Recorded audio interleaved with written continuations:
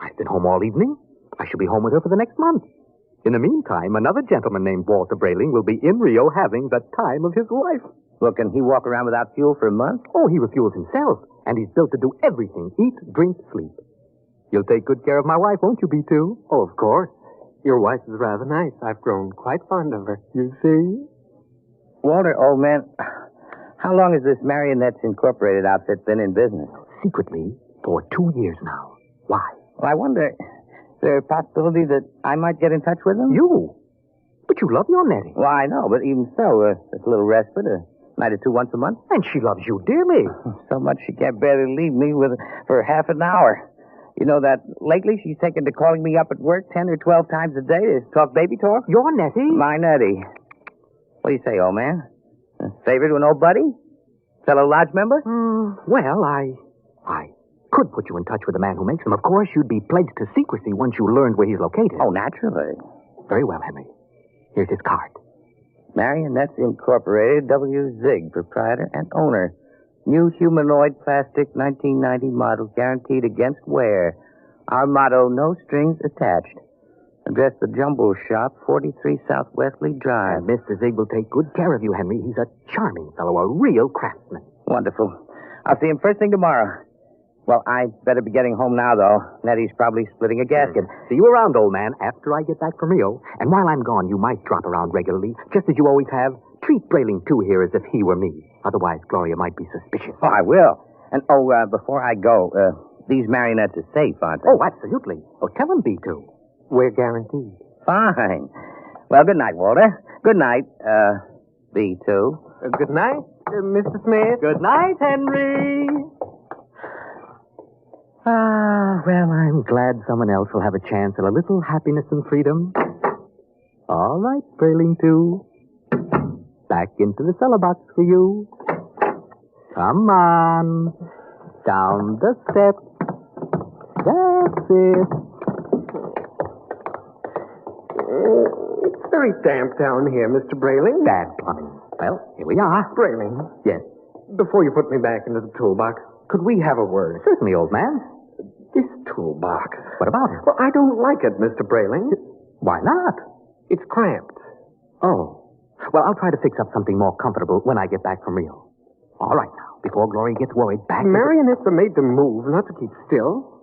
How would you like to lie in a stuffy old box most of the time? I didn't realize you fellas were that sensitive. Well, you wouldn't like it at all. I keep running. There's no way to shut me off. I have my feelings, you know. Well, day after tomorrow, I'll be off to Rio, and you won't have to stay in the box for a whole month.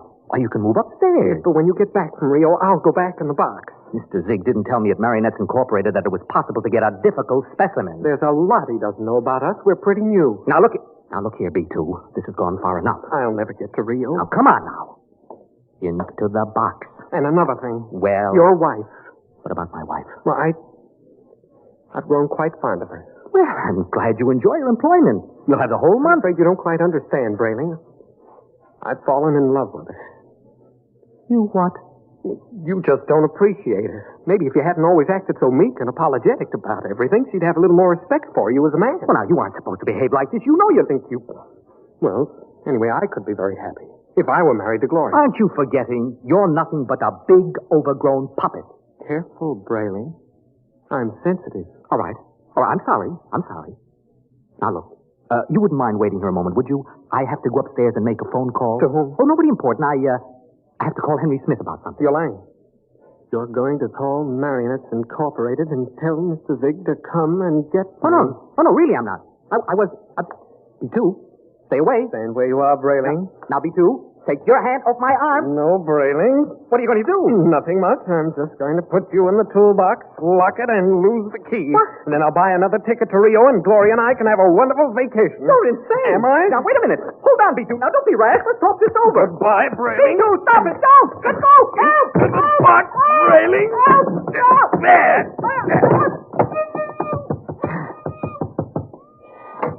Walter!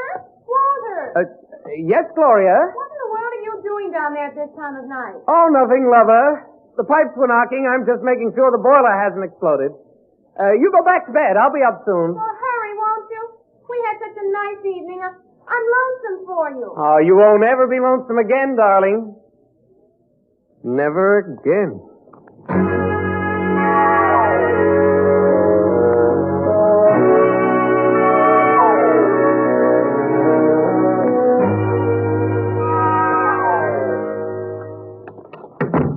Good morning, Nettie. Oh, good morning, darling. How are you? Have a nice time last night? I missed you so. Breakfast ready? Aren't you going to kiss me good morning? Oh, yes, I suppose so. Oh, you're so wonderful, Henry. I guess I'm the luckiest person in the world. Here's your coffee. And how would you like your eggs? Anyway, it's all. Oh, but I want to please you. Oh, Nettie, skipped the eggs this morning. Oh, but you have to eat to keep well, darling. I'm very healthy. I have an early business appointment. Oh? It's a friend of Walter Brayling's. I met Walter last night, and he... Yes? I'd better be off. Now, Nettie, don't look as if I were on my way to Rio or something. I'm only going to work. It's just that I miss you so.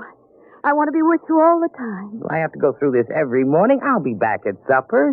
There's no need to cry now, is there? No, darling. You aren't displeased with me, are you? I try so hard to do everything just as I think you'll like it. No, I'm not displeased. Well, goodbye, dear. Henry, Yes? you forgot to kiss me goodbye.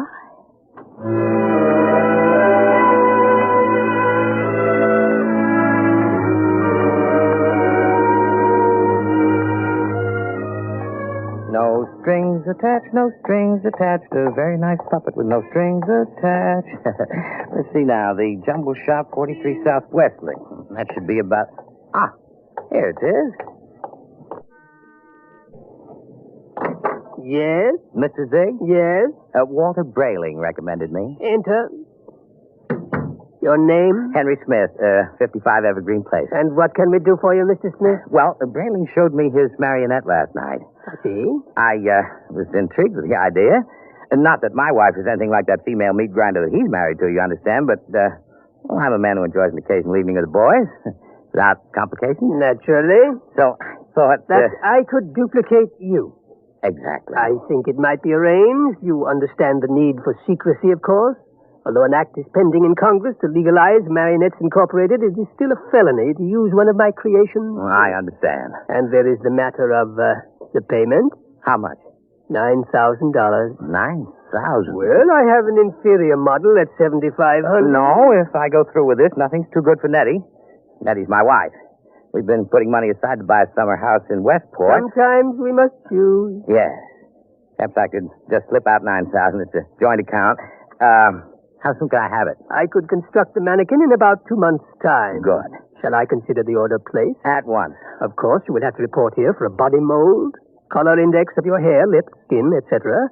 And I'll have to do a complete electro-emotional calibration. You guarantee that these models are foolproof? As foolproof as I can make them, Mr. Smith, and I've had years of training. No chance of detection? None whatsoever. I've never had a complaint. Walter Brayling seems satisfied enough. I assure you, he's been taken care of in high style. There was some way to be sure. You have our guarantee.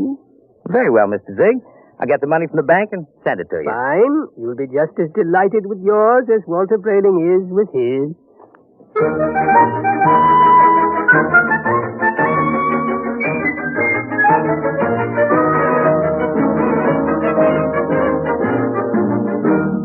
Oh, tell her. Yes, Mr. Smith? I'd like to cash this draft on my joint account. Yes, sir. $9,000, sir. That's right. Well, I'm afraid that's impossible, Mr. Smith. Impossible. My wife and I have a good $15,000 in our account. You're mistaken, Mr. Smith. Oh, but I know. Here's your card, sir. You see, Mrs. Smith withdrew $10,000 recently. $10,000? Without even telling me? I remember it distinctly, Mr. Smith. She said it was for a surprise for you. Good Lord. She bought that house in Connecticut. My birthday's next week. Well, I'll have to borrow it somewhere. I've already contracted. Yes, sir. Quite a surprise for you, eh, Mr. Smith?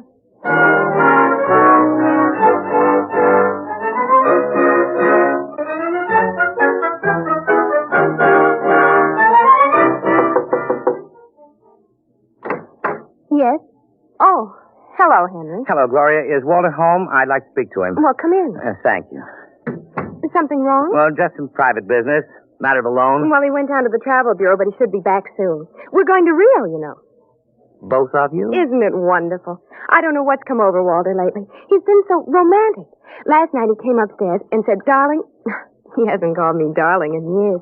Darling, we're going to take a honeymoon to Rio. So we're leaving tomorrow. Anything wrong, Henry?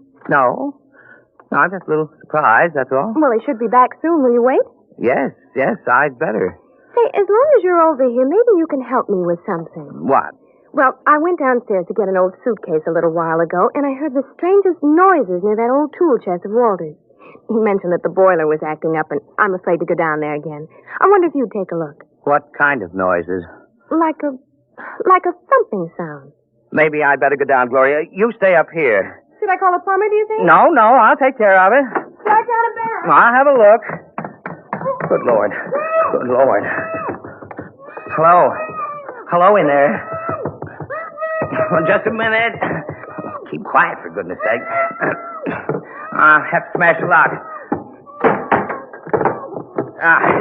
Now, what in the... Henry, thank God you've come. Be quiet. I've been in there all night. I thought I'd suffocate. He tried to kill me, Henry. He tried to murder me. Who? Which one are you? Don't be an idiot. I'm Walter. What happened? B2, the marionette. He stuffed me in the toolbox and left me to suffocate. Well, fortunately, I found an old file in there and managed to get an air hole through the wood. Good Lord. He's taking Gloria with him to Rio. Have they left yet? No, he's gone downtown for the ticket. Oh, good. We may just have time. For what? To get down to Marionettes Incorporated and tell Zig to stop him. Well, you're in no condition. Don't worry about me. We can't waste any time. Come on. But Gloria... I'll sneak out. Tell her you fixed the plumbing. Tell her anything. I'll meet you outside. All right. Oh, what a fool I've been. What a fool I almost was. I went down and ordered one of those things today.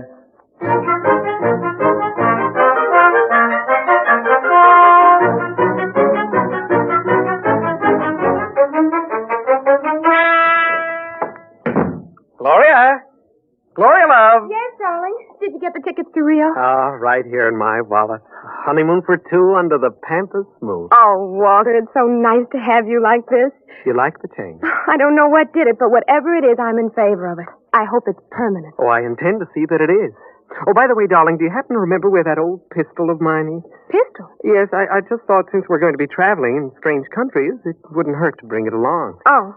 Well, I think it's here in the sideboard. Yes, there. Oh, Walter, you know how frightened I am of those things. Oh, I'll be very careful of it. In fact, I think I'll go down the basement and practice. Not really shooting it, of course, just to make sure it's in good working order. Do be careful, darling. Oh, I will. If you should hear a shot there, don't be frightened. I may fire it into a block of wood just to test it. Perhaps I'll fire into that old tool chest of mine. Yeah, that should absorb it. Oh, speaking of that tool chest... Yes, what about it? It reminds me that Henry Smith was here. Oh? Yeah, I heard some noises downstairs, dear, and he went down to fix the plumbing. Is he, still down there? No, he left. I really don't understand it. He seemed so anxious to see you before he went down to the cellar, and then he just left. Oh. Did he, stop the noises? Well, he must have. I don't hear them. I see. So what is it, dear? I have to go out for a while, But, darling. Walter, we'll have to pack if we're leaving. I'll be back soon. There's something very important I have to attend to. Well, what is it? Just some personal business with Henry Smith. Please excuse me, darling, and don't worry. When I get back, everything will be fixed once and for all. Yes, we can enjoy the rest of our lives just as though the old Walter Brayling never existed.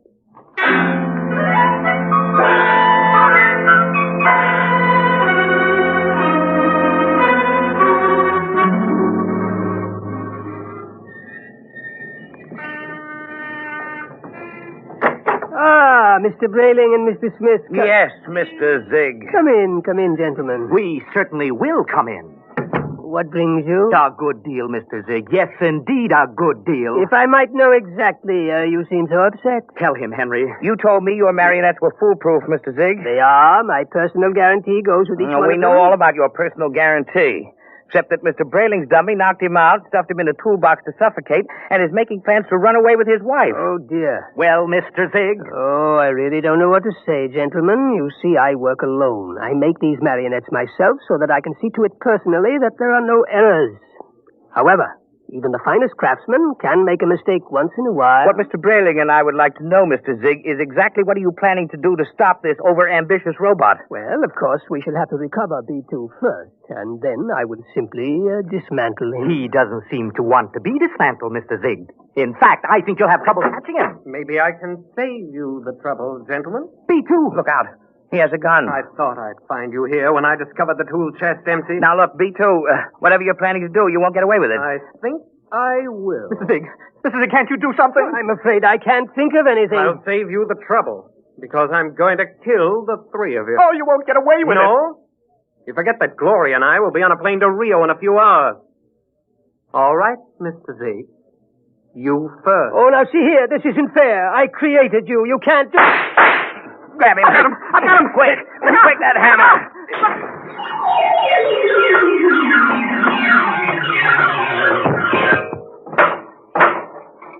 Well, that's the end of Brailing 2. Oh, thank heaven. Henry, he got zigged. Right through the... Oh, holy jumping catfish. Henry, look at him. Look at Zig. Nothing but a mass of coils and springs, just like Brailing 2. Why, he's nothing but a marionette. He's no different from... Walter, you know what this means? It's incredible. A marionette building other marionettes. But someone must have built Mr. Zig originally. Well, perhaps Mr. Zig turned on whoever built him the same way that Brailing 2 turned on you. Well, at any rate, we'll never know. I wonder how many of these things are walking around among us. Oh, I shudder to think of it. Some of our best friends might be... Come on, we got to get out of here. But the police? Don't be a fool. There's been no crime committed here. All the police will find is two oversized puppets with the springs coming out of them. But they seem so lifelike. They're only machinery. You've got to remember that. Well, what'll I tell Gloria? If I were you, Brailing, I wouldn't tell Gloria a thing. I'd simply pick up that other ticket to Rio and take her on a honeymoon. What about you, Henry? What are you going to do? Me? I'm going home and give Nettie a kiss that'll singe her hair. I'll even forgive her for taking that $10,000 out of the bank without telling me. You know, when I think of what might have happened if I'd gone through with this marionette thing, what makes a fella realize how lucky he is to be married to a decent woman. Let's go.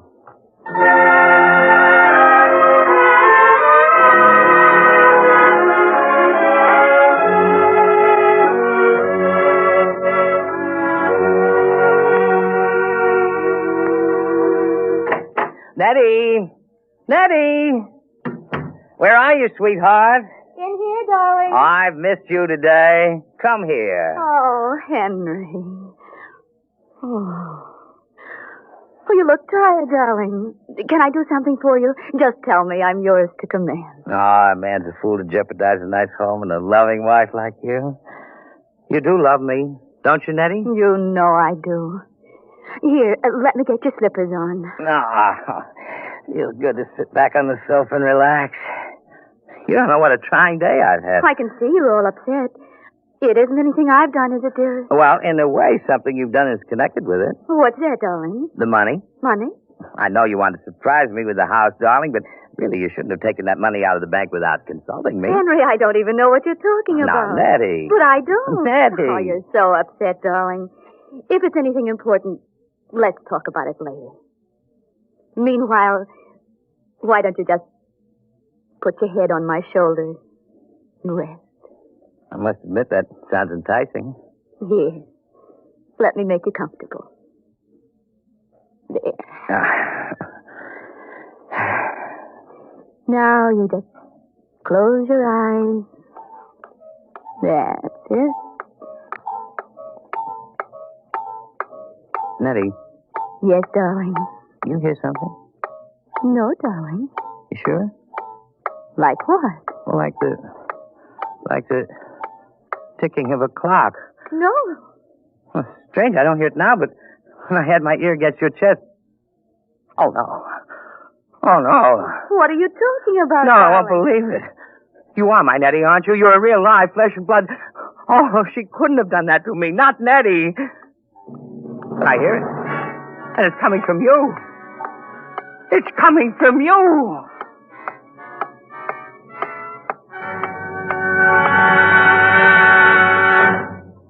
You have just heard another adventure into the unknown world of the future. The world of...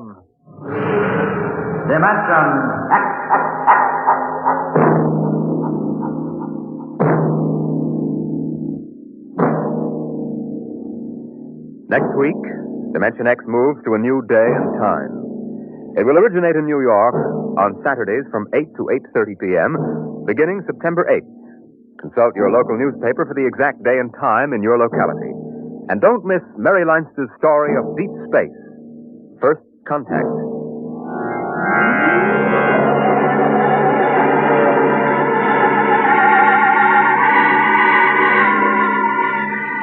Dimension X is presented each week by the National Broadcasting Company in cooperation with Street and Smith, publishers of the magazine Astounding Science Fiction. Today, Dimension X has presented Marionettes Incorporated, written for radio by George Lefferts, from the story by Ray Bradbury. Featured in the cast were Kermit Murdoch as Henry, Martin Rudy as Brayling, and Ross Martin as Brayling, too. Your host was Norman Rose. Music by Albert Berman. Fred Collins speaking. Dimension X is produced by William Welch and directed by Fred Way.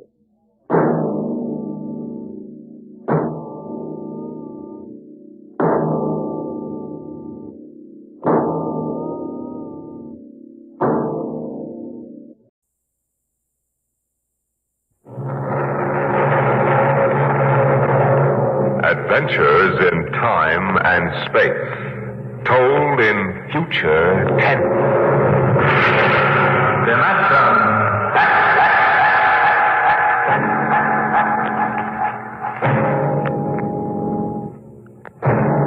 The National Broadcasting Company, in cooperation with Street and Smith, publishers of astounding science fiction, bring you Dimension X.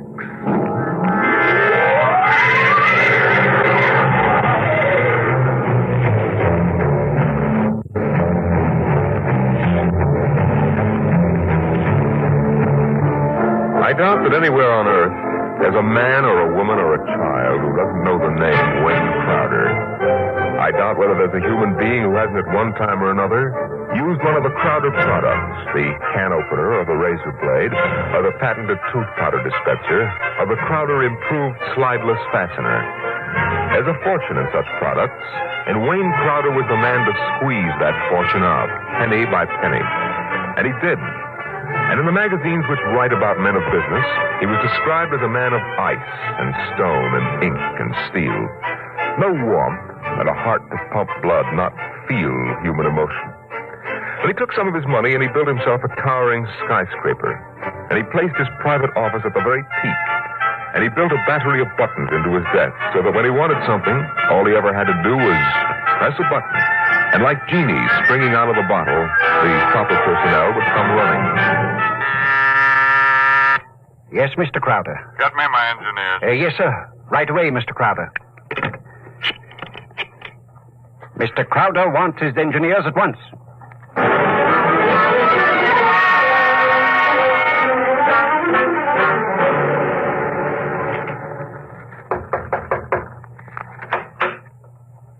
Here are your engineers, sir. All right, close the door and get out. Now, gentlemen, sit down. Gentlemen, I hired you because you're the best engineers I was able to find. They tell me you can do anything. They tell me if there's a scientific fact known in the world, even if it was discovered 6 hours ago, you gentlemen are up on it. All right, I want to put that to work. Gentlemen, I want you to build me a spaceship. What? A spaceship, sir? That's right. I've decided that I'm going to be the man who gives space flight to mankind. Any questions? Well, I don't know, sir. We can design such a ship. That part's not too hard. The basic blueprint has been in existence for many years. The submarine is the model for the shape and the form, but... Yes? But we have no way of providing the motor to power such a ship. When the ship's ready to fly, there'll be a motor. Sir, I don't like to contradict you, but you see, scientists have been searching for a motor power for spaceships for decades now without success. You'll have a ship, but we can't lift that ship from the Earth's surface. That is, not to the point of free flight at any rate. Mr. Crowder, you see, you'll be spending millions of dollars, hundreds of millions perhaps, for nothing. What's your name? Phillips, sir. You're fired. What? Go down to the cashier and draw your pay and get out. But, Mr. Crowder... Get out. Nobody who works for me thinks of how much something costs. We use money. We don't let expense provide a rationalization for not beginning a project. Phillips, what are you waiting for? Get out.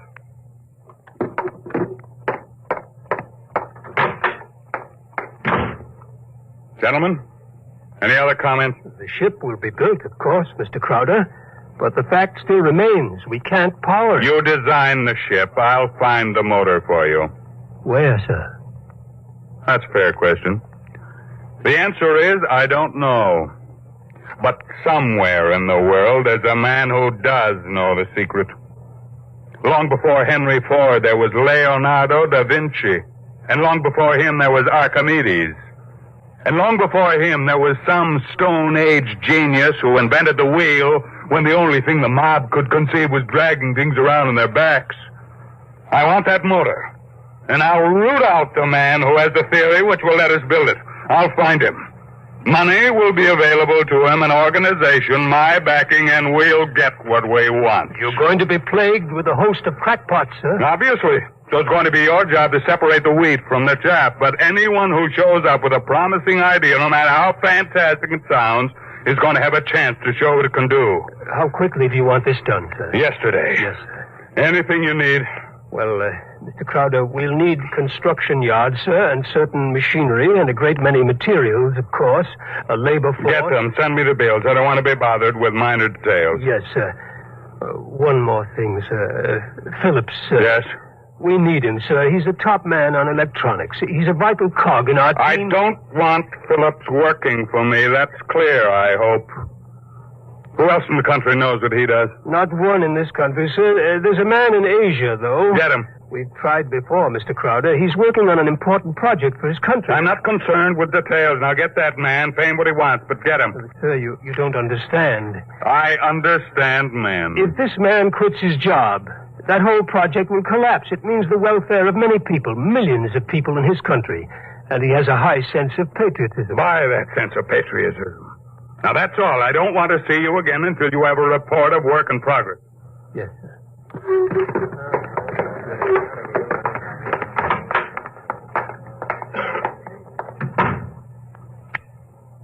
Yes, Mr. Crowder. There's a man named Phillips going to draw his pay. I want 2 company policemen to meet him at the cashier's office and escort him from there directly off the premises, and I want them to be emphatic about it. Yes, Mr. Crowder. And notify the newspapers, the television, and the radio networks, periodicals, and the scientific journals that I'll receive the press in my office this afternoon at 3:30. I have an important announcement to make.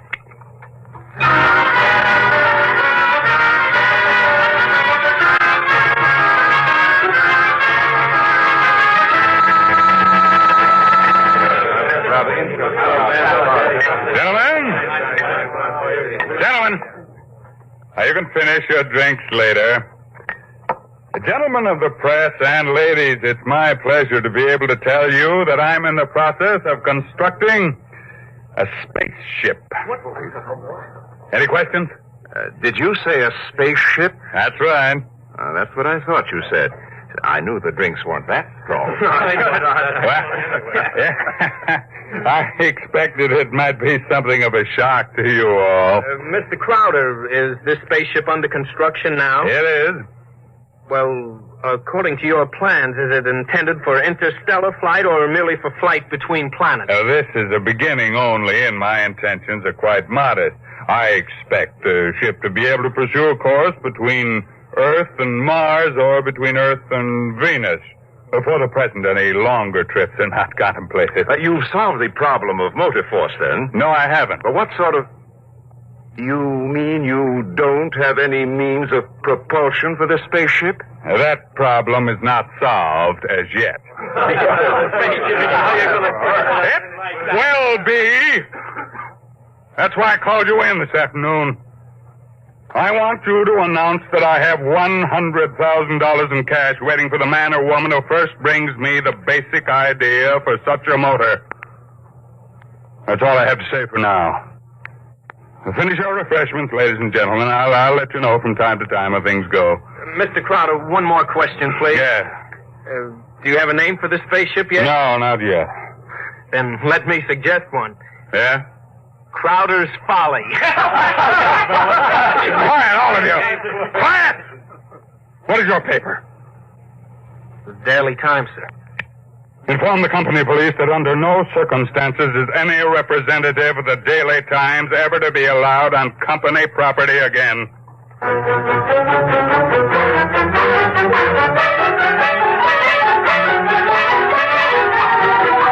Crowder is offering $100,000 to any inventor who can produce an engine capable of driving a spaceship. Wayne Crowder is offering $100,000 to any inventor who can produce An engine capable of driving a spaceship.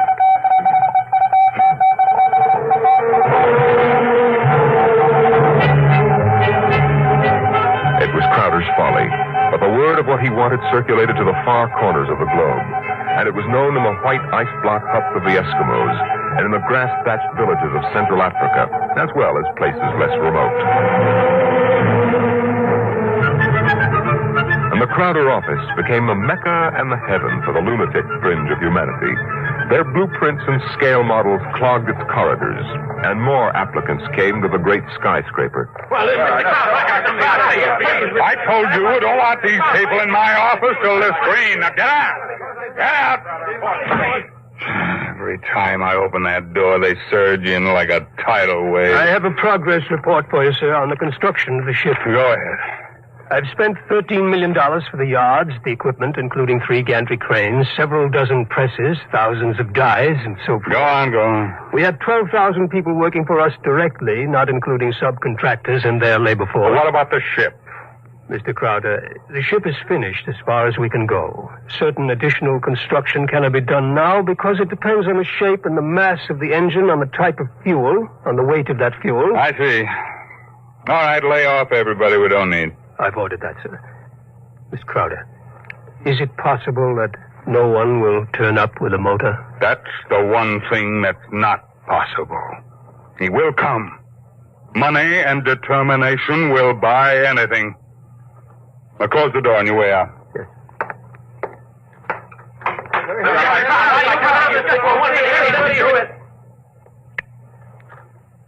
Order the proper department to put a name on the forward end of the ship. I want letters in pure gold 1 foot high.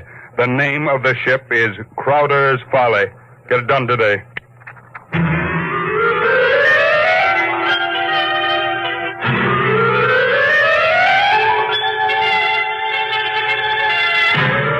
The sun rose in the morning and glinted rose on the silver sheen of the hollow ship's skin. The sun set at night and glinted rose on the silver sheen of the hollow ship's skin. The golden letters on the prow held out the fury of Crowder for the world to see. A staff of 50 was employed as time went on in taking rust-preventive measures to ensure the ship's well-being. In a year, the first experiment seemed ready to bear fruit, and a test was held. The atomic fission motor. In exactly 45 seconds now, we'll hold the test, Mr. Crowder. The actual trial of the motor is taking place 3 miles from here. Now, this dial here registers the nucleonic activity. And this dial, right here, is thrust. Over here, this dial is a measure of the effectiveness of the shielding in terms of outside radioactivity. That sound you hear is our generators right here, building up power to supply the motor by remote control. Now, if this needle goes around the part of the dial marked in red, there will be an explosion. Are there any questions, sir? Proceed with the tests. Watch the needle, sir. 8,000. 8,500. 9,000. 10. 11. 12. 15. That's an overload now, sir. 18. 20. I don't know how much more it can stand, sir. Huh? What happened? Your generator blew out. What kind of... I beg your pardon, sir. The motor blew up. What are you talking about? I'd hear something. You see, sir, it takes a while for the vibrations of an explosion to travel 3 miles and then reach through 15 feet of concrete. I see. Well, there are other experiments in progress. Let me know when they're ready for testing. Yes, sir. Mr. Crowder, the inventor of that motor had to be with it, of course, during the tests, but he has, that is, he had a family. The fool knew what he was doing. He understood the danger. Now line up those experiments and don't turn anyone away if he seems to have the remotest possibility of success. Now, I'm telling you, my man will come. Money and determination will buy anything.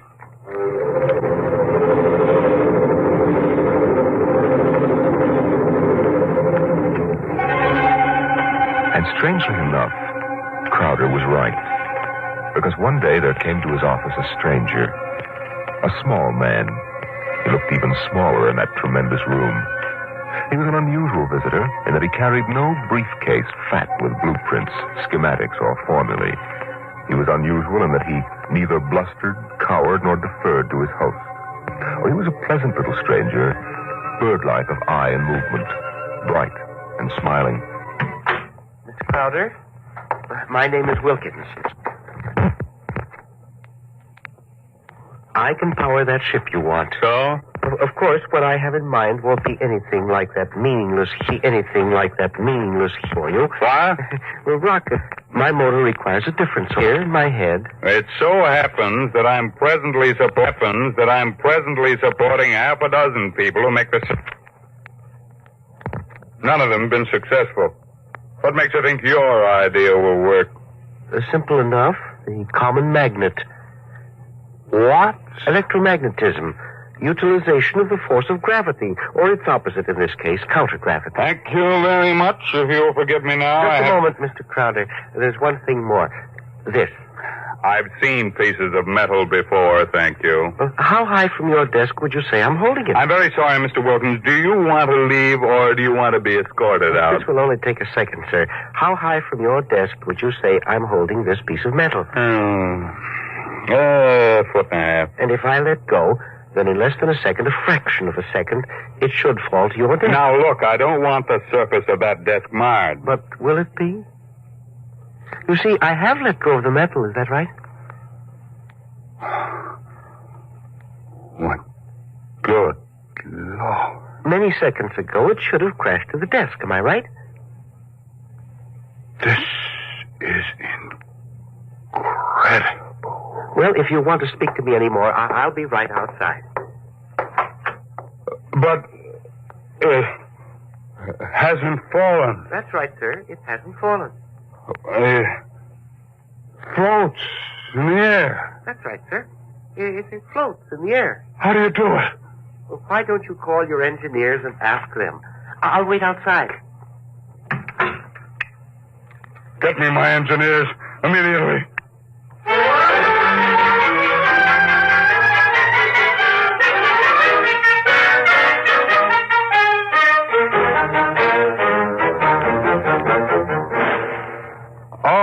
Right, Mr. Wilkins, you're quite right. This piece of metal is apparently counter-gravity. My engineers can give me no explanation. Thank you, sir. What do you want? I want to build a spaceship using this material. No great expenditure, 1/100th of the cost your behemoth sitting out there in your building yard, and 3 other things. Workshop, expert mechanical assistance, and an answer to one question. What is the question? Why do you want so much to build this ship? Frankly, because I love power. Because I'm ambitious. I want to be the master, not only of one world, but of worlds. That's an honest answer. And that's as far as your thinking goes. What else is there? But there's my answer. I want to leave this planet and go to Mars. Because there are strange wonders there. Because there will be scarlet sunsets over barren wastes. And in the star-strewn night, the thin, cold air of a dying world stirring in restless sighs across the valleys of the dry canals. You may laugh out loud if you wish, Mr. Crowder. I prefer that to the peculiar repressed smile you're exhibiting now. You're a very lucky man, Mr. Wilkins, to have scientific talent, because your talents as a poet are inferior and very sentimental. Well, all right, you're a sentimentalist and I'm manologic. No matter, we can work together, you and I. Your workshop will be ready by morning. If you need money or materials or personnel, just tell my engineers. You'll get it, or I'll know the reason why, and that's all. Thank you, sir.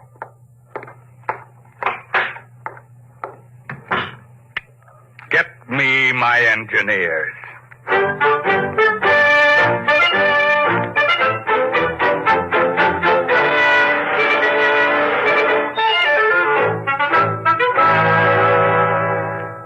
Yes, Mr. Crowder. Now, we have 50 men working on preserving that useless hulk out there in the construction yard. Lay them off. Now, how many others? But the ship will deteriorate if we do that, sir. Let it rot. Lay them off. Yes. Now, how many other employees are still working for us on the project? About 3,000, sir, including the people working on experimental motors. Get rid of them. But, sir... Get rid of them. Well, Mr. Crowder, I never thought you'd drop this project. You were so adamant on it. I'm not dropping anything but dead wood. You saw what Wilkins had to offer. He's my man, and the rest is junk. Mr. Crowder, he might fail. We ought to have a minimum of protection against... I say he won't fail. Yes. You just lay everybody off that isn't needed. Give him 2 weeks' pay and my thanks for a thankless job well done, that's all. Yes, sir. I'll get it done, sir. What a year's work. Yes, and 10 years or 20 years, now do the same thing. That's why you're an engineer and I'm an executive. That's why you work for me, because when I have to, I can be ruthless with my own mistakes. What are you waiting for? I was just thinking, Mr. Crowder, what would happen to me if my usefulness to you were over? I've worked for you for 30 years now. Just don't give me any occasion to consider your usefulness terminated. That oughtn't be too hard. Yes. What? Nothing, sir. I'll make the arrangements at once.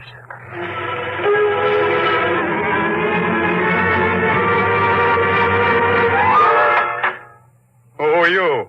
What do you want? I tried to stop him, sir. Well, speak up, man. My name is Jarvis Ushtuli. I am an electronics expert. Oh, yes, I remember. You're the, Asian. Well, come in. Do you want me, sir? Never mind. Just stay outside. Close the door behind you. Yes, sir. Sit down, Vizushtuli. Thank you, no. I want to give you a gift before I leave. Oh, you leaving? I thought we still needed you. I resigned. Well, I'm sorry to hear that. I'm told you're a good man. I want you to understand what's behind this gift. I was working on a power project in my country which would have meant a tremendous rise in the standard of living for millions of my people. I was unable to resist the money you offered. Had you resisted, even more money would have been forthcoming. I placed no limit on your worth to me. I understand. But you see, I did not come without a sense of guilt, because there was no one in my country who could take my place. I would assume that. And now I discovered that what I did was for nothing. The spaceship on which I worked is being dismantled. That's right. So I have been corrupted by you at a whim. I think you have too much power, sir. I think you use your power for evil, selfish purposes. Selfish, yes. Only sentimentality is evil. I think otherwise. And so, in order that you shall not corrupt anyone else, I have this gift for you. Here you are, sir. Oh. And just one more shot for good measure, to make sure you are really dead. Good.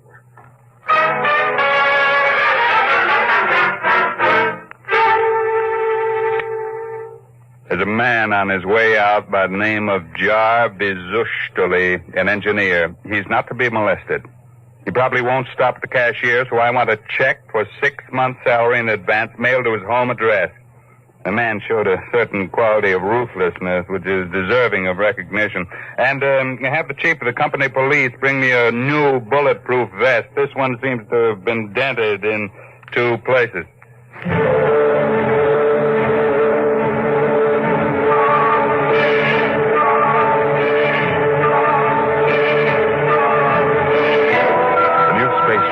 According to Wilkins' plans, as executed by Crowder's engineers, was finished within 4 months.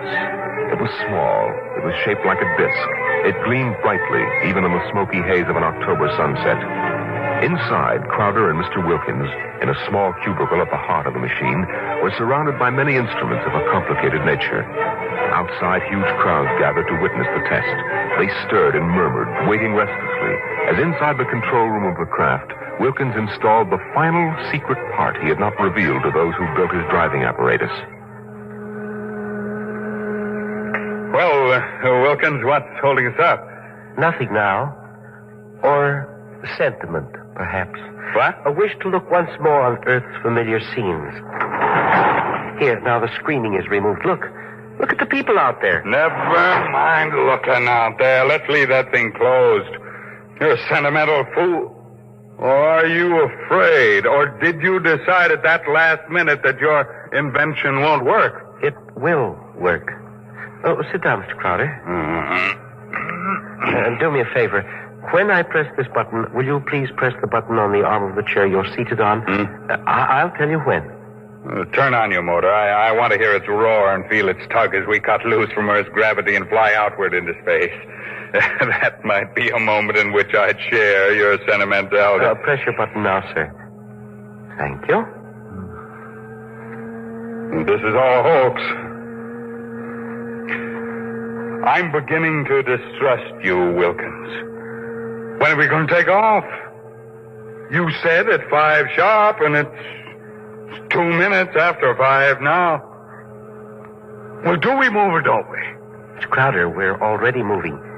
The button you pushed was to nullify the effects of acceleration. If you don't mind, I'd like to open the screen again. Now, if you care to look for yourself... Wilkins, we're in space. Look down at Earth. How far we've come. Why, it's no bigger than a toy balloon. A dime. A firefly. Man, Wilkins, you done it. Yes. I swore to be the first man to conquer space, and I've done it. It's a triumph of power and ambition. And sentiment. No, blast sentiment. Your maudlin dreaming would have died unborn except for me. I made this possible, Wilkins. Don't ever forget that. My capital, my forcefulness, my will. Look out there. Space. Stars that never were seen from Earth. But this is only the beginning. We'll build a larger model, one great enough to hold 100 men, 1,000, and cargo besides. I'm the master of the planets. Wilkins, turn back now. No.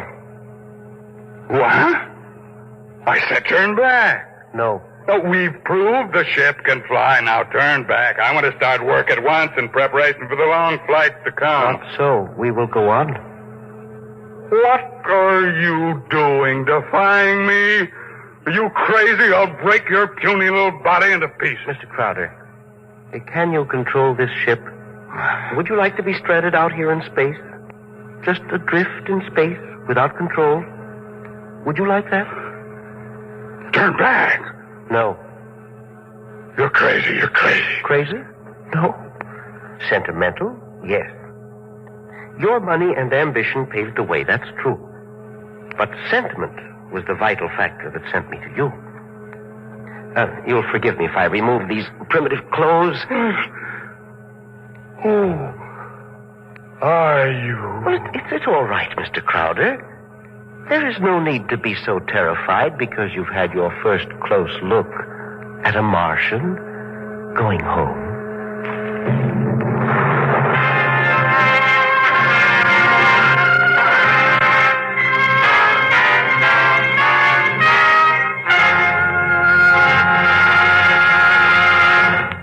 You've just heard another adventure into the unknown world of the future.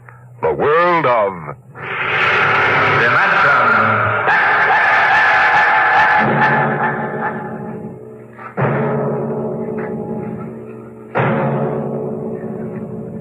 A private detective receives many strange assignments, but none has ever received one quite like that given to the investigator we're going to tell you about next week, as we bring you from the pages of the September issue of Astounding Science Fiction, Untitled Story.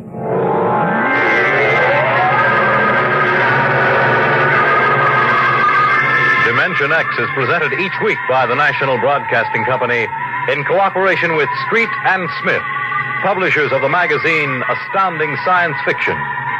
Today, Dimension X has presented The Vital Factor, written for radio by Howard Rodman from the story by Nelson Bond. Featured in the cast were Raymond Edward Johnson as Crowder, John McGovern as the engineer, and Louis Van Ruten as the Martian. Your host was Norman Rose. Music by Albert Berman. Dimension X is produced by William Welch and directed by Fred Way.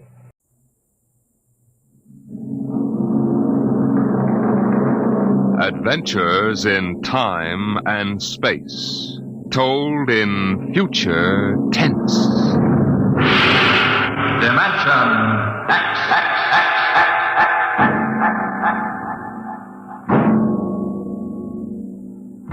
The National Broadcasting Company, in cooperation with Street and Smith, publishers of Astounding Science Fiction, bring you Dimension X.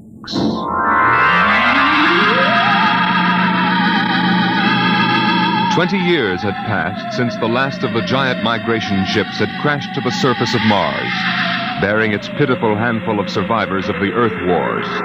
20 years of scratching at the stubborn Martian soil. 20 years of trying to devise new solar engines that would use the strange fuel they found on Mars. 20 years of longing, of turning eyes toward the green Earth as it hung on the horizon like a beckoning light. And now it was done, and the first new ship, built of shining Martian chromaton, had lifted bravely toward home with 3 men locked in its metal belly. Would they return to an Earth made barren by cosmic dust, to a blackened radioactive hell? Or would they find intelligence still alive on the scourged planet? What had 20 years of death and radioactivity done to our beloved Earth?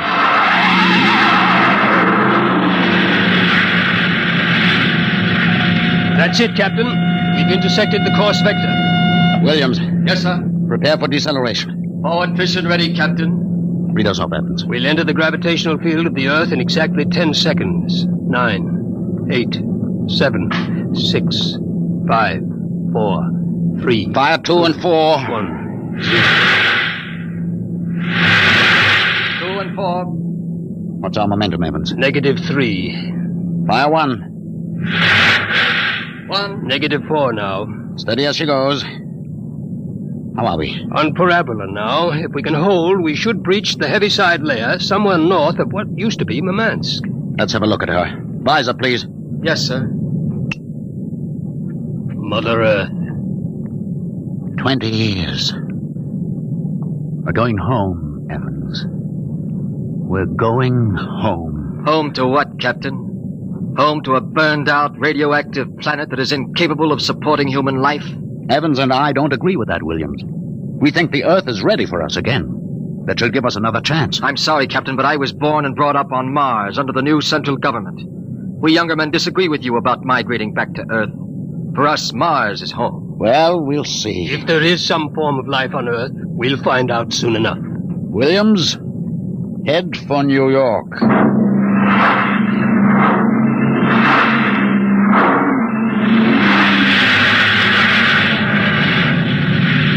There it is, Captain. You can barely see the top of the Atomic Trades building in the twilight. They never finished building it. Dark as a tomb. Slow to cruising speed. Cruising speed. It begins to look as if Williams is right, Captain. Not a sign of life on 4 continents. Now, we'll make a radiation check and then head back for Mars. You agree with me, gentlemen? That for all practical purposes, the planet is dead? It's still my Captain. What is it? Am I going out of my mind? Look out that way to the west. Could that be? By heaven, it is. Those are lights. Turn the ship. Heading west-southwest. Full speed. Full speed. They are lights. Captain, it's a city, a whole blasted city lit up like a Christmas tree. Well, what do you think of your dead planet now, Williams? We shall see, Evans. Remember, the Commission wants evidence of life as we know it. Decelerator -5. We're going to take her down. There's an open area just on the edge of the city. Yes, sir. Hold on, gentlemen. We're about to land.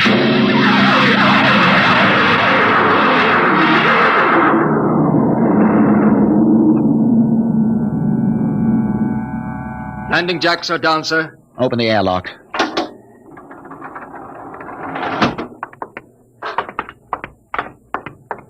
Close. All right, gentlemen. Before we go out, security at all times. Williams, you have the blast gun? I have it. If anyone becomes separated, fire a shot and make for the ship. How's the radiation, Evans? Safe enough so far. This seems to be a light area. Very well. Open the lock.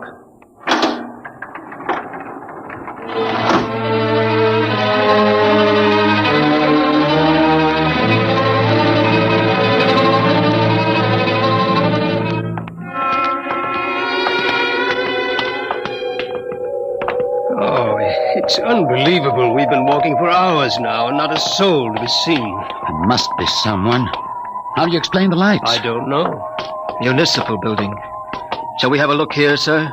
Possibly the records might contain some clue. Good idea. Keep your weapons ready.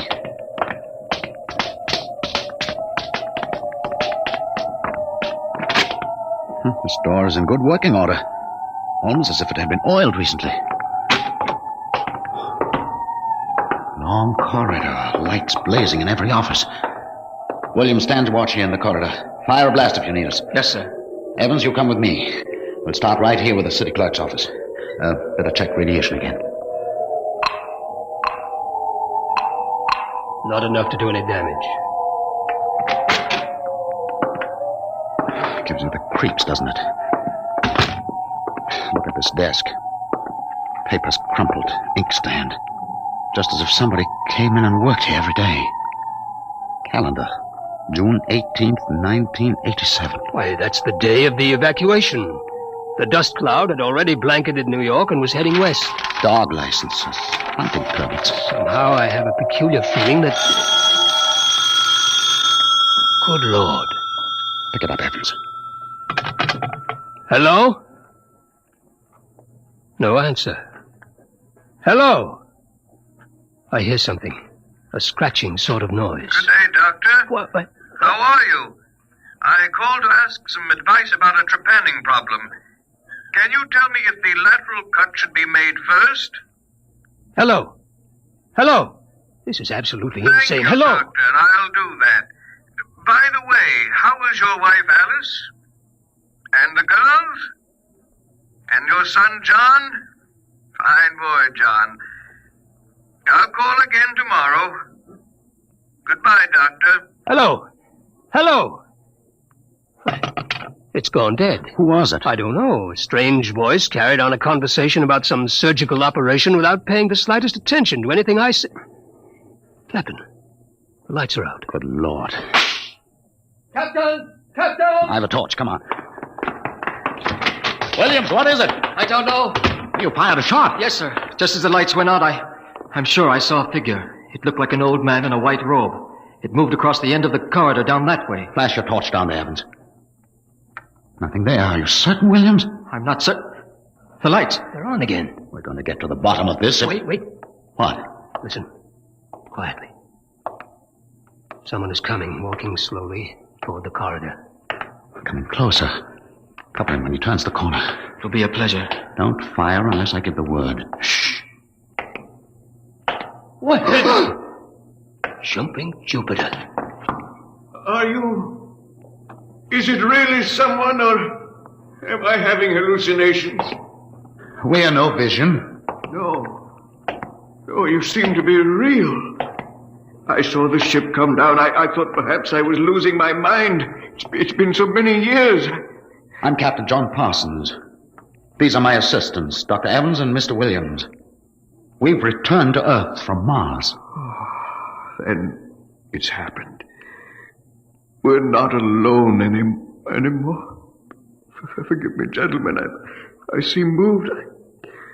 I waited and hoped for so long. You survived the radiation? We did. There are others? My family were the only ones. I answered the phone a moment ago. Who was it? You heard my voice, Doctor. Your voice? To break the loneliness, I've recorded my voice and rigged up an automatic telephone. It's pleasant to hear the phone ring. I come here to do my work. I take it you're a medical man. My name's Cornelius Hathaway. Hathaway? Hathaway, the brain surgeon? You know my name. Who doesn't? I watched you on television at college. I saw you 23 years ago. You performed a difficult surgery for a cerebral tumor. Marvelous.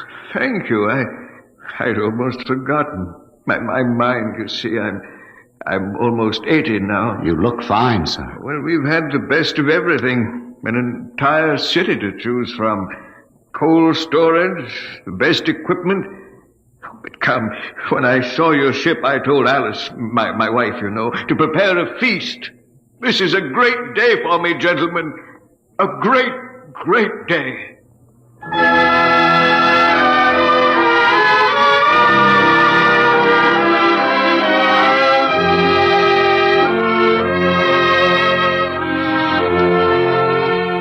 This is my wife, gentlemen. Alice, this is Captain Parsons, Dr. Evans, and Mr. Williams. How do you do, Mrs. Hathaway? Now, if you'll follow me, gentlemen, we'll meet my children. Lord, what a beautiful woman. She looks no more than 35. These are my daughters, Susan and Marguerite. This is my son, John. Nice to meet you. Sit down, gentlemen, sit down. We'll have a feast in honor of this occasion. Susan, Marguerite, get the best silverware and the damask napkins. John, fetch the glasses. Oh, yes, Father. It'll only take... Excuse me, John. Sir? How old are you? 23, sir. Thank you. Now, if you'll excuse me. What is it, Captain? Something wrong?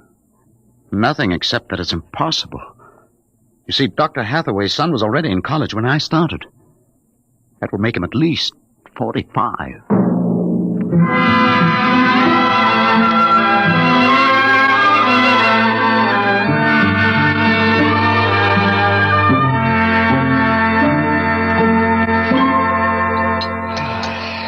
That was a wonderful meal, Mrs. Hathaway.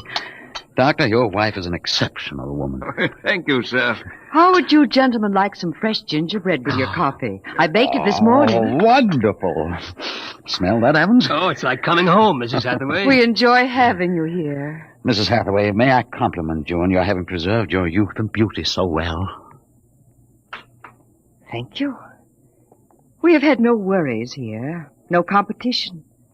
Only the things we need for material comfort. Parsons and I were wondering, Dr. Hathaway, if the radioactivity had any effect in preserving tissue. Your children all look so young, too. It is possible, gentlemen, of course. Radiation does strange things to living tissue. Alice, could we have some champagne? Of course. I'll only be a moment. An amazing woman. Did you ever see such grace? Such complete relaxation. It doesn't seem quite natural. I beg your pardon, gentlemen? Captain Parsons was just about to ask how you and your family managed to escape, Dr. Hathaway. We were very fortunate. I was working in the Sierra Mountains at the time. I had a lead-lined laboratory where I did X-ray research on my pet project. And what is that, sir? The study of machines as they relate to human function and the corollary of... Well, to continue, when the dust cloud covered America, we remained in the laboratory, well supplied with food and water. Later, when the radiation permitted, we made our way east, back to our old home, in the hopes of finding other survivors. But by that time, every living creature had been evacuated to Mars. We were stranded. The migration ships didn't wait for stragglers. That's true. My father and I were on the last rocket out of New York. I've always loved this old house. But the loneliness of those first years... At least you had your wife and children. Yes. Yes, I had my family. If it were not for them, gentlemen, I assure you I would long ago have put a bullet in my head. Here we are. Champagne, Captain? Oh, thank you, Mrs. Hathaway. May I propose a toast? Oh, let me. Gentlemen, to Earth. To Earth. Earth. May she never be a stranger to man again. Hathaway, what is it? Nothing really. It's just a rather sharp pain in the chest. I think you should lie down, Doctor. Yes. Perhaps you're right. Let me help you. No. John and Susan will help. Of course, Father. Why don't you gentlemen go out on the porch, enjoy the air? I'll see you all in the morning. Good night, Doctor. Good night. Come, John. Yes, Father.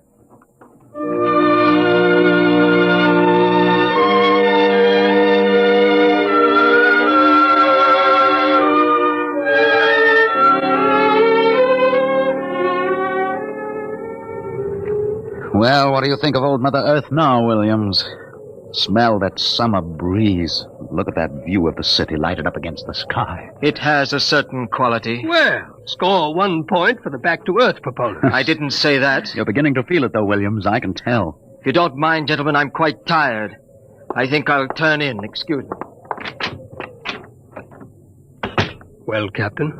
Well, what? What do you make of all this? I don't know what you mean. This Hathaway and his family. There's something strange and unnatural going on here. I can sense it. I think you're reading things into it, Evans. Oh, perhaps. Well, I'll turn in too. Are you coming? In a moment. I want to smoke a cigarette. Beautiful view. What? Is it not? I didn't hear you come out. How is he? Resting. I've never seen him this bad. Yes, he's an old man. I'm sorry, but the difference in your ages is so apparent. You must have been married very young. My husband is a very great man, Captain. It's too bad there was no one to appreciate him. Once, he wired the whole city with sound speakers, and when he pressed a button, the whole town lit up and made noises, as if 10,000 people were living in it. He must have been very lonesome for people. Although with a woman such as you, I don't understand. Perhaps one day you will understand. Good night, Captain. Good night, Mrs. Hathaway.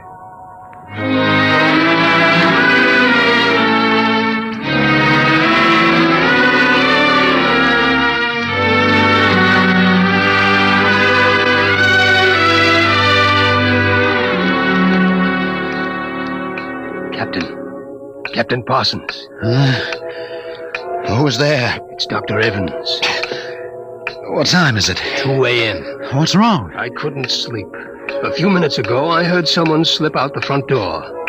The moonlight, I saw it was the old man.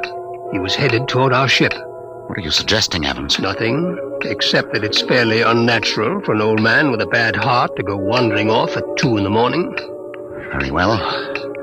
We'll follow him.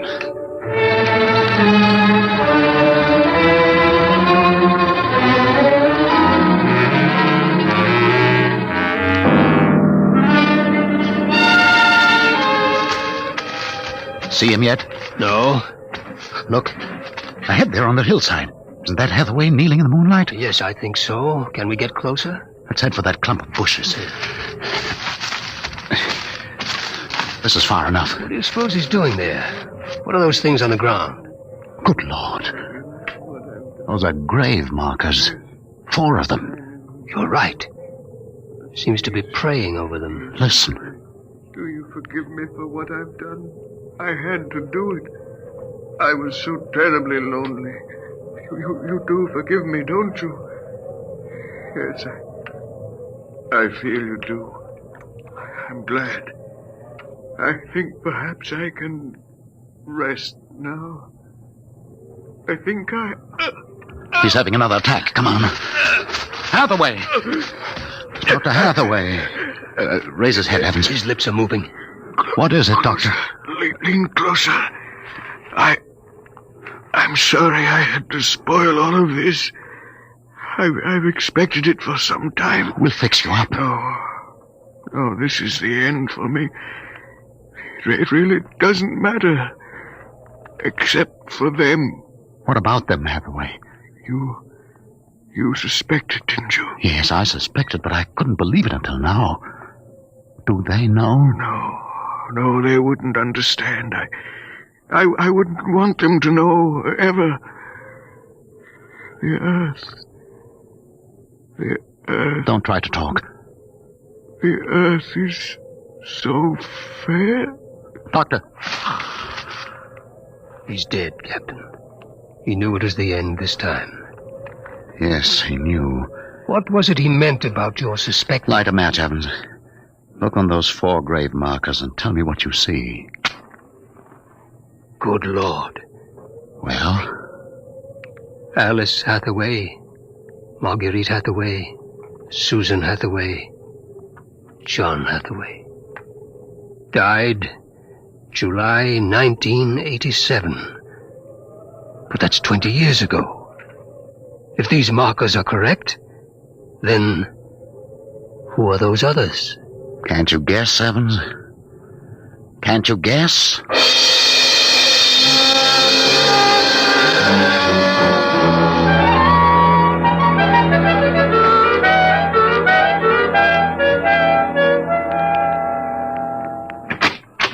Mrs. Hathaway, are you awake?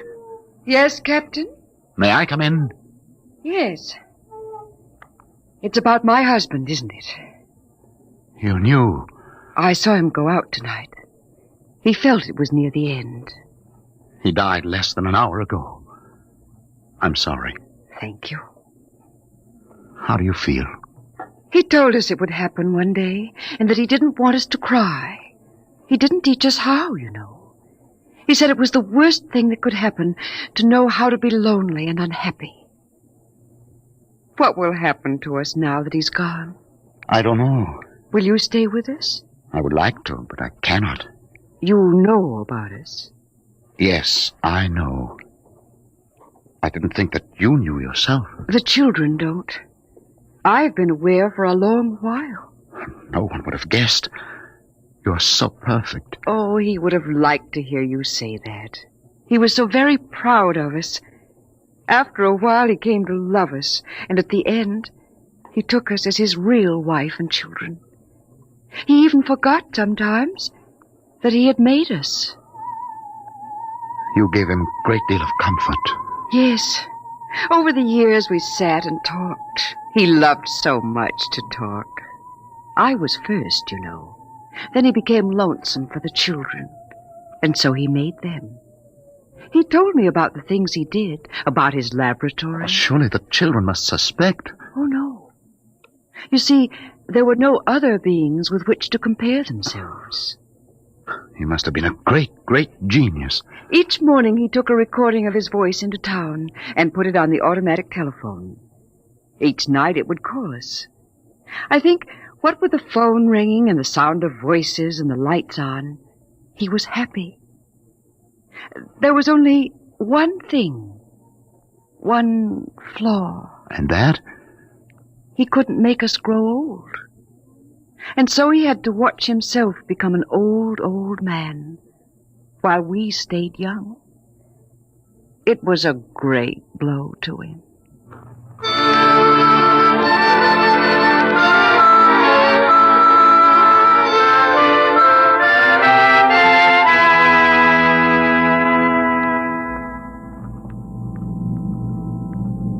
And so we commend the body of this man, Cornelius Hathaway, to his Maker.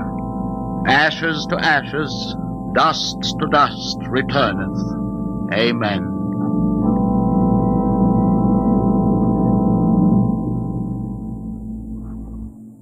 Come, John. Yes, Mother. Susan. Marguerite. Evans, Williams, stay here a moment, please. What is it? Let them go back to the house. I want to speak to you. I know what you're going to tell us, Captain. I saw the names on the grave markers. Well? It's a mockery. A blasphemy of everything we believe in.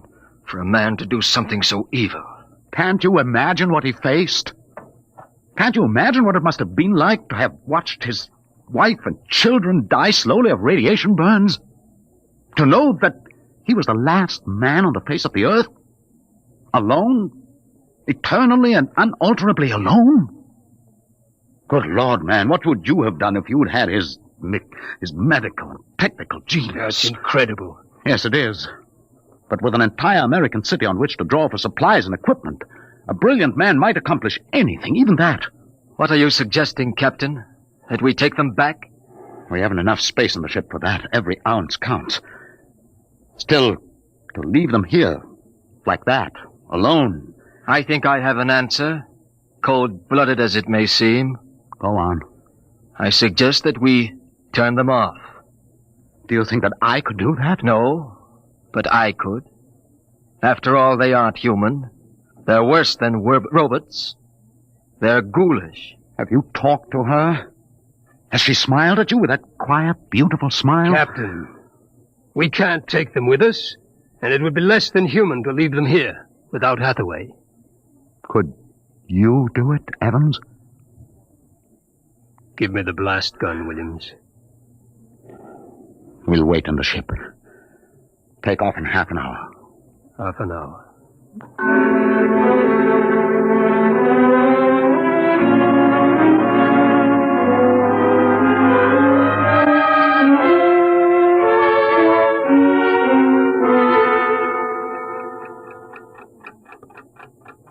6:25. He should be back soon. Yes. He's doing the only humane thing, Captain. They are less than human. Are they? Well, it's done now, and no one will ever... That's the airlock. He's back.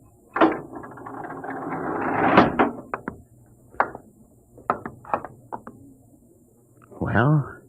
Here's your gun. Did you do it? When I entered the house, she looked at me with those fine, intelligent eyes. I couldn't do it. It would be murder, cold-blooded murder. I prayed you wouldn't be able to do it. There will never be anything as fine as they are. Built to last 200, 300, perhaps 1,000 years. Well, get the course in the integrator, Williams. We'll take off in 20 minutes. I should be back by then. You're going out, sir? I'm going to say goodbye.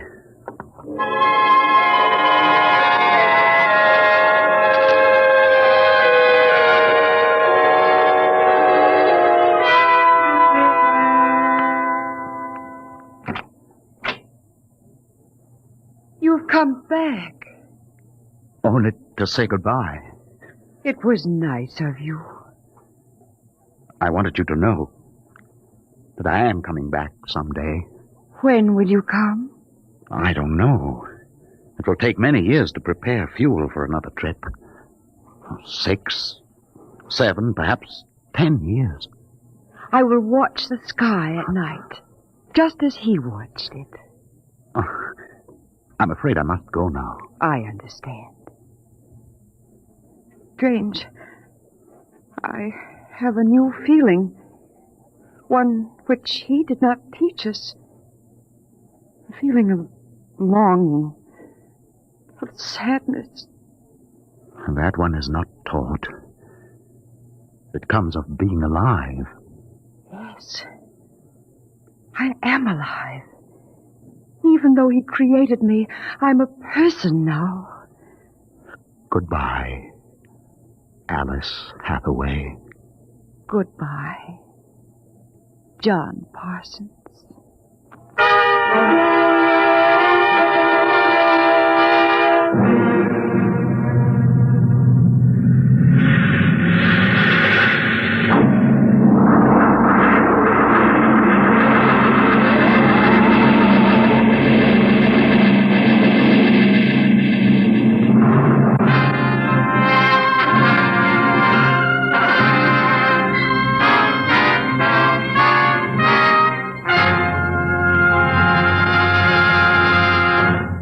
You have just heard another adventure into the unknown world of the future. The world of... Dimension X.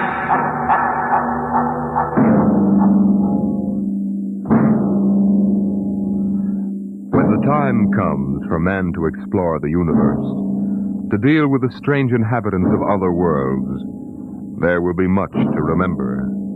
Perhaps the most important lesson of all will seem too fundamental to be included in the training manuals. Listen at this time next week as Dimension X brings you a story from the pages of the August astounding science fiction. A story called Courtesy.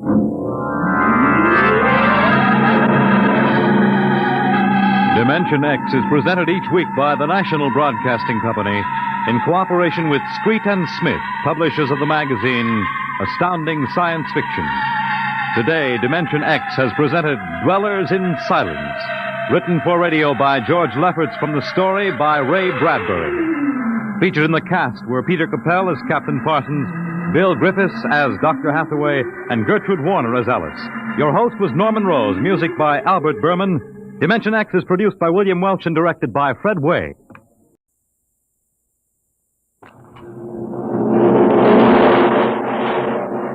Adventures in time and space.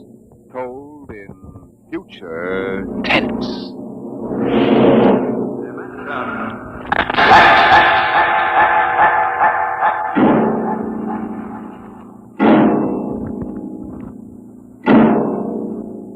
The National Broadcasting Company, in cooperation with Street and Smith, publishers of astounding science fiction, bring you Dimension X.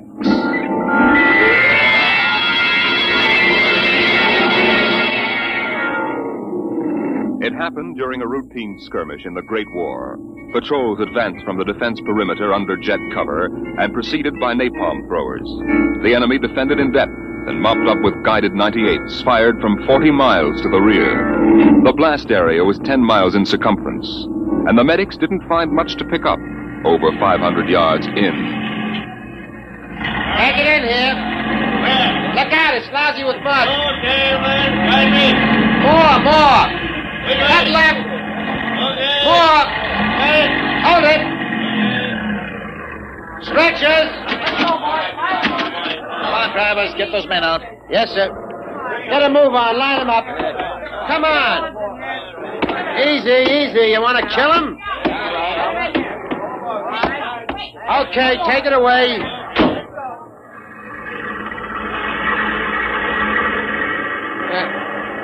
They might have left these Joes where they was. Half of them won't last till the plane comes. As long as they're alive, they'll be treated. Get out the tags, Travis. Start talking names. Yes, sir. This one must have been 1,000 yards in. Get his dog tag out. What a mess. Here. Hartley Allen, Captain G5, Chem Research, AN73D, number SO238694003J. Alan Hartley? Alan Hartley. Well, that could be the Hartley that wrote Children of the Mist and Conqueror's Road. Never heard of him. Major, I think maybe he's part conscious. Maybe I should give him another shot? Go ahead, Sergeant. There isn't much else we can do for him. It's a rotten shame. Ain't it always? Okay, Captain, give me your arm. There.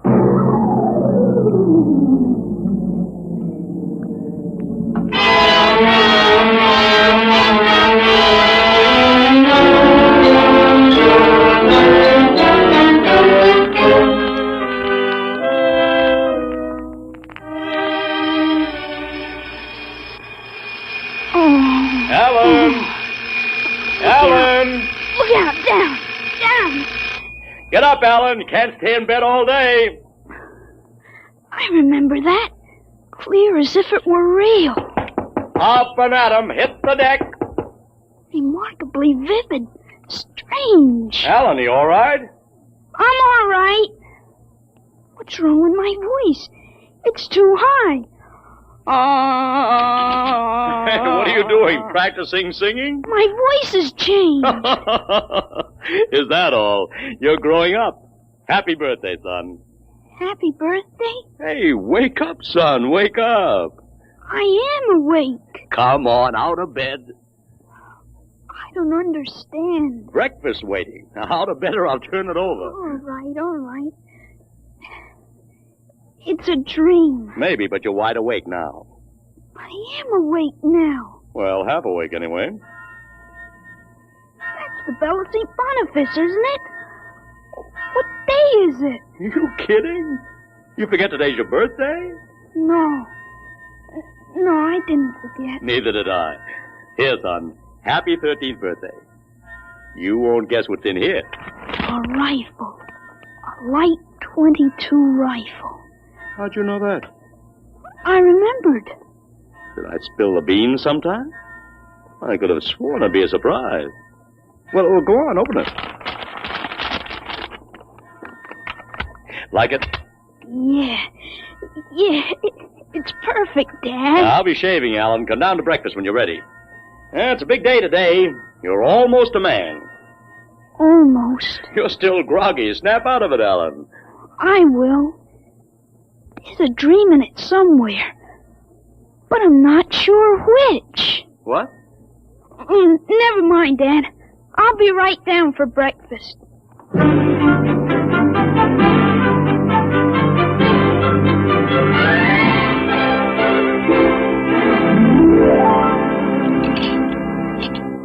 Now for coffee. Mrs. Stauber makes the best in town. Black for me. What? You may be 13, Alan, but that's still a little young for coffee, especially black. I wasn't thinking. What are you going to do today, son? I want to do some reading this morning, I guess. That's always a good thing to do. After breakfast, suppose you take a walk down to the station and get me a Times. Didn't it come? What, the Times? They don't deliver. Be a good idea, though. Maybe I'll talk to Sam Ashburn about it. Here's a $50, Alan. Get anything you want for yourself out of the change. Thanks, Dad. Finish your milk before you go. Oh, sure, Dad. And hurry back. I like to finish the crossword puzzle before lunch.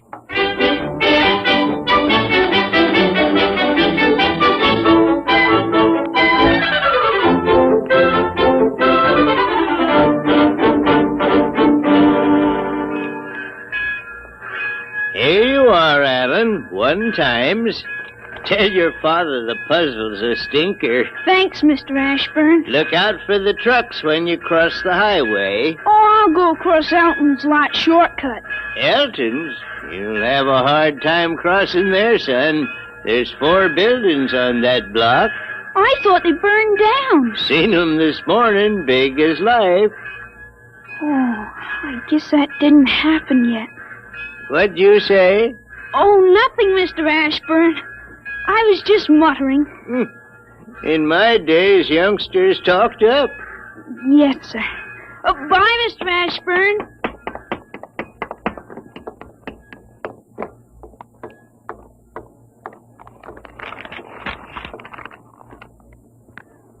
Monday, August 6th, 1945.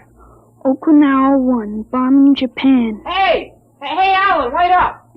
Larry Morton. Hiya, Larry. Hi, Al. Hey, you want to have a catch or something? No, I have some things I want to do at home. Wow, get him. Fancy pants talk. Things I want to do at home. Oh, go chase yourself around the block. Go jump in a garbage can, will you? Go take a flying jet to the moon. Hey, that's a new one. A flying jet to the moon. Hey, you thought up a new one, Al. Yeah. Hey, how about us going swimming at the canoe clubs after? Gee, I wish I could. I gotta stay home. After. You see the football movie at the Grand? Boy, what a team. Notre Dame. I thought you liked Cornell. Cornell? Ha, they couldn't even beat Vassar. You're going to Cornell, aren't you? Me? Cornell? Fat chance. I'll bet you do. I wouldn't take your money. I know you wouldn't. You'll go to Cornell, all right. Cornell. Far above Cayuga's waters, there's an awful smell. Just the same, you'll go to Cornell. I've got to hurry, Larry. Well, so long, Al. See ya. So long, Larry. See ya.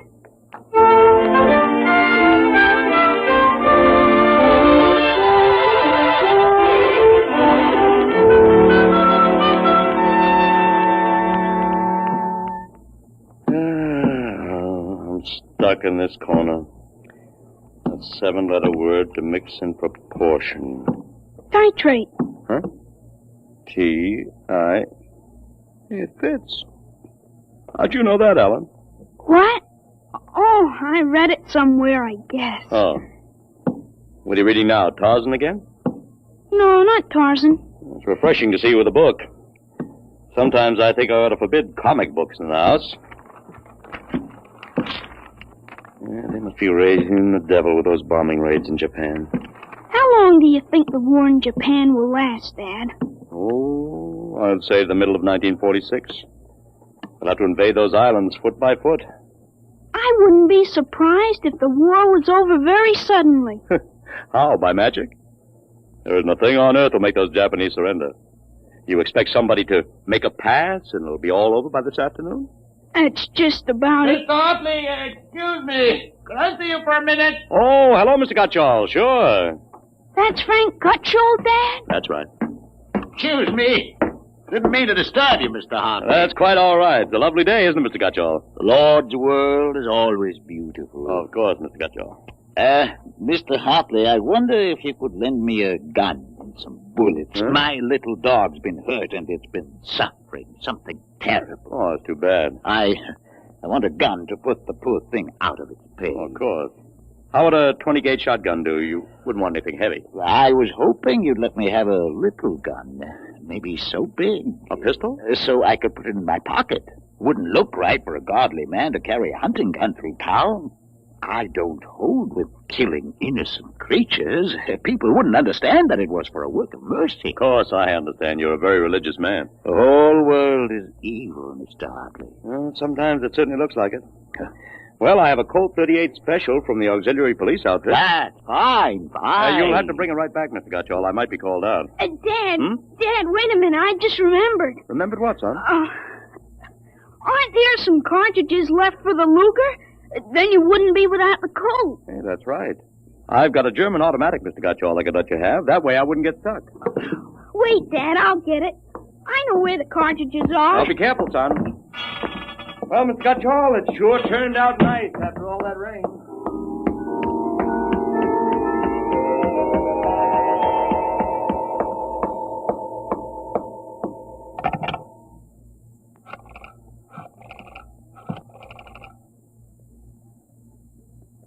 Hello, police headquarters?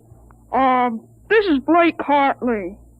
Frank Gutschall, who lives on Campbell Street, has just borrowed a gun from me ostensibly to shoot a dog. What? No, he has no dog. He intends shooting his wife. Yes, I'll take out the firing pin. He'll walk home. If you hurry, you can get a man there on time. Right.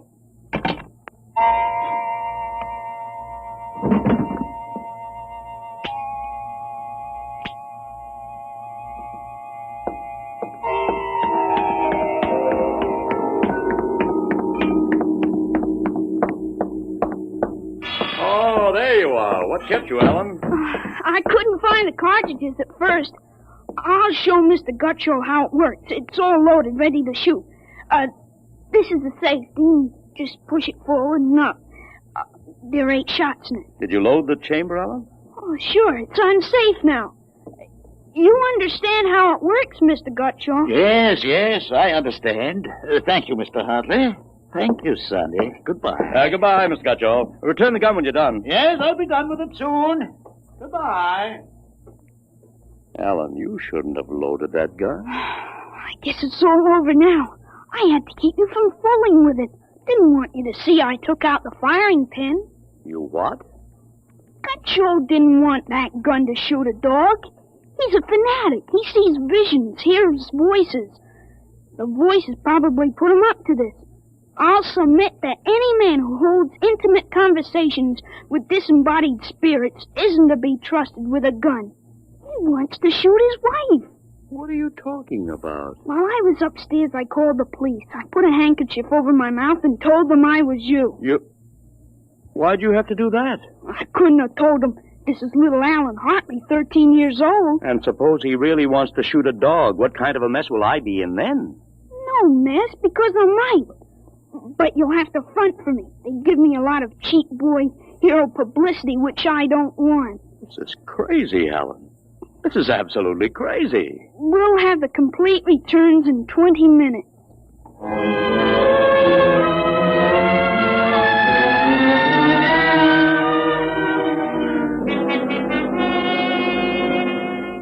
Mr. Hartley, Mr. Blake Hartley? That's right.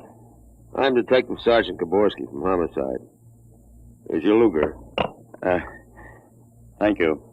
I don't know how you spotted that guy, but when we busted in, he was pointing that gun at his wife, wearing a blue streak because it wouldn't go off. Well, I'm glad I was able to help. They may have some kind of citation, Mr. Hartley. Oh, I don't think that's necessary. Well, in the department, we figure a little publicity never hurt nobody. Even a lawyer, huh? I really prefer to have it kept quiet. Well, whatever you say. We want you to drop around in the morning for a statement. I'll be glad to. Well, thanks, Mr. Hartley. Goodbye. Goodbye. Bye, Sonny. Goodbye, Sergeant. Why don't you take the citation, Dad? Well, you were right. You saved that woman's life. Let's, see you put back the firing pin. Sure. There. Suppose we have a little talk. But I explained everything. You did not. Yesterday, you wouldn't even have known how to take this pistol apart. Today, you've been using language and expressing ideas that are outside of everything you've ever known before. Now I want to know. Well, I hope you're not toying with a medieval notion of obsession. What? You say I'm changed. When did you first notice this? Last night, you were still my little boy. This morning, I don't know. You've been strange all day. Alan, what's happened to you? I wish I could be sure myself, Dad. You see, when I woke up this morning, all I could remember was lying on a stretcher injured by a bomb explosion. I was 43 years old and the year was 1975. 1975? That's right, you'll be 43 in 1975. But a bomb? Yes, during the siege of Buffalo in the Third World War. I was a captain in G5 Scientific Warfare General Staff. Buffalo? You mean Buffalo, New York? Yes, there had been a transpolar invasion of Canada. I was sent to the front to check on service failures of a new lubricating oil. I got hit by a bomb blast. I remember being picked up and getting a narcotic injection. The next thing I knew, I was in bed upstairs, and it was 1945 again. And I was back in my own 13-year-old body. Alan, you just had a nightmare to end all nightmares, that's all. I thought it might be that at first, but I rejected it. It wouldn't fit the facts. But it's ridiculous. All this Battle of Buffalo stuff. You picked it up listening to the radio. All the commentators have been going on about another war after this one. You've just got an undigested chunk of H.V. Calvin born in your subconscious. But that isn't everything. I remember 4 years of high school, 4 years at Cornell, 7 years as a reporter on the Philadelphia Record, 3 novels, Children of the Mist, Rose of Death, and Conqueror's Road. I wrote detective stories under a phony name. I worked in chemistry. You think a 13-year-old can dream up all that stuff? But it's the only possible explanation. Maybe, but I can speak 5 languages today that I couldn't yesterday. French, German, Chinese, Russian, and Spanish.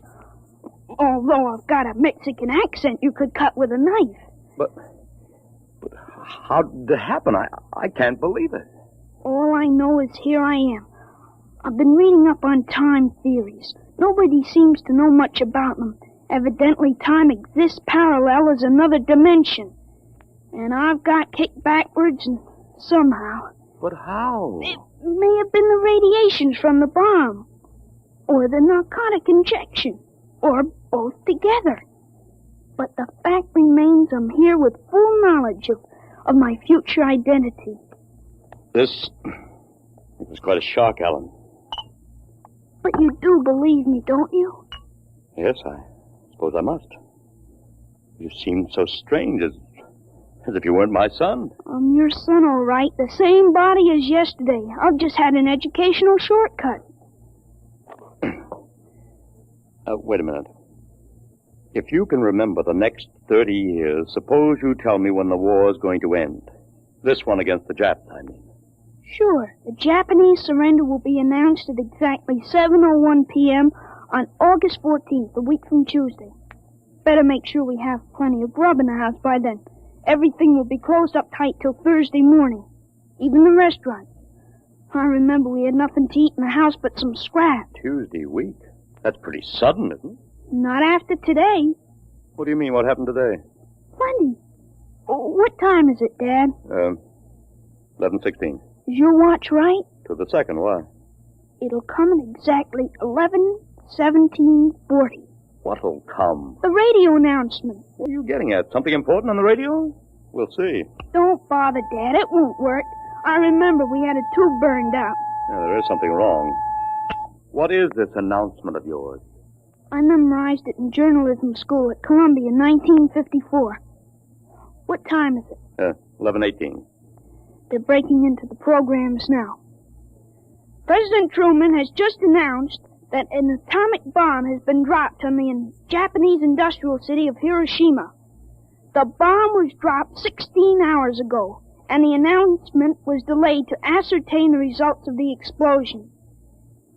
A man named John Howard Peterson read the announcement from the Washington newsroom of NBC. I don't believe it. No? Listen. That's the Burt Plate factory whistle and the bells at St. Boniface. Next, the whistle at the volunteer firehouse. And it's true. It is true. Sure. Then Larry Morton came by on his bicycle. Hey, Al, you hear? You hear about the bomb? An atomic bomb. Yeah, we heard. Boy, atomic bomb. Oh, boy. I gotta go find my pop. He's on the golf course. Bye, Al. Bye, Mr. Hartley. You knew. You knew about it. The next bomb hits Nagasaki. I thought that stuff about atomic energy was so much fantasy. What? Was that the kind of bomb that got you? That was a firecracker compared to the one that got me. It was a guided 98, exploded 10 miles away. And that's going to happen in 30 years? I remember it. How about me? Oh, wait, never mind. I don't think I better know when I'm going to die. I couldn't tell you anyway. I had a letter from you just before I left for the front. You were 78 then, and you were still hunting and fishing and flying your own plane. But another war and fought on American soil. Alan, I wish this hadn't happened to you. It happened. I remember it. But if I can help it, I'm not going to get killed in any Battle of Buffalo. But if you remembered, if time exists as a parallel dimension, then every tick we're getting closer to that Third World War. Dad, you know what I remembered when Gutcho came to borrow that gun? Well, I suppose that you suspected him and warned me. No, that wasn't it. The other time, the first time, when I was really 13. I wasn't home. I'd been swimming at the canoe club with Larry Morton. When I got home about half an hour from now, I found the house full of cops. What if the gun didn't fire? What makes you think it didn't? Gutcho talked the 38 out of you, went home, shot his wife 4 times in the body, once behind the ear, and used the 6th shot to blow his own brains out. That's what you remember? Yes, but now it hasn't happened because I warned you. Dad, I found out the future can be changed. One man can't change the whole future. I stopped the murder and the suicide. I know, son, With 30 years to work, I can stop a world war. I'll have the means. The means? Unlimited wealth and influence. I've got a good memory, Dad. Wrote a list out this afternoon. Look at this. Assault, jet pilot, citation, ponder, middle ground, counter... What is this, code? Horses.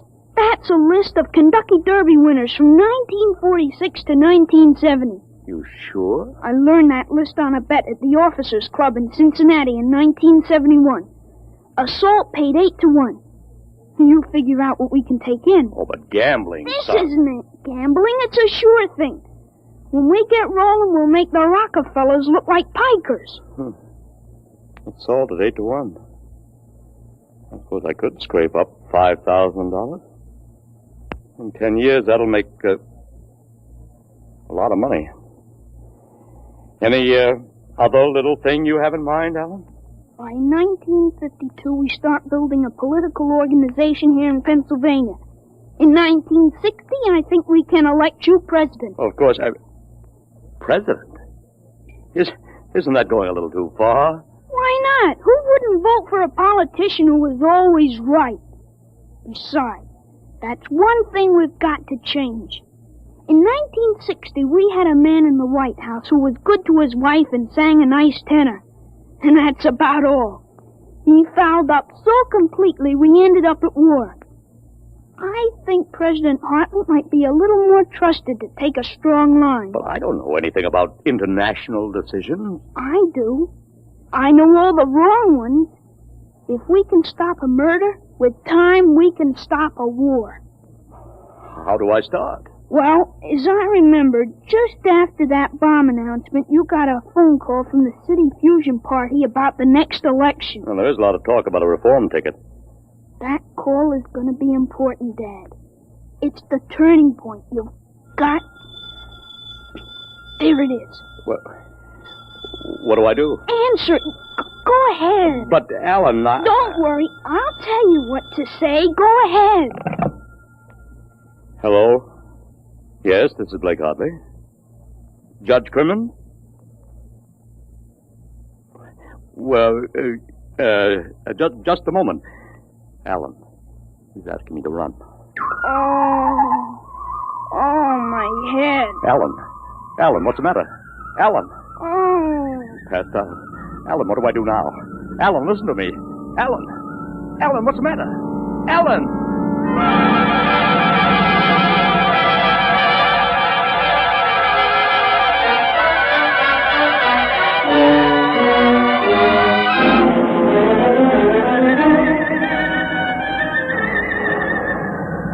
Captain Hartley. Captain Hartley. Captain Hartley. He was all right, Doctor. I gave him a shot and he was all right. He's dead. All right, Sergeant, make up the tag. Yes, sir. Hartley, Allen, Captain. Dead August 8, 1975.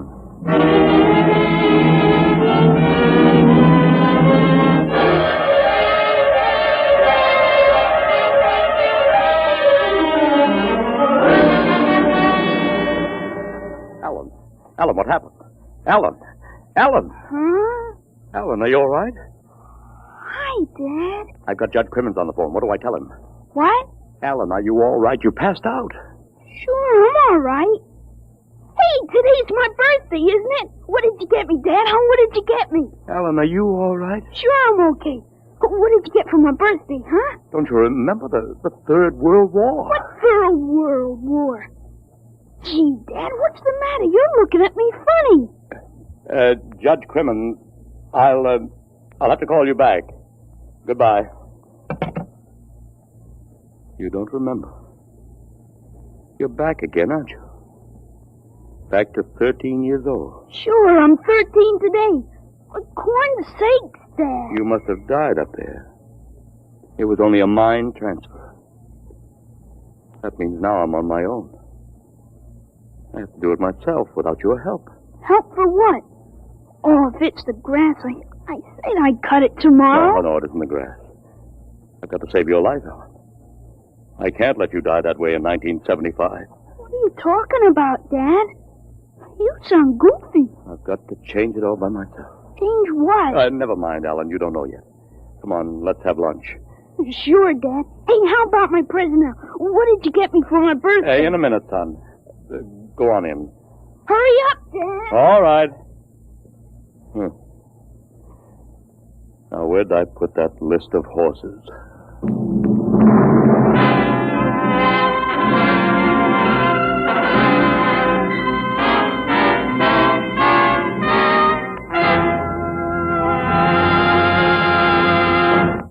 You have just heard another adventure into the unknown world of the future. The world of Dimension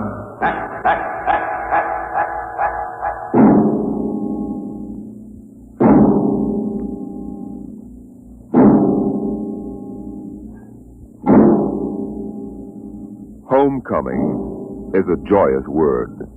But when the home you're returning to is a burned-out radioactive planet, and when you cannot even imagine what terrible changes you will find there, the word then takes on a very different meaning. Next week, Dimension X brings you a strange story called Dwellers in Silence.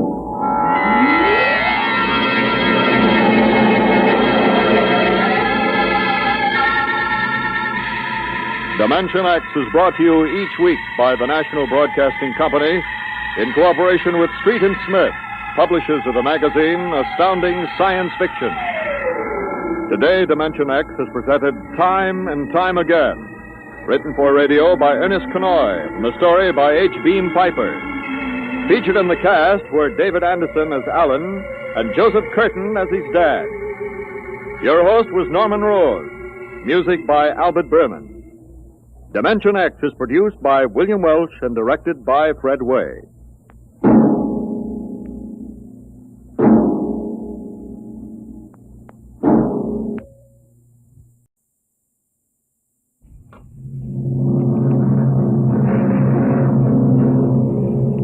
Adventures in Time and Space. Transcribed in future tense. Dimension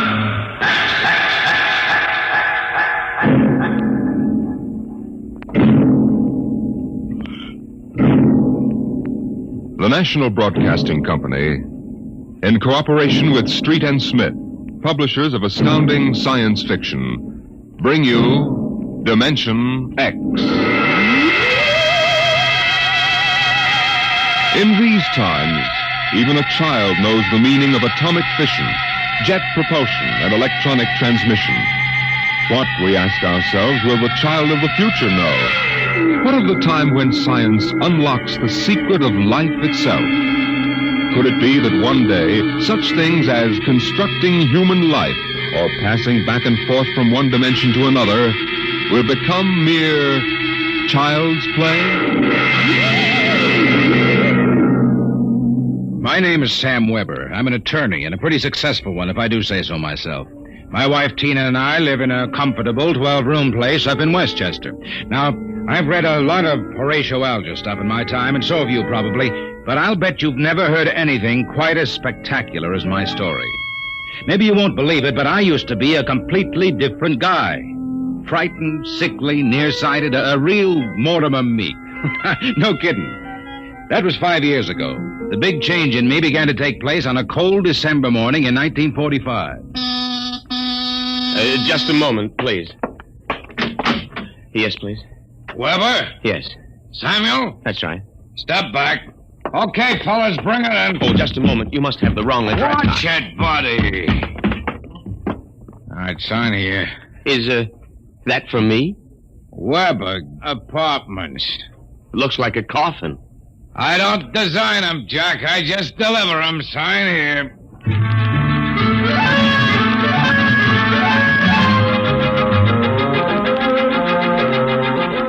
After much straining, I wasn't in very good physical shape those days, I managed to push the box under my single light bulb. There was a card in a small envelope. Let's see. To Sam from your classmates at the Interdimensional and Cosmic Institute. Merry Christmas. 2145 A.D. Holy jumping catfish. Hey, mister, there must be some mistake. Hey! Holy jumping catfish.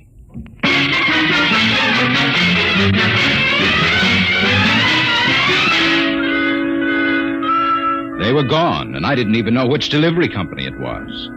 Well, I finally decided to open it up and see what was in it. After about a half hour of fumbling, I gave up. All right, then don't open. No sooner had I said the word open than it came apart like the skin off a banana.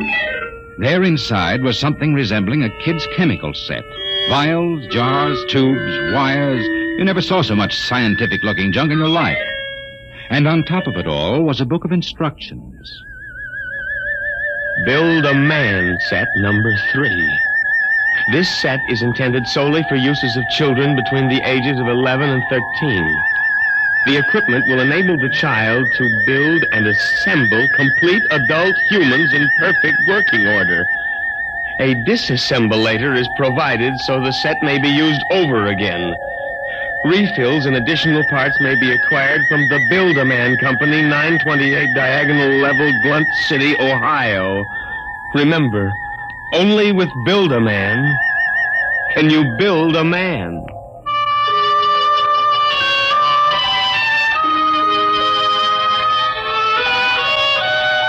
When I left for work that morning, my brain was still reeling with the stuff I'd read in the instruction book. Somerset and Ojack, attorneys at law. Just a moment, I will connect you with Mr. Ojack. Oh, good morning, Mr. Weber. Good neuron. Good morning. I've got to get my mind off that book. Only with Build a Man can you build a man. Chapter 1, Making Simple Living Things. Chapter 2, Duplicating Babies and Other Small Humans. Oh, no. I've got to get a grip on myself. Do a little work. O'Brien versus O'Brien. Martin versus the city of New York. Oh, it must have been a dream. Probably go home tonight and find the place empty. Well, if it isn't the poor man's Clarence Darrow. Oh. Oh. Hello, Lou. I come as a bearer of sad tidings. Well, you don't look very sad. The boss wants to see you, laughing boy. What about? How should I know? Oh, and by the way, you'll be very happy to know that I've just been promoted. I'm handling all the criminal stuff from now on. Congratulations. You know what this means for Tina and me, don't you, Junior? Oh, well, cheer up. Tina's not for you anyway. Some got it, some don't. I got it, you don't. So long, laughing boy.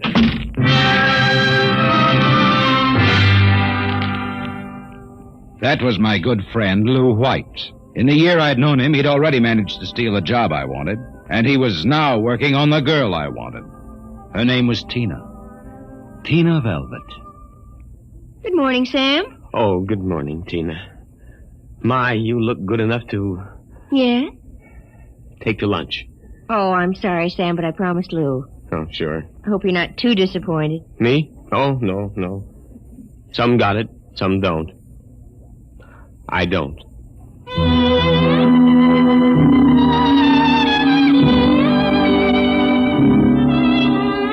And that was Tina. I tried to steady my blood pressure as I walked into the boss's office. You sent for me, Mr. Rojak? Oh, yes. Sit down, Weber. Sit down. Oh, thank you, Mr. Rojak. Weber, I've been reviewing the work of my staff counselors for the past 6 months. I want to know only one thing. Yes, sir? What happened?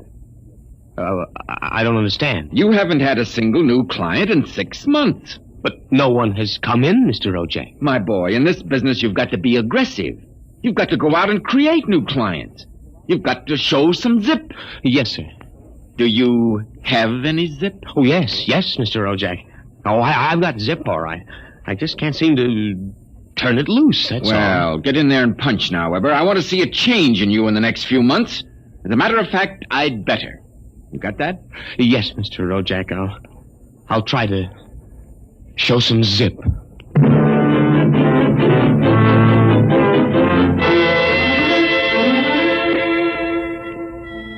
I left the office early and went home. Sure enough, there it was, my Build-A-Man set, gleaming a little obscenely in the corner. I walked over to it, gave it a kick, and hollered, "Open sesame." 3 minutes later, I was flopped down in bed reading... Chapter 1. Making Simple Living Things. An hour later, I was fooling around with such complicated items as the Junior Biocalibrator, which measured everything from blood pressure to hemoglobin content, and the Jiffy Vitalizer, which was actually supposed to put life in your creation, providing you had followed instructions carefully. At 8:30, I made my first simple living thing. Here, boy. Oh, maybe you aren't a boy. Oh, let's see. According to the book, you are a rubicular oyster hog. Not much to look at, but I made you. Me, Sam Weber, attorney at law. I have created life. Hey, come back here. Come back. Here, boy. Hey.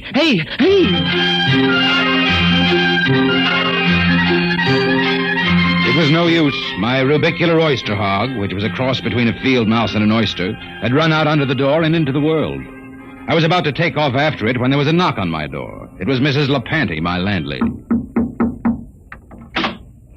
Oh, hello, Mrs. LaPanty. I heard a noise. Oh, just rehearsing a speech I have to make in court. You were squeaking. The bad throat. Oh. Oh, by the way, there was a gentleman looking for you this afternoon. A gentleman? Yeah, a tall old man in a black overcoat. Kind of nasty. When I told him he wasn't in, he wanted to go up to your room. Tell you I showed him the way out in a hurry. Oh, thanks, Mrs. LaPanty. Probably a bill collector. Yeah. Well, I gotta run.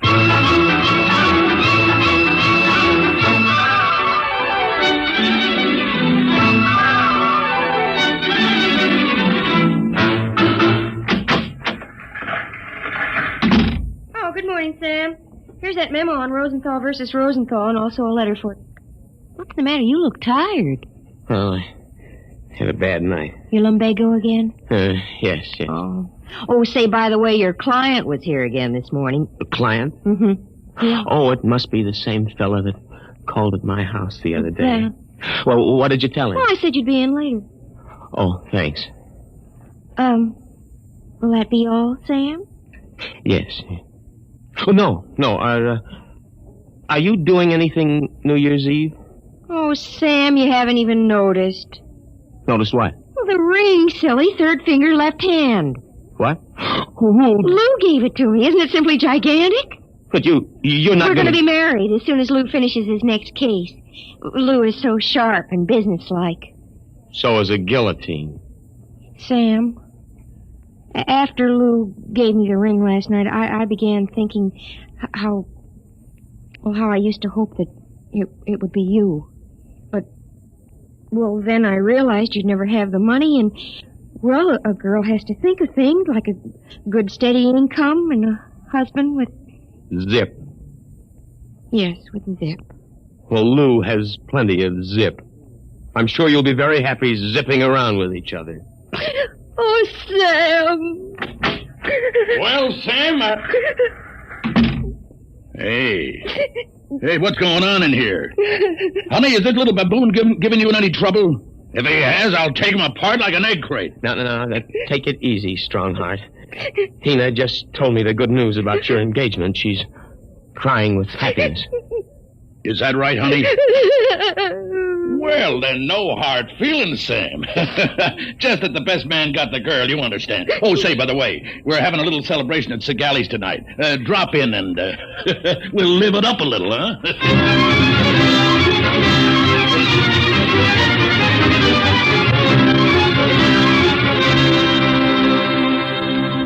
I went home feeling like a man who has been stuffed into a washing machine with the dial set at rinsed dry. I was a failure. I walked over to the mirror for a heart-to-heart talk with myself. Nothing. That's what you've got, Sam Weber, in unlimited quantities. Nothing. We ought to just tear you down and start all over again. We ought to take you... Hey. Oh, no, not that again. But why not? Think of it. A Sam Weber without the psychological problems you've got. A dynamic, uninhibited Sam who could win a girl like Tina by sheer magnetism. Then when it was all over, we could just take the old disassemblator and presto. And I can do it, too.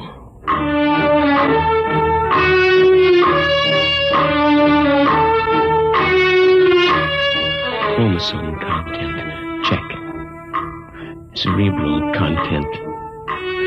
Maybe a little more id and a little less superego. Limbs, eyes, hair, general endocrine reaction.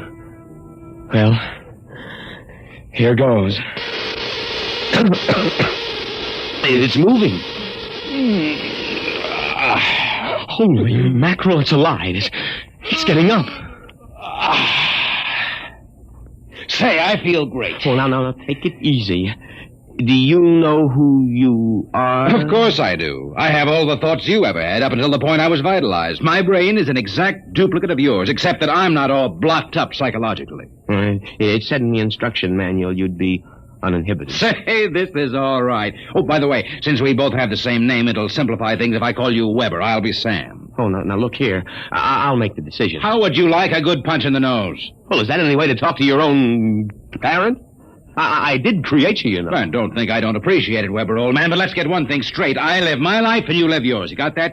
Who pays the rent? You do, for a while anyway. I haven't decided whether or not I want to stay in the law business. The law business? I may want to spread out a little. Tina's the kind of girl to whom money is very important. Tina? Well, what did you expect? I have enough of your likes and dislikes to want her just as badly as you do. The only difference being that I can get her. No, we're not quite the same, you and I. I've got zip. Don't use that word. Now, how about some dinner? You know, I'm starved. You'll have to go out. I'll need some clothes. Sorry, I only have this one suit. Fine, you can lend it to me. Well, what about me? I'll bring you a sandwich after I come back from Segali's. Segali's? Well, you haven't forgotten, have you, Weber? We're invited to the celebration. Tina and Lou White. Only it wouldn't look quite right if we both showed up, so I'll tell you all about it. Now, off with that suit, and no nonsense. Well,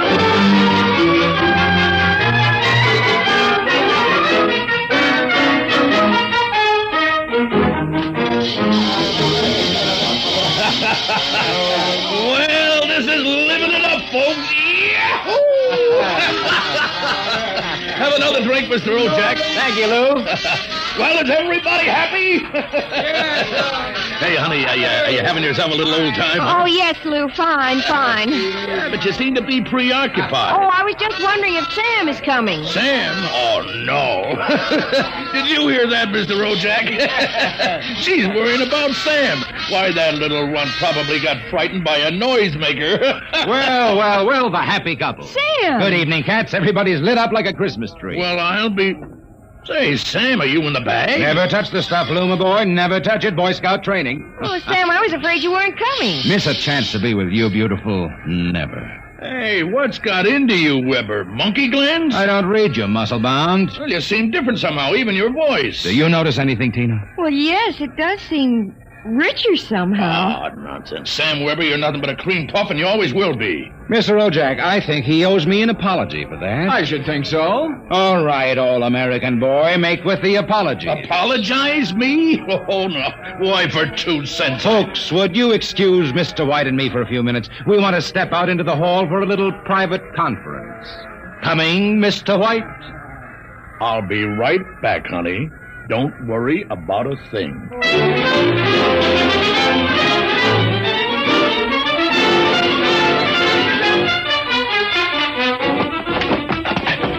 Okay, big boy, you've taken enough punishment. Now.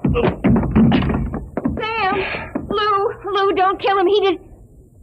Oh, dear. He'll be all right in a little while, baby. But did you... Oh, Sam. Tina. We really shouldn't kiss like this. It's what you've always wanted, isn't it? Well, isn't it? Oh, Sam.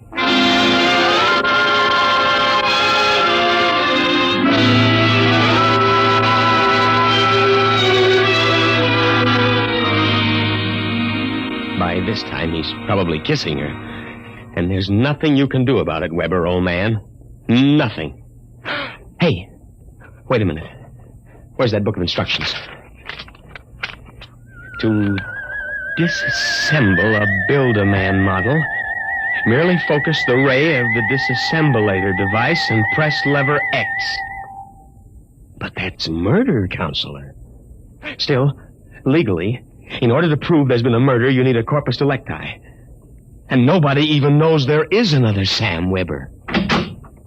Oh, so you're finally home. I'm starved. Sorry, Weber, old man, but very pressing business detained me. I suppose you made a fool of me over at Segali's. Oh, on the contrary. What do you mean? My boy, you are looking at a man who in one fell swoop has got himself a raise, a promotion, and a wife. At least she'll be my wife tomorrow. Who? Tina, of course. I don't believe it. I had to put on quite a show, but all around it was a real success. Mr. Ojack was so impressed he called me aside and said he was going to give me a crack at some criminal cases. And if I made the grade, why, who knows, I may even accept a partnership. You've got it all figured out, haven't you? That's about it. Only you neglected to consider one thing. Oh, what's that? This. Hey, put that down. Get back, you usurper, you. I'm going to melt you down like a Welsh rarebit. Weber, you can't do that. It's murder. It's like killing your own son. After what you've done to me, it's a pleasure. I didn't ask to be brought into this world, but now that I'm here, I like it enough to want to survive. Take off my suit, you phony. You won't be needing it again. You're really going through with it, huh? I am. All right. Oh, here's your jacket. Give me that thing. Give it to me. That's better. Now we'll fix this little item so it can't do any damage. Oh, no. Yeah, you see, Weber? You don't have the guts to stand up against the man you might have been. Oh, what's that sound? I don't know. It seems to be inside the house. Somebody's coming up the stairs. Listen. Take a peek through the keyhole, Weber. Holy jump. It's him. The old man with the black coat. His eyes all black and shiny without any whites. Looks insane. Don't open it.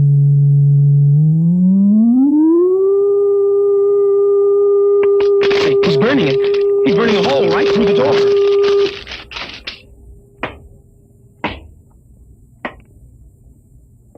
Good evening, gentlemen. As I feared, I'm too late to prevent you from duplication, Mr. Weber. And I see that you have destroyed the disassemblator. That means I shall have to do the job manually. An ugly task. Oh, who are you? I am the census keeper for the 24th Oblong. You see, your Build-A-Man set was intended for one of the Weber children who is on a field trip in this oblong 200 years from now. Because of an unfortunate time warp, the set was delivered here accidentally. You mean this set came here from 200 years from now? Precisely. Time, as with all things, is relative. We shall have to recover the set, of course, and adjust any discrepancies that it's caused. But meanwhile, the problem is, which of you two gentlemen is the original Sam Weber? Oh, I am. Listen, liar. Difficulties. Why cannot I ever have a simple case like a double conuplication? Now, look here, Mr. Census Keeper. The duplicate will obviously be less stable and more emotionally unbalanced. Certainly, a man of your qualifications can decide which of us is the more valid member of society. Which of us will conform more readily to the standards Naturally. I observe that one of you is naked. Oh, wait a minute. And you also seem to be trembling.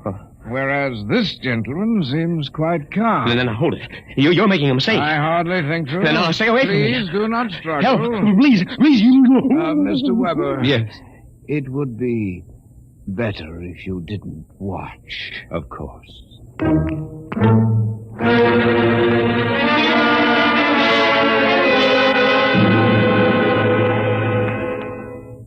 Well, that's my story. Within 10 seconds, the old Sam Weber had been completely dismantled and packed into the box. Tina and I were married, and I went on to become a full partner in the firm of Ojack, Somerset, and Weber. Oh, and by the way, Tina and I have been doing quite successfully what the old Sam Weber and his Build-A-Man set made such a mess of. We have 1, 2, 3 little conuplications. Sam Jr., age 4, Sameta, age 3, and Samina, age 4 months. Good night.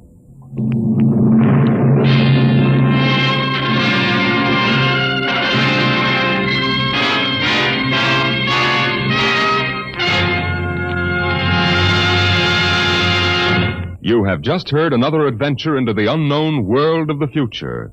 The world of... Dimension X.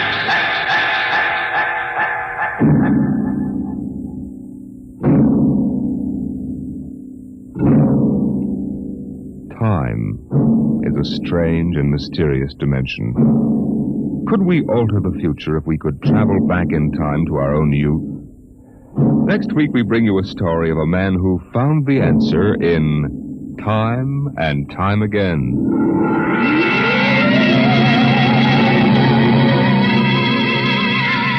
Dimension X is presented transcribed each week by the National Broadcasting Company in cooperation with Street & Smith, publishers of the magazine Astounding Science Fiction.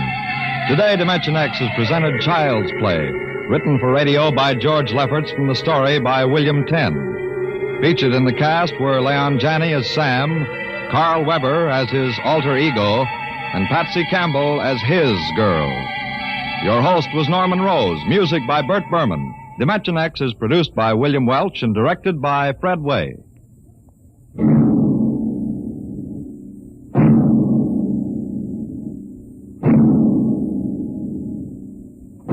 In reply to many queries from our listeners, last week's story on Dimension X, Pebble in the Sky, was written by Isaac Asimov.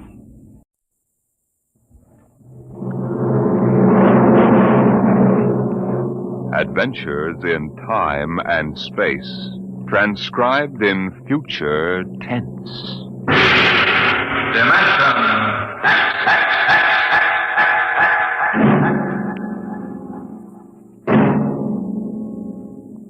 The National Broadcasting Company in cooperation with Street and Smith, publishers of astounding science fiction, bring you Dimension X.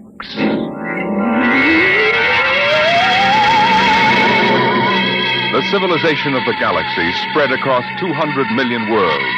The black void of space swarmed with the ships of the Empire. But far off the trade routes, almost forgotten, lay the dying planet Earth, a backwater in galactic culture, a place of exile, a pebble in the sky.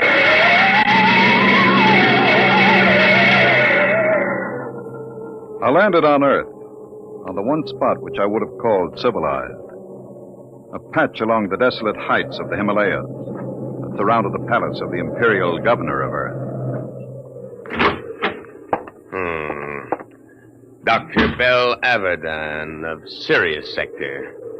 That's a familiar name. Perhaps you've seen it in the Galactic Archaeological Journal, my Lord Ennis. Me? No, I'm a soldier, not a scientist. It was a newspaper article. You gave an interview about your expedition to Earth. I suppose you want to start digging.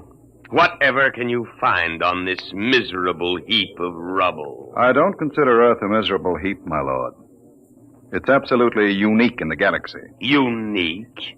It's the only inhabited planet that is radioactive. It's a pig pen. Yes, I know. But this planet is inhabited. Biologists have proven that on a radioactive world, high forms of life cannot develop. High form? The rest of the galaxy hates the Earthmen, and they return it with interest. I don't think you understand. I'm not intolerant of anyone. That even includes Earthmen. My theory is that life on Earth originated before it was radioactive. There's a story like that in the Earth lore of the ancients. I know, I've read it. Oh? I wouldn't admit that here if I were you, Dr. Avedon. It's forbidden for outsiders to read it. The Earthmen get pretty violent about their religion. Do you mean the imperial police power here is defective? It is in case of sacrilege. Well, now, what do you actually want to prove? That man originated in prehistoric times on Earth before space travel and spread to the other planets. What? Are you seriously suggesting that at one time Earth was the only inhabited planet? And that man descended from Earthman? There's a chance it might be so. You'll change your mind when you see them, Doctor. I'm not an anti-terrestrial, but as far as I can see, they're lazy and ignorant and generally inferior to us. I'm as liberal as the next man, but it's a fact.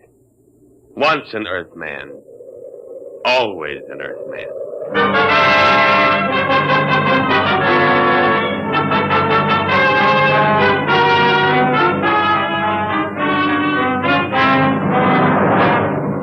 I booked passage to the city of Chica on an Earth line. My fellow passengers seemed ordinary enough. But I was conscious of being alone among Earthmen.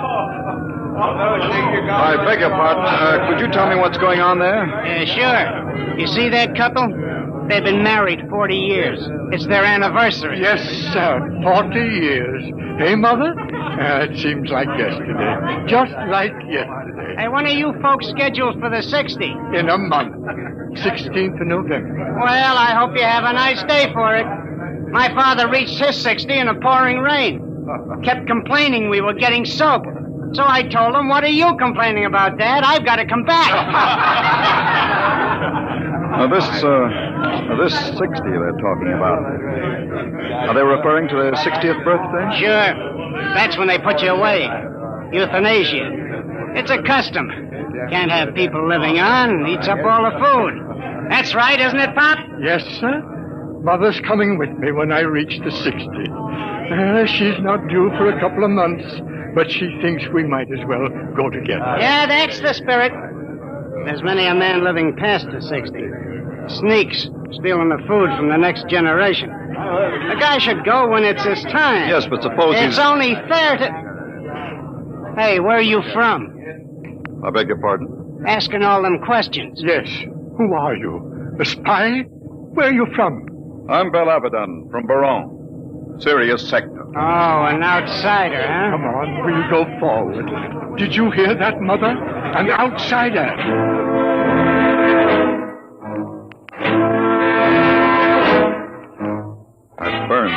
explanation. Earthmen treating me like an outcast. Earthmen. When we landed, I followed my intention of observing the human animal, subspecies Earth, in its native habitat. In this case, a large department store.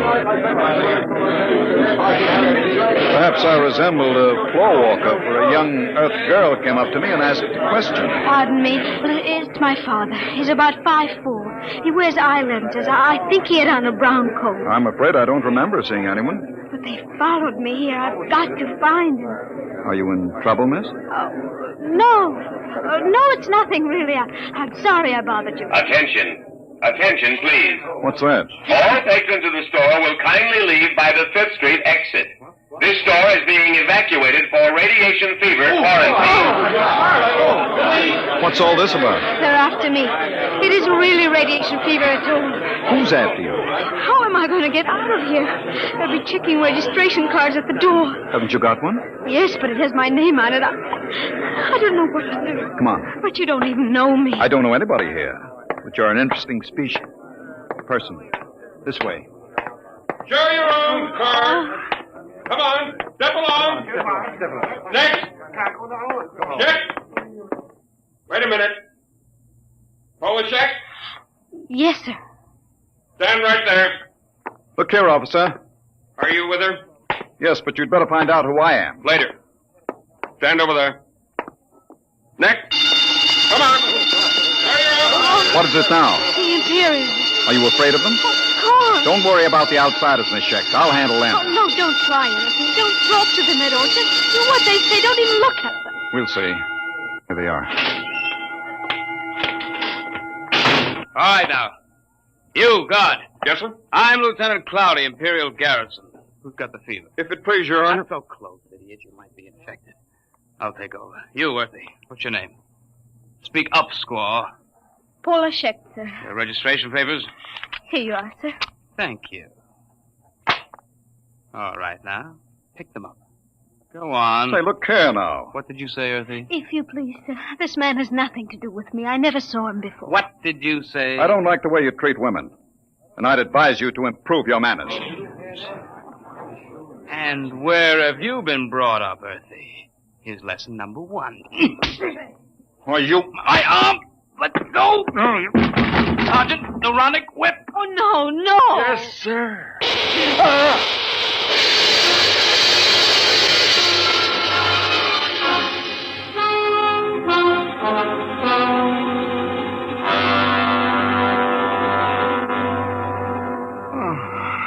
Oh, you're all right now. What happened? They gave you full power and the neuronic whip. Where are we? The military base. Oh, you should... Is that... Well, Dr. Abaddon, we seem to have had an unpleasant contretemps in this city this afternoon. Unpleasant? I should put it stronger, Colonel. As a free citizen of the Empire, I had every right to resent such illegal treatment.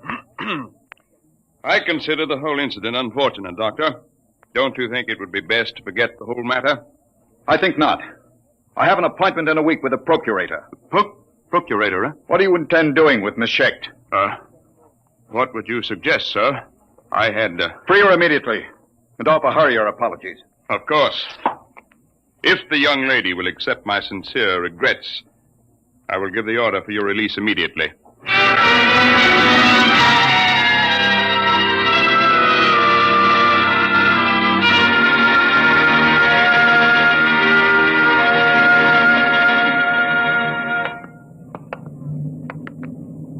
I don't understand. They just turned us loose.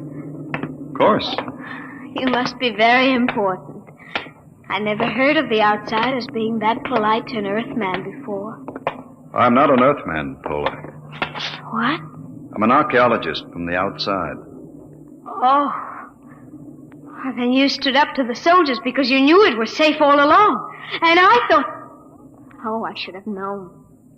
Pola, does my not being an Earthman make me any different from 5 minutes ago? You might have told me, sir. If you don't mind, don't call me sir. Don't be like the rest of them. Like the rest of whom, sir? The rest of the disgusting animals that live on Earth? Please. If you'll excuse me, sir, I must leave. Oh, wait. Paula. Listen to me, Paula.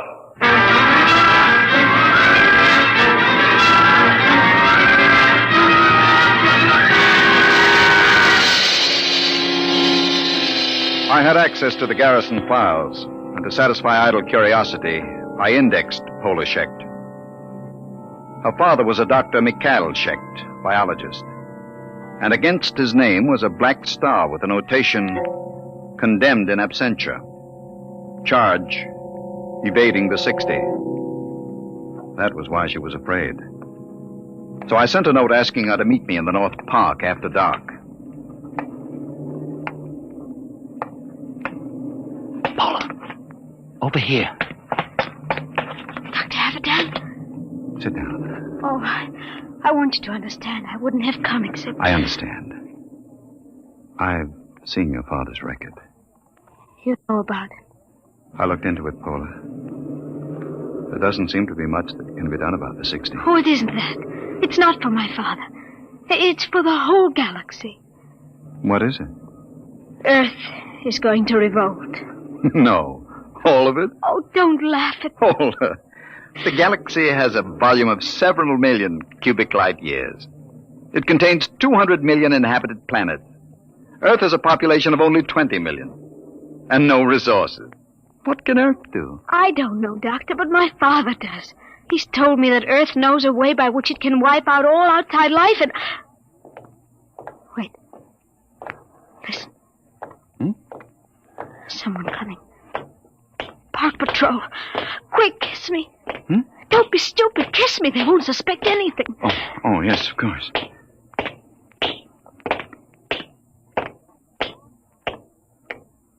Paula.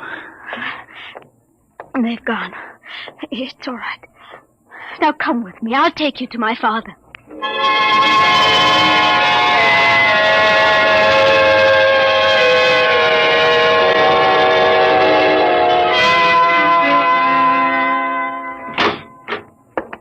Dr. Avedon, this is a pleasure. I have read your articles in the journal. It is hard to get copies. Our neighbors don't care to trade with Earth. It's part of the nearly insoluble problem of anti-terrestrialism. No one seems to want a solution. Earthmen and outsiders alike? Oh, no, that is not true. There is a way of preserving our culture and living as equals in a larger society. But the zealots don't think so. The zealots? Yes. They rule Earth now. They are a small minority, but they have power. They have plans. They planned the revolt, Paula told me? Yes. I see. Well, why didn't you report this to the Imperial garrison? The Society of Earth Ancients have guarded me too well. Besides, they had a hold on me. I am 62. You know the customs of Earth. The 60 years. They allowed me to live on. The price was silence about the weapon. You agreed to this? I wanted to live. What is this weapon? You are aware of Earth's peculiar environment, the radioactivity? Yes. Over the years, we Earthmen have built up certain immunities to radiation burns, for one. But it's a minute difference. I measured it experimentally. But, Doctor, human life is not the only form affected by radiation and mutation. There is microscopic life, bacteria, viruses. We have been searching out such a virus, one to which Earthmen have developed a high degree of immunity, but not outsiders. You mean a particular disease? Yes, common fever. It is a mild children's disease here, like chickenpox or German measles. But to outsiders, it is radiation fever. Symptoms develop in 2 hours. Lips are so badly affected that the victim cannot talk, and in 2 days, he dies. They've isolated this virus? Tons of it in crystalline form. And they plan to let this loose in the galaxy? By means of guided missiles. Then frightened refugees will carry the disease across space. And billions will die. You're sure about this? You have proof? I worked on the project. We've got to get to the Procurator. I can catch the evening plane at... Who is it? I don't know. Open up. There should have been an alarm. We've got to get out. Is there a back Open up entrance? there. No. Don't move. Hands in front of you. What's the meaning of this? I demand... Shut up! I'm a galactic citizen. You've got no right to detain me without legal authority. I am an Earthman, but I think you'll find I am all the authority needed at this moment, Dr. Abadan. I am Balkus, the High Minister of Earth. The High Minister? What are you doing? I always look after distinguished visitors personally. Abadan does not know anything. I doubt that, Dr. Shecht. We will proceed now to the Hall of Correction. You can't do this. When the Procurator... The Procurator will hear nothing until it is too late. The guided missiles will be fired tonight at 12. Guard, if they make a false move...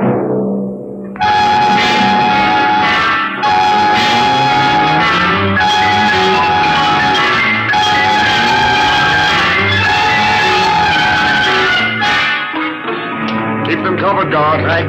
Paula, can you scream? What are you... There, coming down the street. Imperial Patrol. Oh, it's no use. Do what I say. Scream. Go ahead. Hold it. They're outsiders. You're right. That's the Imperial Patrol. All right, Earthling. What's going on here? Good morning, Sergeant. Sir? Earthling? You don't understand. I'm Balkus, the Lord High Minister of Earth. Listen, Earthy, I don't care who you are.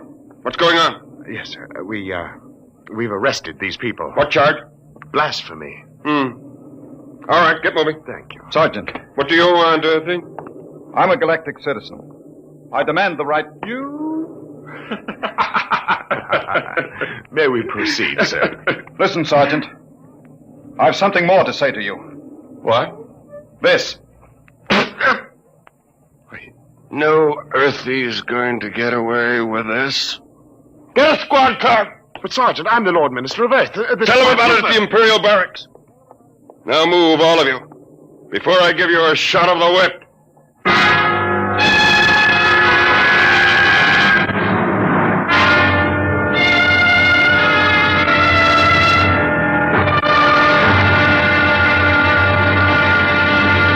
I tell you I'm a citizen of the Empire. Listen. I can prove it.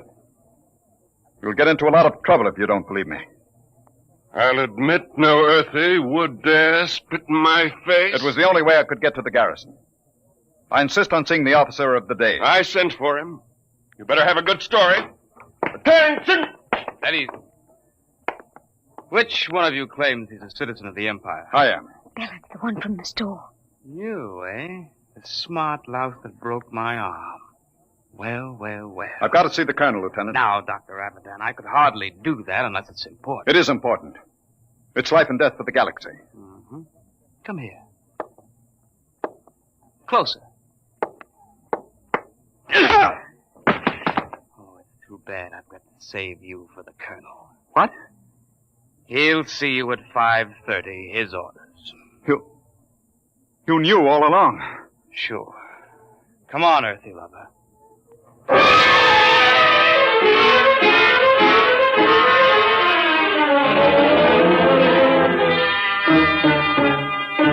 I'm afraid you're in serious trouble, Dr. Abadan. The man you're accusing is the High Minister for Earth. I know, but I have proof. Well? I can only speak to the Procurator.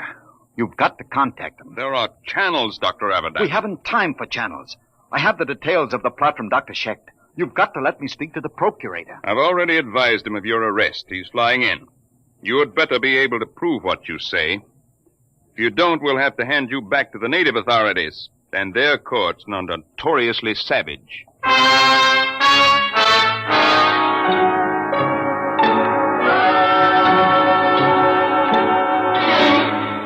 Well, Abadan, I've called you here with His Excellency, the High Minister for Earth. My lord, this man is behind the whole plot. Is he? There's no time to lose. I've explained to you about the virus. They're shooting off the guided missiles at 12. You've got to take action. Well, Your Excellency, my lord, if this man has any evidence... You admitted it this afternoon. You have no witness to that. Ask Dr. Shecht. He worked on the virus. I wouldn't say that Shecht lied, my lord, but he is a criminal wanted for evading the 60, and some men will invent any story to avoid death. The deadline is midnight. You've got to bomb those temples where the launching sites are. Perhaps I can explain. According to my information, Dr. Abadan seems to have succumbed to a certain Earth girl, the daughter of the unfortunate Dr. Shecht. Is this true, Everdan? What has that got to do with it? There isn't any time. You've got to do... Dr. Everdan, are you in love with that girl? Yes. Will you listen to I me? don't think we need pursue this any further. Your Excellency, I shall order you released with an apology. No. Dr. Everdan, I can hardly believe a degenerate who fraternizes with Earth women. You scum, you pot-bellied scum. I warn you, Everdan, you're in trouble enough. I'm in trouble. You fool, you stupid, blind, bigoted fool. You're destroying the galaxy. You're murdering them all. But before I die, I'll have the pleasure of smashing your fat, oily face in the... Let me go. Guard the whip.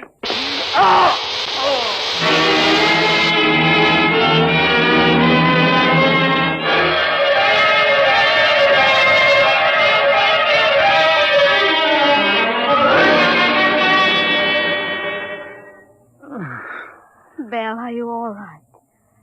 Paula. What time is it? 1:30. Past the deadline. It's all over. Lord Ennius released the High Minister with an apology. Doesn't matter. The Empire can wipe Earth out. It won't save any lives. The virus must have been spread here, too. Earthmen are immune, but outsiders... Belle, you're an outsider. Yes, Oh. I am. We're paying, Paula. The rest of it. Paying for centuries of intolerance. Oh, Belle. Look out there. Through the bars. The night sky. 10 points of light. The Empire. Doomed. Oh, Belle. Belle, don't. I was just thinking.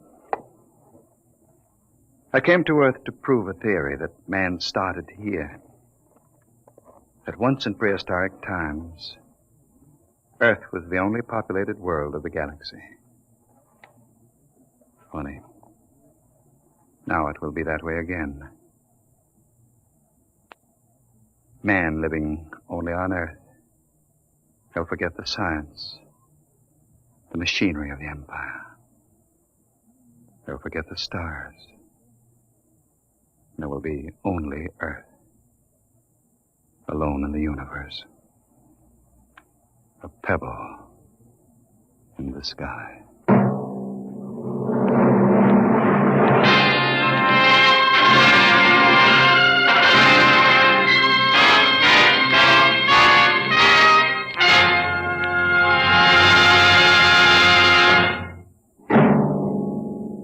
The children of tomorrow will play with toys. But what will those toys be like?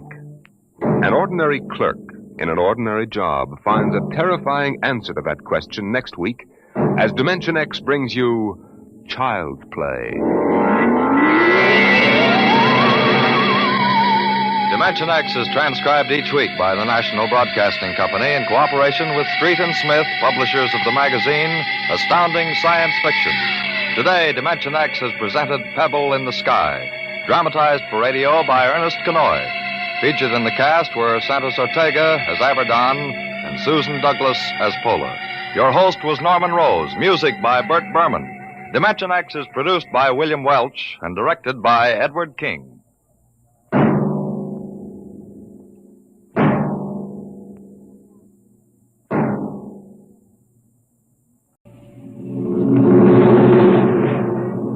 Adventures in Time and Space. Transcribed in future tense. Dimension X.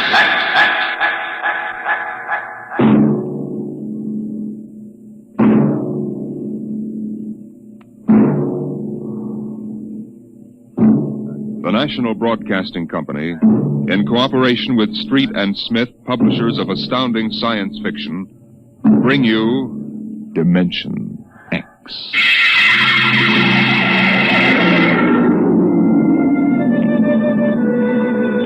Nobody knows exactly when the nightmare began.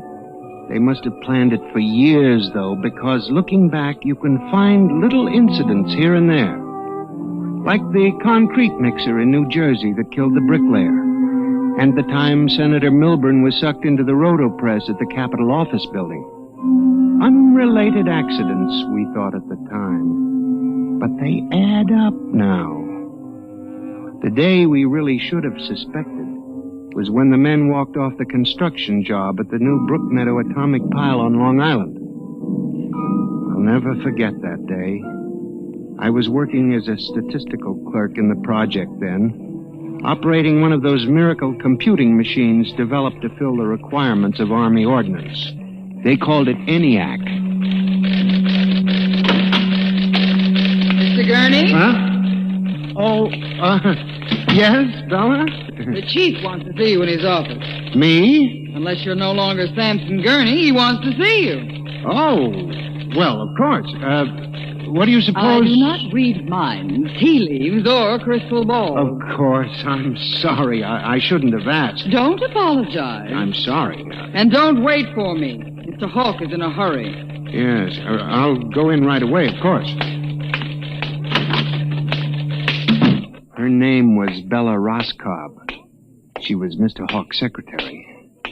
I had always thought her a very attractive woman, but for some reason she didn't seem to like me. Of course, on a clerk's salary, I couldn't exactly afford to take ladies to the best places. But I've often thought that if there weren't such a disparity in our ages, I might have... But then... Come in. You wanted to see me, Mr. Hawk? Gurney, I thought those electronic computations were infallible. They are, sir. Well, we got a kickback from the chief physicist. These nuclear equations are inaccurate. No, they aren't, sir. I'm telling you what the memo says. Well, sir, occasionally, if there's an overload, the machine goes haywire. Sort of has a nervous breakdown, you might say. We usually rest it up for 24 hours, and it's okay again. Well, do whatever has to be done. Yes, sir. Oh, and Gurney. Yes, sir. You've been with the Bureau for over 15 years now. It would be a shame to have to remove you because you aren't keeping your mind on your work. Well, Mr. Hawk, I hardly think anyone... Excuse me. Hawk speaking. What? Dave, what? All of them? Well, have you tried to talk to them? Yes, of course. I'll send one of the safety engineers over. This place is falling apart piece by piece. Miss Roscoe? Yes, sir. The men on the construction gang at the new building have walked out on us. What? Someone slipped this morning and fell into a turbine. No. Get the chief safety engineer. Have him over there right away. Yes, sir. Oh, and contact the personnel office. Have them ask the union to order the men back to work. Get back to me. Yes, sir. Mr. I'm Hawk... sorry, Gurney. I have no time to discuss anything further. Get on the job and stay awake, or we'll have to make some changes. But, Mr. Hawk, That's all, I assure Gurney. you... That's all. Now, you probably gathered by this time that I wasn't a very important man at Brookmeadow. I hated Mr. Hawk with a passion because of his superior attitude, and because I knew that Miss Roscoe admired him as a man of strength and decision. I was secretly happy he was having trouble with his construction crews. That evening, I wandered over to the site of the new atomic pile to see where the man had fallen into the turbine. They had the construction area fenced off with barbed wire, and a security guard stopped me. Hold it, buddy. You can't go in there. That's a restricted area. I'm Samson Gurney from the statistical section. Here's my identification. I'm sorry, Mr. Gurney. Nobody's allowed in the area. I see. We had a lot of the employees come over tonight to take a look, but nobody gets in. Orders. Tell me, was he, killed instantly? Like that. Mm-hmm. Yeah. This guy was checking the magnetic field inside the turbine, see? Right down inside it. It's all over. But if it wasn't hooked up... Look, Mr. Gurney, they got smarter guys than me trying to figure these things out. Yesterday it was a concrete mold. Wham! 2 guys get sucked right into the mixer. My. 3 days ago, a bulldozer starts up by itself and runs wild. 1 killed. 2 almost. Go figure it out. You know what I think? Sabotage. We got more guards and FBI men in here than we got workers. Flea couldn't get through without proving he didn't come off a Russian wolf hound. Now, I'm a statistician. All my life, I've been interested in statistics. So, a simple-sounding thing like this started me off. I went back to the office that evening instead of going home, and for the next 2.5 hours, I computed figures on the probability of industrial accidents for the types of machines we were using.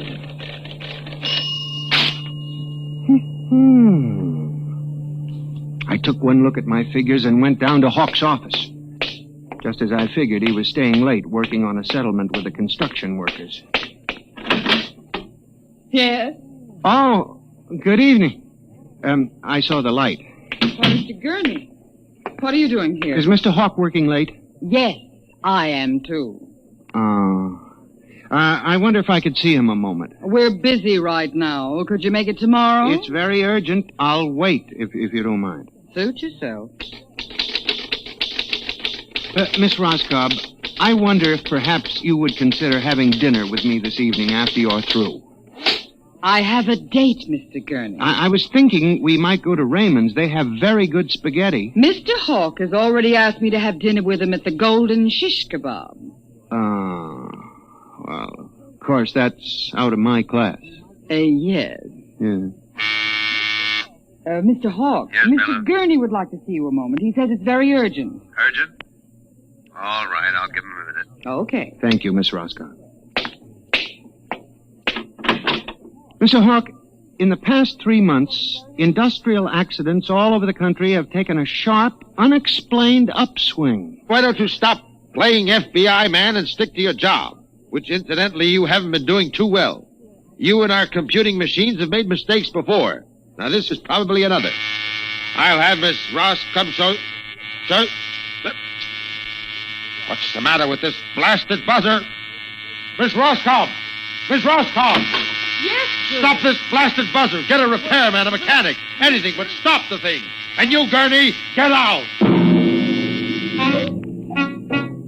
I went back to my office to get my hat and coat, feeling about as unhappy and humiliated as a man can feel.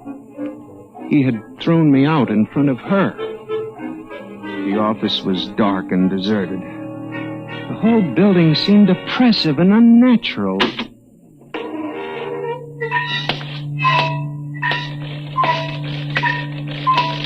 I walked across to my desk. In front of me, the ENIAC glowed and chattered eerily as it worked on the equations we had fed it that morning. Its many-fingered circuits hung against the wall like some great octopus. And the thousands of tubes glowed orange and blue in the dark like 1,000 eyes staring at me. It almost seemed alive. Then it increased its tempo a moment, and a fleeting notion crossed my brain that it was laughing at me. Laughing like all the others. What was the matter with me? What? And I shut my desk drawer and began to put the cover on my ENIAC typewriter when an amazing thing happened. The most amazing single incident of my life. Alone, in the darkness, with no one at the keyboard, the ENIAC typewriter began to type. Am I going crazy? This can't be. There's nobody here. There's nobody here. Oh, no. I'm just imagining it. It's in my mind. But I hadn't imagined it. The paper was there in the carriage. Did I dare read it? Or would the whole thing suddenly vanish and send me shrieking to the nearest psychiatrist? Sampson Gurney, there are some equations better left unsolved. The answer to yours is death. It was not until I turned to go that I was suddenly aware of the utter and complete silence of the room. Then it dawned on me. The ENIAC had stopped working.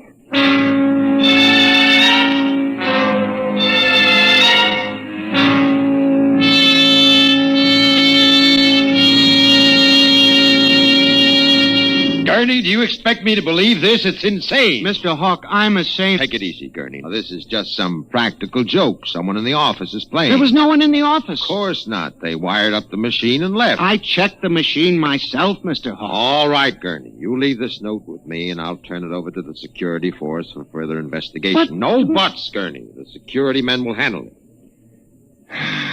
Yes, sir. Well, maybe you've been working too hard lately. You've got to relax more. Now, here, let me light that cigarette for you. I watched him trying to make the lighter work. I don't understand this. I just put fluid in it. There's a brand new flame. It seemed ridiculous. A little piece of mechanism like a cigarette lighter frustrating the big important executive. Oh, blast this lighter. Here's a match. It was such a small thing. And yet as I watched him, a thought began to take shape in my mind. Nebulous at first, incredible perhaps, but it grew. You just relax for a few days. Everything will turn out all right. Well, the main thing is not to let little things upset you.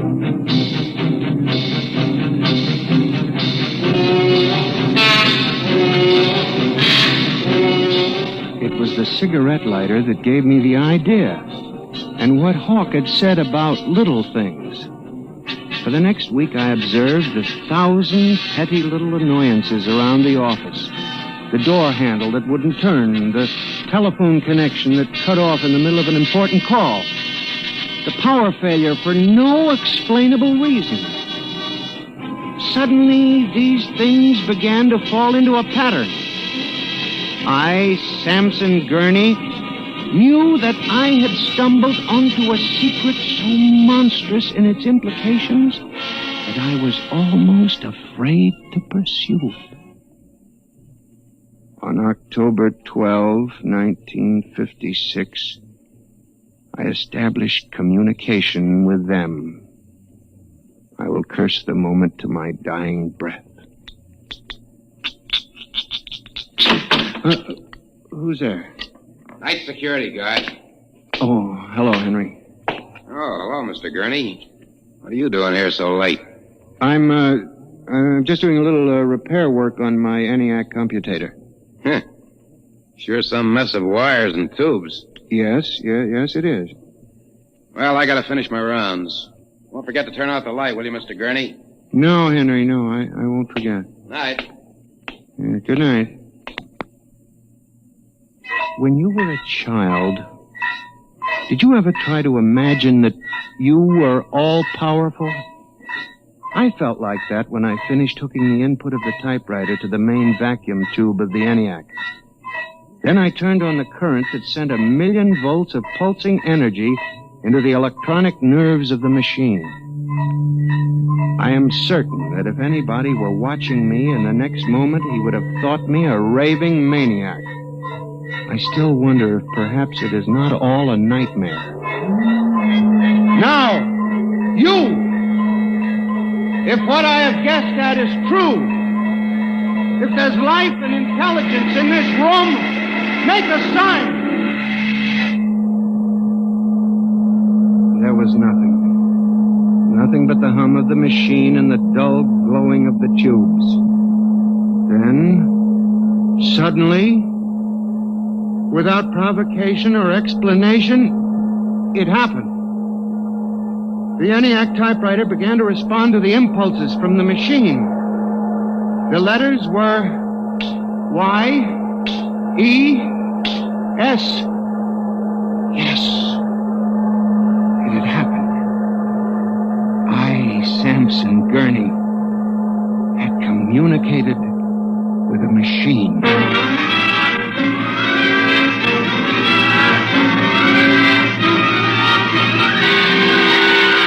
I was about to try to communicate again when suddenly, on ball-bearing casters, a heavy metal filing cabinet began to roll away from the wall toward me. I started to move to one side when another cabinet slid out from the wall, and then another surrounding me. That was when I realized that they cooperate. We taught them that, you see, on the assembly lines and in the factories. There was no way out. How could a mere man reason with dumb machines? Still, they needed us. They needed us to oil them and repair them and build them. They hadn't gotten to the point yet where they could exist without man. I had to make them understand that before they killed me. Listen to me. You must listen. What good will it do you if you kill me? I'm only one man, but I can help you. I can be useful to you. Do you hear me?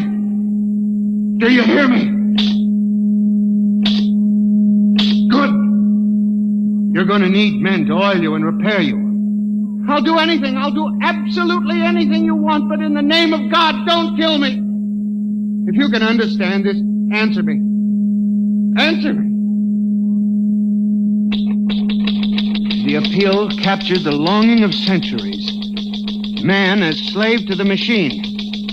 And after a moment, the circuits glowed more brightly. The cabinet slid back to the walls. As I tore the tape from the machine and read it, the words were almost pathetic in their longing, but most ominous in their implication. They read, "Address me as master."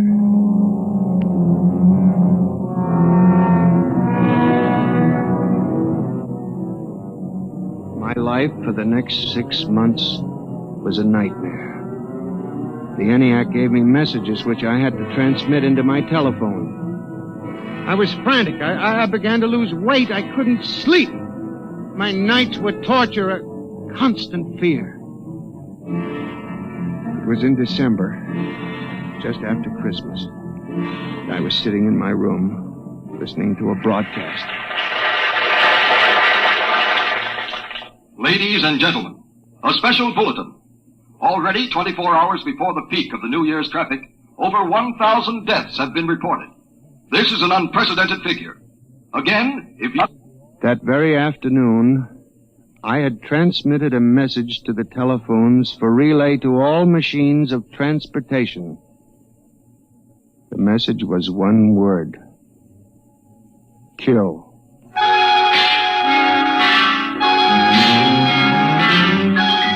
Next morning, I avoided my office. Instead, I went directly to the office of Mr. Hawk. I was highly agitated. My lips trembled as I spoke. Well, Gurney? Mr. Hawk, what I'm going to tell you sounds crazy. I know it does, but I must say it. All right, say it then, for heaven's sake. Mr. Hawk, have you ever heard of resistentialism? Resist what? Resistentialism.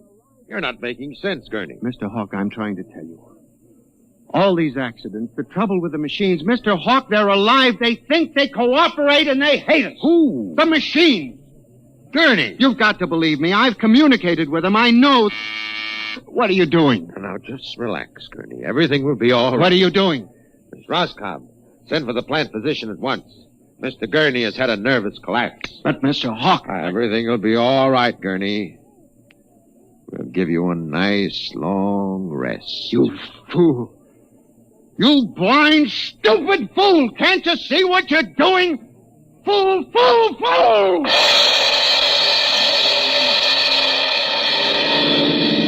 When the plant physician arrived a few moments later, Lucius Hawk was found at his desk, strangled to death in a nest of telephones. The wires were still humming softly.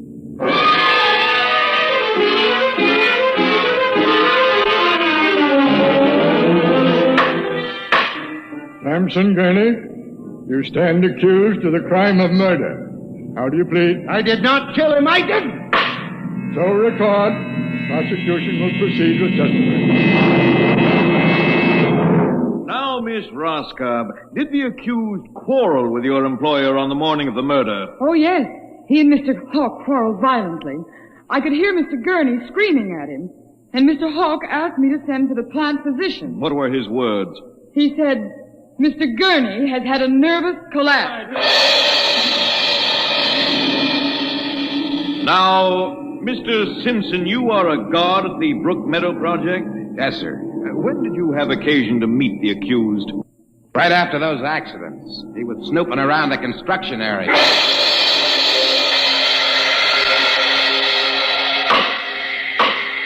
Samson Gurney, court hereby finds you guilty of murder in the first degree. Recommendation that you be examined, committed to the state hospital for the criminally insane at Mattawan.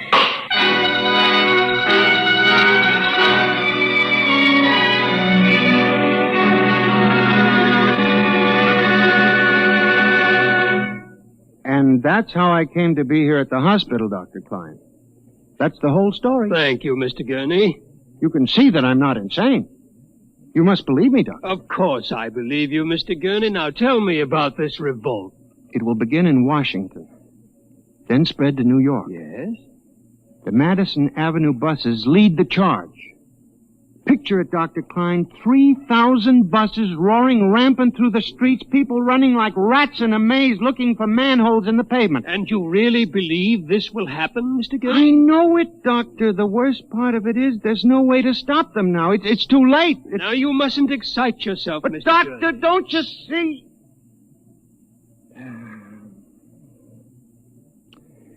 It's fair enough, I suppose. We built them. We taught them to think for themselves. It was bound to come. I guess the female machines will be worst of all in the beauty parlors. They're more high-strung, you know. Well, since there's nothing we can do about it, Mr. Gurney, suppose you go to your room and Maybe if I went to my old Plymouth, I could make a deal before the police cars got me. Yes, Doctor? Would you take Mr. Gurney to his room, guard? He's already been given sedation. Yes, sir. Those concrete mixers may have made a mistake, you know. Just high spirits and all that, but if they got so they liked the flavor... Now, we'll see you later, Mr. Gurney. Now, try not to worry too much. All right, guard. This way, sir. Oh, machines revolting. Telephones strangling people. Oh, blasted cigarette lighter. Why won't it work? I just filled it. Flint is good.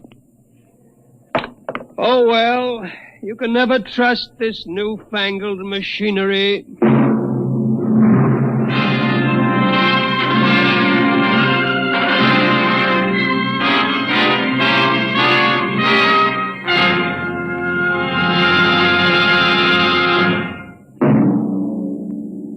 Next week, Dimension X will present a story of the future. A story of an insignificant pebble in the sky called Earth, and of a man from a distant star who grew to love this unimportant planet.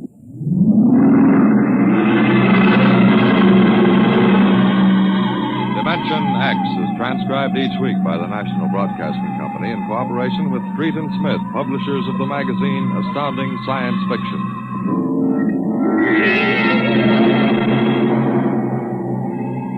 Nightmare was written by George Lefferts and based on a poem, The Revolt of the Machines by Stephen Vincent Benet. Featured players in the cast were John Gibson as Mr. Gurney and Rita Lynn as Bella Roscoe. Norman Rose is your host. Music by Albert Behrman. Engineer Bill Chambers. Dimension X is produced by William Welch and directed by Edward King.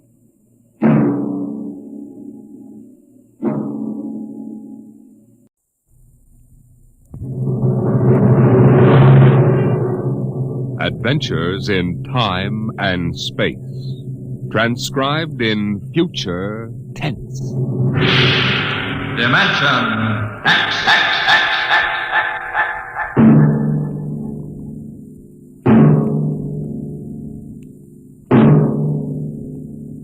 The National Broadcasting Company, in cooperation with Street and Smith, publishers of astounding science fiction, bring you Dimension X.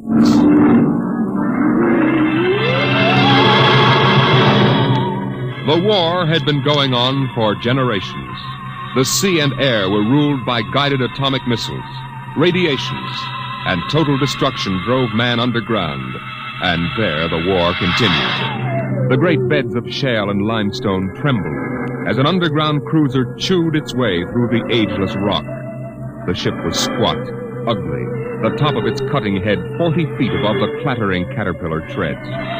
It was windowless, and behind the grinding duralloy blades were ugly lumps that concealed the guns. On the bridge, Commander Sanderson fought the bucking vibration, one hand tight on a stanchion. Culver. Aye, sir. What's wrong with the insulation? It's hotter than an oven up here. Port refrigeration unit went out. Starboard can't carry the load. I've got damage control on it. Go back. Aye, sir. Give me a seismo reading. Severe shock 30 seconds back. Change course to 175 degrees. And half speed, please, sir, till I can chart the straightest. Mr. Culver. Aye, sir. 175, half speed. Aye, sir. Navigation, Lieutenant Watson. Bridge here. Change course to 175, Watson. 175. Aye, sir.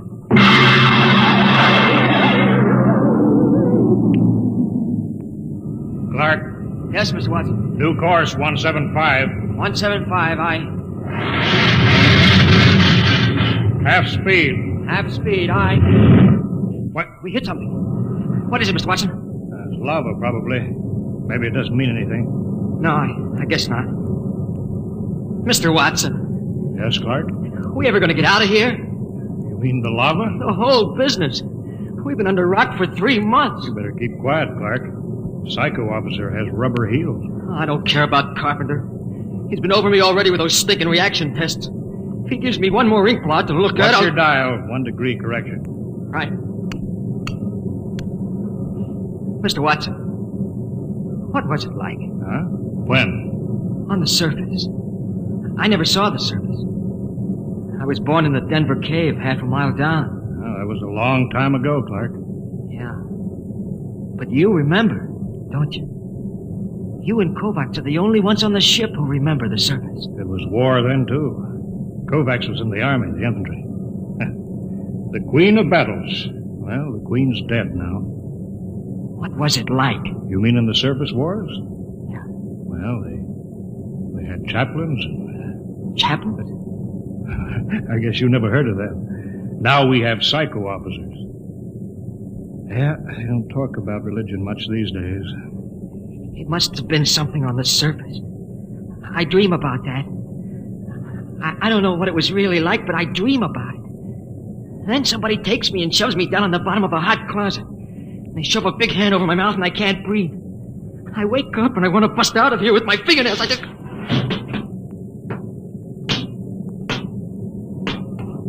What's the matter, Clark? Nothing, Dr. Carpenter. Nothing? No, sir. We were just passing the time, Carpenter. When's the last time you had an emotional reaction test, Watson? I don't know. I forgot. Just remember your seniority doesn't exempt you from psychiatric review. This isn't some slipshod surface vessel with organized superstition aboard. The old chaplains weren't so bad. Not scientific. You know, I can remember when psychiatry and mental hygiene were the hope of mankind. Now look at it. That goes in my report, Watson. Yeah? Well, make sure you spell my name right. Now hear this. Now hear this. Attention all hands. Igneous rock detected. Fresh lava flow. Stand by to go to quarters. You're lucky, Watson. That is all. I'll finish with you later. I've got to check combat detachment. Sure. Go play with your ink blots. I'm busy. Now go listen. on, get out of the way. Get down to the combat detachment. They'll be happy to see you. Clark, check those dampers.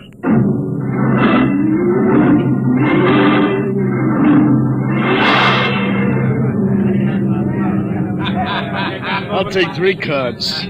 I'll stand pat. Jake to the pat hand. Combat detachment, huh? What kind of a chicken guy are you? Anytime you want to start anything, you lying, yellow All right. Don't flip your wig. All right, I don't want no trouble. That rubber-soled rat carpenter, he's worked us all over. Yeah, all except Norman. Hey, Norman! Norman, how come you ain't been psychoed? I don't need it. I'm stable. I bet you any money he's a stoolie for carpenter. I've seen his 201 personnel file. It's blank. I heard a guy say he was born in a lab. What do you mean? You ever seen him eat? Oh, you're crazy. The science brass has been working on something like that. You're crazy. You know how many men they fell short in the last draft? 900,000. So what? Now, suppose you run out of real men for soldiers. Suppose you figure how to make them. Artificial. If they ever do, they ain't gonna talk about it. Till it's combat tested. Yeah, I never thought of that. Hey, Newman. What do you got inside of you? Gears? I'm not supposed to talk about myself. Yeah? Well, suppose I make you talk. Hey, sit down, champ. Sit down before I Let go of me or I'll lay you out, too. Hey, cut it. Keep Cut going. it. Knock it Knock off. it off. Sure. At ease, men. Well, how's everybody feeling? You, Coke? All right. I'm all right, sir. Uh-huh. Sheehan? Sheehan? I'm all right, sir. Newman? I'm all right, sir. Of course. Very well, carry on.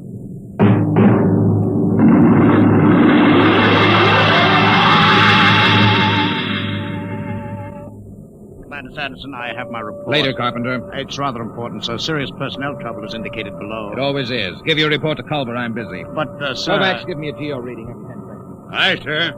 Straight as steady as before. Mr. Culver. Later. If you will initial the psycho report. All right. Hurry up. This is no time for non-combat chicken. Seismo reading, sudden fault, igneous activity ahead. That means the enemy. Mr. Culver? Aye, sir. Elevate the cutters 25 degrees. We're going up and come on the enemy from above. Aye, sir. Navigation, Watson. Elevate 25 degrees. 25 elevation. Aye, sir. Figures ahead on sonar. Sounds like 3. All right. Sound general quarters. Aye, sir.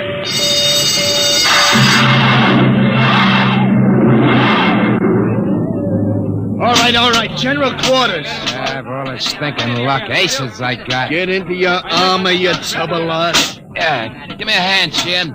The oxygen valve on my helmet's stuck. It's too tight. Helmet's too tight. You eat too much. At least I eat. Not like Noma. Yeah, look at him. Full armor and he's still smoking. I bet he lives on nicotine. Hey, Newman. Yes? You live on nicotine? Tobacco is necessary to me. Say that, a roper. What did I tell you? All right, shut up and test your helmet radio. Snap it down. Okay. Now I'll get mine.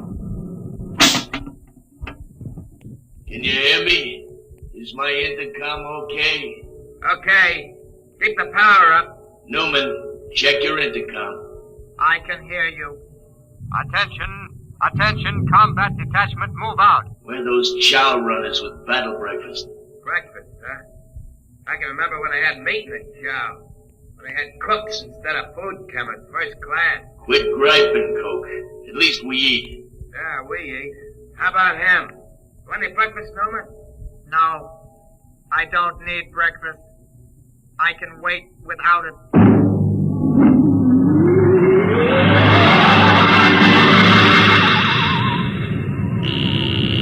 Navigation, Watson. Bridge here. Half speed. Half speed. Half speed, aye. Clark? What? What's the matter? You got the shakes? No, I'm all right. Half speed. Half speed, aye. Attention, all hands. Enemy digger sighted. What? Huh? Prepare for action at close quarters.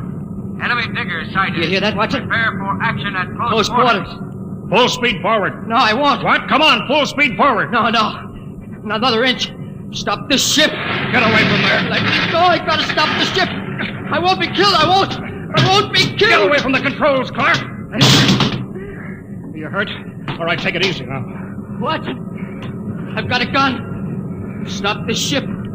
Stop it before I shoot you. Now take it easy, boy. I won't be killed. I won't let him. I'll give you 3, Watson, then I shoot. I don't know what you're doing. I'm gonna stop the ship. 1, 2,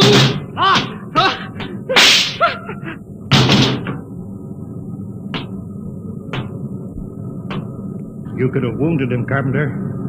That would have been enough. My judgment was the Clark was more than a marginal risk. I acted accordingly. Sure.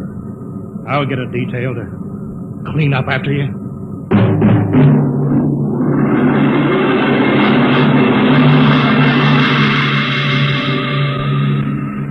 Well, Doctor, the commander says you'll rate a citation.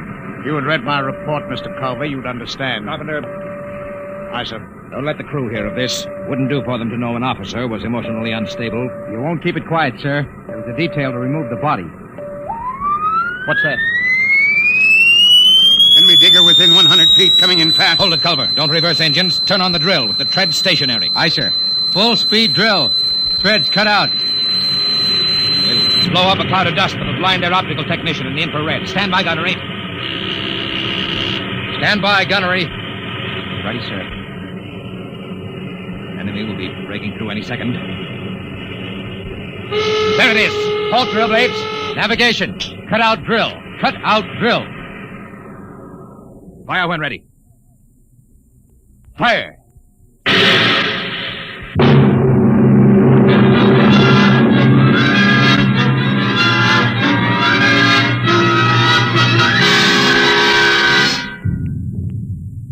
Contact signal. Contact signal received. Cease fire, Mr. Culver. Contact signal. Cease fire. Enemy battery silent, sir. Give the go-ahead to the combat men. They can move in. Who tripped that alarm? Cut it off! Navigation to bridge. Bridge, aye. What's wrong down there? Why the emergency? The atomic pile's kicking up. We can't get into hand dam. She may blow any minute. I'll take over, Mr. Culver. Prepare to abandon ship. But the enemy diggers, With sir. the atomic pile about to blow, we'll have to advance, destroy the enemy, and take refuge in their ship. There's nothing else we can do. Look alive. Aye, sir. Attention, all hands. Prepare to abandon ship. Prepare to abandon ship. Kovacs, have the ship's records packed and ready to go. Aye, sir. Commander? Watson, what are you doing up here? There'd be a lot more chance of getting out if the ship's engines were reversed. She crawled back down the tunnel before she flew. There's no way to set up remote control. I know. I thought I could stay and run her. But the pile's going to blow. I know. All right, Lieutenant. Permission granted. You may stay with the ship. Thank you, sir. You may go, Watson. Aye, sir. We can't let him do that, Commander. You can't ask any man to do that. This is no time for sentiment, Mr. Culver. Doctor, you're a louse. That's an unstable statement, Culver. It's obvious that Watson isn't worth much anyway. He might as well die. I've heard enough, Doctor. You've had this coming a long time. Now, get away from me. Culver! Culver! Pearson, get him! Let go of me, Culver! Yes, sir! All right, Kovacs. Release him. Aye, sir. Mr. Culver, I need you now, but if we come through this, I'll be forced to prefer charges. Kovacs, help Dr. Carpenter up. Aye, sir. All right, Mr. Culver. Give the order to abandon ship.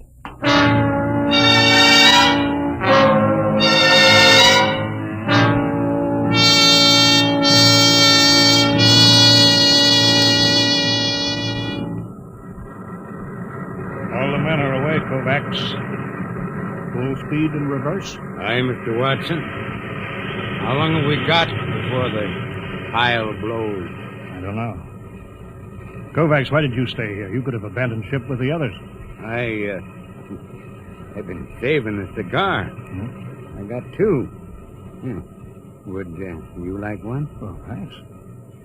Oh, that's good.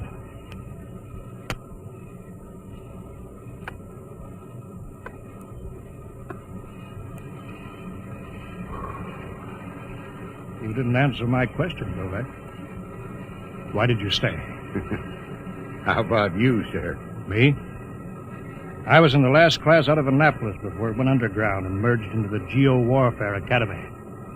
I guess I just hang on to illusions. Dead traditions of service. I suppose I did it because I thought it was the right thing to do. Yeah, I guess that's it when you get down to it. Kovacs, you saved a cigar against the rules. I've got something, too. It's a book.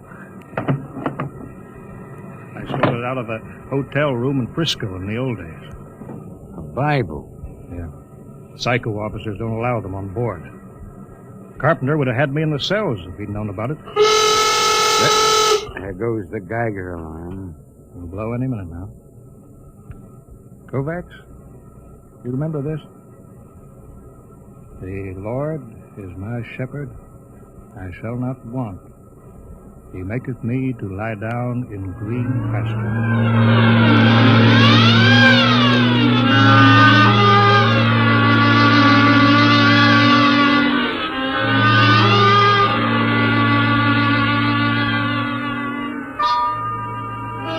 All right, guys. Now you know what an enemy underground cruiser looks like. Let's board her.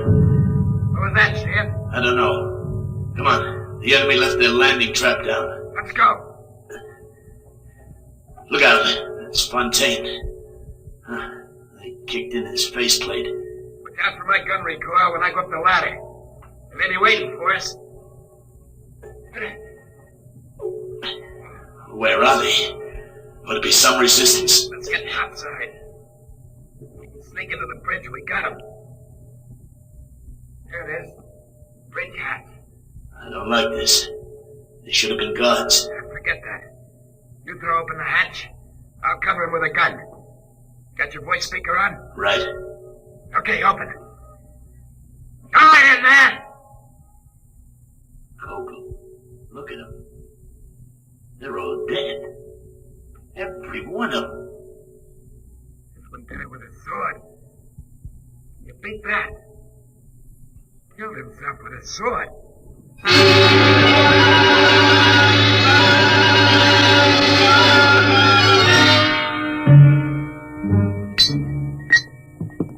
Confound this foreign equipment. Culver, how soon can we get this enemy ship underway? Give me the damage report. Aye, sir. The port tread knocked out, armor breached aft in the midships, gun batteries inoperable. Lieutenant Adamson estimates we can make limited headway in 2 days. Very well.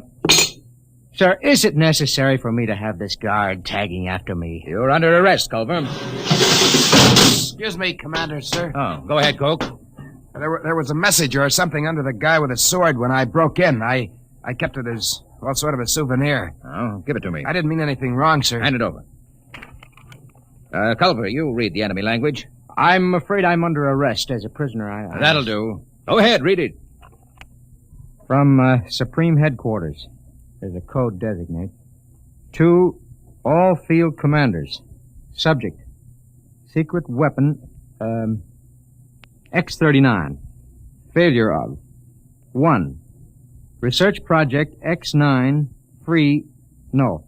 released on South America front last night.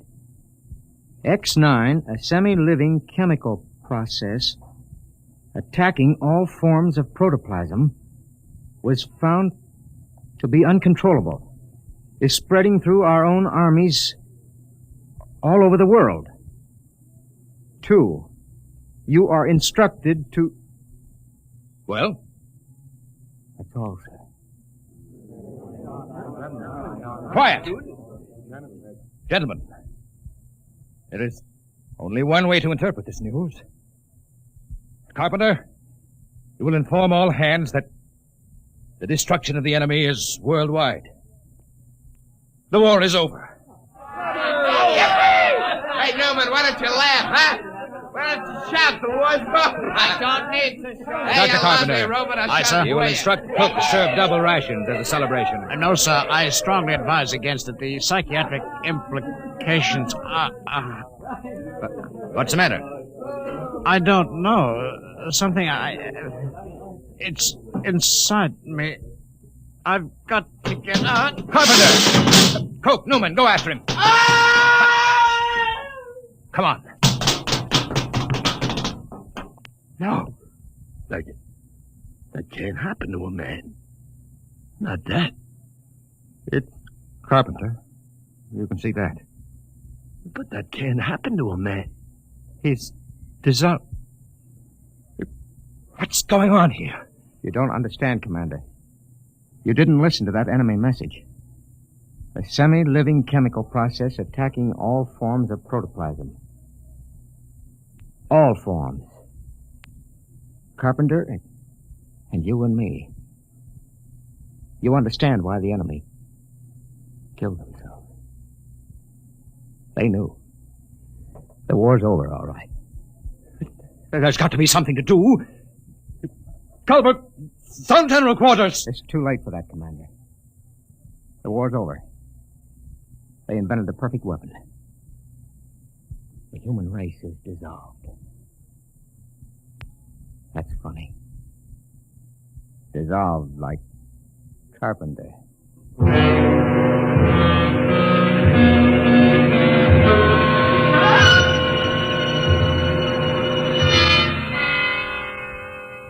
Newman. Is that you? Yes. They're all dead. Aren't they? Yes. Commander Sanderson was the last. Except me. I suppose so. How about you? It will not affect me. I am not made of protoplasm. I am an inorganic synthesis. You can't die, then. No. I am atomic powered. My breakdown point is calculated in thousands of years. I cannot destroy myself. I was conditioned against it. It's beginning. You'll be all alone, huh? I know. Buried alive in a rock for thousands of years. I'm sorry for you, Newman. I'm sorry. You'll be all alone. Now, it's starting. Can't stand it.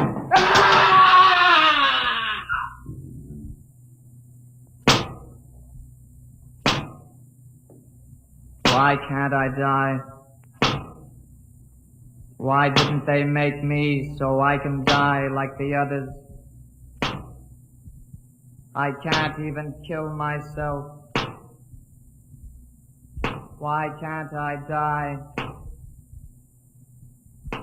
Why can't I die?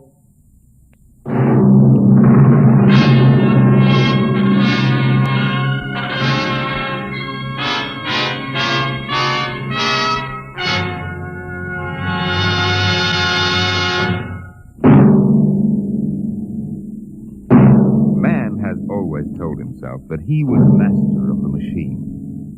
But will he always be? Listen next week to the story of a nightmare.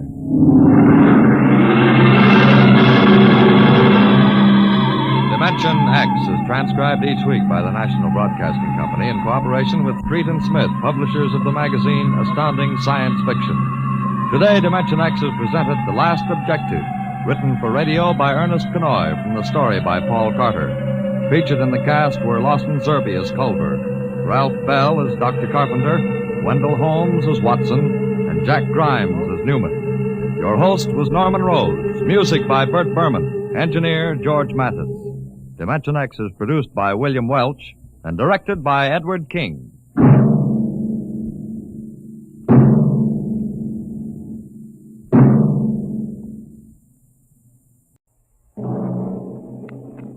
Adventures in Time and Space, transcribed in future tense.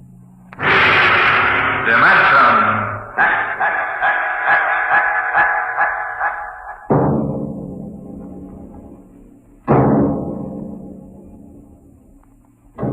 Can you predict what will come in 100 years? Or in 10? Or in the next minute? Can you see beyond the known dimensions of time and space into the unknown Dimension X?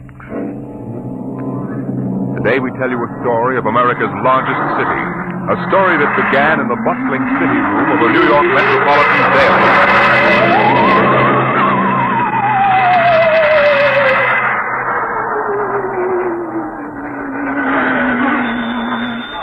City desk. Sweeney? Listen, Pop, give me a rewrite, quick. I'll take it. Okay, now look. I'm up on Riverside Drive, see? So? So, at 12:45 today, just 3 minutes ago, Grant's tomb disappeared. It's what? I'm telling you, it disappeared. It's gone. Listen, Sweeney, get yourself to a Turkish bath. Sober up. Pop, I swear I'm sober as a judge. Listen to me, will you? Just a minute. Albert, What's up, Pop? call the 100th Detective Precinct. Find out if anything's been reported missing. Like what? Like Grant's tomb. Go on, make it snappy. Okay, Pop. All right, Sweeney, now give it to me slow. This better not be a gag. No gag, Pop. Now get it down. The traffic at the drive was at its noon hour peak, and the benches and structure were filled with happy, laughing people. Then, without a warning, a rumble sounded and the alarm populace started with horrified... Hold it, Sweeney. Well, Albert? I don't get it. They say that Grant's tomb is gone. Okay, call composing. Tell them to hold everything for an extra. Clear out page 1. Get going. Okay, Sweeney, now. The heck with the words, give me the garbage. What happened? Nobody knows. There are half a dozen police cars around here staring at the place where Grant's tomb was. I was about a block away. I heard screams. I came running. It was gone. Vanished. How many dead? Nobody knows if anybody is dead. We'll find out. How can I find out when everybody was sitting on the steps and all disappeared? What? They're gone. No bodies? No tool, Pop. No tool. Okay, you hoof it back up there and get stories from some witnesses. Now call me back. Albert. Yes, Pop? Get Columbia University on the phone. Get a statement. Right. Research. Yes, sir. Grab an encyclopedia, see if anything like this ever happened before. Hey, Walters. Yeah, Pop? Call the army. Find out about secret weapons. Hello, composing. This is Pop Adderby on the city desk. Start setting up an extra. I want to hit the street in 20 minutes. Second extra in an hour with pictures. Okay, what are you waiting for? Get 'em rolling.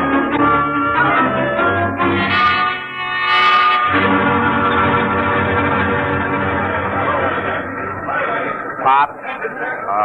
Pop. Oh, I'm busy, Albert. Yes, sir. Pop, Mr. Colborne wants to see you. Pronto. Tell him I'm busy. Well, he says to come now. Oh, of all the flat-headed publishers to saddle a newspaper with. Okay. Sweeney calls, switch it to Colburn's office. Okay, Pop. Come in. Listen, Mr. Colburn, I'm very busy now. There's an extra on the rollers and... I know. I just called composing and ordered them to stop it. To stop it? Are you... Adderby, you've been on the city desk of the Herald for 25 years now. Since when do you waste thousands of dollars on an April Fool issue? April Fool? Listen, Grant's tomb is missing. Is that a story? Or am I dead from the neck up? Did you check it? Yes, and Sweeney... How do you know it's true? Well, if you... What do you mean spreading cold terror all over town? But Sweeney... The devil with Sweeney. How do you know it isn't just a hallucination? Mass hypnotism, something like that. Well, what if it is? Adderby, if this is a farce, we'll be in Dutch, but good. Civil suits, criminal action. We're the only paper in town on the streets with an extra. The other editors don't believe this story for one instant. It takes guts to run a paper. Well, if that's what it takes, you've got too many. You took the authority for this without even trying to find me and get an okay. Your father-in-law knew a story has to run while it's hot. All right. You ran this while it was so hot, our first 10 papers drove the city into a panic. How do we know this whole thing isn't a big... Hello. Now there's Corborn. Yes, he's here. It what? Oh, well, that's fine. That's fine and dandy. You're fired. It's your star reporter, Mr. Sweeney, formerly of the Herald. Formerly? Give me that phone. Hello, Sweeney. Did you get the pictures? How are things up there? I'll need more witnesses. Hey, what? It's back. Fine. What did you say? It's back. Grant's tomb is back. I'm sorry. You're sorry. All right, golden boy. Now give it to me slow. Make it sound intelligent. It just reappeared, that's all. What about the people who were inside? All back. Don't remember a thing. It's just like it never happened at all. It's a miracle. Some miracle. We got an extra on the streets with 28 types screaming that Grant's tomb has vanished, and you calmly call me up to tell me that it's back. But it was gone, I tell you, Pop. Sweeney. What? Do me a favor, will you? Yeah, what? Drop dead. Well, Atterby? Guess we run a retraction. Just doesn't make sense. 12 police cars saw it. We've got statements from witnesses. I told you it was hysteria. Look at the man from Mars broadcast that Orson Welles did. 1,000 people will swear they saw the monsters. Oh, I don't know. I'm all confused. Well, let's look at it this way, Atterby. Maybe you've had enough. Enough what? You've been on the city desk 25 years now. That makes you, 55? 54. What are you driving at, Mr. Colby? I mean, maybe you ought to retire. Retire? We need new people, new ideas. I've been thinking about it for some time now. With Social Security, you'd get... About $20. Fine. Now, you listen. I brought this paper into the world, and it's going to take me out. I was on that city desk before you ever heard of a stick of type. Then you come along and marry a publisher's daughter. That's enough.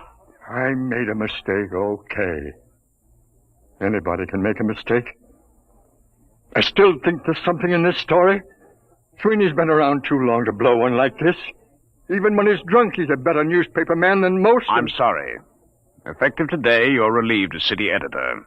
Sanford will take over. Sanford? Why, he's green as grass. If you want to stay on in some minor jobs... Such as... Well, how about science editor? Science editor. You could have the office right next to mine. It'll pay the rent. Well? Oh, I don't know. I don't know what I'll do. Been on the city desk so long. Well, maybe it's too much excitement for a man your age. Stop writing me off, will you? I'm sick. I'm 54. And a man at 54... is no longer a boy. Oh, I don't know. Maybe I am losing my grip. Gotta go somewhere and think it over. All right, Attaby. Take your time. I'll be across the street at Burley's bar if you need me. I'll let you know before the bulldog hits the streets.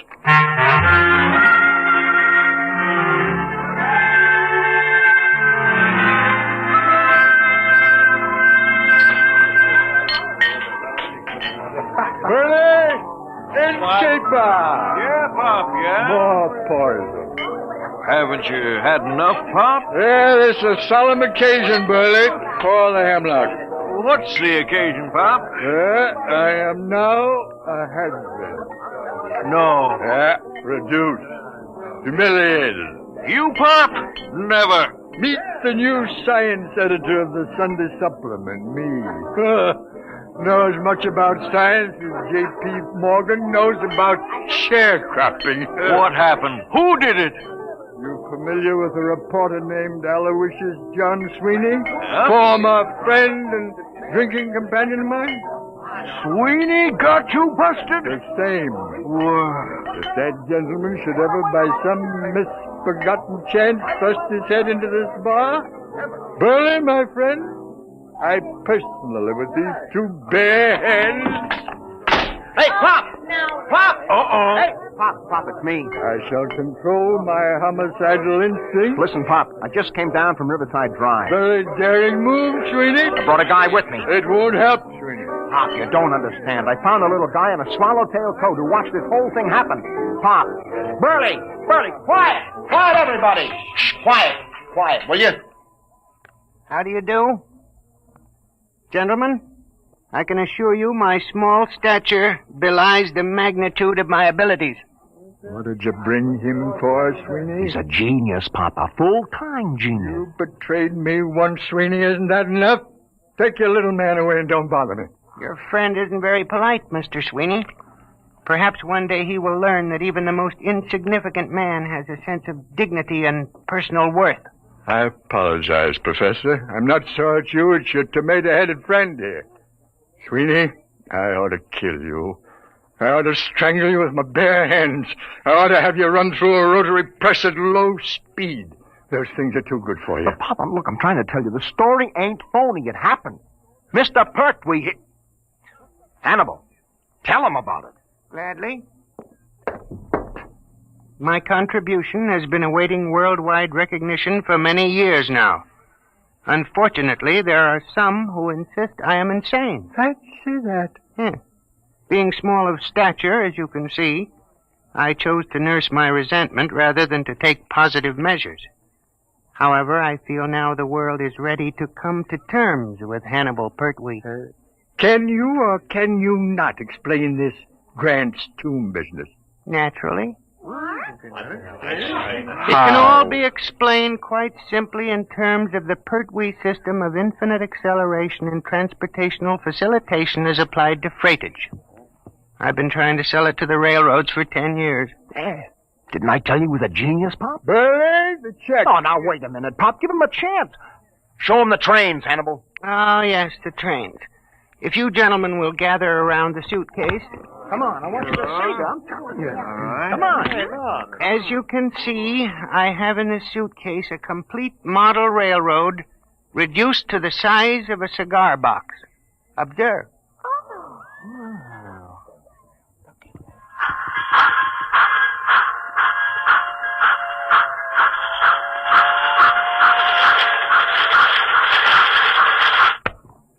That's enough, I think. They run! Just like real trains! Sweeney, Not content with ruining my life, losing me my job, driving me to alcohol, you're now trying to drive me out of my mind with an obvious madman who builds model railroads. Here's the money, Burley. Keep the change. Oh, but Pop, Goodbye, gentlemen. Pop, you're not even giving him a chance. Out of my way. Listen, Pop, please. Out of my way. It's always the same. They won't listen to me. Oh, I guess Pop is losing his grip. I hate them. No, don't take it so hard, Hannibal. Maybe it was all a hallucination. The Pertwee theory is not an hallucination. Sure. Well, it was a good try anyway. I guess I'll go back to the office and pick up my stuff. But I'll show them. Someday they'll listen. Sure. You'll show them, Hannibal. Hey, Burley, fix Professor Pertwee here with a double scotch. Ahead, make it a triple.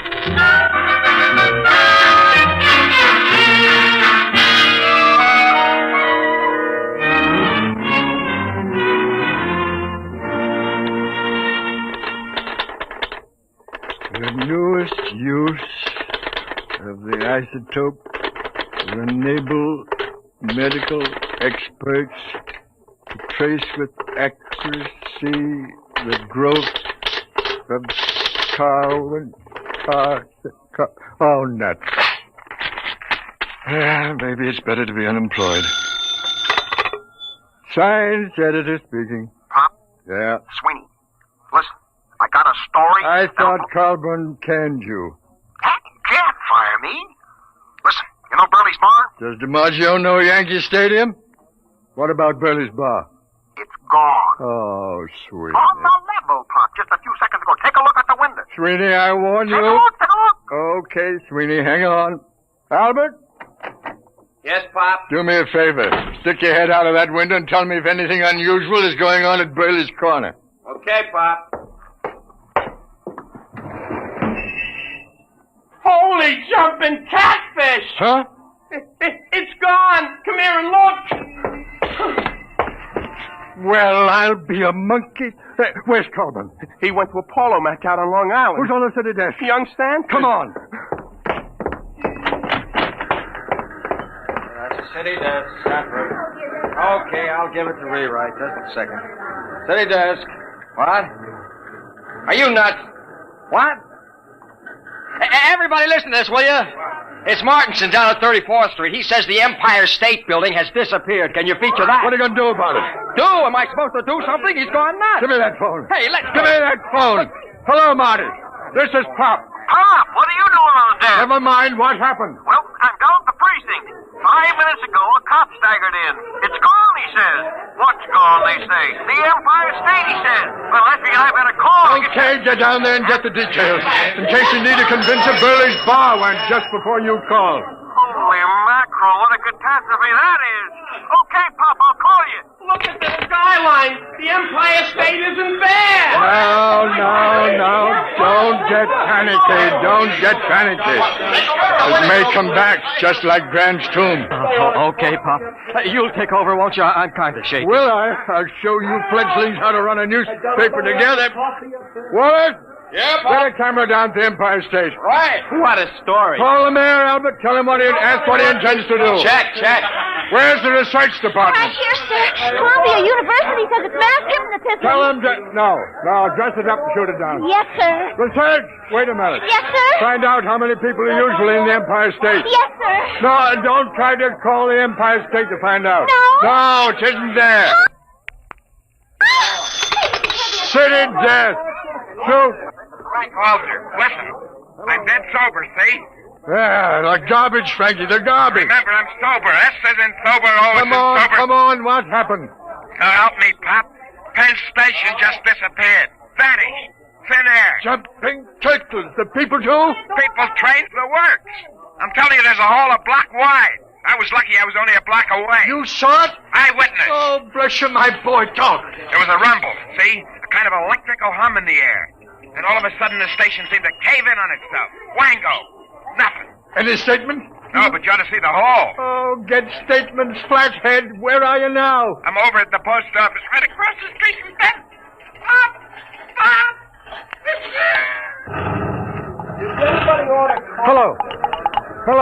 Hello, Frankie. Frankie, operator! Pop, we got a flash. The United States Post Office just went. The whole darn city is going piece by piece. Don't lose your head, Albert. Hello. This is the composing room about that Empire State Building story. Well, it's old news. We've just lost Penn Station and the post office. Get out a new banner head. New York City vanishing. What about copy? You don't need copy for a story like this. Tell the linotype operators to use their imagination. Albert! Pop? Anything else missing? Chrysler Building, maybe? Nothing yet, Pop. Oh. Anything reappeared yet? No word on anything. Maybe things are stabilizing. Crawl composing. Tell them to start rolling. Right, Pop. And find Sweeney. Telephone from downstairs a while ago. I forgot all about him. Tell him he's hired again. I'll print any statement that isn't immoral. Uh-oh, Pop. Here comes Mr. Trouble. Anna B! Oh, now, take it easy, Colburn. Anna B, what are you doing at the city desk? Where's Sanborn? What's going on here anyway? Has everyone gone out of his mind? Listen, the Empire State, the Penn Station, and the post office have all been missing for almost 5 minutes. Get away from that desk, you. Drop that telephone. Listen. I don't care if Washington, D.C. has been bombed by the Martians. I want you out of this office in 2 minutes. Albert, Castro's extras. Pop, you get out, you're fired. Oh, you're not being reasonable. I'm not interested in the other papers. Just get out of here before I go stark raving mad.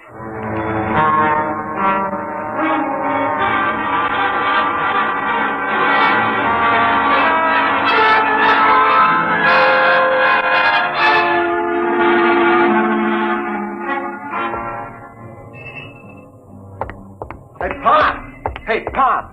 Oh, hello, Sweeney. Where have you been? I've been trying to make up my mind whether to come up or not. When you left me hanging on the phone, I thought you was insulting me. Hey, how come you aren't on the desk? Oh, I'm canned.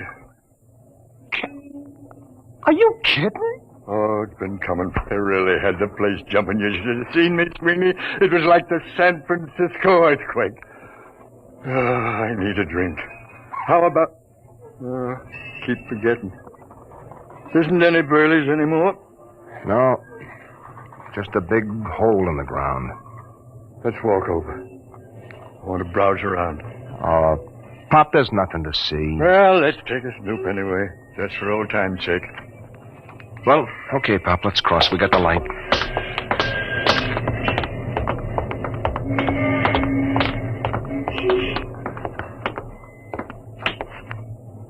Well, will you look at that? Who'd ever thought that less than 10 minutes ago there was a building here? Yeah. Let's climb down and have a look, Sweeney. Well, what for, Pop? It's getting dark, you know. We'll break our necks. Sweeney, where's your old reporter spirit? Come on. Well, okay, but I don't see what you expect to... Ooh, my ankle. Easy.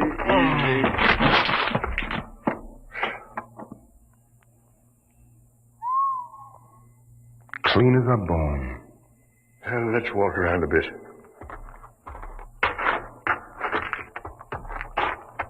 See anything? No, just rock, pieces of the foundation. I'll bet you Pop, wait a minute. What? Will you look at this? So small I almost missed it. Well, I'll be a son of a perfect scale model of Burley's. Less than 4 inches tall. What do you suppose this is doing here? I don't know. Can I help you, gentlemen? Pertwee. What are you doing down here? I'm looking for my model. Thank you for finding it. Oh, this is yours, is it? Certainly. Now, if you'll be kind enough to hand it to me, I'll just put it back in my suitcase. You better give it to him, Pop. All right. Thank you. There we are. Thank you, gentlemen. I thought you just went in for model trains. I have always been preoccupied with tiny things, but lately I've been branching out. Well, I really must be going. Thank you very much. He's as loony as a bat. The geniuses are all crazy. I read it in a book. Sweeney, you get a look in that suitcase. Sure, I seen it when he opened it in the bar this morning. I mean just now. Oh, why? This morning when he opened his suitcase, he had a little round tube and a set of model trains in it. Nothing else. So? This time he had 3 other models. So what? Nothing. except they happen to be models of the Empire State, Penn Station, and the United States Post Office.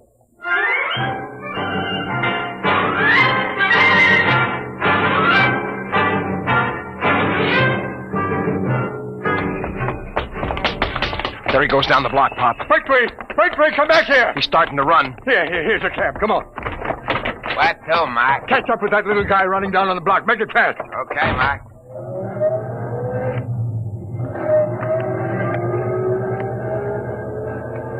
There he is. Hold it, cabby, hold it. Come on, Sweeney. Hey, how about my dough? Hey, you bum! Stop, gentlemen. Stop, I warn you. Hey, Pop. He's got that little tube out of his suitcase. He's pointing. Grab him, Sweeney. All right, give me that thing. Let go of my arm. Give it to me. There. I warn you. Never mind the warnings. Just you come along with us. We're going to have a little talk. Take him up to the office, Sweeney. Pop. What? Where's the taxi? What? The taxi. If you look at the curb, you'll find your taxi. Jumping saints. Pop, look at it. Now, gentlemen, perhaps the world will believe in the validity of the Pertwee system of infinite acceleration.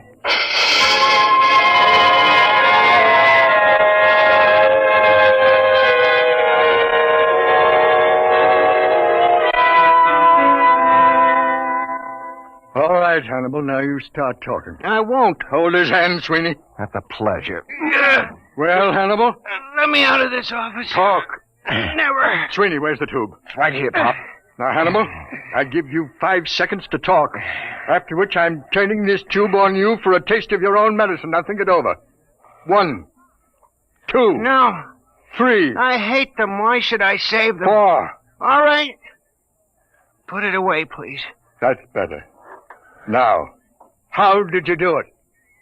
Many years ago, Einstein posed a theory that if an object were sufficiently accelerated, it would gradually flatten out and eventually disappear altogether. Working on this approach, I evolved a method of accelerating the atoms within the molecules, setting an object spinning in 4 rather than 3 dimensions.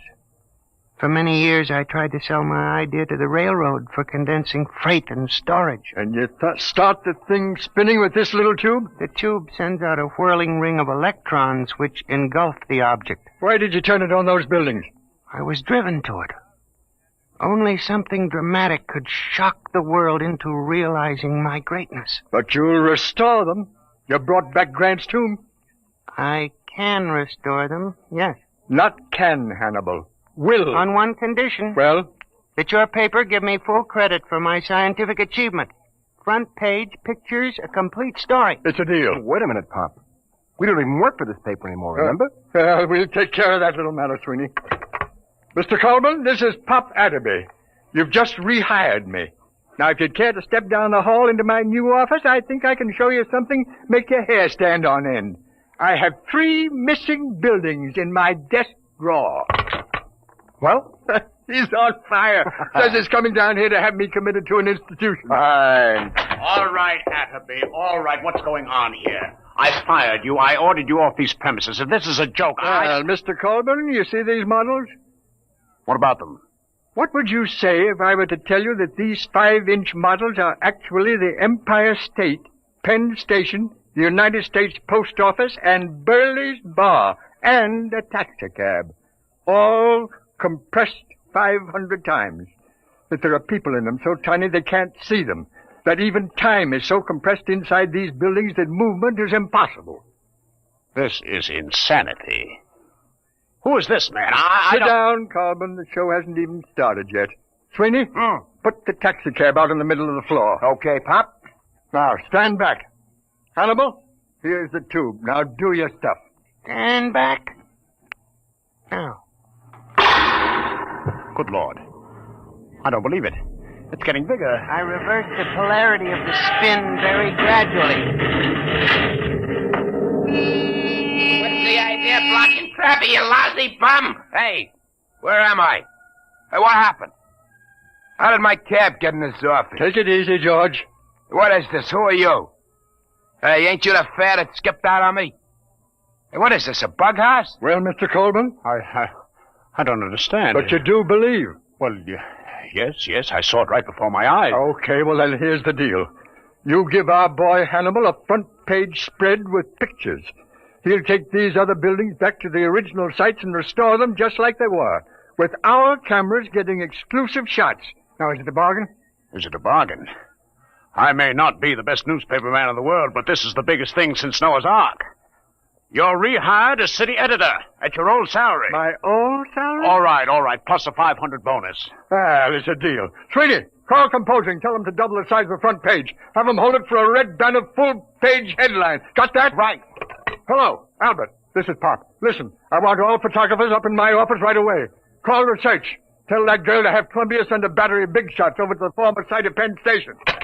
Copy, Mike. Copy, boy! Hey, Mike. I'm busy, George. Sweeney, what's the word? We messed up. All right. What is it? All I want to know is, how do I get my hack out of this office?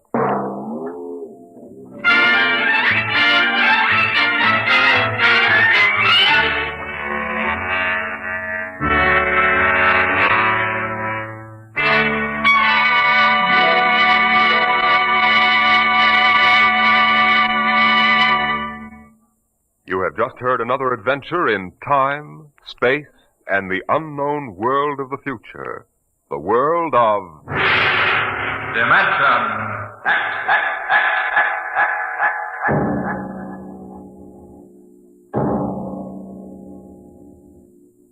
How would you like to leave your home and friends for a trip that might last for 10 years or forever? You'll hear all about it on Dimension X next week when we present Shanghai.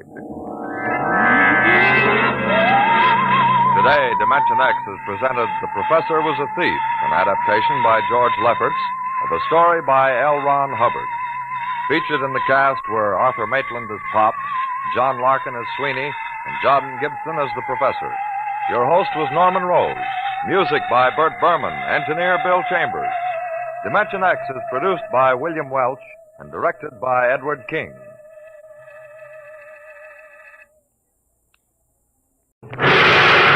Dimension X.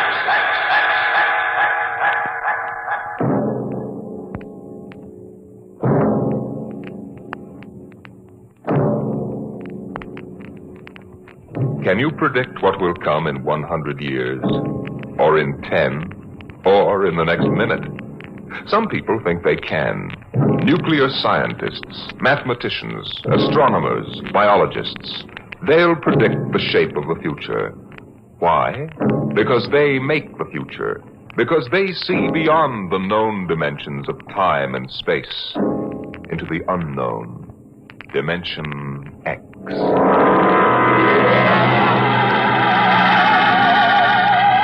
It was in the year of 1982 that spacemen first discovered the Great Galactic Barrier. In the past 10 years, rocket travel to the moon and the nearer planets had become commonplace. And then men fixed their sights on a more distant star, the remote planet known as Volta. 5 exploratory ships went out, and none came back, each in turn disappearing mysteriously at the same vanishing point, at an invisible wall somewhere in the vast outer reaches that became known as the wrecker of spaceships, the Galactic Reef. And yet the explorers refused to admit defeat. It was on June the 2nd, 1987, that the rocket Star Cloud made ready for takeoff, the 6th to attempt to crack the barrier and win through to Volta.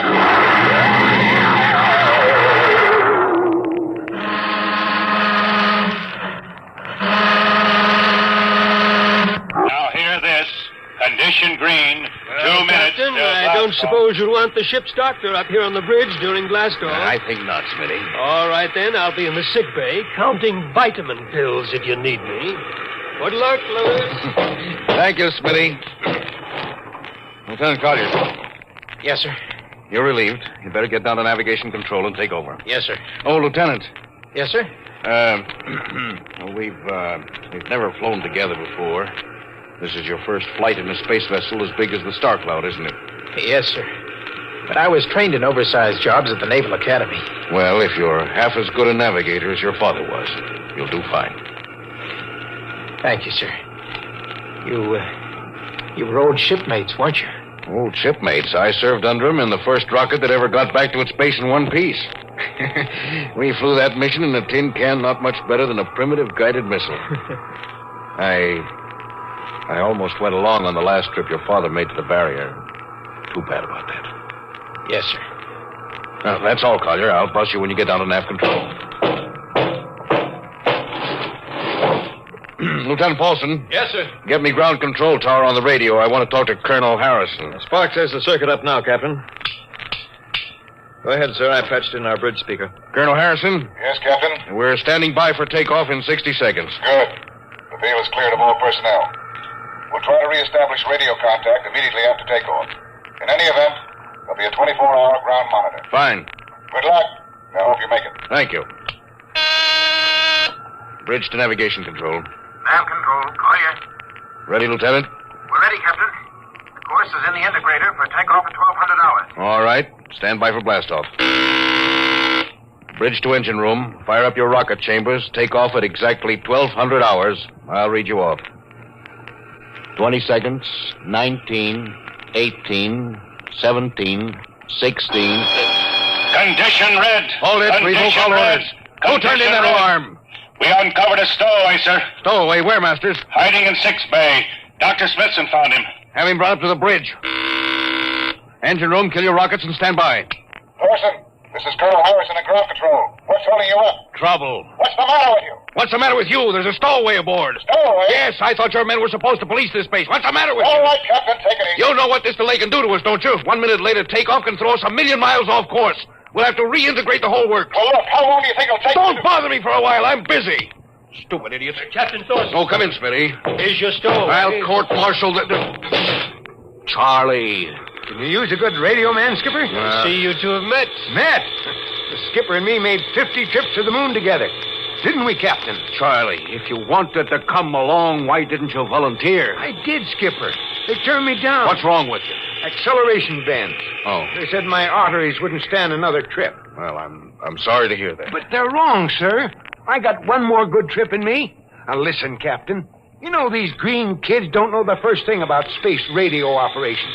You put a man like me on, I'll be getting you a bedtime story from Mars. Now listen, Charlie, you know the regulations as well as I do. I can't take you much as I'd like to. Colonel Harrison will murder me for this. Oh. I'm sorry, Charlie. I'll have to put you aground. I'll tell you what. I'll ask Harrison to put you on as ground radio contact. It'll seem as if you were right here with us. He won't do it, sir. He'd better, or I'll have him busted to corporal for letting you sneak aboard. Now, you'd better be off, Charlie. Masters. Yes, sir. I'm sending this man aground. Give him time to clear the launching platform. Yes, sir. So long, Charlie. I'm really sorry. Good luck, Skipper. I thought you were going to have him drawn and quartered. If it'd been anybody else, I would have, Smitty. But Charlie, well, he's kind of special. Been with me since my first command, when Giller run to the moon. If he wanted to come along this time, well, it's only through loyalty to me. You know, Lewis, I didn't realize it before, but you're almost human. Bilge. Navigation, Lieutenant Collier, you there? Nav control, Collier. Lieutenant, how badly are we fouled up? Can you recalculate the course, or shall I cancel the takeoff? I've already plotted a new course on the integrator, sir. Good. Can we take off in exactly 2 minutes? 2 minutes? Yes, sir. If we can, all we need to correct is for only a 1 degree deflection. I can do that before we breach the stratosphere. That's quick work. Are you sure? Positive, sir. Well, all right, Collier. I'm putting it in your hands. We'll blast off on your signal. Lewis, isn't that a lot of responsibility for a young green officer? Yes, but if he can't do his job, I'd rather find out now than at the galactic barrier. Bridge to engine room. Prepare to blast off on navigator signal.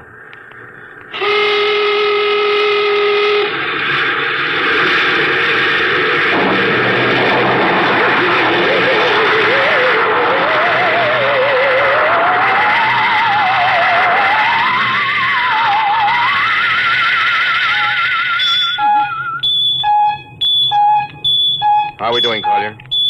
Coming on the bearings, sir. 4, 3, 2, 0. We've intersected the course vector. Good work, Collier. The course is corrected, sir. Ready to go into atomic overdrive anytime you say. All right, stand by. Now hear this. Now hear this. Prepare for maximum acceleration. Bridge to engine room. Kill your rockets. Rockets out. Fire up number 1 cyclotron. Number 1 ready. Fire up number 2. Number 2 ready. Withdraw your dampening rods. Aye. Fission chamber ready. Blast tubes cleared. All generators operating at capacity, sir. Right. Go into overdrive on the count of 0. 5 seconds, Captain. 3. 2. 2. 1. 1. 0. 0.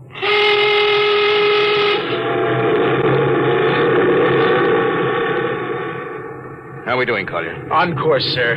She's running hot and true. Well, my compliments, Lieutenant. Thank you, sir.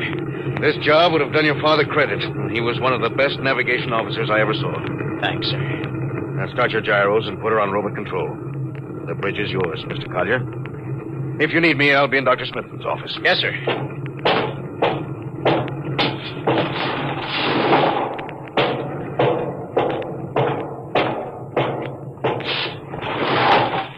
I see you got us off the ground. Yeah, you can thank young Collier for that. Chip off the old block. You knew his father? Matter of fact, I knew him very well. First-rate spaceman. Is he the one who, Yes. He was lost in the galactic barrier on the second ship we sent out to Volta. Louis, just what do you think this galactic barrier is? Oh, your guess is as good as mine, Doc. All I know is that 5 ships have gone into it. None of them have come back out.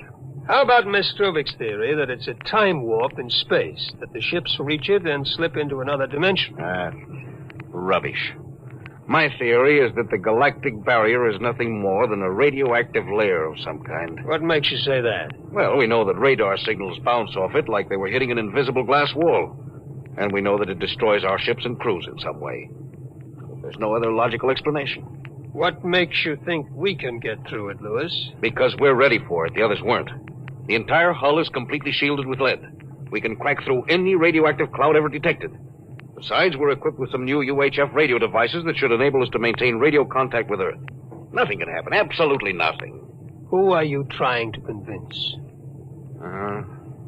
Myself, I suppose. Louis, you've had your share of glory. First skipper to reach the moon back in 1962. You could have retired. Why are you risking this trip? Because 5 ships are missing. And men like Prentice and Marketson and young Collier's father. I'm tired of seeing good men fed into that meat chopper. Then why are we going? We haven't any choice, Smithy. We're in a race, the kind of race where men and ships are expendable. According to Interspace Code, the first nation to reach Volta can claim it. Personally, I want no part of it. Doc, there are a dozen nations who feel very differently about that. I know. You're right, of course. Well, at least it won't be boring. I'll have to play physician morale builder and mother substitute for 112 slightly nervous men. Your morale doesn't sound too good, Doc. As morale officer, I can state without fear of contradiction, it is terrible. And something tells me that as we approach that galactic barrier, I'm not going to be alone.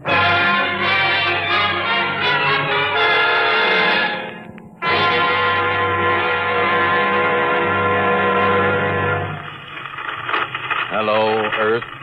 Hello, Earth. Captain Thorson of the Star Cloud calling Earth. Star Cloud to Earth. Can you read me? Hello, Star Cloud. Hi, Captain. Charlie. Well, I see they haven't court-martialed you yet. No, sir. Thanks to you. It's good to hear you. You can read us the funny papers on Sunday morning. Right. How's our signal? Strong. Clears the bell. Well, here's our log report for Colonel Harrison. Ready? Shoot. June 2nd, 1987. 4 weeks out from Earth. Running true, no radiation. Operation normal. Still making our approach to the galactic barrier. That's all, Charlie. See you later. Good luck, Captain. I sure wish I was with you.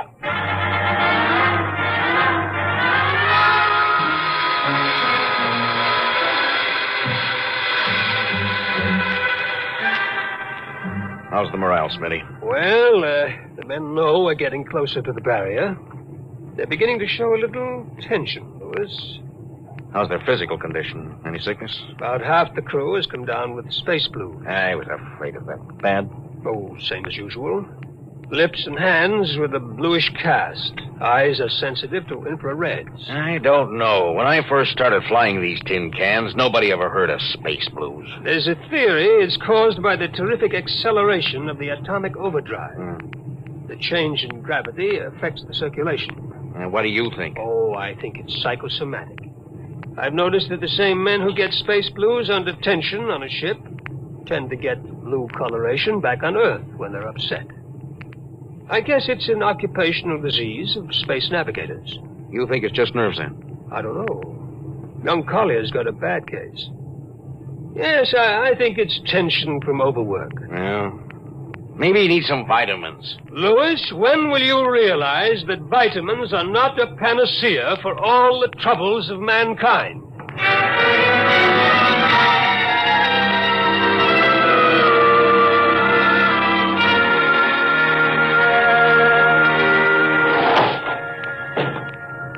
Sir, I understand you've relieved me from duty. Dr. Smithson says you aren't looking very well, Collier. I'm just giving you a rest. But, sir, I feel perfectly able to continue. Your lips are as blue as Minnetonka. Captain, I'd like to remain at my post. Now, don't be so foolhardy, Lieutenant. I'm not being foolhardy, sir. You see, I have a special personal reason for wanting this expedition to reach Volta. Oh, your father? Yes, sir, my father. You think he might still be alive? Sir, I have to find out what happened. I think I understand. Very well, Collier. Report back to duty.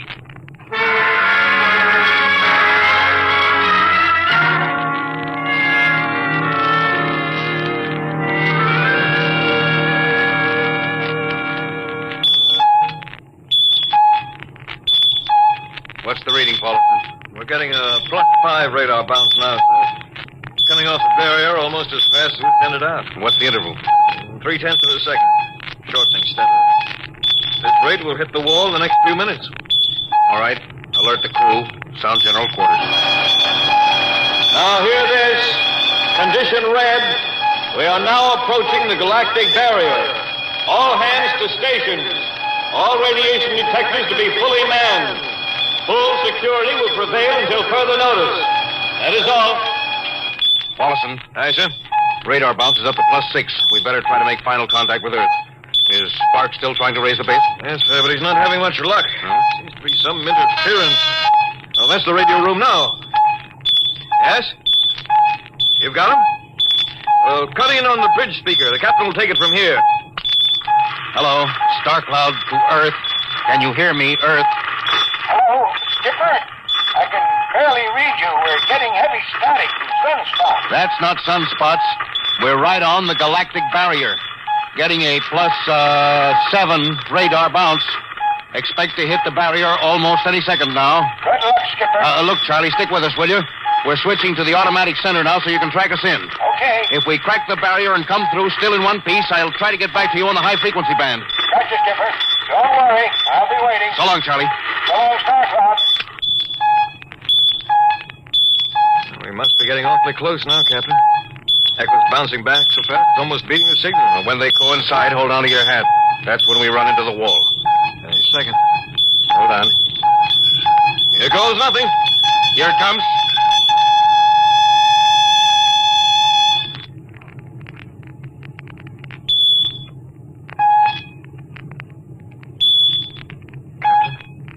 What? Nothing happened. We made it, Captain. No radiation, no time warp, no nothing. The crew's gone crazy, sir. Let them. They earned it. Hey, Doc, can you break out a few bottles of snake bite serum for medicinal purposes? I sure can, Louis. This calls for a celebration. How's your morale now? Couldn't be better. How's yours? Couldn't be better. Hey, what the? Condition red. Condition red. Radiation detected. Condition red. Radiation detected. Holy mackerel. Look at the needle on that indicator. Paulson. I see it, Captain. Picking up radiation like crazy. What's it like? It's a strong impulse. What kind? I don't know, sir. It's too long for a cosmic ray and too short for UHF. The ship's lousy with it. Man your battle stations! Paulson, track it down. Triangulate it and make it fast. I want a directional fit. Yes, sir. Engine room. Yes, sir. We're picking up radioactivity. Is it the fission chambers? No leak here, sir. I'll check your gauges. Nothing here, Captain. Must be coming from outside. Damage control. Yes, sir? Is radiation penetrating the lead shield? Haven't found anything yet, sir. Well, keep at it. Paulson, how are you doing? I've got it fixed, Captain. What is it? I'll have to recheck my figures. Oh, hurry up. The angle is correct. Come on, man, for Pete's sake, what's the radiation from? It's coming from inside the ship. That's impossible. Oh, sir, I've checked it twice. Well, it's got to be the engines. If it is, we're finished. Engine room. Yes, sir. That radiation must be in the overdrive pile. No, sir. It isn't here, sir. Are you certain? Yes, sir. All right, keep checking. Well, only one thing left to do. Paulson, get a Geiger counter. We're going to start combing this ship inch by inch. Yes, sir. Turn it on. Yes, sir. Ready, Captain. We'll check the atomic guns first. Come on. We'll cut through the officers' quarters to ordnance. Yes, sir.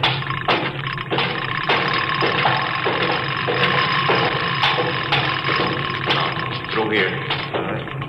Wait a minute, sir. Huh? What is it? The signal's weaker now. Yeah. Let's go back.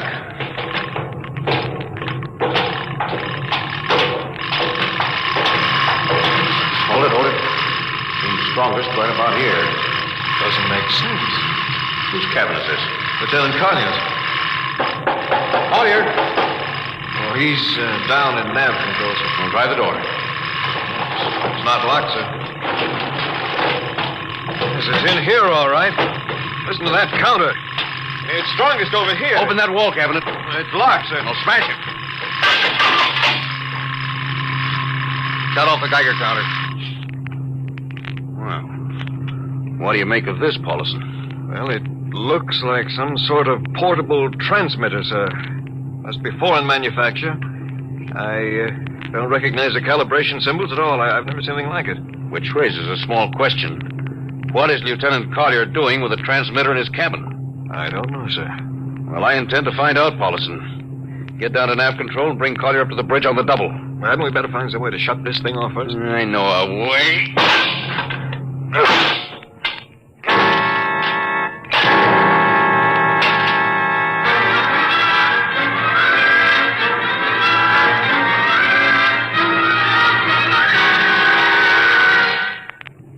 Lieutenant Collier, I'm going to ask a few simple questions. Yes, sir. And I want a few simple answers. Yes, sir. What were you doing with the transmitter in your cabin? Transmitter, Captain. You know nothing about it? No, sir, I don't. Do you recognize these calibration symbols? No, sir. Can you think of how it might have been placed in your cabin without your knowing it?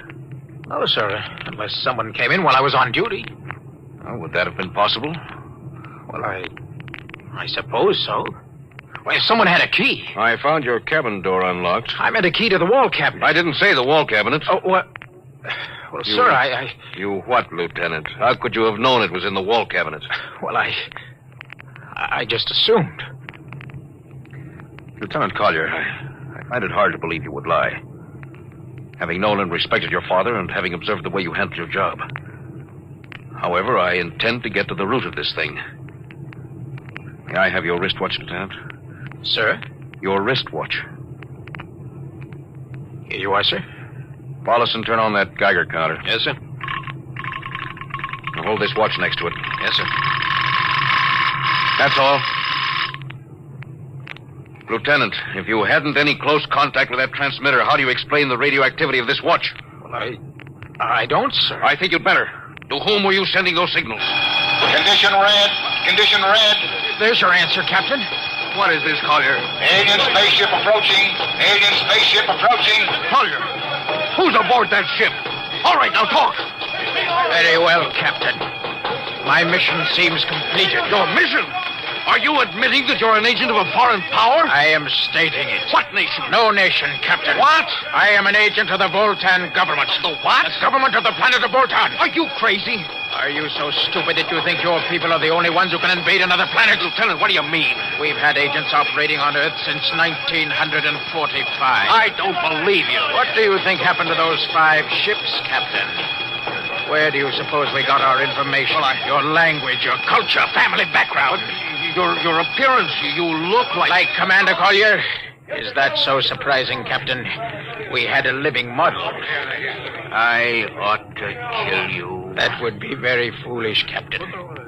I would advise you to surrender without delay. Alien ship now coming into ordnance range. I'll deal with you later, Collier. Paulison. Yes, sir. Put this man in irons and take him away. Don't worry, sir. We'll take good care of him. Thunder, Robinson. Gunnery. Richardson. What's the range? 10,000 meters. They're closing fast. Put your guns on radar tracking. Tracking. Coming on the bearing. Fire. Fire, Richardson. Did you hear me? Fire! What's the matter down there? Did you hear me? Richardson, answer me! What? Who? It's no use to shout, Captain. Collier. How did you get loose? Where's Paulison? Lieutenant Paulison is dead. All stations, Lieutenant Collier has escaped. Seize him, men! Don't waste your breath, Captain. Your men can't hear you. What? Those still alive are my men. You're lying. No, Captain. Every ship that has ever left Earth was controlled by a Voltaire crew. That's impossible. Those were hand-picked men. Hand-picked by us. I don't believe you. Then why not call for help? Carpenter, Robinson, Haley, report.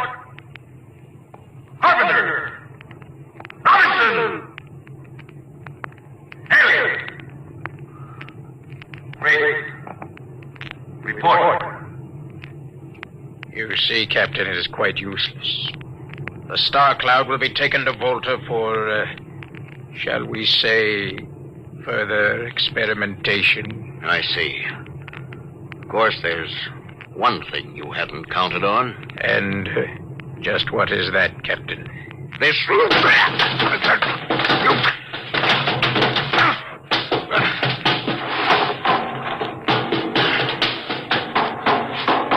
Carpenter!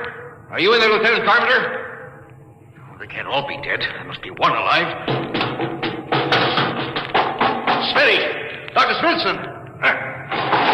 Smitty! Oh, Smitty, what have they done to you? Louis. Those dirty... don't talk. I must lean closer. Not much time. Louis, space blues. Space blues? What is it, Smitty? What are you trying to tell me? All men with space blues. Voltan. Here, let me help you. No, Louis. Get message back to Earth. Voltan, 5th column. Watch out for space blues. Smitty.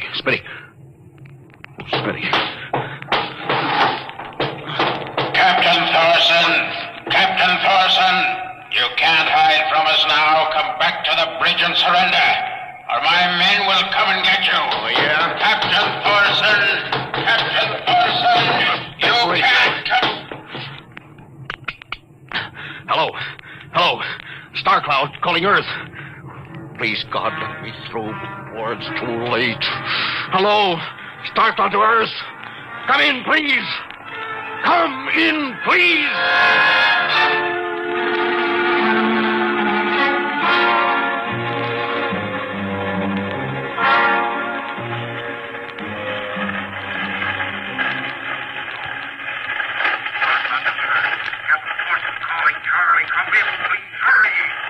Hello? Can you hear me, Charlie? Skipper, is that you? It's, coming in a little louder now, Skip. Keep sending. Thank God, Charlie. Now listen to me. Not much time. Get word to Colonel Harrison. Crew, mutiny. Most of crew members, Voltan. What? Voltan. Spell that. V-O-L... Voltans? That's right. They're from the planet Volta. Skipper, are you all right? Look, Charlie, this is serious. They'll be here any second. Now listen, they have a 5th column on Earth. They're planning to invade you. You don't mean it. Of course I mean it. Now tell Harrison. Posing as humans, you can detect them by space blues. You got that? Only Voltans give space blues. Charlie, can you hear me? Space blue. I get you. Everything is Charlie. At the video, you warn everybody. Captain? They open the door. Come on, Charlie. Captain! Captain Thorson! Hello? Hello, Star Cloud! Come in! What's the trouble, Sergeant? I was just trying to raise the Star Cloud, Colonel. Had me luck? No, sir. No contact. No contact? No, sir. Nearly an hour since they hit the galactic barrier. I don't understand why they haven't tried to get a message back. No, sir. Neither do I. All right. I'll take over for a while. Yes. You do that. You go right ahead, sir. Right. Oh, Charlie, you'd better go out and get yourself some coffee. You look a little blue around the gills.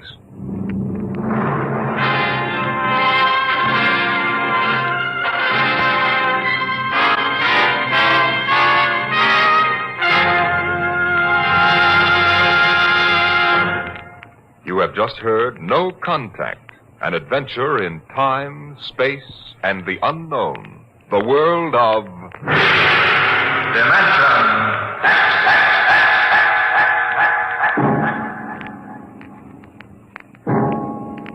Next week we have a cheerful little tale that starts with the disappearance of Grant's tomb.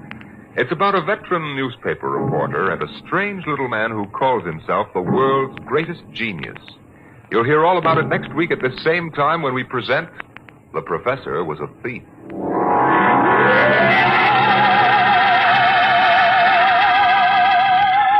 Dimension X has presented No Contact, an original story written by George Lefferts from a storyline by Lefferts and Ernest Kinoy. Featured in the cast were Louis Van Ruten as Captain Thorson, Donald Duca as Lieutenant Collier, and Cameron Prudhomme as Charlie. Your host was Norman Rose. Music by Albert Berman, engineer Bill Chambers. Dimension X is produced by William Welch and directed by Edward King. Adventures in time and space, told in future tense. Dimension X.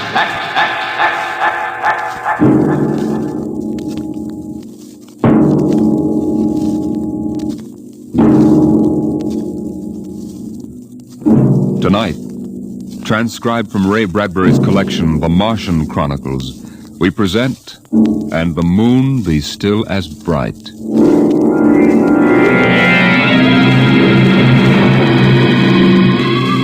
The first 3 expeditions to Mars left Earth in a mushroom of flame, arced through the atmosphere, and finally dwindled to tiny specks in the big eye of Mount Palomar telescope, and then were lost to sight forever. The prearranged landing signals flashed back to Earth, and then the radios went dead. One after the other, ships had disappeared and were never heard from again. But still the rockets came. The 4th expedition emerged from the silent gulfs of space and angled down toward the floating red disk of Mars, down into an orbit, as the order came to land. Stand by for deceleration. Deceleration, aye, sir. Skids down. Skids down, sir. Engine room. Engine room, aye. Landing procedure. Fire 1, 3, and 5. Aye, sir.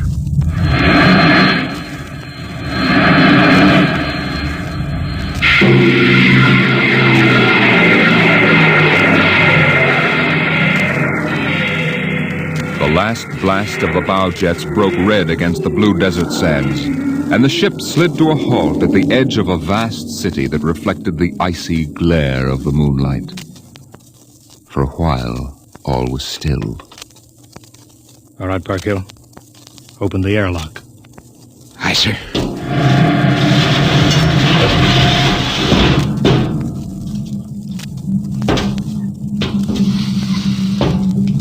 Fresh air. How about a fire, Captain Wilder?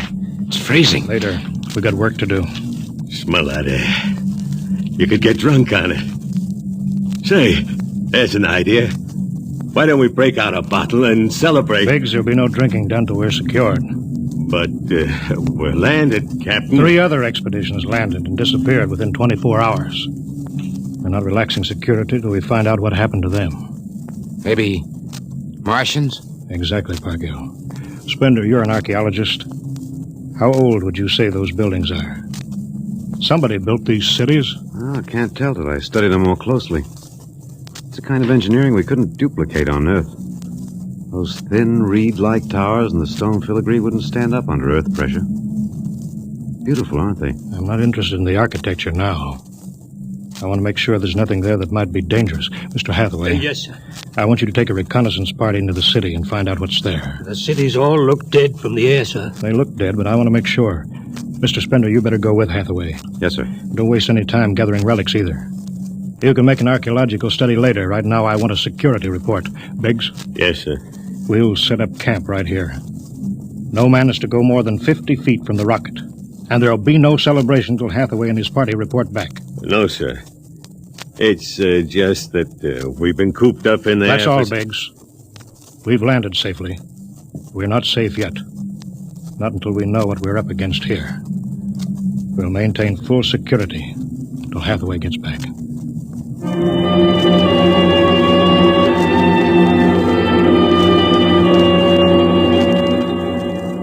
In the sea bottoms, the wind stirred along faint vapors, and from the mountains great stone visages looked upon the silvery rocket and the small fire. The sky was black overhead as the two racing moons threw knife-edged double shadows on the desert. All ranks, come and get it. Ciao. What you got to eat, Cherokee? Sawdust, smothered in cold lamb fat. Good. I thought it was something I couldn't eat. Hey, you guys, pipe down. Captain, Mr. Hathaway's back. Captain Wiley. Over here, Mr. Hathaway. Well, most of the city is dead, sir. Spender says it's been dead a good many thousand years. But we found one part about a mile over. What about it? People were living in it last week, sir. People? Martians. I see. Where are they now? Dead. We found the bodies. Thousands of bodies. Hadn't been dead more than 10 days. What did they die of? You won't believe it. What killed them? Chicken pox. Chicken pox? Yes, I made tests. It worked differently on Martians than on Earth people. Burned them black and dried them out to brittle flakes. But where could they get chicken pox? From Earth, sir. And the other rockets did get through. Yes, sir. I don't know what the Martians did to them, but I sure know what they did to the Martians. Gave them chicken pox and wiped them out. They just didn't have any resistance to an Earth disease. There aren't any of them left? There won't be any. When a thing like that starts spreading, sir, there's no stopping it anywhere. It's 1,000 to 1 that's killed them all. This planet is through. Incredible. Think of it, Captain. But a dirty, silly child's disease like chicken pox. It isn't right. Spender, take it easy, man. man. It's like saying the Greeks died of mumps or the proud Roman Empire collapsed because of athlete's foot. We didn't even give them a decent excuse for dying. We just gave them chicken pox. Spender, get hold of yourself. You didn't see those bodies, Captain. It must have been a shock, I suppose. You need a rest, a little relaxation. Martians are dead. There's nothing you can do about it now. Hey, you hear that? The Martians are all dead. Well, come on, let's break out a bottle and whoop it up. How about it, Captain? Well, all right, man. Oh, that's fine. Hathaway, see to the security guard. Yes, sir. Good Lord, do they have to do that now? It's been a tough trip. It's only natural they'd want to celebrate a little. Celebrate because the world died? Because a rotten little virus from Earth wiped out a whole civilization? Well, they're not thinking of Isn't that. there time later to throw old beer cans into the canals? A civilization died here. It's like butchering a pig in a churchyard. Spender, you think too much. We're lucky to get to Mars without catching a meteor in our bulkheads. Let it go at that. Save on Mars. The first statement, save on Mars. We gotta celebrate. Yahoo!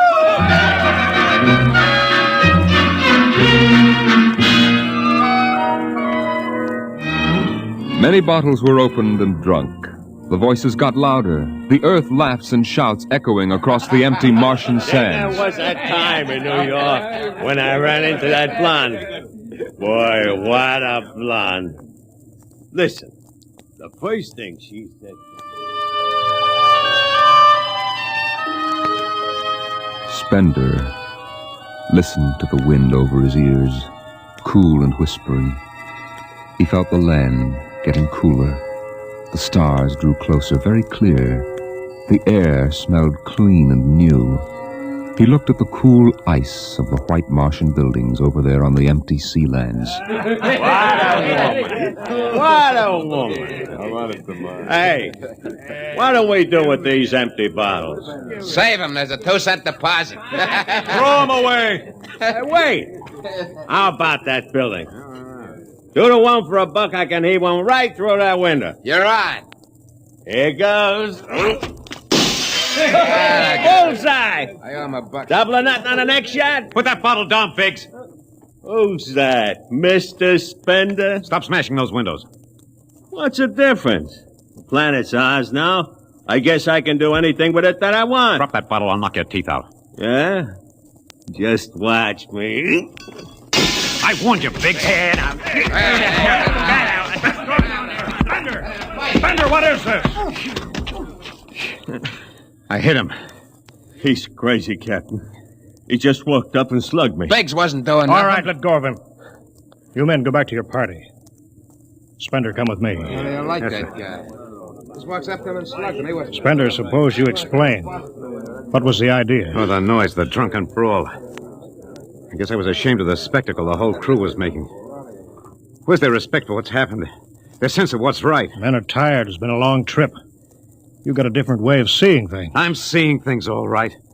I'm seeing how we'll ruin Mars. We'll rip it up, rip the skin off the way we've already ruined Earth. We Earthmen have a talent for ruining big, beautiful things. Is that why you hit Biggs? Yes, I couldn't stand the idea of them watching us make fools of ourselves. Them? The Martians. The Martians? They're dead. All dead. But they know we're here. Doesn't an old thing always know when a new thing comes? We've come a long way to smash their windows and spit in their wine. Well, maybe you're right. I'm fining you $50 for that fight. Now suck in your chin. We'll go back there and play happy.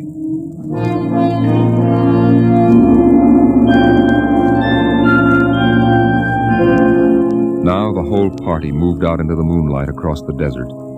They made their way into the dreaming dead city. The light of the racing twin moons glinted on the barrel of a pistol, the long blade of a machete, the round, gurgling shape of a raised bottle. Their shadows under them were double shadows on the ice-blue sand. They were waiting for something to stir in the dead city, something to rise, some ancient ancestral shape to come galloping across the vacant sea bottom on an ancient armored steed of impossible lineage, of unbelievable derivation. Look at it, Captain. Down those avenues in the mist. You can almost see them. The mind's eye populated the dead city.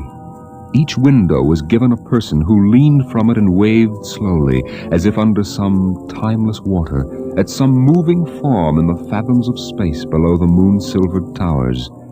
There were faint murmurs of sound, and odd animals scurrying across the gray-red sands. The wind blew in from the dead sea bottom and brushed through the silvery wire filigree of the towers. A strange music drifted down to the double-shadowed streets, a thin, haunted music that played as it had played through the uncounted years of time. Nobody moved. The moons held and froze them. The wind beat slowly around them. Hey, out there! You people in the city! Biggs. Well, I just wanted to make a little noise. Come on. They built this city thousands of years ago. And now where are they?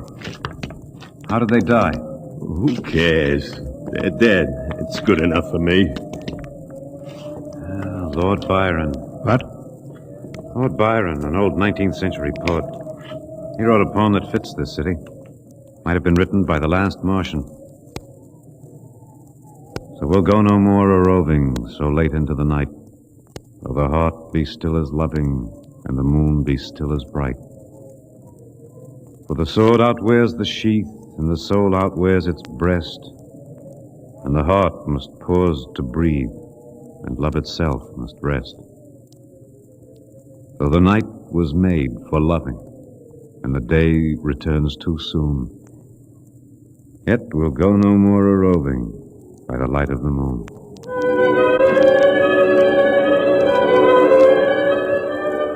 Without a word, the Earthmen stood in the center of the city. It was a clear night. There was not a sound except the music of the wind. At their feet lay a tile court worked into the shapes of ancient animals and images. They stood there, silvered by the double moons beneath the crystal towers of Mars. Then Biggs was sick, and the sour stench of liquor filled the cool air. The men of Earth had come to Mars. And Spender turned and walked away into the city, alone in the moonlight, never once stopping to look back.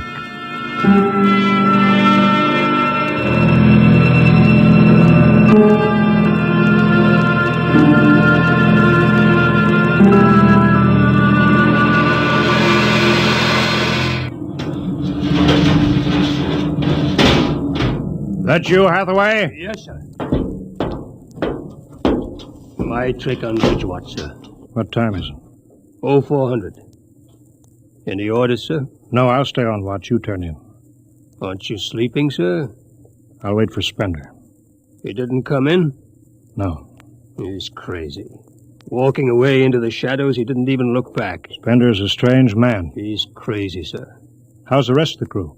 Sleeping it off. Biggs had DTs, but he's calmed down now. You can go back below, Hathaway. I'll take your watch. Captain Wilder, do you think Spender will be coming in before morning? I don't know. You know, sir, I don't think he's ever coming back. That's the way I feel about him, sir. He'll never come back.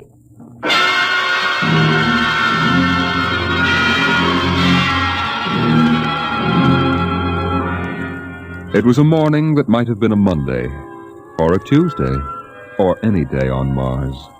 Biggs was on the canal rim, his feet hung down in the cool water, soaking, while he took the sun in his face.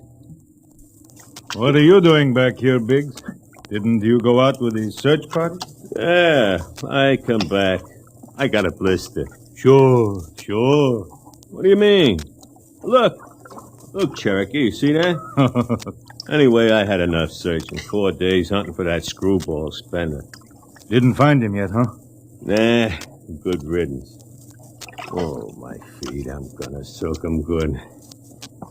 If I was wild, I wouldn't worry about that nut Spender. Let him go. He's a crackpot anyway. A little foggy upstairs, I guess.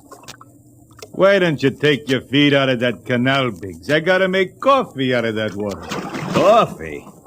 You call that stuff coffee? I had a motorcycle once that dripped grease that tasted better than that. Wait a minute. Biggs, look over there. Where? By that bush. There's someone there. Hey, it's him. Hey, Spender! Spender? Yeah, he's coming over. Why didn't he stay lost, the crazy jerk? Hi, Spender. Long time no see. Hello, Cherokee. I've been exploring some ruins. You and them ruins. You're like a dog in a boneyard. What's the matter? Where you been? Up in the hills. What would you say if I told you I found a Martian? Huh? Where? Yeah? Never mind.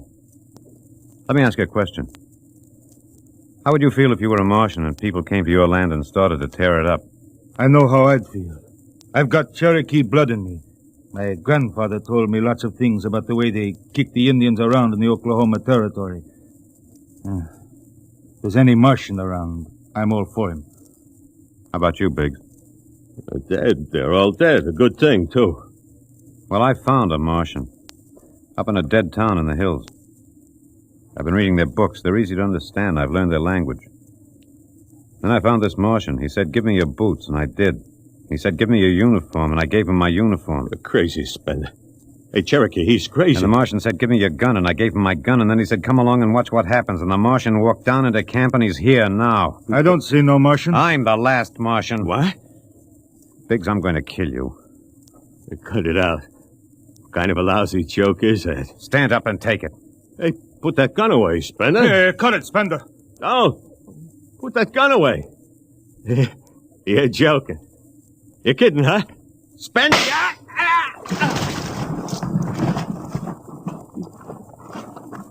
He's dead. You killed him. You can come with me, Cherokee. You know how the Martians would feel. You can be in this with me. You killed him.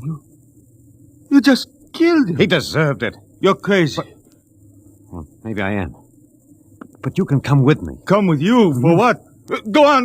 Get out of here, you crazy murderer. All of them. I thought you'd understand. I thought you'd remember what happened to your own people. You get out of here, you crazy Don't murderer. reach for that gun.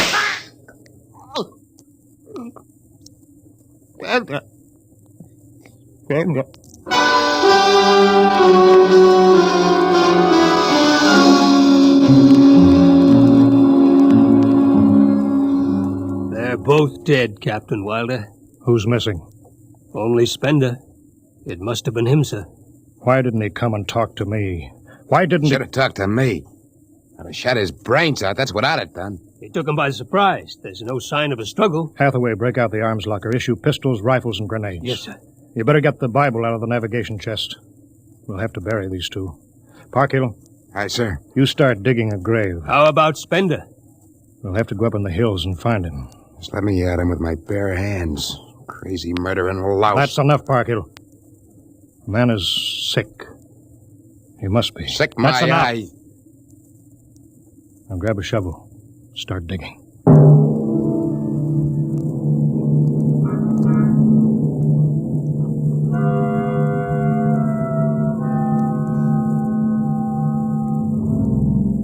Spender saw the thin dust rising in the valley, and he knew the pursuit was beginning. The sun burned farther up the sky, and the blue sand drifted lazily across the sea bottom below. He sat beside a quiet pool 10,000 years old and held a silver book.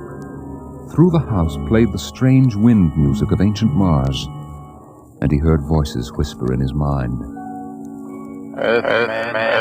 I hear you. I've always heard you, even down there on Earth. I won't run. What's the use? Live, what for? To see them tear down your temples and put up hot dog stands? They've seen me. They know I'm up here. There's Wilder now. Got him right in my sights. Funny he hasn't ordered him to use grenades. He could lob one right up here and blow me to bits. Yeah, maybe the captain thinks I'm too nice to be blown to bits. He wants my death to be clean. Yeah, just one bullet hole in me, nothing messy. And why? Because he understands me. He's the only one in the crew who ever did.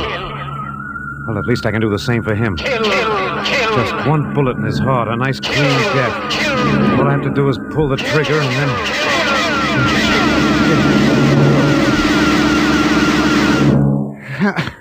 It's no use. I can't do it to him. Spender!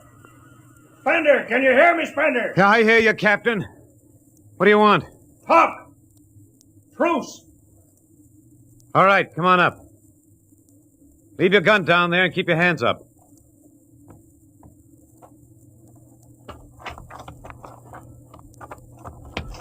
Spender, are you there? Over here. It's quite a climb. Mind if I sit down? Cigarette? Thanks. Light? Yeah, got my own. It's warm. It is. You comfortable up here in the hills? Quite. How long do you think you can hold out? About 12 men's worth. Why didn't you kill all of us this morning when you had the chance? You could have. I know. I got sick. After I started killing people, I realized they were just fools and I shouldn't be killing them. But it was too late, so I came up here where I could get angry again. Why did you do it? Because I've seen that what these Martians had was just as good as anything we'll ever hope to have. They stopped where we should have stopped 100 years ago. They knew how to combine science and art and religion. They knew how to live with dignity and peace. And for that reason, you started shooting people? Well, when I was a kid, my folks took me to visit Mexico City. I'll always remember the way my father acted, loud and big. My mother didn't like the people because they were dark and didn't wash enough. I didn't see my mother and my father coming to Mars and acting the same way. Anything that's strange is no good to us. We aren't fit to take over this planet. But kill 2 men? What could I do? It's me against the whole Earth. Isn't it enough they've ruined one planet? Now they want to ruin this one. I'll kill you all off, Wilder. That'll delay the next rocket 5 years. And I'll kill them, too. If I'm lucky, I'll live to be 60. And I'll meet every expedition that lands on Mars. I'll be very friendly. I'll explain that our rocket blew up one day. And I'll kill them off. I'll save Mars for half a century. And by then, maybe the Earth people will give up. You got it all planned. Yes. Yet you're outnumbered. We already have you surrounded. In an hour, you'll be dead. I found an underground passage that'll take me back into the hills, Wilder. I'll go back there, and then I'll pick you off one by one. We'll see.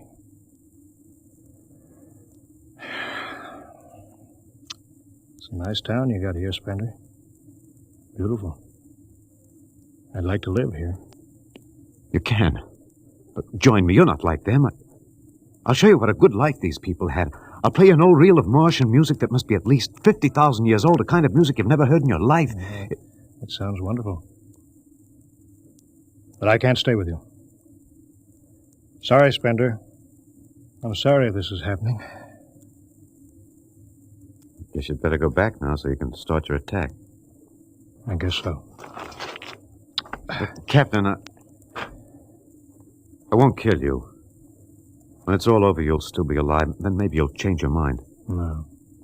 There's too much Earth blood in me. I may even agree with you about all this. But that doesn't change what I've got to do. You won't stay? No. This is your last chance, Spender. You're sick. Come along with me quietly. No. Look, one last thing. If you win, do me a favor. Try to see that they don't tear this planet apart. Right. If it helps, just think of me as a very crazy fellow who went berserk one summer day. It'll be easier on you that way. I'll think it over. So long, Spender. Bye, Captain. Good luck.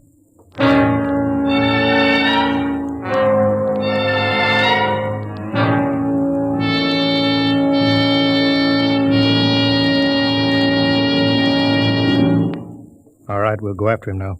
Hathaway, you take the right, I'll lead on the left. You have to kill him, he won't come down. Make it a clean shot if you can. Get it over with. I'll blow his bloody brains out. No, Park Hill. Through bloody the heart. brains. You heard what I said. Through the heart. Now let's go get him.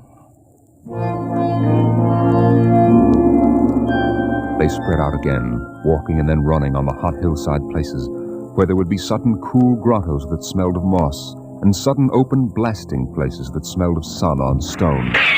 The men ran and ducked, and ran and squatted in the shadows. Blow his brains out! Just one slug, that's all he needs. Captain Wilder hugged the rock warmed by the sun. He gasped, for the air was thin and not meant for running. Spender lay at the top of the hill, and a gap in the rocks showed the white of his shirt against the shadows. Wilder looked at the towers of the little, clean Martian village like sharply carved chess pieces lying in the afternoon. He saw the rocks and the interval between where Spender's chest was revealed. Go on, Spender, get out. You've only got a few seconds to escape. Get out to the caves and come back later. Go now, Spender. I've got to end it. I've got to think I'm right and pull the trigger. Go now. Get out. I'll get him. A slug in the head. I'll blow his bloody... No, Park Hill. Put down that gun. I've got to do this myself. Spender. Why didn't you get out? Why?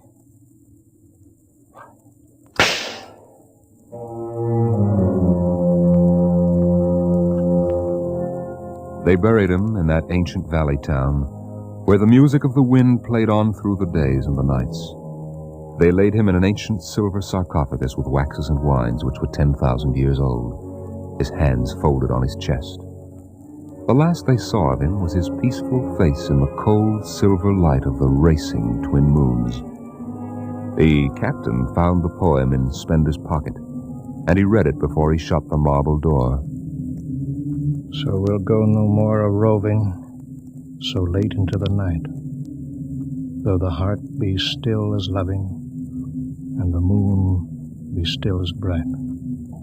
though the night was made for loving, and the day returns too soon. Yet we'll go no more a-roving by the light of the moon.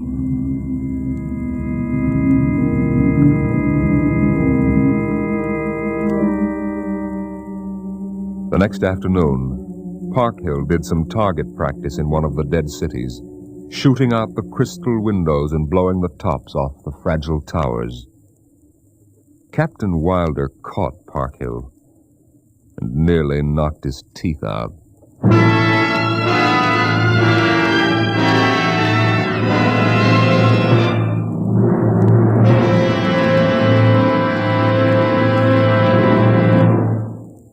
All of you regular listeners to Dimension X will be interested to know that our show is changing its day and time of broadcast over this station. Starting early in November, we'll be back at the new time. We suggest you watch your local newspaper and be sure to join us in about 4 weeks for a new series of adventures into the unknown world of tomorrow. The world of... Dimension X.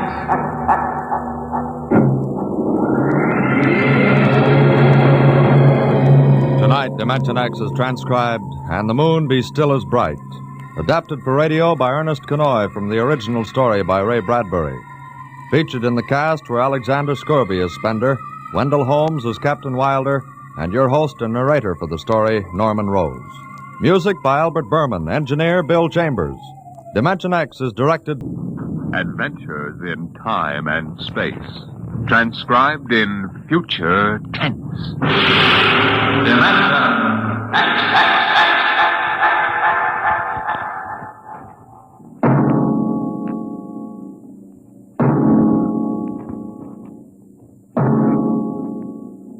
Can you predict the future?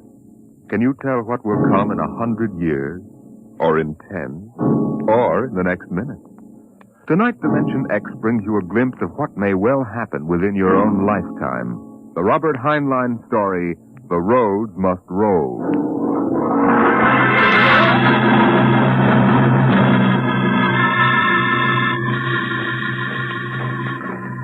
Run, watch them run, oh, our job is never done, for our roadways go rolling along.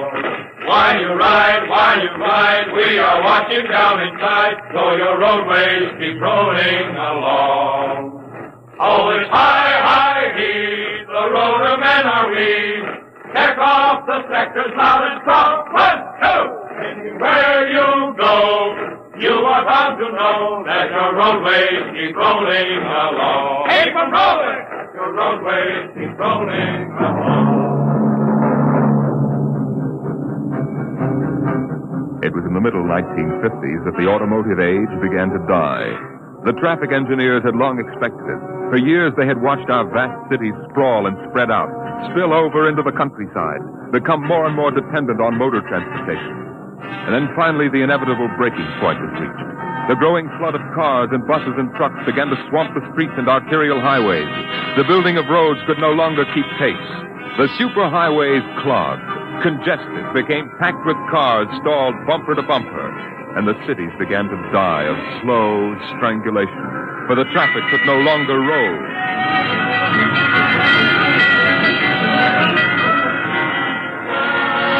Then the engineers took over. They banned the automobiles, tore up the superhighways, and in their place they built the rolling roads. Mechanized roads that moved like huge conveyor belts, whirling along on their giant rotors at speeds ranging from 5 to 100 miles an hour, carrying the freight, the food, and the people from city to city and coast to coast. An engineering miracle had changed the face of a nation. The automobiles and railroads vanished. The rolling roads had taken over all transportation. And no one worried over the fact that if the roads should ever stop, our whole economic life would stop. For the machinery had never failed yet. The machinery that rolled the roads was perfect. But people forgot that machinery depends on men, the men who run it. Who makes the roads roll? We do! That's right! The engineers! Not the supervisors, not the mechanic union, but the engineers. We're the brains of the roads. And where would the public be if we didn't keep those roads out there rolling? Right behind the 8 ball.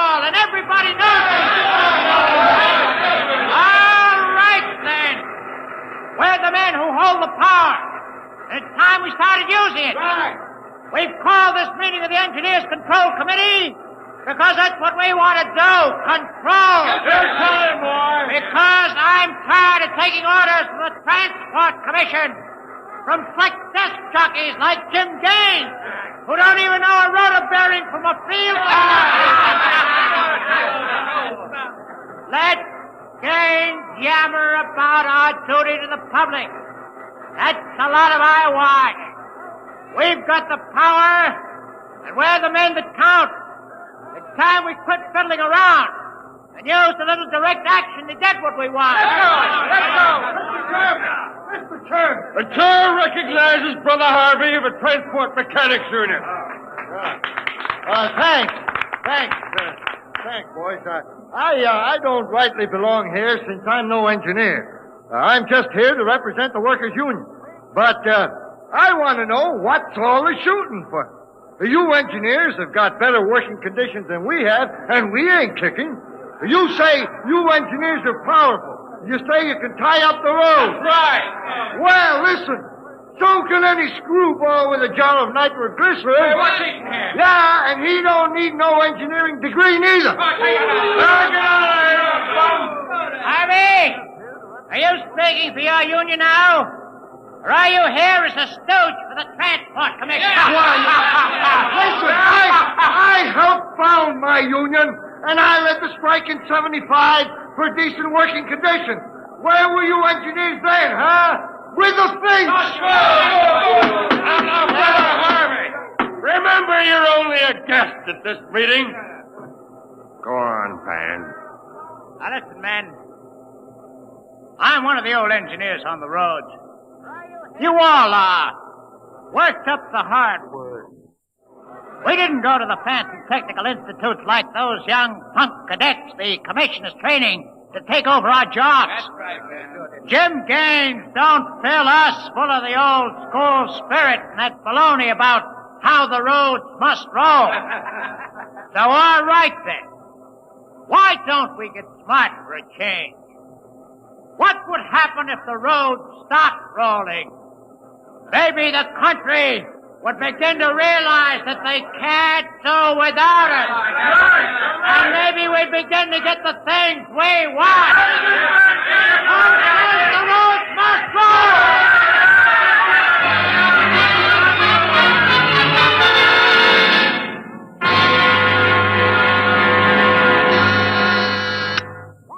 Yes? Your wife is calling, Mr. Gaines. All right, put her on. Jim, I want you to stop off on your way home and I'm sorry, darling, I can't make it. Oh, but you promised. Yes, I know, but Washington called in. They're sending Evans, the Australian Minister of Transport, through my sector today. I've got to show him through personally. Well, can't somebody else? Well, I'm chief supervisor. It wouldn't be courteous. Darling, courtesy begins at home. I've planned this dinner for weeks. Honey, the roads must roll. Jim, if you quote that nauseating slogan at me again, I'll divorce you. Well, I can't help it, darling. I tell you, I'll meet you at Stockton at 9. We'll take in a show. Kiss Alan goodnight for me. All right, dear. Goodbye. Bye, darling. Mr. Evans is here. Send him in. Go right in. Well, good evening, Mr. Evans. I'm Gaines, chief engineer. How do you do, Mr. Gaines? Won't you sit down? Thank you. They told me at the embassy you'd be the man to see. Oh? I want to know how the roads work. I think we can handle that. I'm not a technical man, Mr. Gaines. My field is sociology. Suppose you tell me about the roads as if I were entirely ignorant. Well, fine. Well, it's nearly dinner time. Suppose we run up to Stockton sector for dinner. All right. Take us about an hour on the roads, and you can see them working. Excellent. You'll excuse me for a minute? Hi, Chief. What can I do for you? Oh, Dave, you're on the evening watch, huh? Where's Van Cleek? Oh, going to some meeting. I'm going up to Stockton for dinner. Anything to report? No, sir. The roads are rolling. Okay, keep them rolling. All right, Mr. Evans, let's go.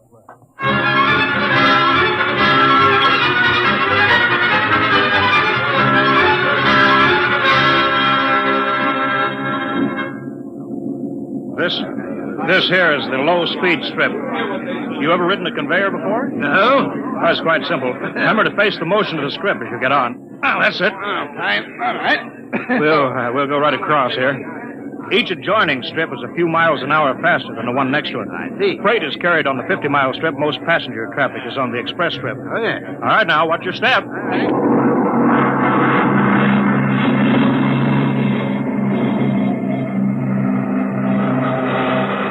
Here we are, maximum speed.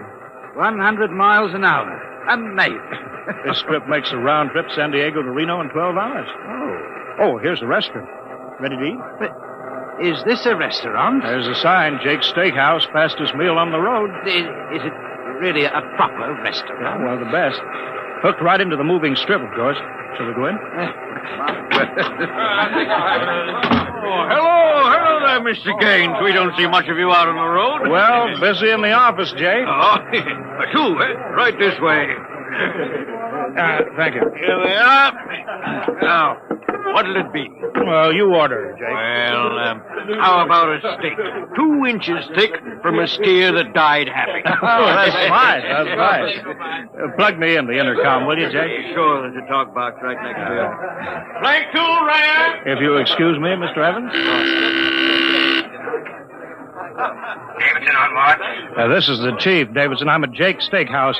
You can reach me at 10L66. 10L66, right. There now. They can get a hold of me in an emergency now. Mr. Gaines, what kind of an emergency could there be? Well, 2 principally. Power failure on the rotors would bring the road to a standstill. That happened during rush hour. We'd have to evacuate millions of people. Well, as many as that? Oh, yes, easily. There are 12 million people dependent on this section of road. Gaines here. Hello, Chief. David. I just got the hourly reports in. Proceed. Cadet Engineer Gunther, while on watch, was found playing cards with C.J. Ross, technician on duty. Any damage? One rotor running hot, but still synchronized. It was jacked down and replaced. All right. Have the paymaster give Ross his time. Turn him over to civil authorities. Place Cadet Gunther under arrest. Bring him to Road Town Central. Yes, sir. All right. Keep him rolling. As I was saying, Evans, there are 2 possibilities of danger. Can you visualize what would happen if the strip under us would break? I hadn't thought of that. You don't realize you're traveling at 100 miles an hour. Well, it can't break, not now. The strip has a safety factor of over 12 to 1. This is good soup, Jake. Thank you, Mr. Gaines. But you know, Evans, a break did happen once in the early days. That was on the Philadelphia-Jersey City Road. Dear me, no. That's right. The strip wasn't much more than a conveyor belt then. You know, it buckled for miles, crushing passengers against the roof. Yeah. Forward section in front of the brake spilled them down under into the rotors and the rollers.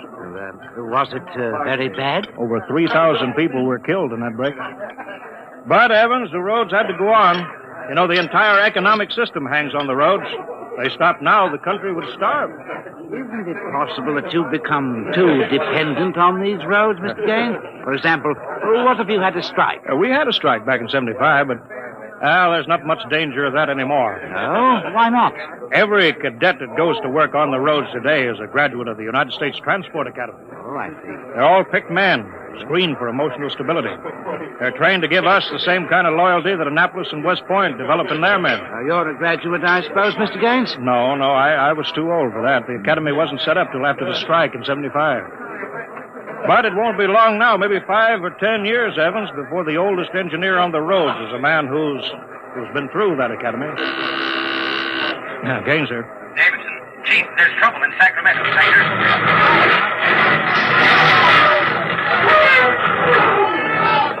What is it? What's happening? Emergency stop. Hello, Davidson. The phones must be out. Come on. Jake! Hey, what is it? What's the matter? Have everybody stay in the restroom, Jake. What's that? Probably somebody stepped onto the next strip. Got cut to ribbons. There'll be plenty of casualties. Jake, where's your getaway hat? In the pantry. Well, how am I going to help those people? I've got the whole road to think of. Now, don't bother me. Give me a hand, Jake. This hatch is stuck here. All right, if you're coming with me, Mr. Evans, you've got to move fast. I haven't got any time to waste.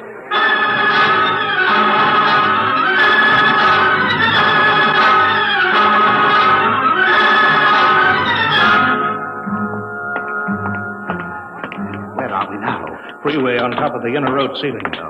That's the outer shell over us there. Are we going outside? No, there'll be an access-down manhole over here. They're spaced every 100 feet. It's there by the green light. All right, this will get us down on the northbound road. Careful now, it's dark. All right. Stand away from that door, Evan. But this road is still rolling. Yeah, so it is. It was only the 100-mile strip that stopped. There's what I want, a phone booth. Look out, Evans. Excuse me, will you? Hey! Out. I'm talking to my wife. What? Don't argue. Out. Emergency priority. Division office. Davidson? Gaines here. Report. Chief, where you been? I've been calling. Never mind that report. 709 report. Strip 20 past emergency level. Interlocks acted and cut the strip out. Cause of failure unknown. Direct communication to Sacramento control office out. Evacuation of strip 20 commenced. No casualties. There are casualties. I saw them. Put police and hospital routine A into operation. Get me Van Cleek. I want him to take over for me till I report him. We can't reach him, Chief. Shall I cut out the rest of the road? No, keep those other strips rolling or we'll have a traffic jam the devil himself couldn't untangle. There are 5 million passengers on that road now. Notify the governor that I've assumed emergency authority. Arm all cadets available and await orders. Shall I recall technicians off watch? No, this isn't an engineering failure, man. That whole sector went out simultaneously. Somebody cut those rotors by hand. Now, I want all available senior class cadets to report to Stockton Subsector Office 10 with pistols and tear gas. Yes, sir. Oh, the governor wants to talk to you. He called in. Refer him to somebody else. I'm busy. I'll get back to you. I'm going down under.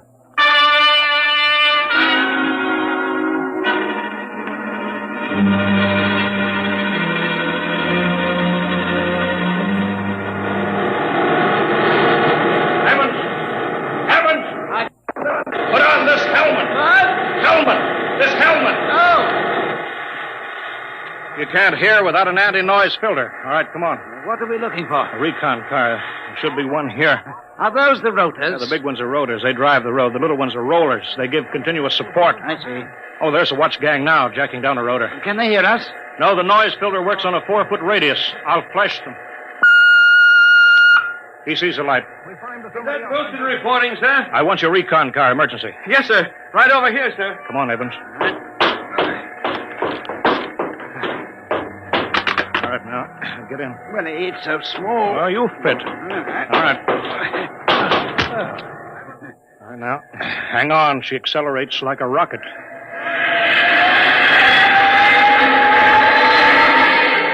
Oh, my stomach. Relay station. This is Gaines. Get me Davidson, senior watch officer. Mr. Gaines, the mayor wants to talk. I haven't got time. Get me Davidson. Leave this circuit hooked into Davidson's board until I tell you to cut it. Yes, sir. Here's the senior watch officer. Davidson? Gaines calling. Have you found out yet what's stopping the roads? No, sir. It's still a mystery to me. All right, I'm on my way in a recon car. Hold everything till I get there.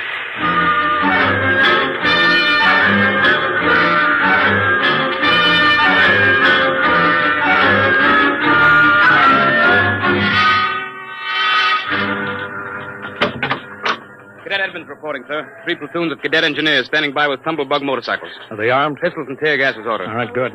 Assistant Supervisor Van Cleek is calling you on Circuit 9. Well, it's about time. Cut me in. Yes, sir. Hello, Van. Where are you? Sacramento office. Now listen. Sacramento. That's good. Report. In a pig's eye. What? I'm not your deputy anymore, Gaines. Van, what are you talking Now, about? listen, don't interrupt me and you'll find out. It's true, Gaines. I've been picked as director of the Engineers Control Committee. We're taking over. Have you gone off your rotor? You can't start strip 20 until I'm ready to let you. Van! I can stop the whole road if I have to. Van Cleek, I'll call in the Army. How'll you get him here if the roads aren't rolling, eh? Listen, Gaines. Whoever controls the roads controls the country. And right now, that happens to be me. Sign off, Gaines. I've got to call the White House. You behave yourself. You won't get hurt. I don't believe it, sir. He's got us, Edmonds. If we go in and blast him out, he may wreck the road. What's your rolling tonnage now? 53% under evening peak, sir. How about strip 20? Almost evacuated. Yeah. Listen in on this, Davidson. Standing by, Chief. I'm going down inside with these cadets. We're going to work north, overcoming any resistance that we may meet. The watch technicians and maintenance crews are to follow behind us. Each rotor, as they come to it, is to be cut out from under Sacramento's control, then hooked into the Stockton control board. You understand? Got it. Check. If it works right, we can move control of Sacramento sector right out from under Van's feet. He can stay in his office there till he's hungry enough to be reasonable. Edmonds, get me a pistol. Mr. Gaines, there's a man here, and he's badly hurt. He wants to see you. Take care of him. I haven't got time to... He's from Sacramento sector. What? Sir. Send him in here. Mr. Gaines. Mr. Gaines. Take it easy, man. Mr. Gaines. You're Harvey from the mechanic show, you know. I tried to warn you. Tried to get away. He shot me 3 times. Get a doctor, will you? All right, now. Easy, Harvey. Harvey, how long has this been building up? It isn't the men. It's the engineers. I told them they were crazy. Told them the road's got to roll. And when I tried to get away... Easy now. Bleeding from the mouth. Harvey. Harvey? Can you hear me? He's dead, Mr. Gaines. Come on, Edmonds. We better move.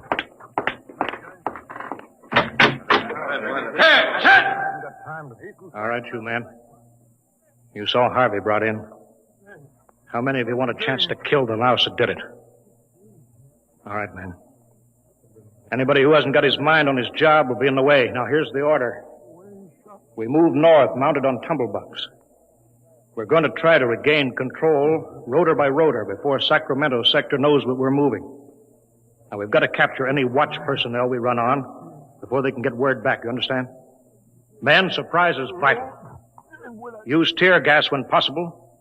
Shoot only when necessary. But get them before they can reach your phone jack. Any questions? No? Then move out.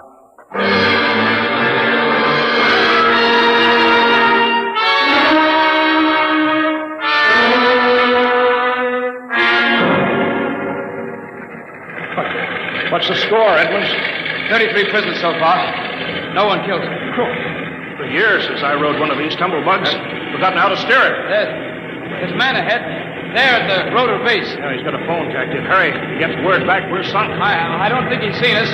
I'll dismount and get him. All right. Halt! Pull out fire! Quick, he sees us. Come here, you. Look out, he's got a gun. I got him, sir. I got him. Grab his gun. Yeah, he had an intercom jacked in, all right. If he's got through to Sacramento office, it's going to be tough. I don't know, sir. Maybe you can get the call through. Listen. The road. Take off your noise filter. There.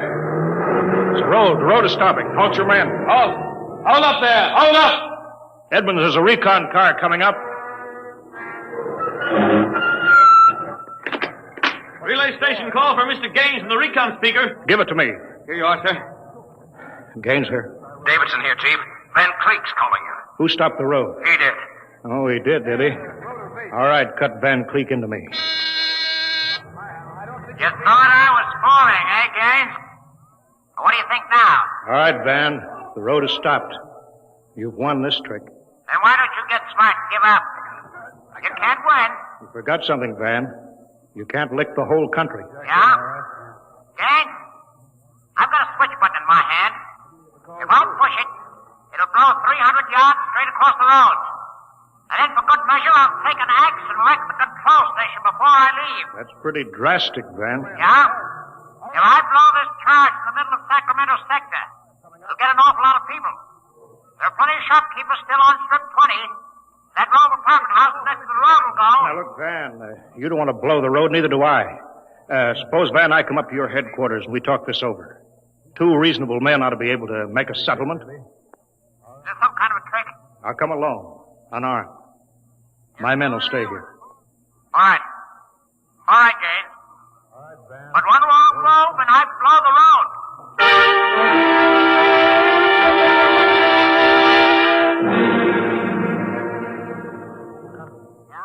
We've got to hurry, Dave. If I take too long, Van Cleek will get edgy and set off that charge. I can't understand it. The psych tests are rigid. We've never had a failure in the Hum-Wadsworth-Burton method. Then suddenly a whole sector goes sour. How could Van Cleek get a whole crew of psych-cleared men to revolt? It's easy, Dave. As my deputy, he was ex officio personnel officer for the whole road. He must have been faking psych records for years, transferring maladjusted men into his sector. I've got that personnel record, Mr. Gaines. Oh, thank you. This is Van's record here. Masked introvert, inferiority rating 7. Comment: in spite of potential instability shown on Wadsworth Curve, this officer is especially adept in handling men. He's adept, all right. I haven't got time for any more, Dave. Chief, Are you actually going up there to Van Cleek's office? I've got to. They'll be armed. They'll kill you. I've got to take that chance. Why don't you call in the army? He won't dare blow the road then. Yes, he would. Look at that psych record there. He's putting up a big, brave front, but he's rotten inside. He wants to be taken seriously. He wants everybody to think he's the most dangerous man in this country. If I call the army in, he'll try to prove it by blowing the road. But how can you stop him, Mr. Gaines? He'll have a gun. What'll you have? What'll I have? Only a prayer. And what I know about Mr. Van Cleek.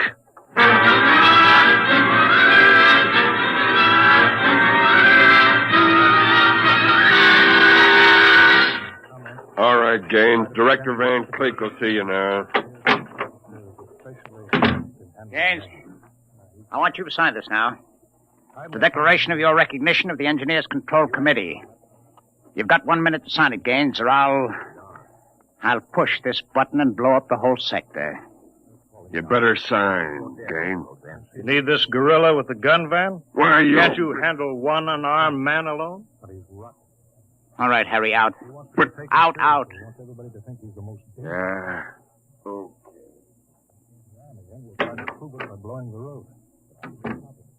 All right. Now sign. What's so funny? You are, Van. You start a revolution because you think the engineers should control the road. Then when you've got control, the only thing you can think of to do is to blow it up. That's kind of silly, isn't it? All right. Tell me what you so scared of. I'm not scared. Yeah, sitting there sweating all over that push button that you're holding. If your buddies knew how afraid you were, they'd probably throw you into the road. I'm not afraid. You're afraid of me right now, Van. You're afraid I'll have you on the carpet. Got 1 minute time. You're afraid the cadets won't salute you. You're afraid that they're laughing at you behind your back. No, I'm not. You keep quiet now. I've got a gun Yeah, here. you're afraid of using the wrong fork at dinner. You're afraid people are looking at you, Van, laughing at you. I am not. Yeah, you dirty, stuck-up snob. Just because you went to a high-hat school, you think you're better than everybody, huh? You and your crummy little gold-braid cadet. Van, you're a pathetic little shrimp. I understand you perfectly, Van. You're a third-rater. All your life, you've been afraid that someone would send you to the foot of the class, so you right out on your ear where you belong. I don't want to look at you anymore. I'll show you. I'll put a bullet in you. Put down that pop gun before you hurt yourself. Don't you come near me now. Don't you come near. I'll shoot now. Give me that, Van. No, let me go, will you? Give me that pistol. Yeah. I thought if I wounded your little ego, you'd forget to push that button and pull a trigger instead. I'm not afraid. I'm afraid you'll never make a good executive, Van. They have to know when to punch buttons. Davidson. Gaines here. Chief, are you all right? Yeah, I'm all right. Attack now, Davidson. Mop up. I'll hold the control room. I've got Van Cleek. I think his little revolution is just about over.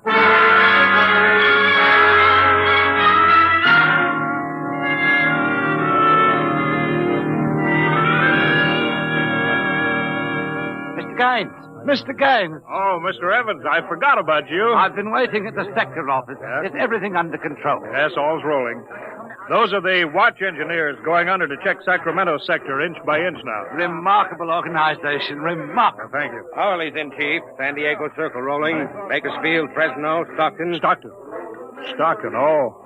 Oh, no. What's the matter, Chief? The trouble, Mr. Gaines? There sure is. I promised to meet my wife at Stockton for a show. She's been waiting there since 9 o'clock last night. Oh, dear me. Dave, see if you can get her for me. Try the sector office. All right, Chief. And Dave, see if you can calm her down. Oh, sure, Chief, sure. I'll tell her the road must roll. No, don't tell her that. I don't think she'd appreciate that. She's heard it too often.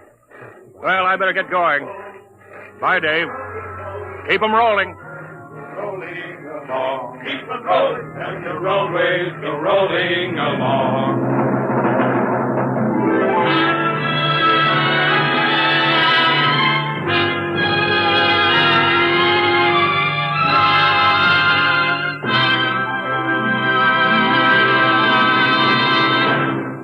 You have just heard another adventure into the unknown world of the future, the world of Dimension X.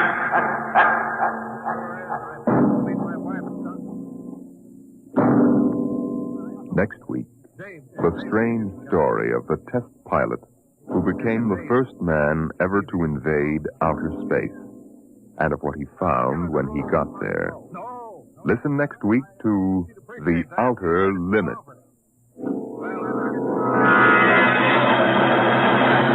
Tonight's adventures in Dimension X, The Roads Must Roll, was written by Robert Heinlein and adapted for radio by Ernest Kenoy. Featured in the cast were Wendell Holmes as Gaines and Ralph Bell as Van Cleek. Your host was Norman Rose.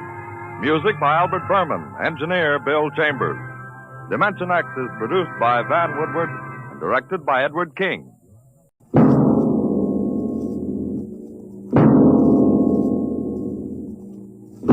Now, tonight's adventure into the unknown world of the future. The world of Dimension X, where anything can happen.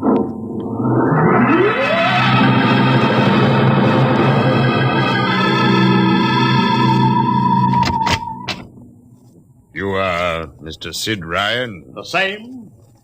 My name is Lucia. I'm a Martian. Pleased to meet you, Mr. What was that again? A Martian. A Martian, huh? As in Orson Welles? Precisely. I'm a Rotarian myself. Sit down. Thank you. And now that we've had our little joke, Mr. Lucia, what can Publicity Associates do for you? It has been my observation that advertising and publicity are the very backbone of earthly civilization. Spoken like a true Martian, Mr. Lucia. Now, if you'll tell me the name of the client. The client, of course, will be the Martian. You don't give up, do you? Give up? The gag, I mean. Oliver. Oh, yes, Mr. Ryan? This is Mr. Lucia. How do you do, Mr. Lucia claims to be a Martian. Take him outside, will you, Oliver? Get the name of the sanatorium he escaped from and tell them to bring the butterfly net. Wait, sir. I'm happy to see, Mr. Ryan, that my telling you I am a Martian has approximately the effect I supposed it would have. I believe we can do business. I have here the cash retainer of $5,000.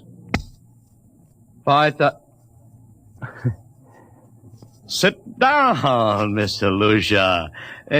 Oliver, get the client a cigar. Yes, sir. No, the other box. Thank you. No. Well, now, what can I do for you, sir? I wish you to manage a publicity campaign.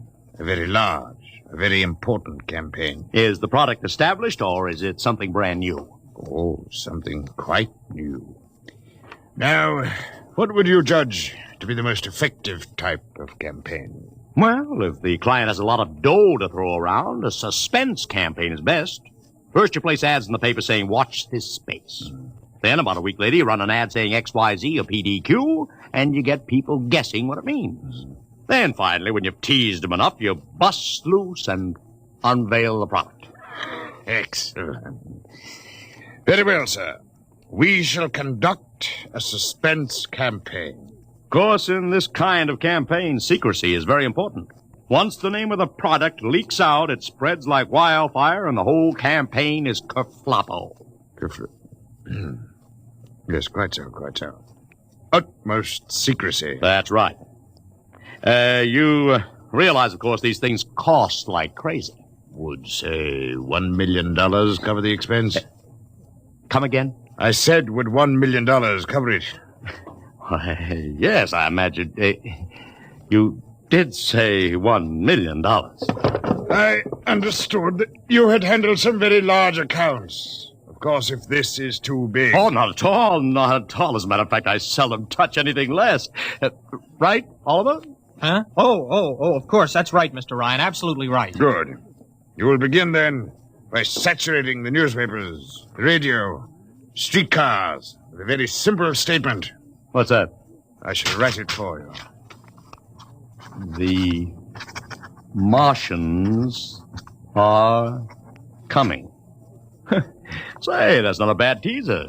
Got that, Oliver? Yes, sir. The next ad will read, June 1st is Martian Day. June 1st is Martian Day. What happens on June 1st? The parade takes place. What parade? I wish you to arrange a parade up Fifth Avenue. You mean like the Macy parade? Exactly.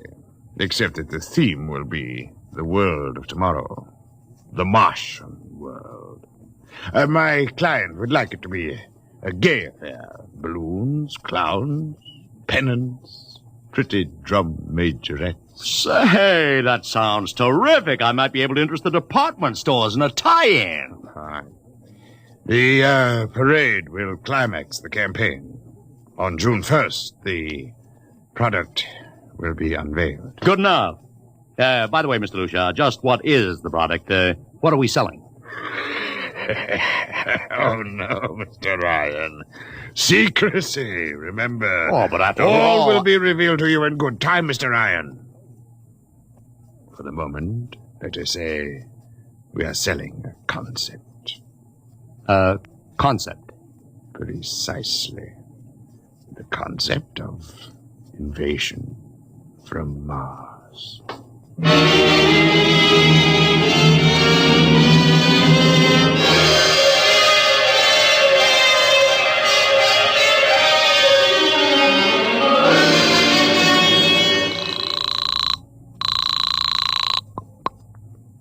Benny Marcus, please.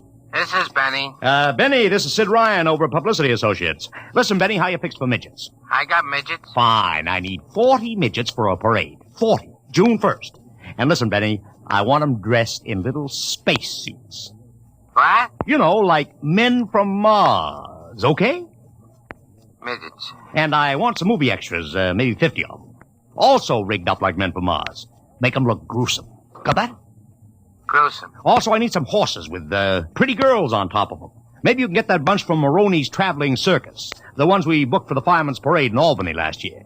Oh, try, Sid. And never mind the expense. Just get me the talent, okay? I gotta hang up now. Call me back, Benny. How you doing, Oliver? Oh, fine, Mr. Ryan, just fine. We got full-page ads in all the dailies and 10-second spot announcements on every local station, but it's costing a fortune. The more it costs, the bigger our percentage. Spend like you are going to the electric chair, Oliver. Yes, sir. How you making out on the parade? If it comes off, it'll be the biggest thing since Barnum invented the midget. I've got Macy's, gimbals, and sacks to contribute floats. Everything is built around the Martian theme, see? Even the horses will have long feelers attached to them and funny-looking extra legs. It'll be sensational. Oh, yeah, it sounds fine, only... Only what? Oh, Mr. Ryan, we don't even know what we're selling. Oliver, my boy, do you think old Sid Ryan has been sitting here spending all this moolah and not putting two and two together? You mean you know who Lucia represents? Just by accident, understand? I have learned that Century Pictures is making a big new epic. A space opera entitled Invasion from Mars. Get it? Oh, I begin to see. Also, by mere coincidence, it happens to be the premiere sometime around June 1st. You follow me? But, Mr. Ryan, Century has an exclusive contract with New Features Syndicate for all their publicity. Suppose Century Pictures doesn't like the way New Features is handling their stuff. They want to get out of the contract, but New Features says no. So they have to get around the contract. A man named Lucia, client unknown, starts publicizing the Martian invasion. Need I go further? Oh, I get it, Mr. Ryan. Gee, I suppose I should have thought of that. No, Oliver, that's what I like about you. You're so innocent.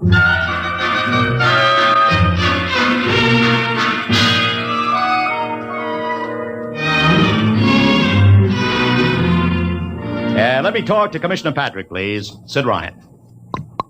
Hello? Commish? Sid Ryan. Oh, it's you. Well, what is it this time?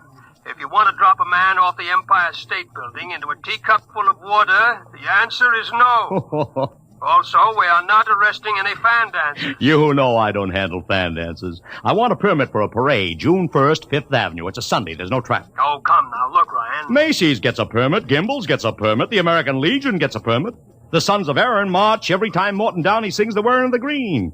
Don't give me a hard time, Patrick. This is too big. Come on I have the 5th Avenue Merchants Association behind me. Okay, Ryan. Fill out the forms. I'll pass them along to the license commissioner. That's my boy. Oh, by the way, what's the occasion? Oh, don't you read the papers, Patrick? June 1st is Martian Day.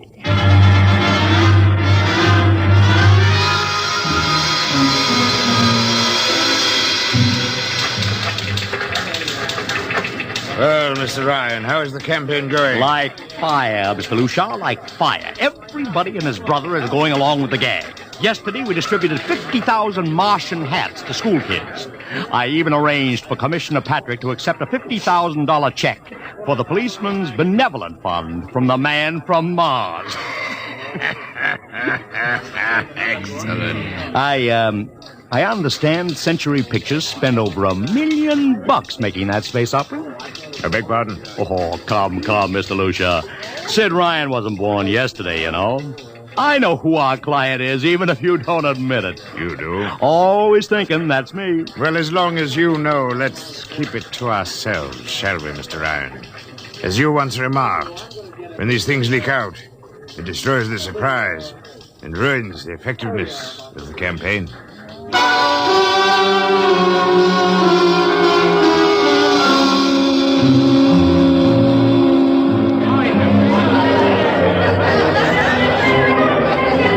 Ladies and gentlemen, this is Ron Heileman speaking to you from our portable transmitter atop the reviewing stand for the much-heralded Martian Parade on Fifth Avenue. It's a beautiful sunlit day here in New York. A perfect day for a parade.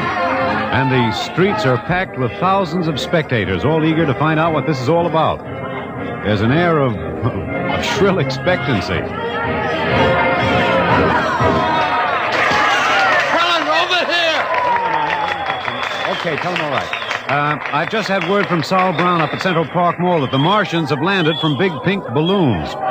And while we're waiting here for the arrival of the parade, we brought some people up to our microphone to tell you their reactions to this spectacular affair. What's your name, madam? Miss Ada Shackley. A little louder, please. Miss Ada Shackley. And where are you from, Mrs. Shackley? Columbus, Ohio. I see. And I see you have your family with you. Two little curly-headed boys. Are you in New York for your vacation? Yeah, we came for the Shriners Convention with their daddy. Well, what do you think of Martian Day, Mrs. Shackley? Well, it all seems very strange to me, but the boys have been pestering me to watch it, so we've been standing here for 2 hours. I can't make head or tail of it. Well, neither can a lot of other people, Mrs. Shackley, but judging by the thousands here already, there's a lot of curiosity. Curiosity killed a cat, folks say. Let's hope not. Thank you, Mrs. Shackley. And now here they come, ladies and gentlemen. The first units of the big Martian Parade swinging down Fifth Avenue. There's fanfare, colored streamers, music, confetti, floats, all the trappings of a Mardi Gras. Let's listen to the band for a minute.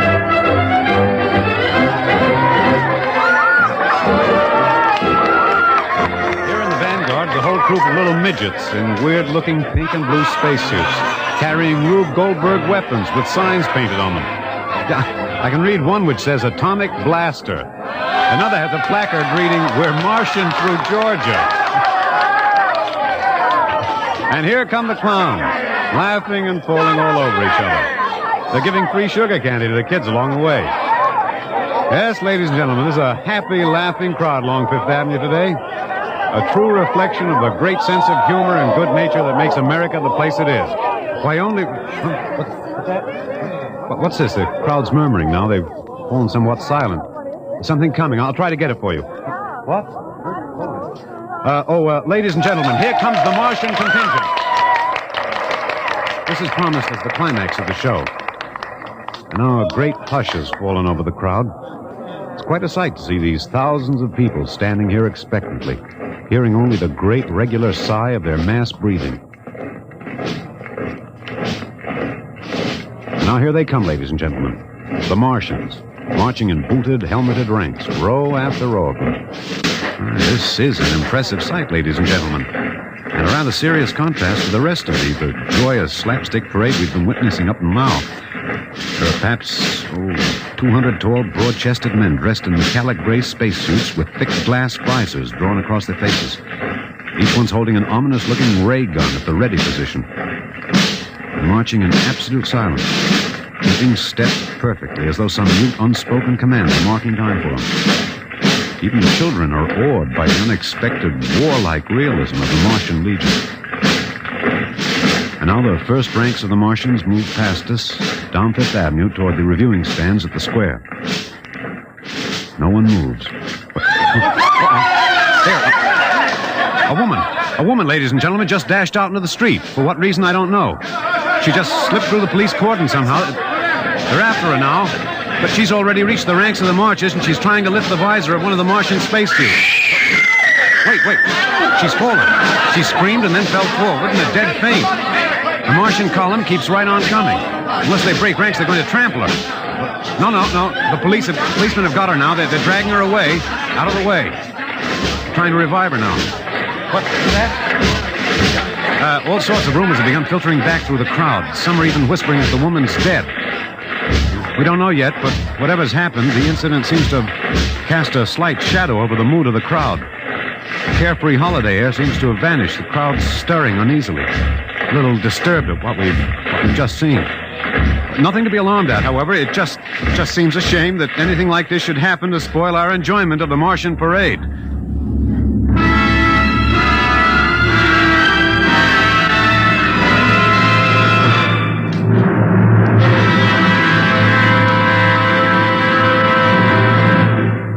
Dimension X will continue in just a moment.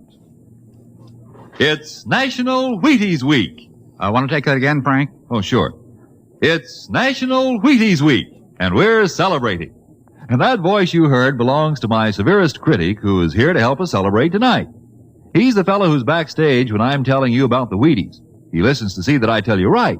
Wheaties' best friend, next to me, Blaine Butcher. I think you took that introduction a little fast, Frank. Now suppose... You see what I mean, folks? Seriously, Blaine, you say the Wheaties words once. Okay. All I'll say is this. Those of us who tell the Wheaties story believe what we say. And during National Wheaties Week, the good word is this. Get a package of Wheaties and try them just once. I'll be right behind you in line at your grocer's, between you and Frank Martin. Okay? Do that now. Try Wheaties. It's National Wheaties Week.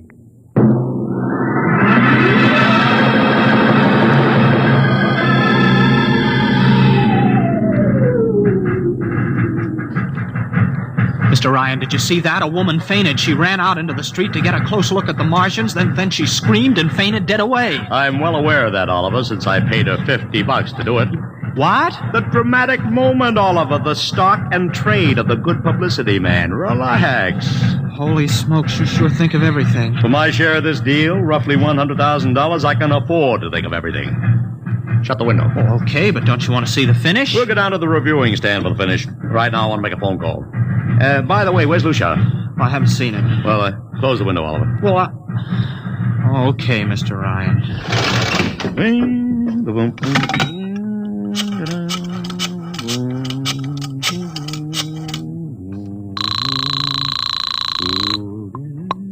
Marcus Talent Agency. Benny, this is Sid Ryan.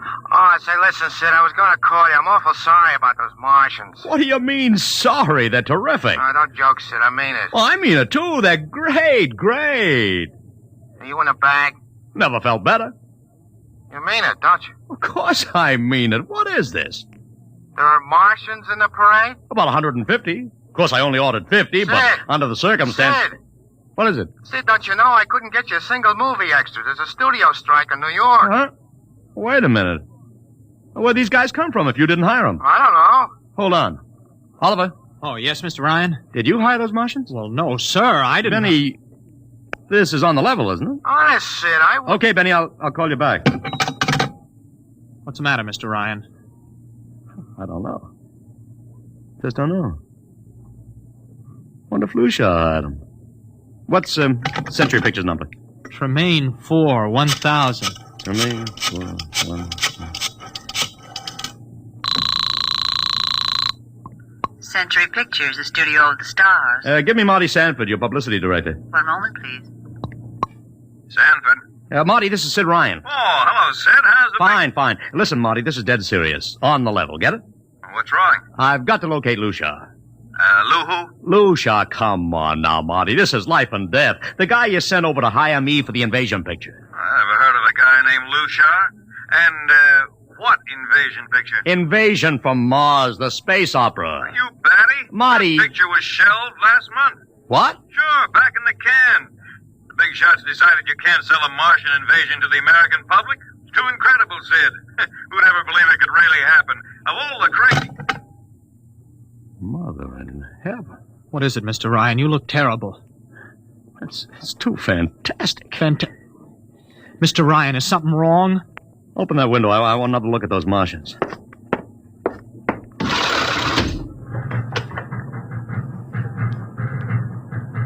Look at them. Oliver, you were in the Army. Could 150 movie extras learn to march like that in, say, 24 hours? No. Not in 24 days, Mr. Ryan. Not a second's hesitation.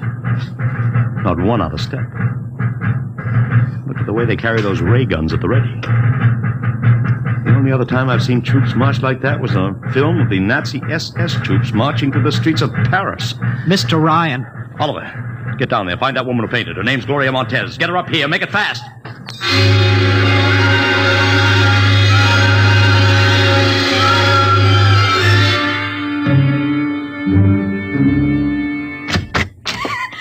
Here she is, Mr. Ryan. I can't get much sense out of her. Stay away from me! Okay, Gloria. You can cut out the act and relax. It's me, Sid Ryan. You're a Martian. Gloria, settle You're wearing down. a mask. Baby, it's me, Sid. It's awful. It's all big green eyes and those feelings like a catfish. Baby, snap out of it. Listen, what happened down there? You ran out and screamed like I told you, but the fainting, that wasn't in the act. Go away, please. Go away. Just one question, baby. Inside that helmet, what did you see? Can't get anything out of her, Mr. Ryan. She needs a doctor. Okay, Oliver. I've heard enough anyway. You take care of Gloria here. Get her a drink. Where are you going? To see the commissioner. You gotta stop this parade before things begin to happen.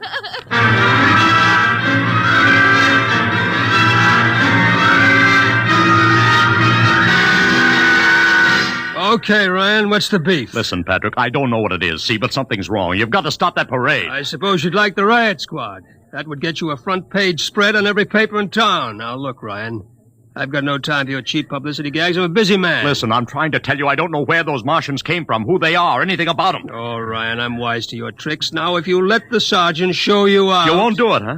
An honest citizen appeals for protection and you refuse. I most emphatically do. Now beat it. All right, Patrick. I'll go right to the mayor's office. I'll have you busted flatter than the fried egg. Go ahead. I'm sure His Honor will be glad to toss you out on that phony nickel-plated skull of yours.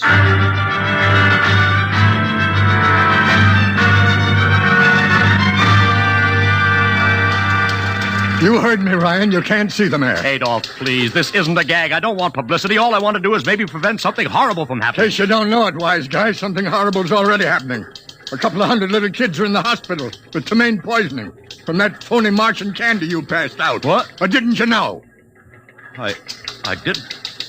We've got to stop that parade. Sure, you'd like nothing better than start a panic now. Maybe a few hundred people get trampled to death. Think of the newspaper space. That'd get you and your phony product. I won't stand for this, Adolf. This may be a matter of life and death. Don't get out of here quick. It'll be your death. Go on, beat it. Get out. You and your publicity stunts make me sick to my stomach.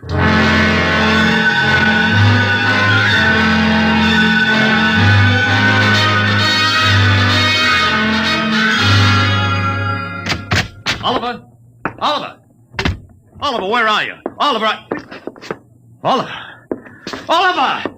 It is useless to scream at him, Mr. Ryan. Your friend is quite dead. Lucia. He wanted to run to the police with some story about a Martian invasion. I found it necessary to restrain him. Restrain him, you stinking murderer! Now, Mr. Ryan, collect yourself. After all our planning, it wouldn't do to have everything spoiled now, would it? Lucia, start talking and talk fast, because when you get through, I'm going to take you apart piece by piece. What's this all about? Surely you know, Mr. Ryan. After all, you've been publicizing it for months.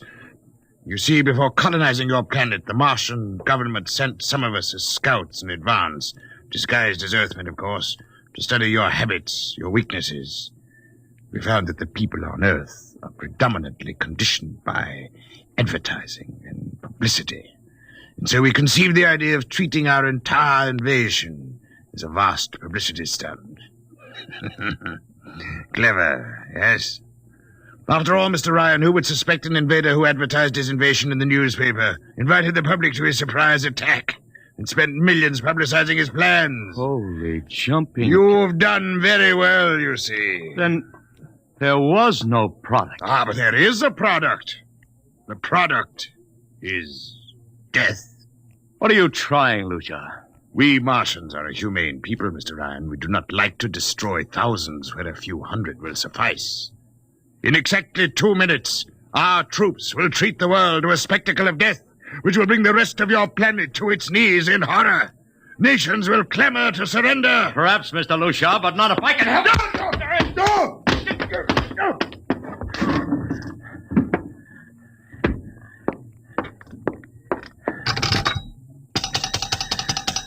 Yes, please. Operator, this is Mr. Ryan. Get me the field telephone on the reviewing stand of the Martian Day Parade. Hurry. Anyone in particular? Just hurry.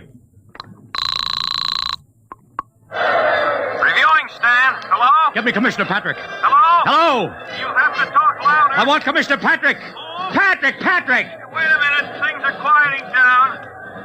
Hey, wait a minute. What was that you wanted? This is Ryan. I have to talk to the Commissioner. It's a matter of life and death. Oh, you can't talk to him now.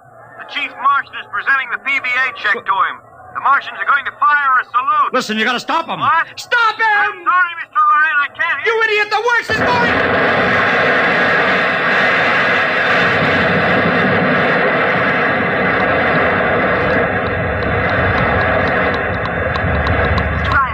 Mr. Ryan, you've been cut off. I heard it.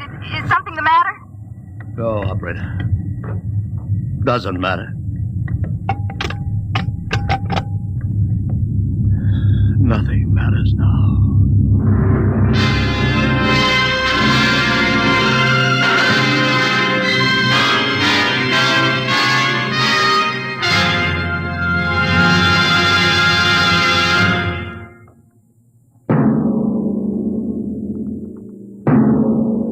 Tonight, Dimension X has transcribed The Parade, an original radio drama written by George Lefferts. Featured in the cast were Joseph Curtin as Ryan, Barry Kroger as Lushar, and Alexander Scurby as Ron Heilman. Your narrator was Norman Rose. Music by Albert Berman. Engineer Bill Chambers. Dimension X is produced by Van Woodward and directed by Edward King.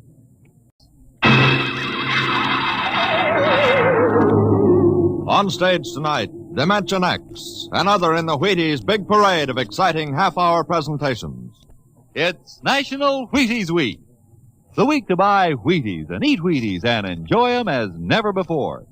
The time to really find out what difference a good breakfast with Wheaties can make. You know, you're getting protein when you dip into a bowl full of Wheaties. You're getting whole wheat minerals and vitamins. You're getting whole wheat energy.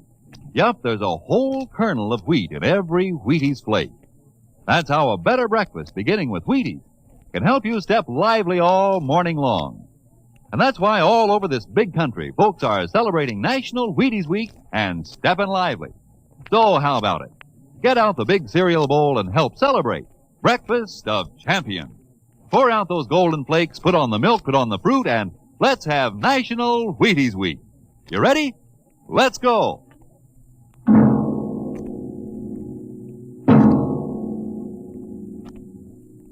Tonight, Dimension X presents The Martian Chronicles, a dramatization of the new novel by one of our most brilliant young science fiction writers, Ray Bradbury. The Martian Chronicles.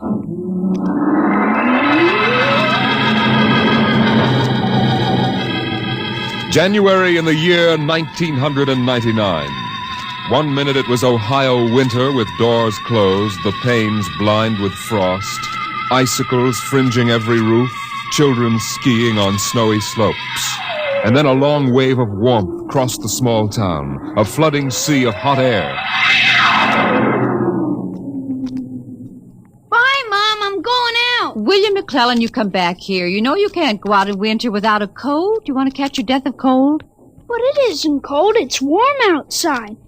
It's rocket summer. Rocket summer? You know, like Indian summer. The rocket lay on the launching field, blowing up pink clouds of fire and heat, cracking the icicles, melting the snow, making summer with every breath of its mighty exhausts. It seared the faces of the watching crowd and drove them back. And then they saw the red fire and heard the big sound as the silver rocket shot up toward Mars and left them behind on an ordinary Monday morning on the ordinary planet Earth.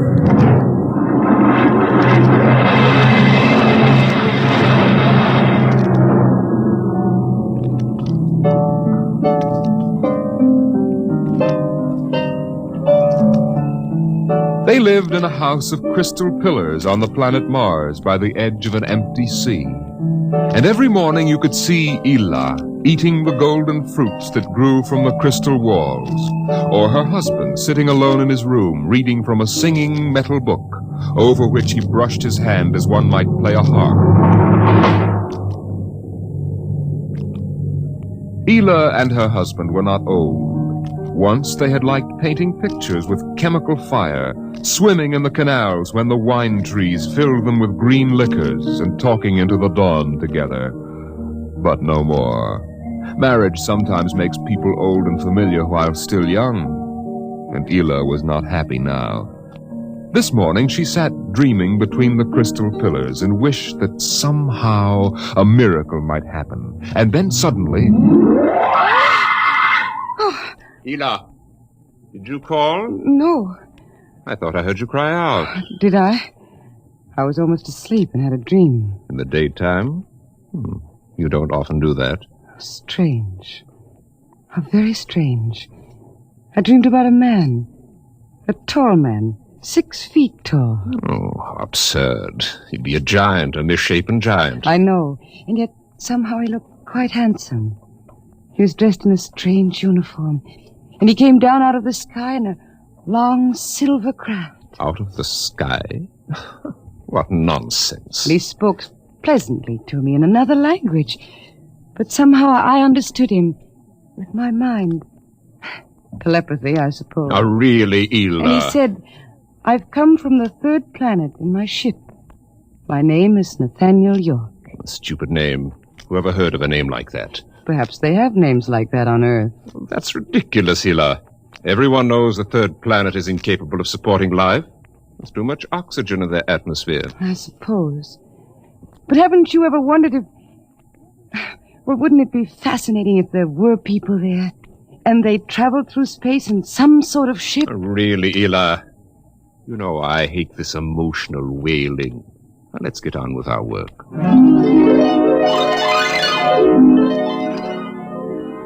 Evening came. The twin white moons of Mars were rising, and the house closed itself in like a giant flower.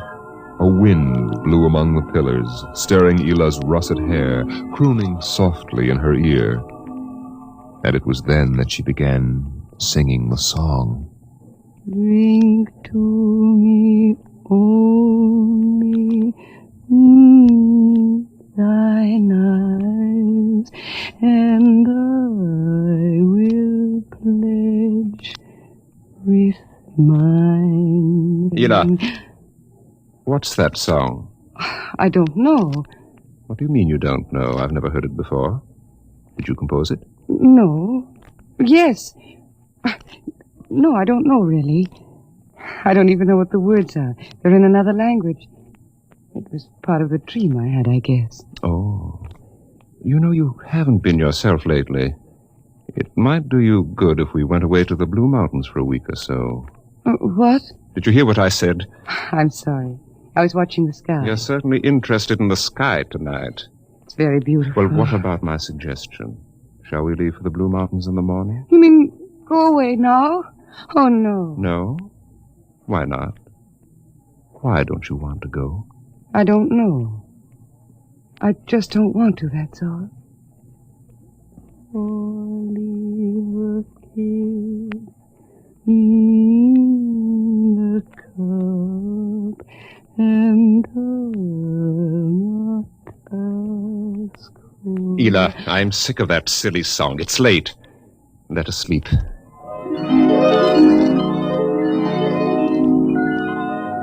From the crystal walls poured a soft carpeting of mist to support Ela where she lay down to sleep.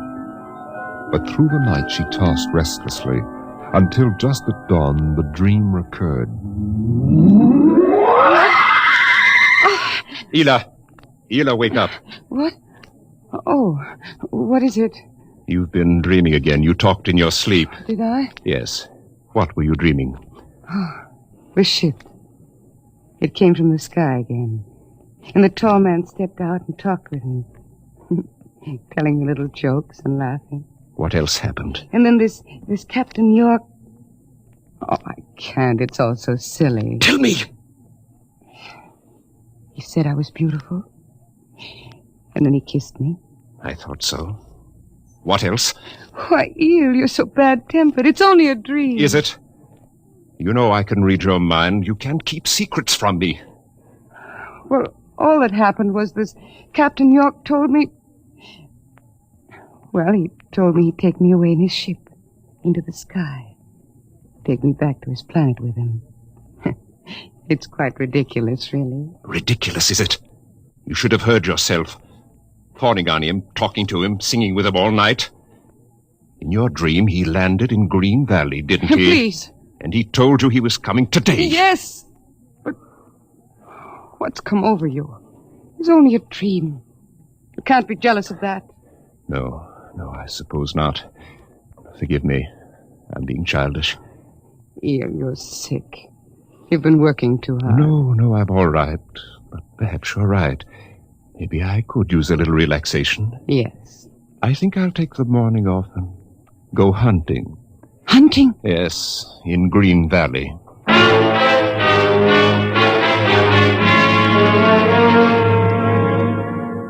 Numbly, she watched him go to a closet and draw forth an evil-looking weapon.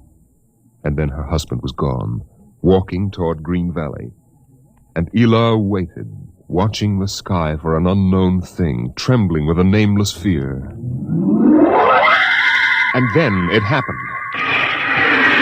A whirring, rushing sound. The warmth as of a giant fire passing in the air. The gleam of metal in the sky. He's come. It's true. The dream is true. The rocket vanished over the hill. The sky was empty again. And trembling, Ela waited again, looking toward Green Valley and seeing nothing. Listening for sounds and hearing nothing. Until... a shot sounded, very sharply. The sound of the evil weapon. Oh, no. No. Her body jerked with the sound, and she wanted to scream and never stop screaming. For now she knew the dream could never come true. There was nothing left but the song, the strange and fine and beautiful song. Drink to me only with thine eye, and I will pledge with mine, or leave a kiss within the cup.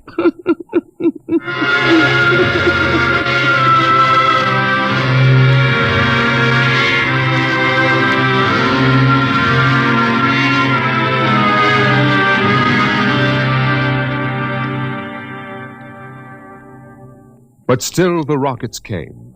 The next ship came down from the stars and the black velocities and the silent gulfs of space, and landed by night near a Martian city. The men made their way to the outer rim of the dreaming city, and then Jeff Spender went in to reconnoiter, while the others watched and waited for something to stir in the haunted city, some gray form to rise, some voice to break the unearthly stillness. Where were the people? Where were the Martians? Nothing stirred to disturb the silence until... Halt! Who goes there? Don't shoot!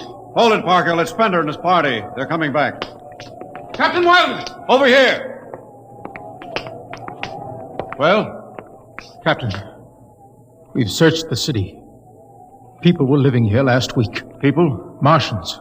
Where are they now? Dead. Dead? What did they die of? You won't believe it, Captain. Chickenpox. Good Lord, no. Yes. No resistance to an Earth disease, I guess. So the other rocket did get through to Mars. It looks like it, Captain. God only knows what the Martians did to them. But at least we know what they did to the Martians. You mean they're all dead? Yes. This planet is through. Hey! You hear that, guys? We're safe! Break out a bottle, Cookie. Let's have a drink to celebrate. Stop it, Parkhill. Put down that bottle. What's eating you, Spender? The planet's ours now. We got to christen it, don't we? I christen thee the city of... I christen... Hey, Park Hill City. Park Hill, I warned you! All right, Spender, that's enough. That'll cost you a $50 fine. Cookie, McClure, take care of Park Hill. Spender, you come with me.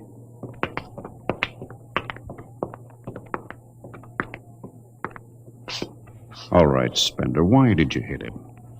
I don't know, Captain. I was ashamed, I guess. Ashamed of Sam Parkhill and the noise and the spectacle the whole crew is making.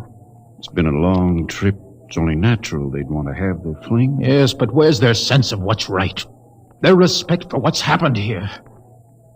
Captain, a race builds itself for 1,000,000 years, refines itself, builds cities like this one, does everything it can to give itself respect and beauty, and then it dies. Of what? Not anything fine or majestic or fitting, but a dirty little thing like chicken pox. And Sam Parkhill wants to celebrate. I know, Spender, but you've got to remember you've a different way of seeing things. I'm seeing things all right. I'm seeing what we'll do to Mars.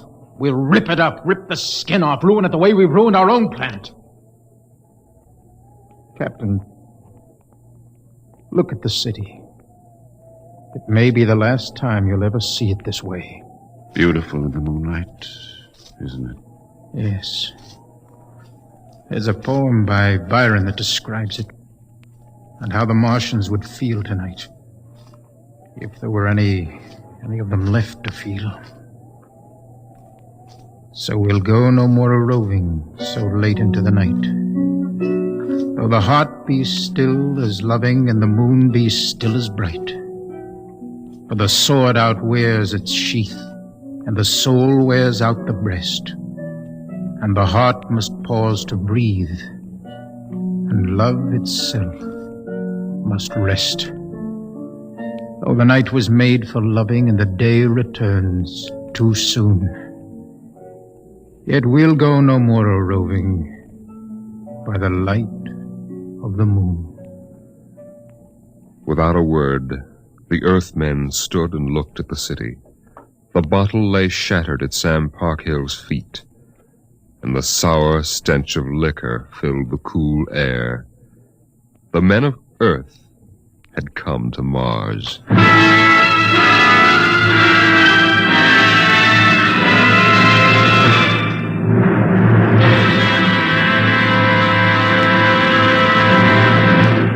Dimension X will continue in just a moment. It's National Wheaties Week. Yes, the week when everybody tries Wheaties, even an orchestra leader. And here he comes from behind the scenes in radio to help celebrate National Wheaties Week, Mr. Von Dexter. Thank you, Frank. Hello, folks. I understand this is National Wheaties Week. I kind of get a kick out of that. The only breakfast food in the world with a week of its own. And I'm here for just one thing, to ask you to try Wheaties during National Wheaties Week. There are a lot of us whose voices you've never heard on the Wheaties big parade of radio programs, you know. Backstage people. Like musicians. Right, Frank, like musicians. We'd get great pleasure from knowing you like these programs well enough to buy a box of Wheaties tomorrow. Wheaties are good. They're nice to eat. I like them. I think you will. Try them once during National Wheaties Week. Will you do that? Vaughn, I think the folks will. Good. Thank you. Good night.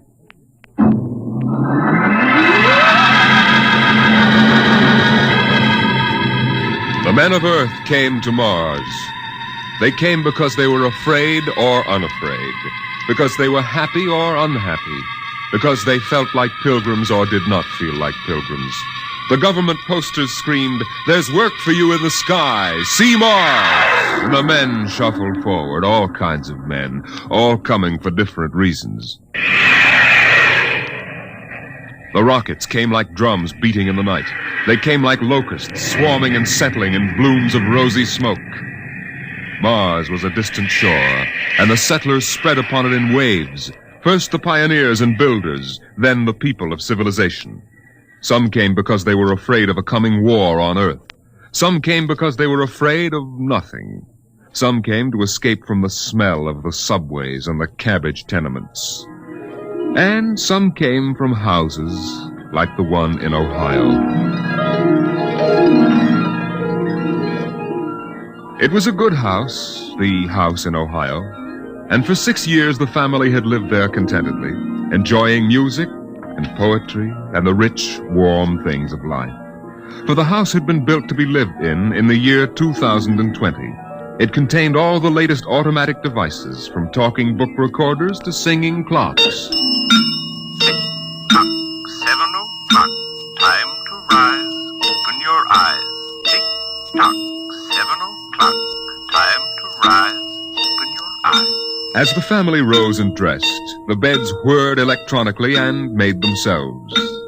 In the kitchen, the stove sighed, and ejected from its warm interior 8 eggs, sunny side up, 12 bacon slices, 2 coffees, and 2 glasses of milk. 7-9, breakfast time, come and dine, 7-9. Beside the breakfast table, the facsimile machine clacked and deposited the morning paper on the table. The headlines today spoke ominously of the danger of a coming war, and the man frowned as he read the news. Today is August 4th, 2026. Insurance, gas, and at and heat bills are due. And today, remember, the family has planned a picnic. Gee, Dad, are we really going? Sure, Timmy, why not? It's raining out. It's not raining where we're going, son. Now run upstairs, pack your fishing tackle. We're going on our picnic, all right. Okay, Dad. Bill, are you sure we ought to go? Yes. Have you seen the headlines this morning? Looks bad, doesn't it? Mm-hmm. The rocket's ready. All we have to do is pack and take off. I know, but... Well, flying to Mars, it seems so crazy. Well, all right, then we'll go. Should we tell the children why we're going? No, not yet. Let them enjoy the picnic. The house went on with its appointed tasks. 9:15, time to clean. 9:15, time to clean. Out of the molding darted hundreds of tiny mechanical mice, all rubber and metal. They sucked up the dust and dirt in the house and popped back into their burrows. In the walls, relays clicked, memory tapes glided under electric eyes, recorded voices moved under steel needles. 12 o'clock, 2 o'clock, 4 o'clock, 6 o'clock, tick-tock, 8 o'clock. Evening came. In the living room, the hearth fire bloomed out of nothing, and the phonograph spoke from beside the fireplace. Mrs. McClellan, what poem would you like to hear this evening? Mr. McClellan? Since you express no preference, I shall select at random from among your favorites. Sarah Teasdale, There Will Come Soft Rain. There will come soft rains and the smell of the ground, and swallows circling with their shimmering sound, and frogs in the pools singing at night, and wild plum trees in tremulous white. Robins will wear their feathery fire, whistling their whims on a low fence wire, and not one will know of war, not one will care at last when it is done.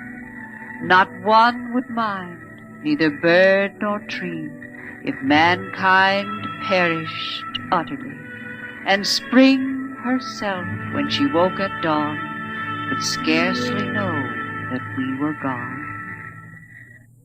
The phonograph finished the poem, but there was no one there to hear, for the family had gone to Mars.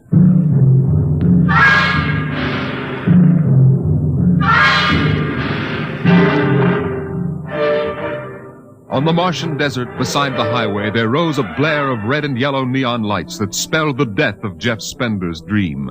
Sam's hot dog stand was what the sign read, and Sam, of course, was the same Sam Parkhill who had fought with Spender years before. 10,000 rockets were reported leaving soon for Mars, with 100,000 hungry customers, and Sam wanted to be ready for them. Hey, look up there, Elmer. See that green star up there? That's Earth. Good old wonderful Earth. Makes you feel almost reverent, don't it? Yeah. Send me you're hungry and you're starved. Something. That's a poem I learned in school. Come on, Earth, send me your rockets. Here's Sam Parker with the only hot dog stand on Mars. Sam, what if the rockets don't come? What if there's a war on Earth? Don't worry, they're coming all right. Ain't nothing gonna happen to spoil my plans, baby. I figured it all out. Sam! Hey, Sam, look up there! Earth! Oh, what? Oh, no. It's catching fire. It's burning. Oh, no, that can't be Earth.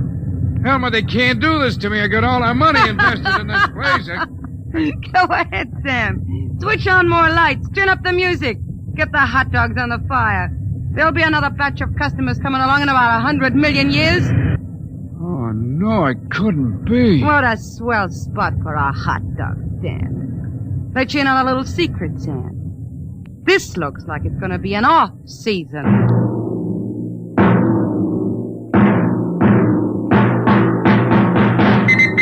The light beam radio crackled with the news. By morning, the shelves of the luggage store were empty, and the rockets were blasting off, headed back to Earth. In a few days, everyone was gone, and the planet of Mars once more lay deserted and silent.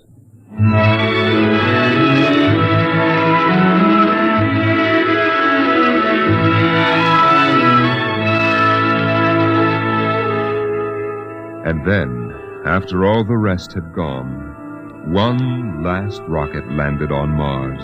A small, family-sized rocket come all the way from Earth.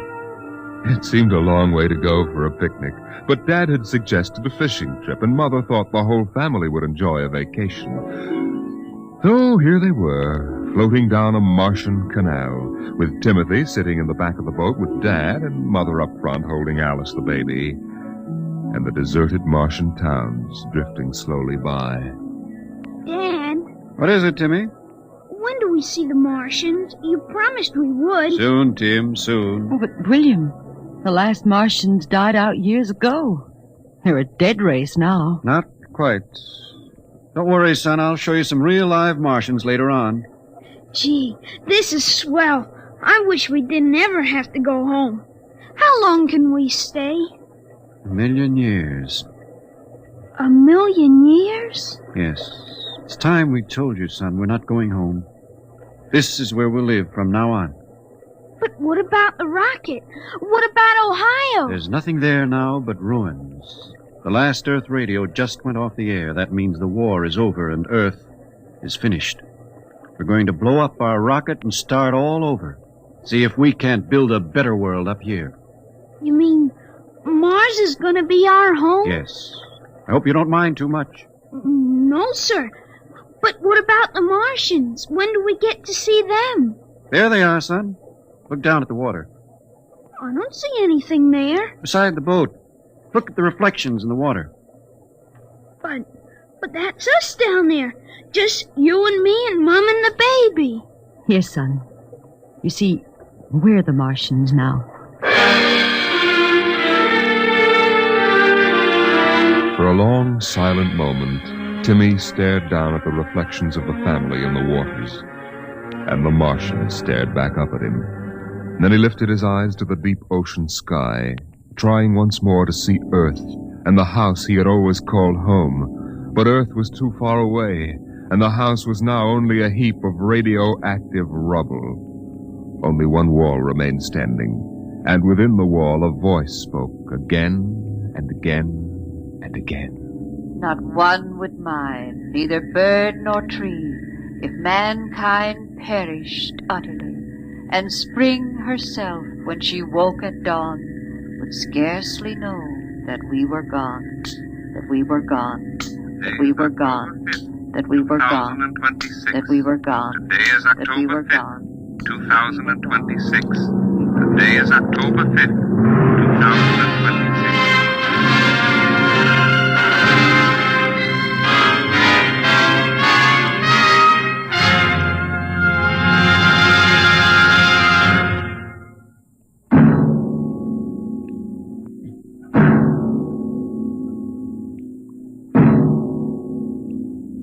You have just heard The Martian Chronicles, a dramatization of highlights from the new novel by Ray Bradbury.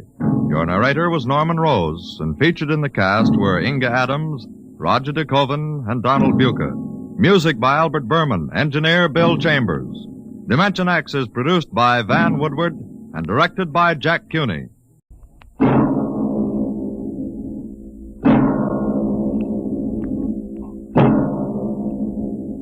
Now, tonight's adventure into the world of the unknown. The world of Dimension X.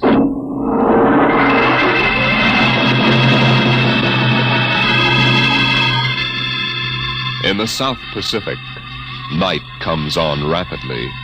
The sun dips below the flat horizon. The sea is crimson for a moment, and then night falls. But on Tahani Atoll, giant arc lights turn night into day.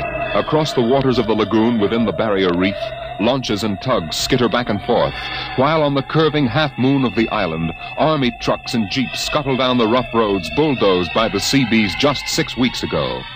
A low Quonset hut stands near the beach, surrounded by tangled wire. This is the preliminary command post, and inside is General Frank Gaydosh, field director of the test.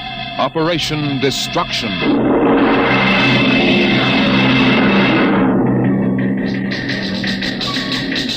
Well, everything on schedule, General Gaydosh. Radiological surveys complete. Instruments placement checked. Get me Navy and tell them HR is ordered. Send a periodic time check to Air Force and Ewintock and observation control on the Missouri. Yes, sir. I want a complete roster check on all personnel before HR. That test bomb is going off at 10 o'clock tomorrow morning. Even if there's a whole battalion stranded on the target vessels.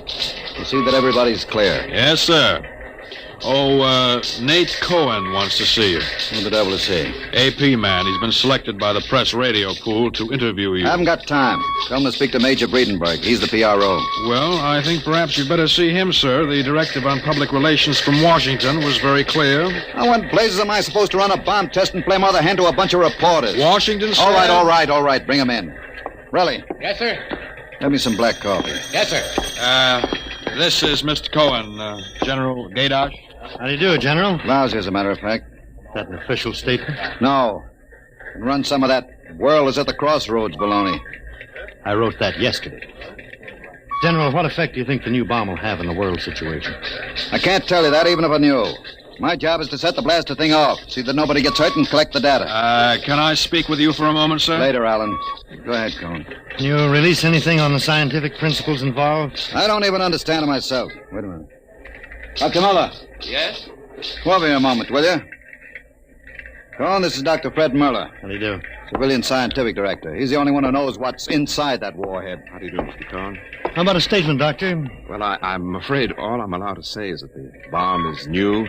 It's extremely powerful. And off the record, it's very tricky and dangerous. Well, what'll happen if it goes off prematurely? I don't think we have to worry about that. In fact, we wouldn't even know about it.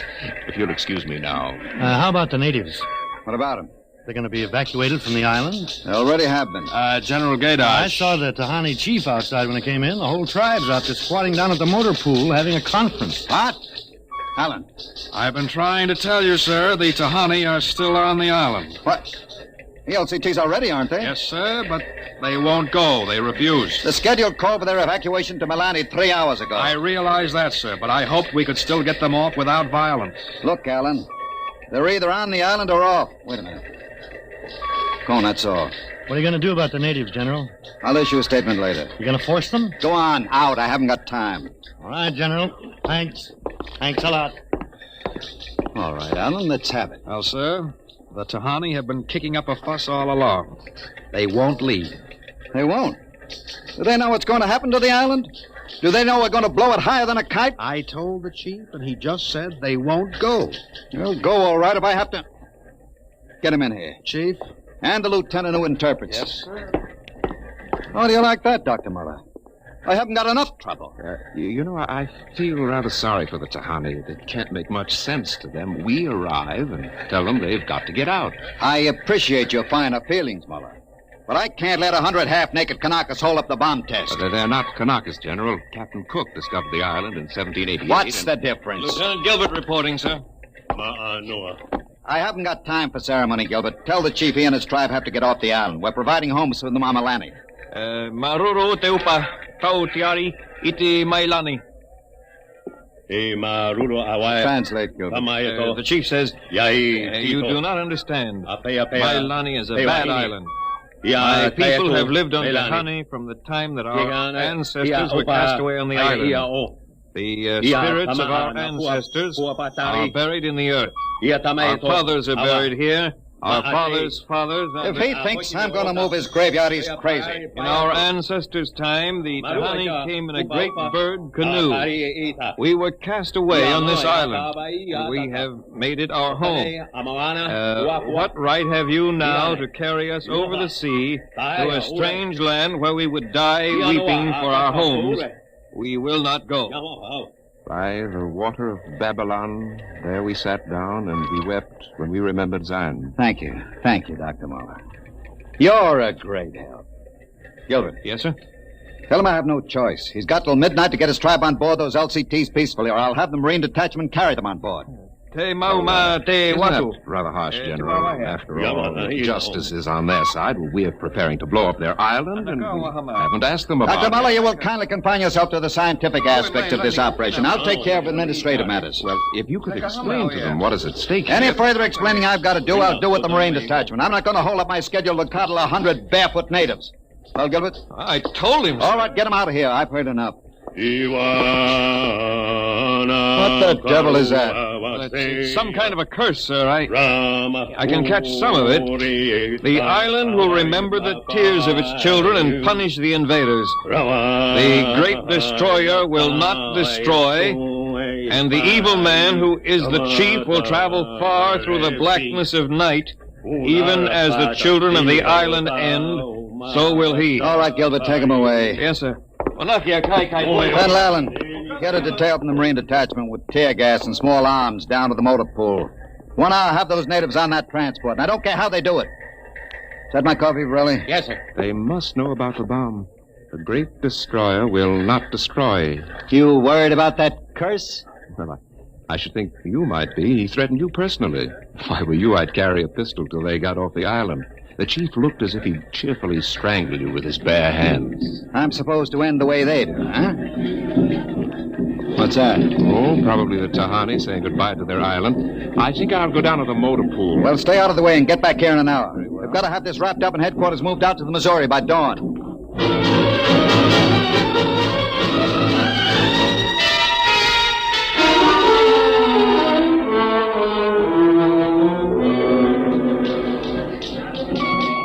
Navy and instrument room checking in, sir. That's the last. Have the Missouri take over control and send for my chief. Yes, sir. Are the LCTs standing by with those natives? Yes, sir. They're on the beach. The bomb unit is assembled in place, General. 2330, right on the nose. Robin, start evacuation procedure. The Tahani have stopped. Allen's probably moving them out to the beach. Check them with Navy and Air Force, Varelli. Yes, sir. What's that? It's coming from the beach. Tahani making trouble. Come on. You, Gilbert, what is it? Yes, sir. Colonel Allen ordered the Marines in, sir. What happened? What happened, man? The natives. They just got up and started marching. Did they embark? Oh, you don't understand, sir. They marched up the cliff and right off into the lagoon. What? All of them. The women and the kids, too. They didn't even try to swim, sir. What were you doing all this time? Just standing around with your thumb in your mouth? Where was the Marine detachment? We couldn't stop them, sir. They just walked over the cliff. They didn't even scream, not even the kids. We sent the crash boats out, but we couldn't get any of them out. Crazy idiots. Were any of the reporters there? Cohen and a life photographer. Get his film and hold it till I release it. What are you going to do, General? Postpone HR? It's too late for that now. Calling HR off isn't going to bring the natives back. But 100 men, women, and children just walking into the water. It's horrible. Look, I'm not happy about it either, but there's nothing we can do now. I gave them a chance to get off. They didn't want to take it. That's their hard luck, not mine. I hope you're right. What do you mean by that? Oh, I was just thinking about the curse the chief put on you. Even as the children of the island end, so will he. That's what he said to you, General. I heard him. Keep waiting, General. The great destroyer will not destroy. That must mean the bomb. Don't worry, Dr. Muller. It'll take more than a mumbo-jumbo curse from a native witch doctor to stop this operation. At each hour, that bomb goes off.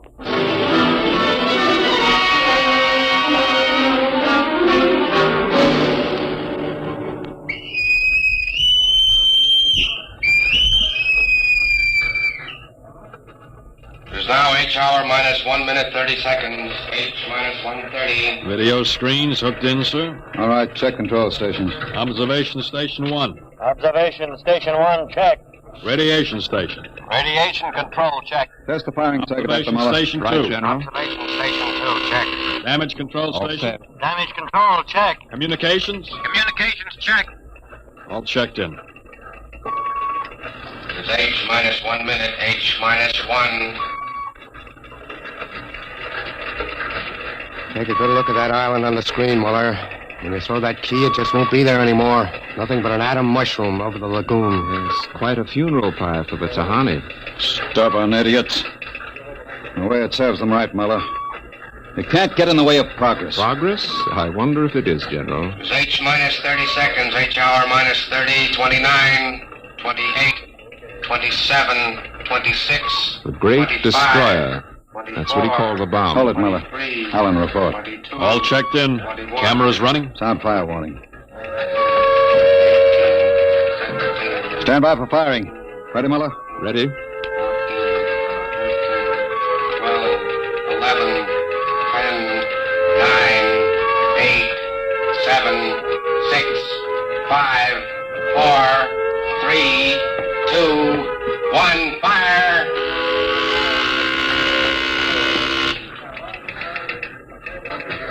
General, it didn't go off. Relly. The bomb didn't go off. Relly, signal standby. Condition red. Allen, check readings. Muller, what's wrong? What happened? I don't know. The bomb didn't go off. What do you mean? Why didn't it go off? I don't know, except for one thing. The Tahani chief said the Great Destroyer would not destroy. It didn't, General. The bomb didn't go off.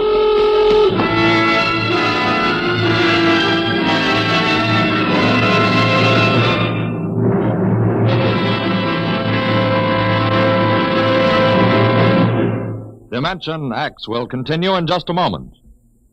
It's National Wheaties Week. And from behind the scene in the radio studio, here comes one of Hollywood's foremost radio producers, Mr. Joe Parker, stepping out of the control room to help celebrate National Wheaties Week. Mr. Parker puts on radio programs, and he's a visitor to Dimension X tonight. His regular program for Wheaties is Sarah's Private Caper. Joe's a regular guy. He sits there in the glass cage called the control room, running his show. But right now, here he is at the microphone to say his say about Wheaties. Ready, Joe? Thanks, Frank. You know, folks, I sit there in the glass cage, as Frank calls it. I have to stop my programs long enough for him to talk about Wheaties. But you know, I don't mind. I kind of like this talk about Wheaties and milk and fruit. That's a lot of good eating. And I like the idea of celebrating National Wheaties Week, too. You know, we enjoy putting radio programs on for your entertainment. And we'd enjoy knowing that, well, that you're going to try Wheaties because of us. I hope you'll get Wheaties tomorrow and have some. The whole family. Matter of fact, I think I'll join you. Thank you, producer Joe Parker. If you like this program, friends, get some Wheaties and help celebrate National Wheaties Week.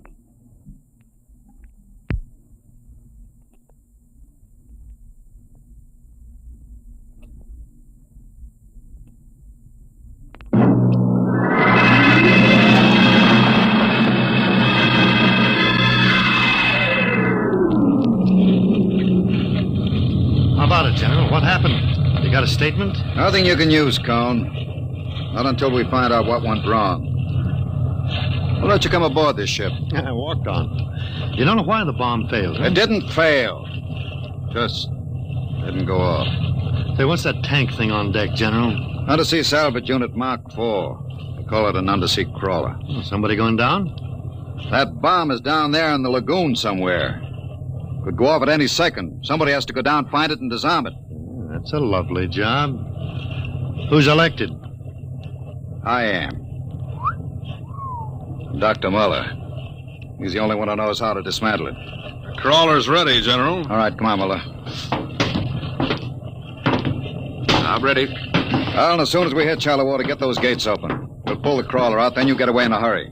That bomb goes off while we're working on it. I don't want any casualties. Yes, sir. Inside, Muller. All right. I'm in. Remember, get this LCT out of the lagoon in a hurry. You got that, Alan? You take your orders from Admiral Yancey. Yes, sir. And, good luck. Closing the hatch. Get the sonar and Geiger counter warmed up, Muller. Right. I was just thinking of something, General. That curse, part of it came true. The bomb didn't go off. Well? The second part of that curse was that you would end where they ended, and that was at the bottom of the lagoon. What are you trying to do, Muller? Nothing. I was just thinking this crawler is going to take us right down there where the Tahani died. I'm not worried about a handful of dead natives, Muller. I'm worried about that bomb. Okay, they're opening the gate. Let's go.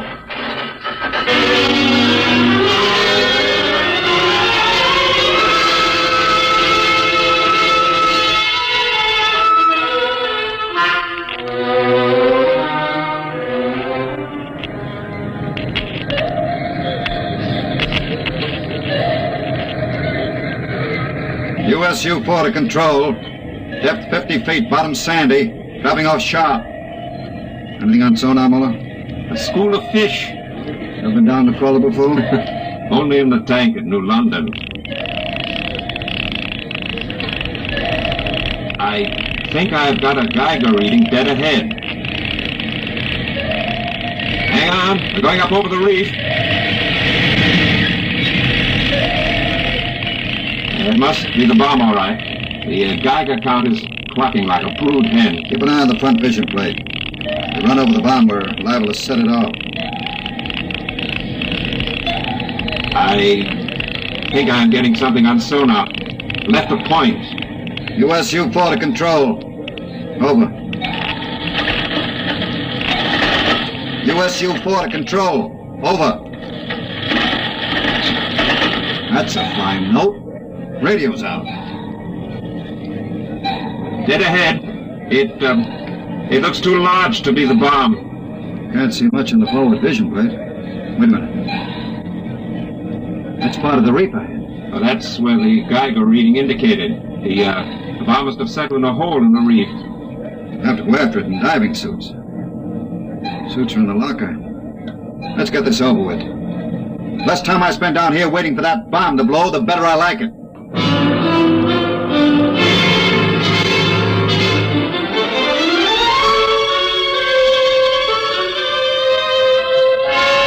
Ready, Muller?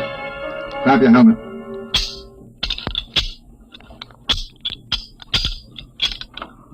Getting me all right on your headset? Okay, I'm going to fill the lock.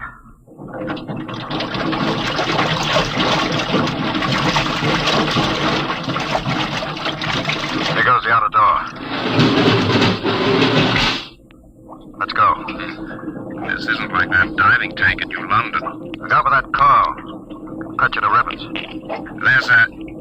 There's an opening of some sort there. Wait till I get the light up.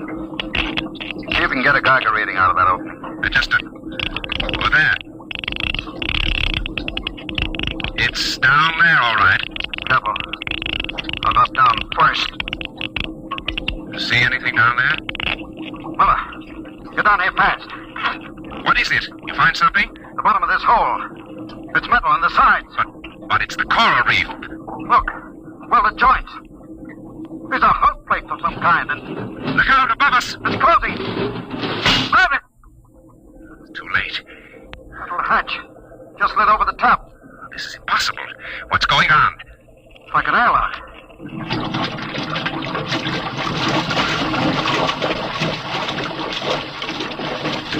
Water's being pumped out.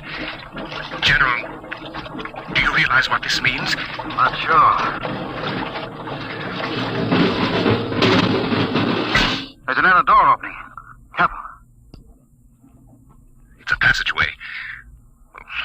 What do we do now? There isn't much to do. You can take off our helmets, so. Now shows good air. Yeah. All right. Come on. What is this? Undersea fort? What's it doing here? What does it mean? Whatever it is, Our bomb must be down here. Wait. There's someone there. I can't see. There's a shadow. Who is it? Who's that? Ma'anua, Dr. Mother. Welcome to our ship. We have been waiting for you. General, it can't be. Do you see it? It's the Tahani chief.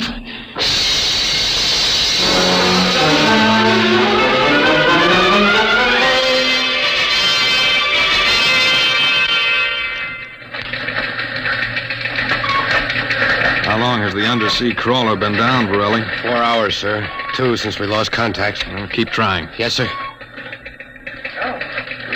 I've given them enough time. I'm going to send another crawler down. What do you figure happened to them, Colonel? Well, there are a lot of things. Hey, how did you get in here? I walked in. Say, when are you going to release this, Colonel? It's the biggest story since the election. The bomb at Dud, Dr. Muller, General Gadosh dead. They're not dead. At least we don't know they are. As long as the bomb doesn't go off, there's still a chance that something will. The bomb. Borelli, condition red. Gilbert, radiation control into action. Get the hot squad into Tahani Lagoon as soon as it's cleared. And get me a PT board with radiation screens. What is it, Colonel? What happened? The bomb must have blown. What about Muller and the general? If they were down in that lagoon, you guess.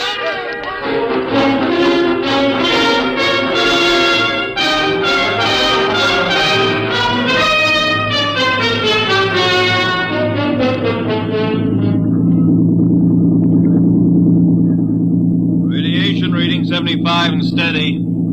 I'll take her in as close to the beach as you can. Steady as she goes. Is there any danger of more explosions? No, when she goes, she goes. Radiation 82. The danger is radioactivity.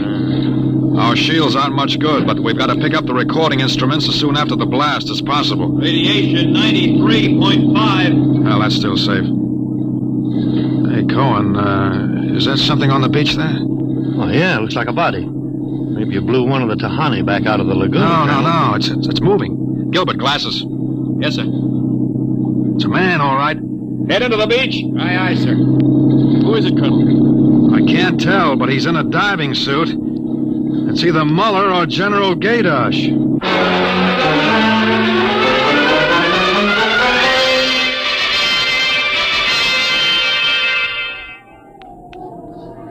No radiation burns, superficial bruises, mild shock. He'll be all right, Colonel. Can he talk? For a while. I'm going to give him a sedative shortly. Muller, what happened? How did the bomb go off? You didn't. He's still out of his head. Quiet, Cohen, quiet. Go on, Dr. Muller. What did you find? A ship. A giant metal ship. There under the lagoon. A submarine? No. It was a spaceship. Camouflaged right next to the reef. What? When we went inside, we found the Tahani chief and all the tribe alive. What are you saying? Well, they drowned in the lagoon. I saw them. No, they didn't commit suicide as we thought. They just dived underwater into the rocket. A rocket? Built by Polynesian savages? But they're not savages.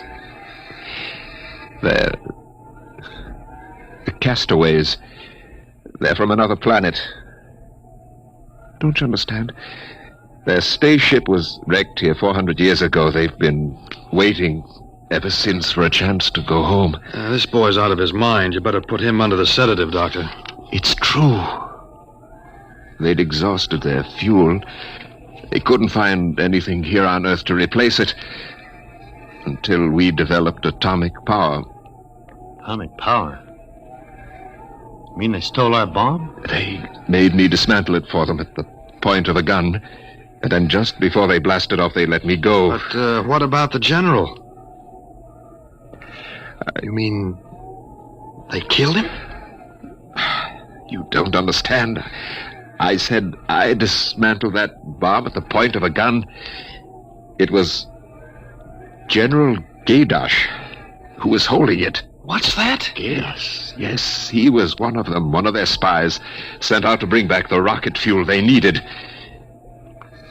And now, after 400 years, the castaways are going home.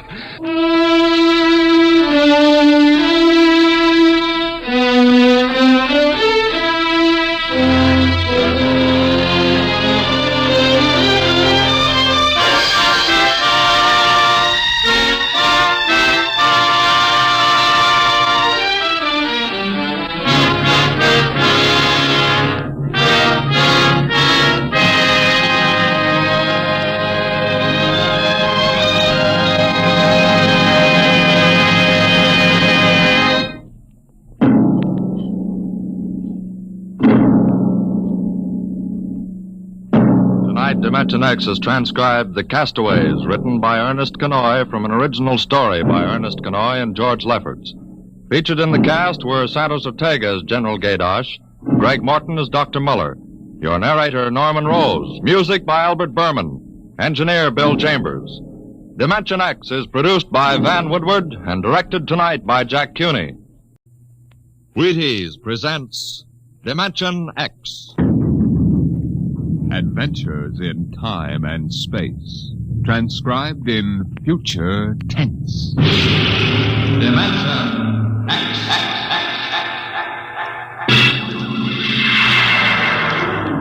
On stage tonight, Dimension X, another in the Wheaties' big parade of exciting half-hour presentations.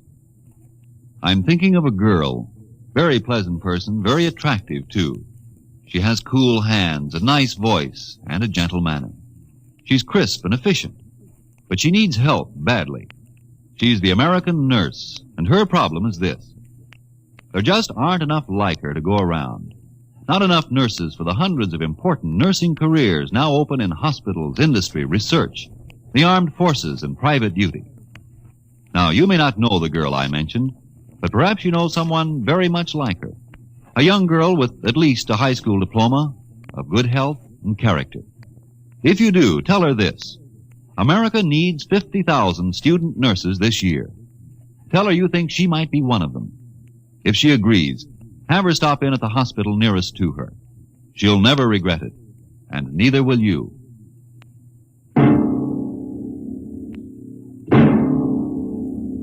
Now, tonight's adventure into the world of the unknown. The world of Dimension X.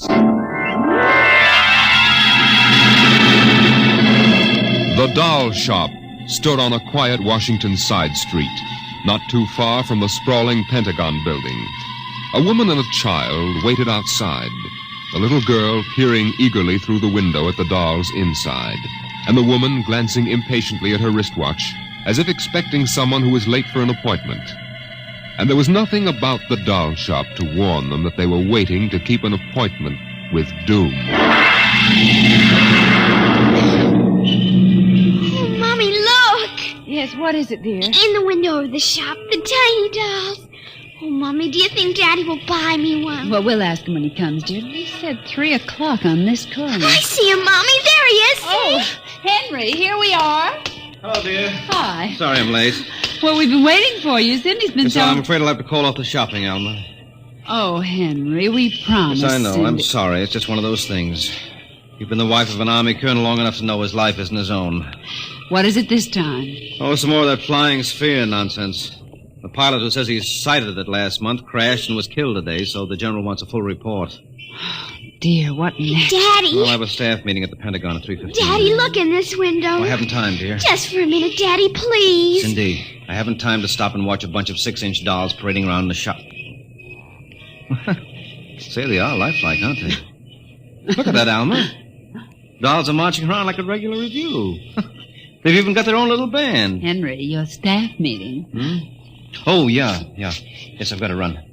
Now, look, don't go spending a lot of money on that nonsense, Alma. No, dear. Bye. Bye, dear. Bye, Cindy. Bye, Daddy. Oh, Mommy, look. Look, the band's going to play. Aren't they wonderful, honey? You You know, it's funny. I must have stood on this corner 1,000 times, and I've never even noticed this shop before. Good evening, children. Oh, well, good evening. Mommy, he talks awful funny. Hush, Cindy. Would you like to step inside the shop of Santor Perigi? Well, yes, we would. This way. Oh, Mommy, it's like fairyland. Here in the shop of Santor Perigi, creator of Perigi's Universal Wonderful Dolls, the world of adult reality is blended with the world of child's fantasy. This is a new shop, isn't it, Mr. Parigi? What is new and what is old? Come, this way. Would you like to meet one of my little ones? Oh, yes. This one in the red jacket is Toto. Speak, little one. Oh, isn't that wonderful? Mommy, he talks. The doll talks. Amazing. It's absolutely amazing. That is nothing for Perigi's wonderful dolls. Listen, sing, Toto. Sing for the little girl. My name is Toto. Cindy, listen. Sing, Toto. Men are big and tall. Dolls are very small. When men begin to fall, the dolls will rule them all. Oh, more, Mr. Toto, more. Well, how do they work, Mr. Parigi? How do they work? That is the secret of the great Perigi, greatest of all doll masters. To make an ordinary doll is nothing. To make a perfect replica, that is something. But to make a doll with intelligence, that is the work of an artist, huh? Well, yes. Well, they must be very expensive. Madame, when I construct a doll like Toto, I cannot bear to be parted from him permanently. So instead of selling, I rent my little people. You rent dolls? Precisely. $10. I have but one request. When you grow tired of my dolls, you must return me in good condition. Oh, Mommy, could we take him home? Take him home! Take him home! Take him home! Oh, look, Mommy, look! He's bowing and dancing. Oh, Mommy, he wants to come. Please, I'll take such good care of it, please. Well, honey, we'll have to deal with your father later, but... Well... Oh, Mommy! All right, wrap him up, Mr. Parigi. Oh, dear, I have a feeling when your father comes home, we'll be sorry. Be sorry! Be sorry! Be sorry! Be sorry!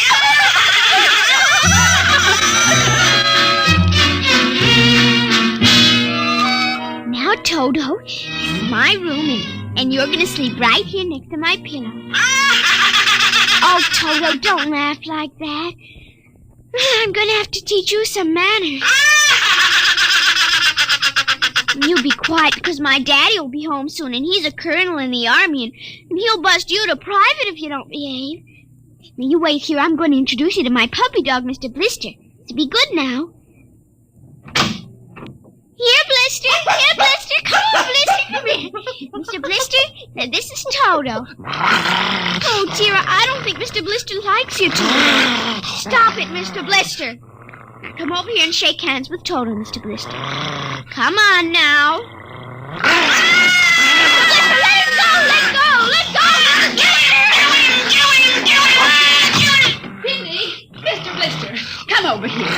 Why, what happened, dear? Mr. Blister tried to bite my doll. Look how frightened Toto is. Dolls don't get frightened, Cindy. But he is, Mommy. He screamed. You just imagined it, honey. But he did. He did. Well, Mr. Blister didn't mean it. You know he's the gentlest little pup alive. He isn't. He's nasty and I hate him. Cindy, you hurt his feelings. Okay.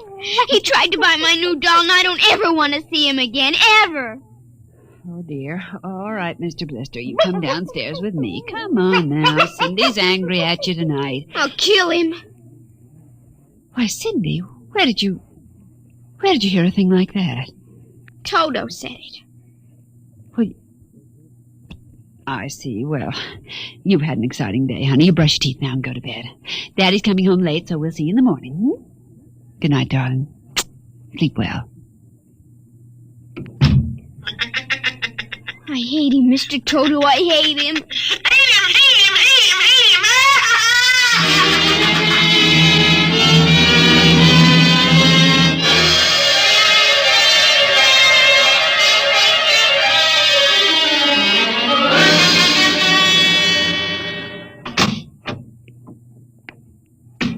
Morning, Alma. Breakfast ready? Just a minute. How was the staff meeting last night, dear? Oh, horrible bore as usual. Where's the little one? Up in her room. She'll be down in a minute. Oh, say, remind me to take some papers back to the War Department, will you? I left them in my strong box. Henry, Hmm? you told me it was against regulations to bring secret papers home. Well, I had to finish some work for the old man. Nobody will ever know the difference. Well, I suppose not. Oh, dear, would you feed the puppy before we sit down? His bowl's under the sink. Where is he? That's funny. There's a supper from last night, only half eaten. Getting fussy. Blister? Here, Blister. Blister! Where the dickens is that mutt? Maybe he's on the back porch. Maybe. Here, Blister. Here, Blister. Alma. What is it, dear? Alma, look. Henry. Is he? Yes, he's dead. But how? What happened? From the looks of it, he might have been poisoned. Poisoned? Who on earth would do a thing like that to an innocent little pup? I don't know. Let's see his dish. Oh, Henry. I don't understand this at all. Say, what's this? What's what? Well, look, there are pieces of broken glass in his food. Blue glass. Glass? Glass? Henry. Huh? Well, I just remembered something. What? It may just be coincidence, but in the bathroom this morning... What about the bathroom? Cindy's blue glass, you know, the one with the Mickey Mouse on it. Mm-hmm. It was broken, Henry. I found pieces in the wastebasket. I meant to ask her about it. Oh, Alma, for heaven's sake, you aren't suggesting that our little girl... Why, she loved Blister more than anyone. Not last night, she didn't. Why not? Well, he went after Toto. Well, who's Toto? Oh, her new doll. You bought her one of those dolls? Well, I just rented it. Rented it? Yes. Look, Alma, Oh, no. Oh, well, all right. What's this got to do with Blister? He went for the doll, and Cindy... Well, Cindy said... Henry, she said she'd kill him. What? Well, that's ridiculous. It's true. Good heavens, a 9-year-old child putting ground glass and dog food? She'd have to be a monster. Mommy. Now, don't say anything. I'll talk to her. Good morning, dear. Morning, Mommy. Morning. Daddy. Hello. What's the matter? Nothing, Cindy. Sit down, dear. Yes, sir. Cindy, your mother tells me you broke your blue drinking glass. Oh, no, I didn't break it. Now, Cindy... I didn't. Well, now somebody broke it. It wasn't your mother and it wasn't me. Well, then it must have been Toto. Cynthia. Cindy, you know Toto was only a doll. Now, a doll couldn't have broken your glass, could he? Well? But he must have done it, Daddy. Cindy, you know how Daddy feels about little girls who tell untruths. Now, did you break your glass and maybe accidentally get some pieces into Mr. Blister's dish to sort of punish him for biting your doll? Oh, no, Daddy. I'd hate to think you'd done something you knew was wrong and you were blaming it on a doll. What's the matter with Mr. Blister? Is he sick? He's dead, Cindy. Oh, no, he can't be dead. He isn't dead, Daddy. No, he isn't. He isn't. Mommy, Yes, dear. but he'll come back. He has to come back. No, he won't come back, honey. Not ever. No, Cindy, not ever. Now that we've told you, Cindy, do you want to change your mind about the glass? Henry, let her alone. Daddy, you think I killed? You see what you've done. The child feels guilty enough, Henry. Oh, dear, this is no time for feelings to interfere. Feelings don't know any time, honey. When they come, they just come. You go up to your room, honey. Daddy and I'll be up in just a minute. I don't want to. Please, Cindy. We'll be right up. Please. There, that's a good girl. And close the kitchen door behind you.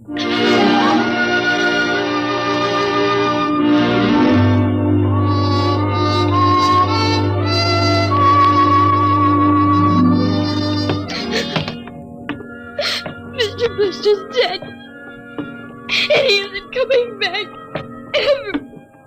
Ever. Daddy thinks it was me, but it was you. It was you!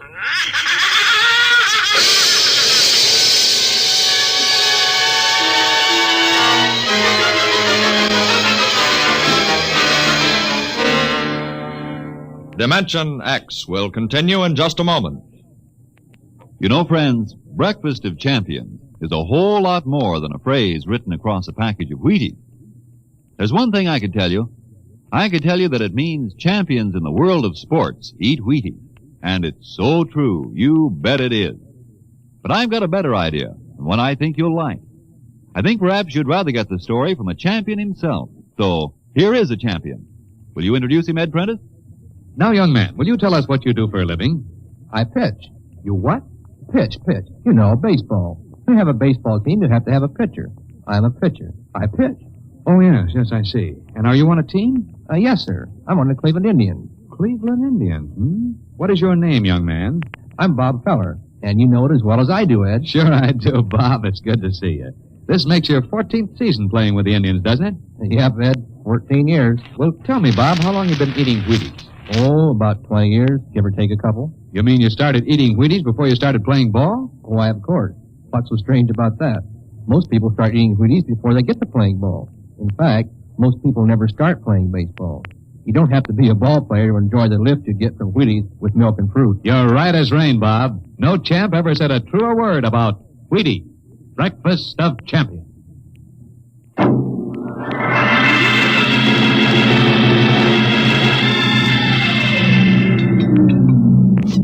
Eat your supper, dear. I'm not hungry. Cindy, you scarcely touched your I lunch. don't feel like eating. Is it Mr. Blister? Oh, Mom. Cindy, answer your mother. Now, Henry, she'll work it out in her own way, dear. Oh, I don't know. When I was a boy, there was such a thing as discipline. Where this child is being brought up... Henry. Well, it's true. There's no respect. Lying. Oh, I don't know. Alma, what's happened to us? We were a nice, peaceful, happy family until you bought that cursed doll. Now who's blaming things on the doll? Well, it's true. You wanted to get some papers from your strongbox. What? Oh, yes, excuse me. Will you try to eat something, Cindy? Now, darling. Yes, Alma! Alma! Yes, Henry, what is it? Alma, it's gone. What's gone? The box, the strong box is gone. But it can't be. The door to your study's always locked, and you and I have the only keys. I know all that, and I tell you it isn't there. Well, who would I don't know, Alma. Those confidential reports, if they ever get into the wrong hands... Oh, I warned you about keeping them here. Oh, what if it ever came out in the open? Can't you see the papers? Army colonel, derelict in duty. Call the police, Henry. What, and throw my career in the wastebasket after 17 years? And we've got to find it ourselves. But it was there when I went in to clean this morning. Well, what about your key? Well, it's right here. I always keep it right with me. That's funny. Oh, no. But my other keys are all on the ring. You've lost it. I don't see how. Alma, how could you do it? Henry, please. Come on, we'll search the house. I can't think of anything else to do. Oh, dear, you're going to miss your staff meeting. Well, all right, never mind the meeting. My whole career goes up in smoke if we don't find those reports. Now, somebody get hold of your key and open that room. I know, Cindy. Oh, let the child alone. She's been through enough. You know she wouldn't do a thing like that. I don't know anything anymore. I don't know my own child. I don't even know you. All I know is that strongbox is gone with papers that are dynamite if the wrong person gets them. The question being who? What's that? Coming from upstairs. What's that blasted doll again? Something must have set it off. I don't know how the mechanism works. Well, for heaven's sake, let's go up and shut it off. Right.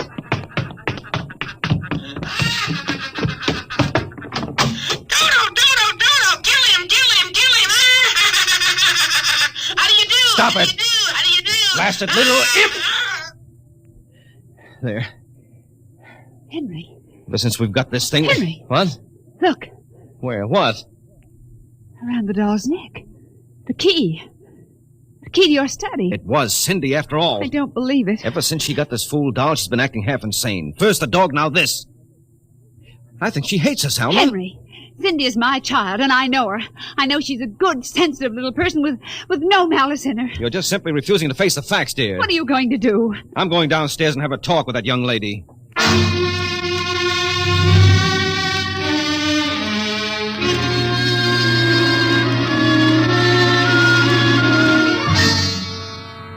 Cindy, you're not telling me the truth. Oh, yes, I am, Daddy. Now, all I'm asking is that you tell me the truth. Now, where is it? I didn't take it, Daddy. Honest, I didn't take it. I suppose you're going to tell me now that a little 6-inch doll took my strongbox and hid it. Well? Cindy, I'm speaking to you. I didn't take it, Daddy. You don't understand. Toto did it. Oh, he's terrible awful. He says things. He says he's going to kill everybody. Cindy, you're inventing things. It's true. At night when I'm sleeping, he stands next to my pillow and whispers things to me. Awful things. He told me he'd kill me, too, if I told him. Alma, I think this child is sick. I think she needs a doctor. She's frightened, Henry. She's trembling like a leaf. Come on, darling. We'll go up to your room. I don't want to go now, up honey, there. Mommy will stay with you. I'm afraid. He's up there. Who, Cindy? Toto. Well, he won't be up there for long. Mr. Toto is going right back to Parigi's wonderful doll shop before I lose my sanity, which means right now.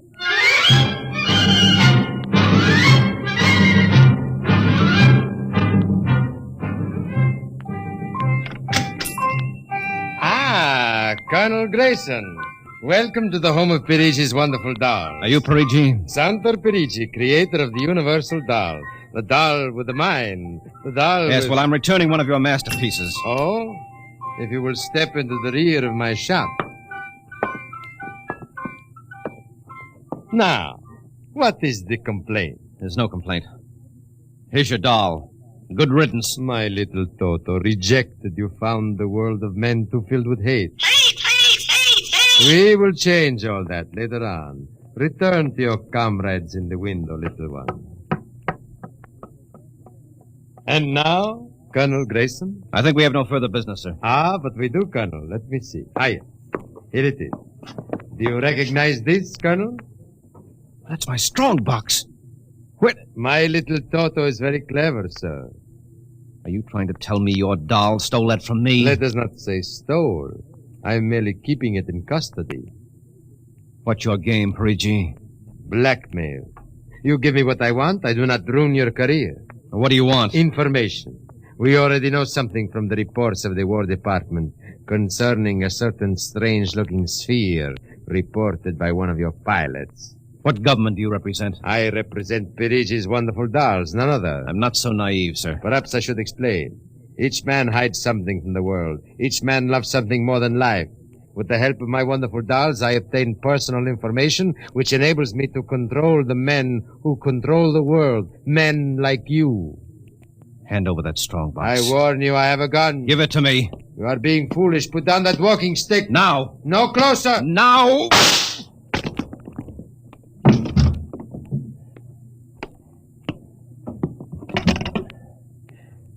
Hello. Give me the police.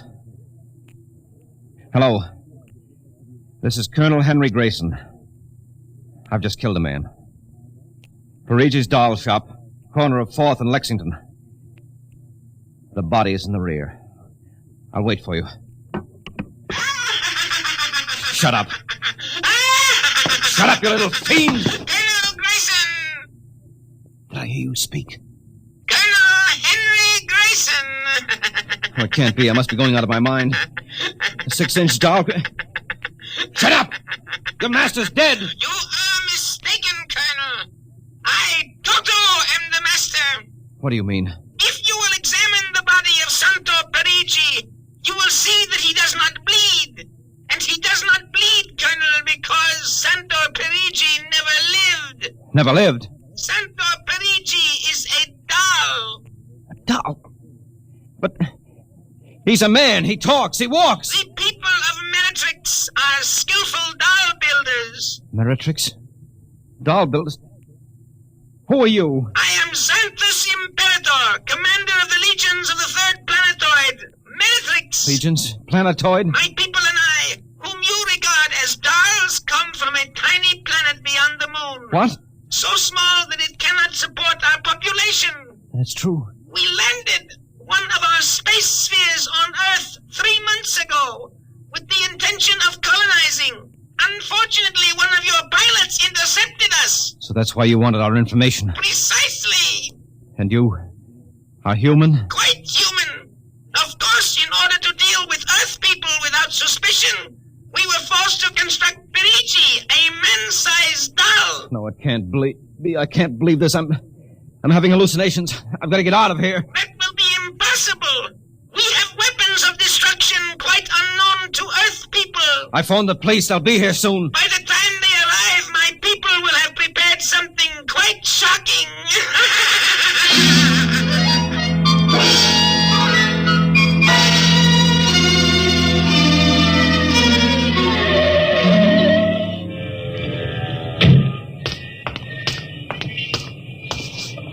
covered, Ryan. Okay, Sarge.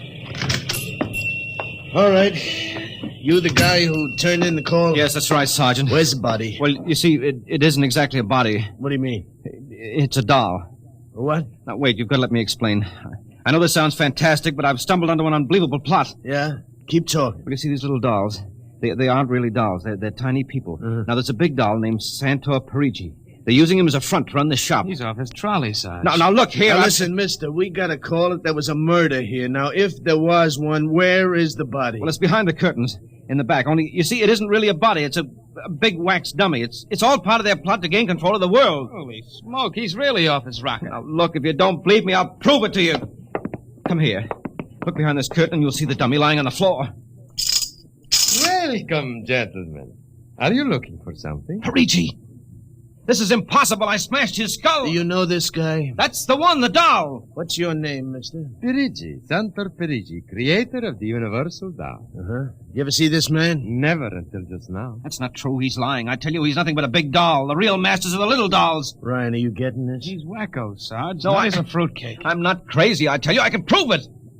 They must have fixed up his head where I smashed it in. Touch him and you'll see. Mr. Parigi, you know what this guy is talking about? The man is demented, obviously. No, that's not true. I tell you, there's a plot to control the Earth. I've got to call the War Department. They want to know about the flying sphere. Holy mackerel, this gets worse every minute. Ryan. Take him to headquarters? No, save some time. Take him down to Psycho Ward. Okay, all right, Buck Rogers. Come along nice and quiet. No, don't you see? He's nothing but a man-sized doll. Sure, and the little ones are going to take over the Earth, and you're going wait and cut out some nice paper dolls. Oh, please, listen to me. You've got to listen to me. You've got to. Sorry you had all this trouble, Mr. Parigi. Poor chap. He is obviously suffering from delusion. Well, he's not the only one in Washington today. You know, we've been getting a whole string of crack-ups lately, bigwigs blowing their tops under pressure. If you could see some of the names in our confidential files... You keep confidential files on cases like this? Certainly. Believe me, they'd be dynamite if they ever got in the wrong hands. Well, I better be running along. Hey, is that a talking doll? Yes, Sergeant. My name is Toto. I dance and sing. Well, I'll be...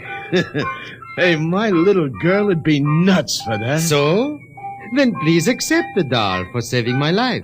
That madman might have killed me. Yes, but Take Toto home with you as a gift. Well, I don't know, Mr. Parigi. It's against regulations for us to accept favors. But this is not for you. It is for your little daughter.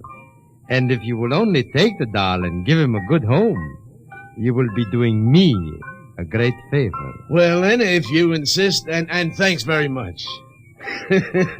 When my kid sees this, will she be surprised? Yes, Toto will come as a great surprise. A very great surprise. Hey, Toto?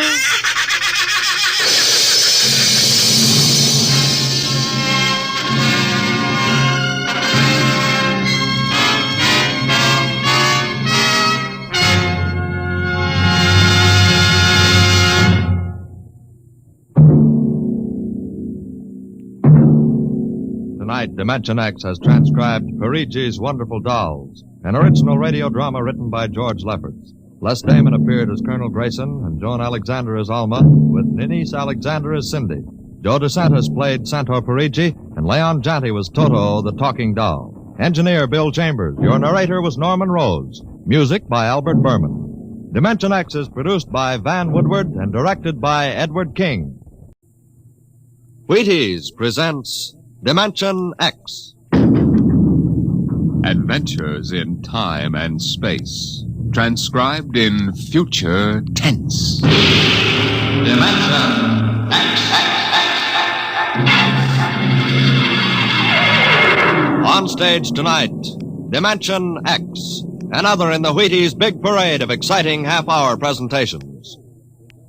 If you're a mother or a father with a warm spot in your heart for pink-cheeked, happy-eyed youngsters, here's something you should know. Good food builds good health, and Wheaties are good food. Now, I don't know what you've been doing about breakfast for the kids, but did you know that every Wheaties flake is a kernel of wheat? With the sunny, wholehearted goodness of field-grown wheat in every flake? With the full strength of whole wheat vitamins, minerals, proteins in every flake? Well, it's true. Whole wheat in all its richness. That's what you furnish when you fill the cereal bowl with Wheaties. But don't slip up. See that they get Wheaties. Crisp, sunshiny, good. Pour on the milk, put on the fruit, and know the youngsters are getting all that whole wheat can give. Do that now. Wheaties. Breakfast of champions.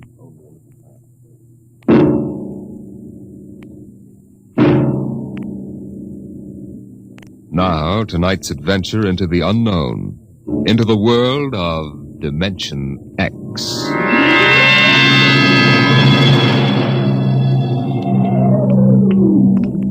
Somewhere in Europe, a man is walking through the darkness down a cobblestone street. It's early evening still, only a little past 8, but the street is strangely deserted. He pauses, looks behind him, then knocks quietly on a door.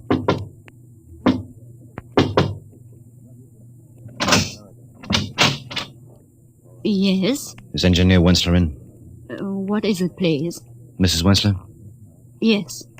I'm selling brushes. We have a nice line of brooms. They sweep well. Do they sweep the little or the large? Both. They're especially fine for the large. Come in. What cell are you in? I'm not with the Underground. I'm an American, newspaper correspondent. It's all right. Chief 9 said I should see your husband. He gave me the password. Look, you know the Americans are on your side. Well, I don't know. My husband is not home at the moment. If I... Eva, who is it? Someone to see Alan, Father. Oh. My father-in-law knows nothing. Don't see anything which might disturb him. Okay. You wish to see my son, Mr... Arnold. Yes, a friend asked me to look him up. Mr. Arnold is an American correspondent, Father. Oh, an American. It is not often I have had the chance to talk to an American these days. Things have changed, haven't they? Yes. These last few years, we have been out of touch with the world. I was working in my laboratory, Mr. Arnold. Would you care to come in while you wait for my son? Father, not the laboratory. Eva, we cannot ask our guest to sit alone in the library. And besides, I would like to talk. Huh? This way, please. Thank you. Mr. Arnold, I know nothing of politics. My only interest is science. Come, I will show you what we are doing. A most interesting experiment. Really very interesting. Oh, Dr. Wensler. Oh, this is Dr. Erickson, my associate. Dr. Erickson, Mr. Arnold. An American. Yes. Dr. Wensler, is it advisable to allow strangers in the laboratory? Oh, Mr. Arnold is my son's friend. Dr. Wensler, you will recall that the last directive... It has no bearing on the work we are doing. Our experiment is in the field of pure science. It has no military application. But the directive said... Dr. Erickson, may I remind you that I am still in charge of this laboratory. Very well. If you will excuse me, I want to test a new diatomic catalyzer. We'll do that. Sorry, Dr. Wensler. I'm afraid your friend Erickson doesn't like my looks. Oh, no. It's not that. It's just that he is worried. He's worried for me. Afraid that someone will misinterpret your visit and report me to the authorities. He's my most loyal and trusted assistant. But he tends to exaggerate the danger. Well, I hope you're right, Doctor. Say, this is some setup you've got here. That 10-foot plastic cylinder, what's that for? Every experiment must have a focal point, and that transparent cylinder is ours. Mm-hmm. The objects upon which we wish to work are placed inside and brought under the catalyzed beam over here. Eva! That's Alan now. Excuse me, I go and tell him. What is this experiment you're working on, Dr. Wensler? A very interesting new problem. You say you are not a physicist or engineer, Mr. Arnold? No, I'm not, but I can follow you if that's what you mean. Yes. Well, we have been working with the problem of subatomic particles.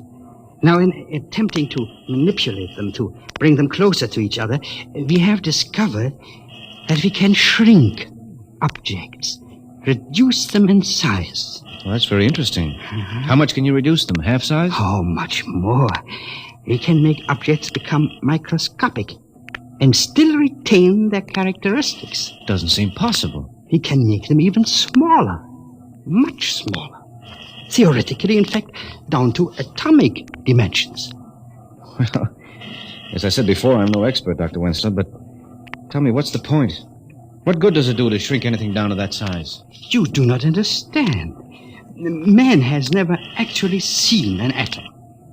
But if we can reduce a camera and recording instruments to the atom size, then we would know the secrets of the universe. Mm-hmm. Ah, there you are, Mr. Arnold.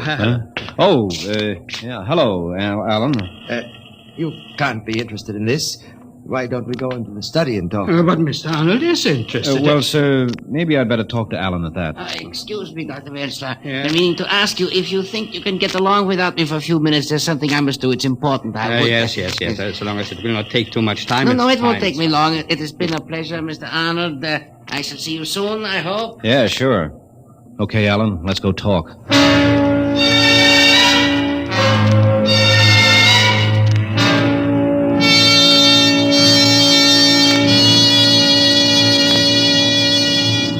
Your credentials seem to be in order, Mr. Arnold.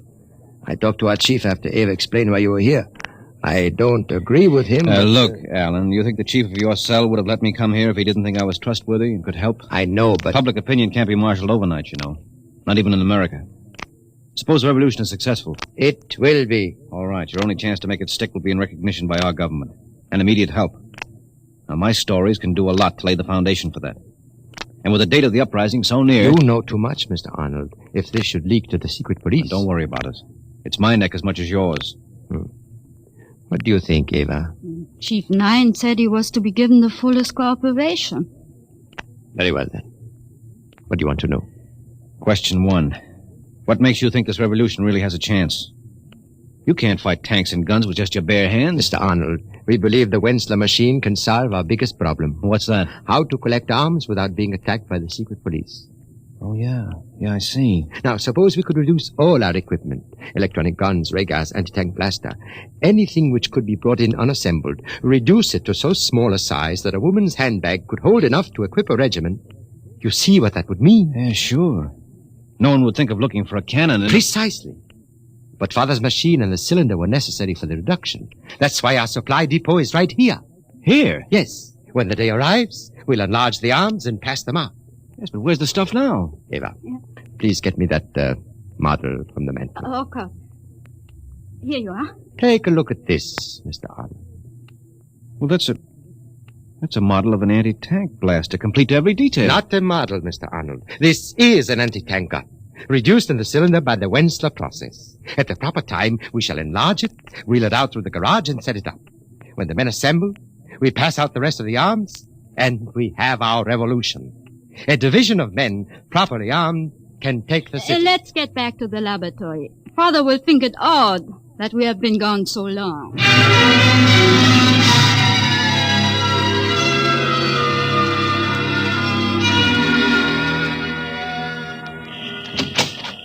Oh, I was wondering where you were, Alan. I don't know what's keeping Erickson. He should have been back long ago. I need some help on this circuit Of here. course, Father. What are you doing? Erickson, I have amplified the effect by putting another diatomic catalyzer into phase. I want to give a test run, Alan. If you will bring one of the animals from the cage. Yes, Father. Animals? Yes, we are experimenting now with the reduction of living animals, guinea pigs. How does it work? Those we diminish to microscopic size return unharmed. But those sent down to the atomic dimension, the cylinder returns. But there's nothing inside, nothing. So, Dr. Wensler, have you ever tried it on a human being? I tried to persuade Father to send me down to find out what's making the animals vanish. No, Alan. But, Father, we've installed high-frequency radio communication now. If anything started to go wrong with me, I could tell you in time to reverse the process. No, I will never permit it. All right. Guinea pigs it is, then. But someday, Father, Yes, dear? Come to the window. What is it? That man, the one in the raincoat. He has been standing in that doorway across the street ever since I looked out the window. What of it? I don't like it, Alan. He has been standing there just looking at our house. Oh? Alan, do you think it is? I don't know. I'm not sure. Ava? Yes. You know what we planned in this eventuality. Yes. Get the arms and the provisions. We can't afford to take a chance. All right, Alan. Now, what is it, my son? What is Father, it's better for you not to know too much, but I'm a member of the underground. No. Ava, too. We have Well, we have some contraband hidden in the house. We'll have to put it in the cylinder. Contraband? What do you mean? Arms, Father. Arms and provisions for an army reduced to 1/40th size. Alan. Yes, we must put them in the cylinder and warm up the machine. If it is the secret police, we'll make the arms invisible, microscopic in size. Can I help? If you wish, Mr. Arnold, you can help my wife get the supplies. Okay. Alan, What is it, Ava? 2 police cars are just on the corner. They're full of men. That changes matters. Father, you'll have to operate the machine yourself. Ava and I are getting into the cylinder. No, Alan, you can't. It's too dangerous. It's Alan. the only way, Father. Those are the secret police.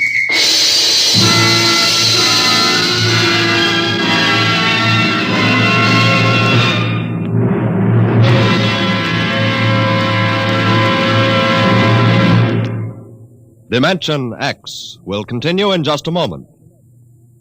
Tomorrow morning, get up and get at 'em with Wheaties to help. Now, does that sound as if I just made it up? Well, listen, folks. It's real. It's so.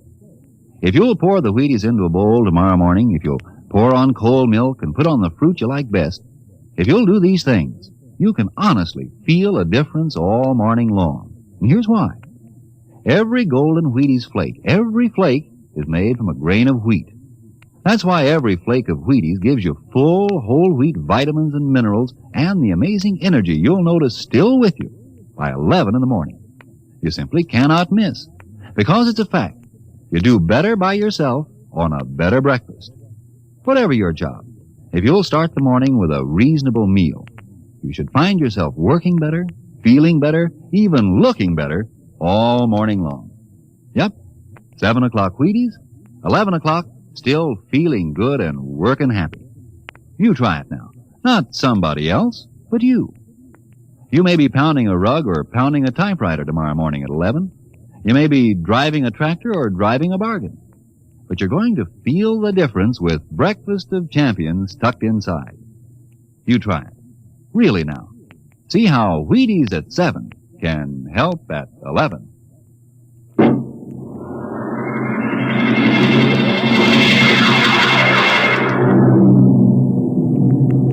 Diatomic catalyzer ready? Ready. Set at point 034. Good. All right, Ava. Get in the cylinder. Alan, I can't let you take the chance, Alan. Isn't it enough to make the supplies disappear? Not for the secret police. They must know something, otherwise they wouldn't be here. But how could they prove anything? No, Father. Every man has his breaking point, and I can't afford to gamble with the lives of others. I don't know how I'd react on the torture. Torture? Oh, Father, you are naive, but don't worry, you'll be safe.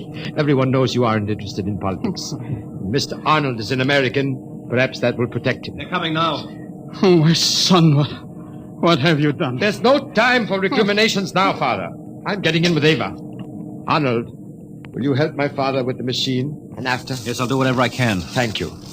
Now, take us down to submicroscopic size. Yes. Hold us down until the police have gone. Tell them we've left. They won't dare meddle with the machine. Tell them it will mean death to anyone who gets in the way of the beam. When they're gone, bring us back up. I'll maintain radio silence until I hear from you. Very well, my son. There they are. The machine's warmed up. Move over, Ava. I'm coming in. Let me... That's it.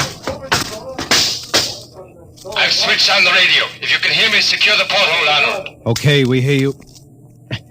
Porthole secure. Ready, Father? Yes. Are the oxygen tanks all right? Ava? Yes. They're breaking down the door. Atomic setting 034.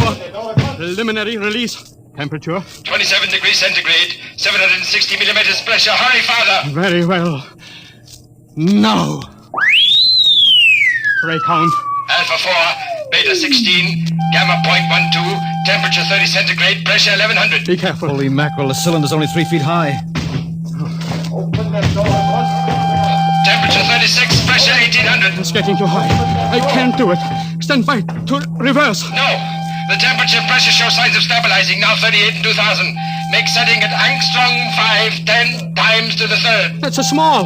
We can't afford to take chances. Only 3 inches high. It's all right, Father. Temperature and pressure beginning to drop. Thank God. A half-inch high. Oh, they're coming. They're coming, Alan. Bye, Father. God bless you. Son. If anything happens, it isn't your fault. Remember, this is my doing. Ava, switch off. Jan! Anton! Yes, sir. Leave those men. Yes, Commander. Stop! Don't come near the beam. No, this machine is in operation and can kill anyone coming within range. Shut off that machine. The machine cannot be shut off until it reaches Nadir. A sudden reversal would cause an explosion and take us all with it. You there. Who are you? Who, me? Just a friend of the family. Arrest him. Now, get your hands off me. Let go of me. Now, Dr. Wensler, your son and his wife, where are they? Answer me, you old fool. They left a few minutes before you came. Left? Jan, I told you to watch all the exits. We did, Commander. Mouse could not have escaped. I swear it by the leader. They are not here. You. What do you know of this? I told you they left some time ago. Keep an eye on them and keep away from that machine. Jan. Yes, sir. Send out a general alarm. Yes, Commander. Dr. Wensler, who are your son's friends?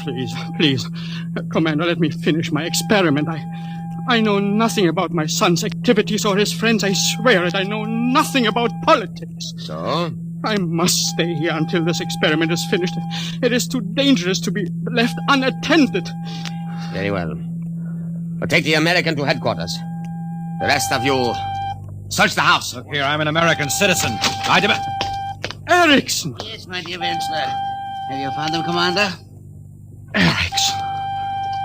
You have betrayed me. I am a member of the League of Loyal Scientists. Your Oh. son is the traitor, not I. Have you found them, Commander? No! We have searched the house. Nothing. They swear the son and his wife escaped before we arrived. That is ridiculous. They were here when I left. People do not vanish into thin air. Then where are they? Right under your nose, Commander. What? They're in the cylinder, of course, under the beam there. That is the only place they could be. Allow me to handle the controls. You shall have your prisoners in 5 minutes. I see. Very clever, Dr. Wensler. Very clever. All right, Erickson, you take charge of the machine. You spy, you traitor. Don't let him touch that dial. No. Grab him. You won't. There. He has set it for subatomic dimension. What does that mean? Whatever is in that cylinder has become as small as the atom. Then shut it off. It has almost reached nadir. We must wait 10 seconds, then reverse polarities. The machine has reached nadir. Angstrom 10 to the minus 11. We must now wait 10 seconds. 1, 2, 3, 4, 5, 6.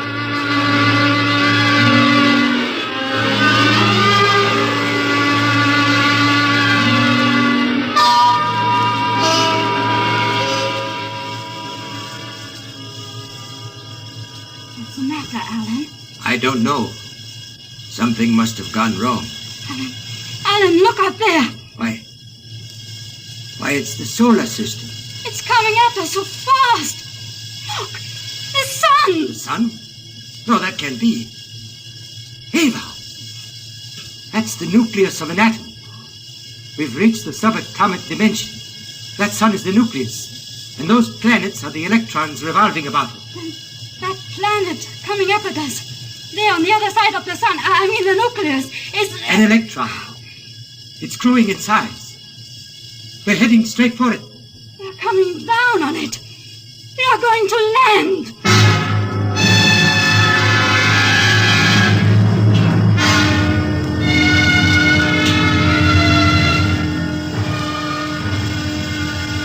Well, I guess we finally reached the nadir. We haven't shrunk for the past 2 or 3 hours. Where are we? I don't know. Somewhere in a valley between the mountains of a huge electronic ring. It's almost funny, resting on the surface of an electron. Look. The soil under the floor of the cylinder. It looks like vegetation. Yes. Moss. Lichen. That's the last of the air. I've been expecting it to go out for the past 2 days. We have perhaps a half hour more. Eva, dearest. I know. There is one chance. That vegetation, that means there must be some sort of atmosphere on this electronic planet. We have to take that chance. Ava, are you willing to step out of the cylinder with me? Of course, my dearest. For whither thou goest, I will go. Thy people shall be my people, and thy God my God. Where thou diest, I will...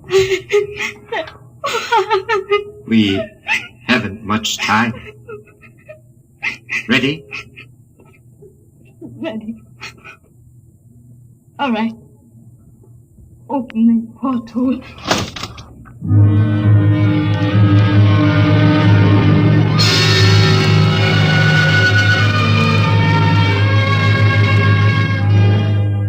Seven, 8, 9, 10. All right, 10 seconds. I shall now reverse polarity. I see something. The cylinder? Yes, there it is. Just a few seconds more and it will become normal size. A foot high. Keep that man quiet. It grows very rapidly. Yes. 3 feet high. 4. Now. There you are, Commander. And in a moment, you will see your prisoners. Get the door open. Yes, sir. There is no door, my commander. No door? Erickson. But there must be. No, sir. Nothing but a gas valve. You are right. Nothing but violet gas. That's impossible. Where are your son and his wife? We told you they left the house some time ago. That is a lie. Where are they? I do not know. Erickson, open that valve. But the gas may be poisonous. We shall see. Open the valve. Very slightly. What is that? I don't know. I seem to hear music inside my head. So did I. Apparently the gas produces auditory hallucinations. Open the valve again. Careful. We, the people of peace, greet the great scientist, the omnipotent, the maker of all. I thought I had a voice. So this is the law of our people, laid down by our first father 10 million years ago. That always and ever there be this record of our race. For it is told that thou, in the fruitfulness of time, shall take back unto thee this ark, like unto that cylinder in which the first father and mother of us all came unto us. I don't understand. I am the last of our race, and the sun is cold, and desolation is upon the face of our planet. But in our time there was majesty and joy, and the gleaning of the fruits of the soil, for we have been the people of peace. And life was bountiful for generations, until that day came when in thy everlasting wisdom thou didst decree the end of all. Though there were some who wept, we did not query why. For we have been a happy race. We have followed the law of the first father Alan, and of the great mother Ava. No. And we have builded this ark so that there may be report of our deeds, and of the fulfillment of the trust. Now I, Lamarian, the last of the billions who lived here, do lie me down into that last sleep, from which, if thou will, I shall awake unto the land which is thine. Hail, O great one, from the descendants of Alan and Ava, hail and farewell. Good Lord, what was that? And the neighbor? Dr. Wenzler, where are they? They are beyond your reach. What do you mean? Don't you understand? All time is relative. 1 year of our time is one revolution of the planet Earth about the sun. Somewhere down in the microcosmos, my son and his wife found themselves in an atomic universe. Of course. And landed upon an electronic planet. That planet whirled around its sun. the nucleus of an atom 1,000,000 times in the space of a second. Our second. Dr. Wentzler, what are you trying to say? That voice we heard is the voice of a human being, the last member of a race whose blood is mine. For in the space of 10 seconds of our time, Alan and Ava settled upon their microcosmic planet and bore sons and daughters in the great and peaceful race that lived and died beyond infinity. And my children, Alan and Ava, who sown that race, are dead and gone. 10 million years ago. 10 seconds ago.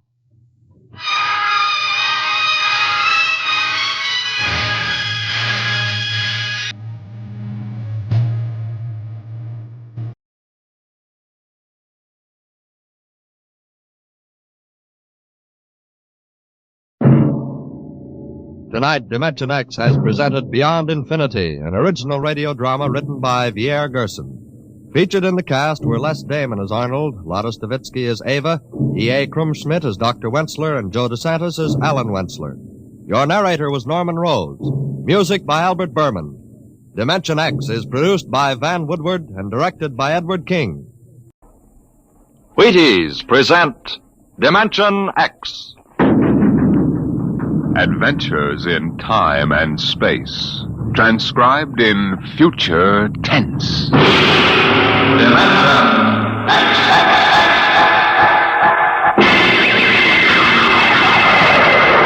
On stage tonight, Dimension X, another in the Wheaties' big parade of exciting half-hour presentations.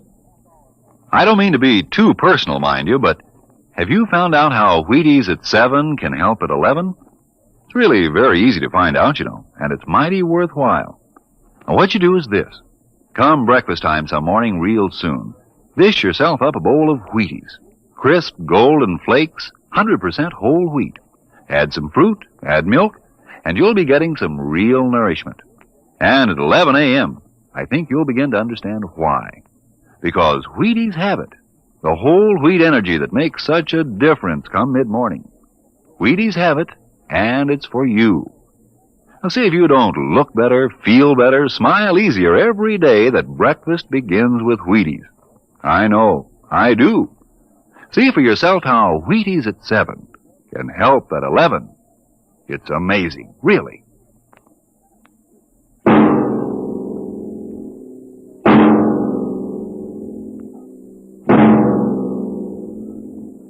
Do you remember when you were young, how your elders would tell you bedtime stories about the man in the moon? Well, tonight we have a different kind of story to tell about him. A story of suspense in the unknown world of the future, where anything can happen.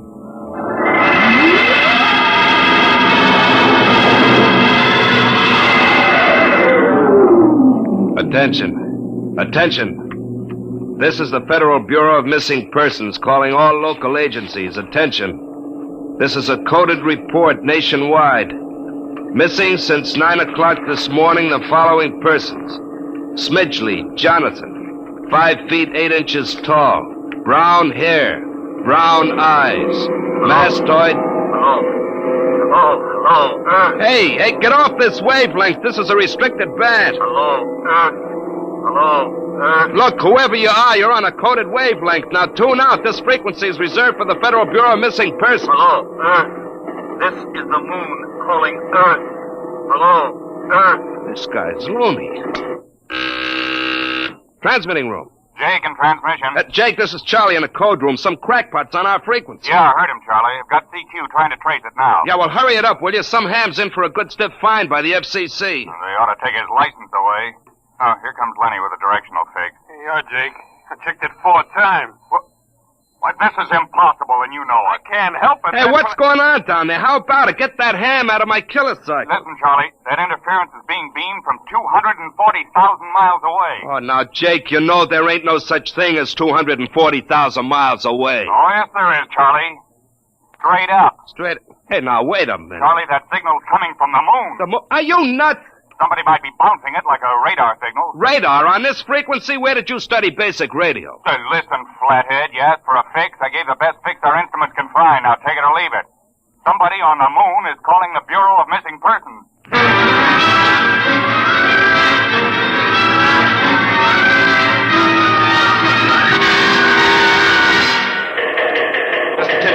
Mr. Timken. What's the sweat, Charlie? Shouldn't you be broadcasting? Now, listen, Mr. Timken, you know I'm a sober citizen, right? Never once have I broadcast with the smell of alcohol on my breath, right? In all your 12 years here at the Bureau, did I once... What's the matter, Charlie?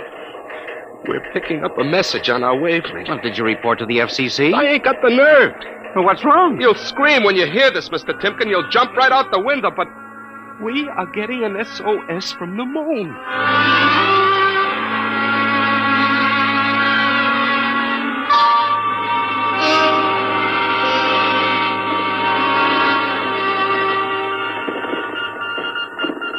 That's got it. Started on voice and switched to Morse. What did he say? Let's see now. Can you read me? Help Otterburn. Will contact when the moon is in phase. Otterburn. Sounds like a name. Otterburn. Otterburn. Holy jumping Jehoshaphat. Hey, where you going? To talk to the chief. Hey, now, wait a minute. What are you going to tell him? We just got a CQ from the man in the moon? That's exactly what I'm going to tell him, Charlie. What? Oh, no. This is too much for me.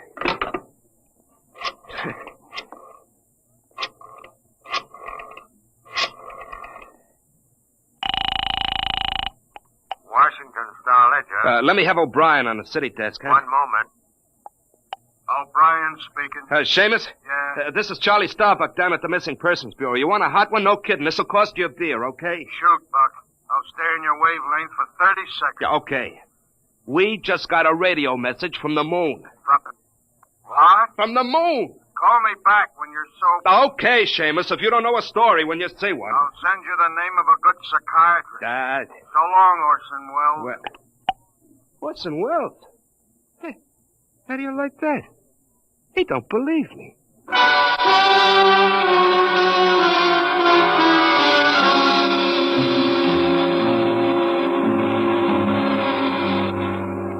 Otterburn, Mr. Wade.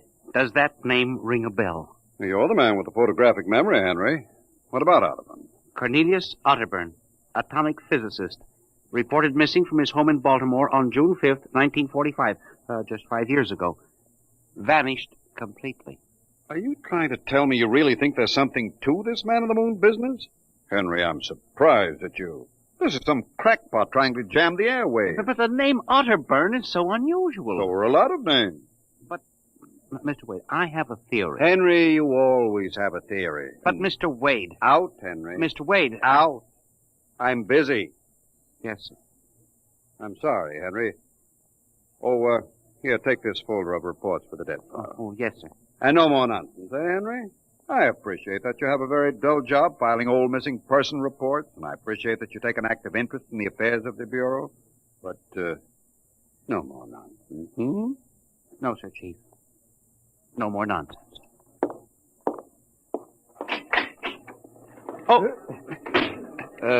Pardon me. Hmm? Are you Mr. Henry Timken? That's my name. Permit me, Jefferson Philo, scientific feature writer. May I have a moment of your time? Certainly. Just sit down at my desk right over here. Thank you. My, that's quite a stack of papers. Filing. I'm the records custodian of the Bureau. 12 years and never misplaced a record. Magnificent. Now, Mr. Timken. Yes? Mr. O'Brien, the editor of the Star-Ledger, said I might drop by and investigate a rumor. Only a rumor, mind you, that a message from the, moon? Well, we aren't certain it's from the moon. It may be a bounce. They have bounced radar waves off the moon, you know. Yes, I know. I wrote the first newspaper article on it. Oh, really? Well, I'd be interested to read it. I must have a copy in my briefcase. Well, don't bother. Oh, but I insist. There you are. I'll leave it on your desk. Well, thank you very much. Now, about this message from the moon, Mr. Timken. Well, we don't know for sure, as I said, but I believe that this message wherever it originates, is from Cornelius Otterburn. The physicist? Oh, you know him. I once wrote an article on his contribution to nuclear mechanics. A brilliant man, Otterburn, years ahead of his contemporaries. Well, whoever is sending those signals, if he isn't on the moon, is at least using the moon as a sounding board, bouncing the signal. But why, Mr. Timken? Why? Look here, Mr. Philo. If you will come here tomorrow night at 8, we may learn the answer to that question. I have arranged with Charlie, our radio man, to let me use the equipment. May I consider this an invitation? You certainly may. Very well, sir. Until tomorrow night, then. Goodbye, sir. Goodbye, Mr. Philo. Goodbye. Lack a day. Now, let me see now. That's funny. Where did this list of names come from? Paul Ahrens, astromathematician. Robert Simons, electronic engineer. Carl Parker, mining specialist. Oh, this must have got mixed up with the papers on my desk by accident. It's a peculiar list of names. Most peculiar.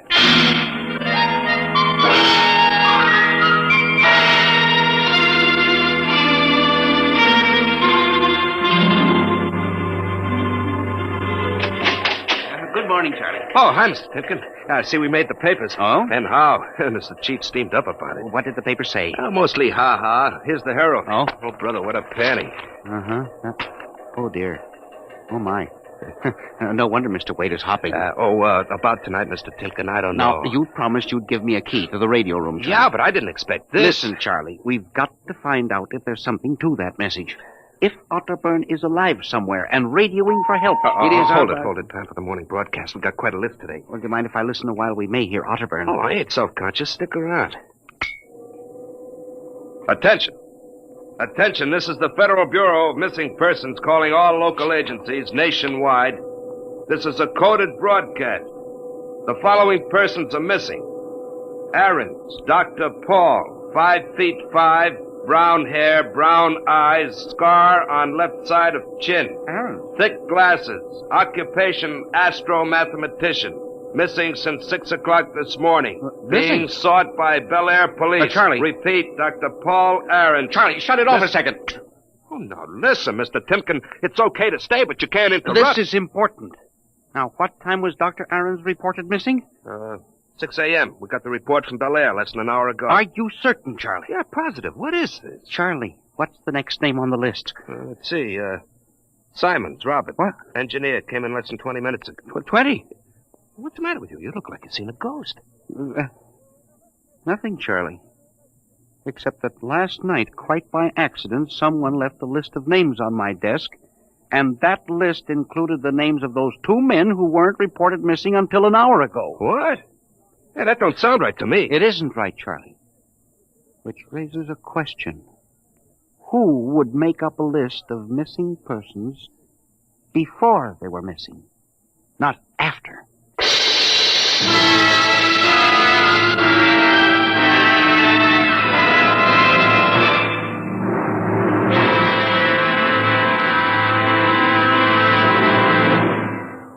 Dimension X will continue in just a moment. You know, friends, when I talk about Wheaties breakfast of champions, I mean something like this. Champions do eat Wheaties because they feel Wheaties give them energy they need and because they just plain like the way Wheaties taste. And even though they are champions, that isn't unusual. Sort of the way you and I look at it, isn't it?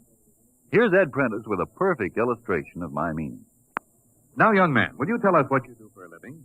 I pitch. You what? Pitch. You know, baseball. To have a baseball team, you have to have a pitcher. I'm a pitcher. I pitch. Oh, yes, I see. And are you on a team? Yes, sir. I'm on the Cleveland Indians. Cleveland Indians, What is your name, young man? I'm Bob Feller, and you know it as well as I do, Ed. Sure I do, Bob. It's good to see you.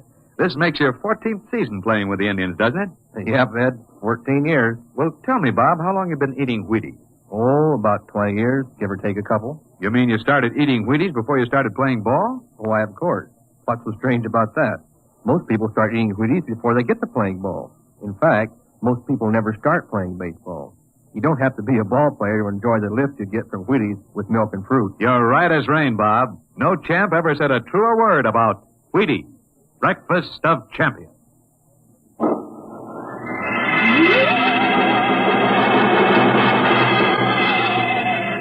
And you say this list of names was left on your desk accidentally? I believe so, Mr. Wade. Do you have any ideas? Well, it's hard to say. Mr. Philo left some papers from his briefcase. Mr. Philo? A science feature writer. I see. You were the leak on the story, then. Oh, yes, sir. I'm afraid I was. I didn't think it would be treated as a laughingstock. We'll deal with that later. What's this Philo like? Well, he's strange.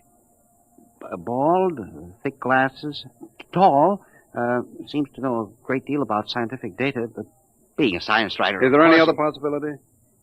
I don't know. But I do believe that this is all hooked up with the broadcast from Otterburn. That seems like a very remote possibility. A missing persons bureau deals in remote possibilities, Mr. Wade. Henry, I do not require a statement of policy. What's the theory? Mr. Wade, I have discovered that each year literally thousands of persons vanish, leaving no trace.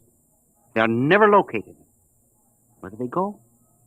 Nobody knows. And they disappear in interesting cycles. What sort of cycles? Occupations, for example. One year we'll have a run on, say, coal miners. Next year the proportion of engineers increases, then scientists... What do you think happens, Henry? Well, I don't know, Mr. Wade. But I'm beginning to suspect that somebody else has discovered the same phenomenon. Even to the point, perhaps, of being able to predict who will turn up among the missing next. Philo? I don't know. But I would like to find out. And you think Otterburn may be a part of this picture? I definitely do, Mr. Wade. Henry, do you honestly expect me to buy an idea like that? Well, it's more than an idea. The two top men on this list are missing. Maybe so. But the rest of them aren't. Parker, Watson, Gibbs. Well, I saw Parker in the restaurant where I had lunch today. Yes, sir, but and if you think I'm going to make myself a laughingstock by putting any belief in such a crack-brained theory... Well, Excuse me. Yes. Hello, Wade speaking. Yes? Yes, I see. What name? Just a moment. Henry, let me see that list again. Oh, yes, sir. Here you are, sir. Go ahead. I see. I'll get back to you. I guess I owe you an apology, Henry. Yeah. Sir? Carl Parker was just reported missing. Parker? The third man on your list. Holy mackerel. Exactly. Henry, perhaps I've underestimated you. Maybe this time you really stumble onto something. What do you intend to do, Mr. Wade? I don't know. I haven't thought it out yet. I was planning to listen for another broadcast tonight in the hope that Otterburn might try to contact us again. I'll join you. I also invited Mr. Philo, the science feature writer. I'll be glad to meet him. I'm beginning to get interested in your Mr. Philo. Mr. Wade, you don't think... that he's mixed up in this? I don't know, Henry. Mr. Wade, let's contact the police. No, Henry, I think we're better off keeping this between ourselves for the moment. I don't want the police laughing at the Bureau if you're wrong. I don't know, Mr. Wade. Besides, there may be more danger than you realize. Let's keep it quiet. Shall we, Henry? Yes, sir. I didn't realize there was any danger.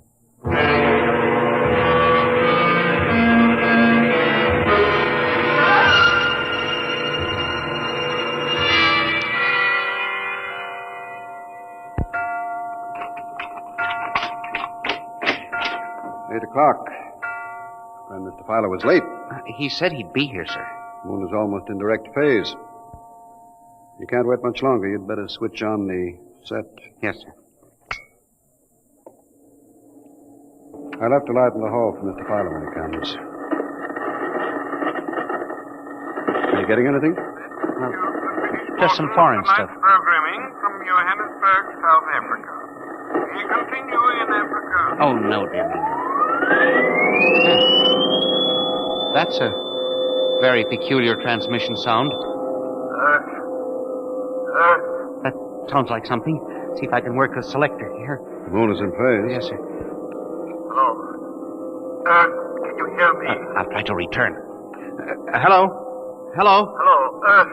Hello, do you hear me? I get you now. Thank God. Who are you? Can you hear me? Who are you? This is Professor Cornelius Otterberg. Hello? Go on, I hear you. Not much time. They're on to me. They've located my landing point. You hear me? Go ahead, keep talking.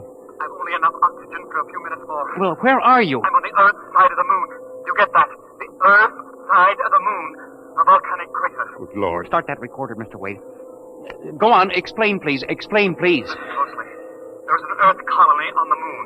There is an Earth colony on the far side of the moon. Made up of renegade scientists and criminals. Professor Ernst Holtzman. Holtzman, he died in an insane asylum in 1938. Professor Ernst Holtzman discovered nuclear rocket power in 1935. Turned his plans over to escaped inmates of the asylum.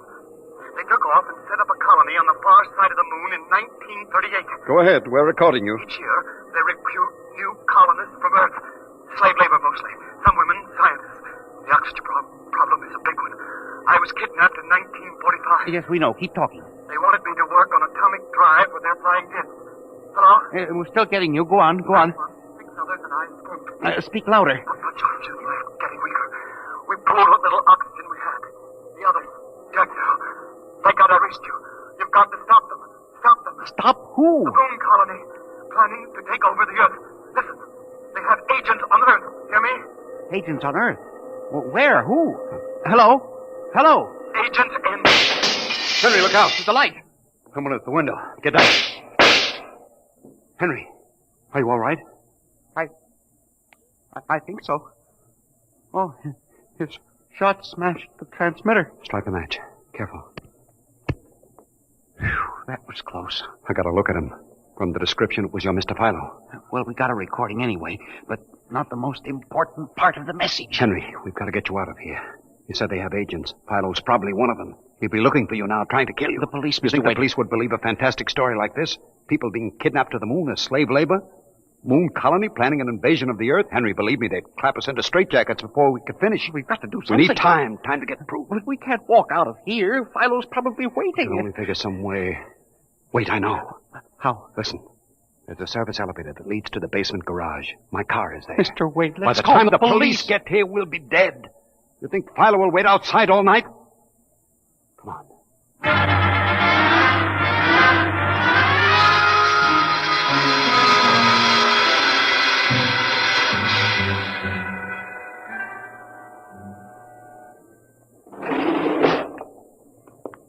This is the basement.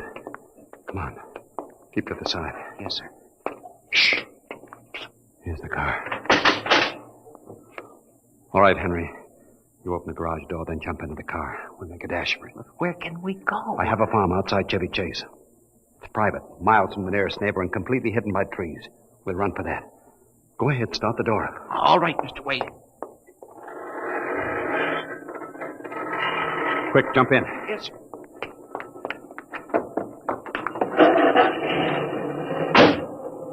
All right, here we go. Cross your fingers, Henry.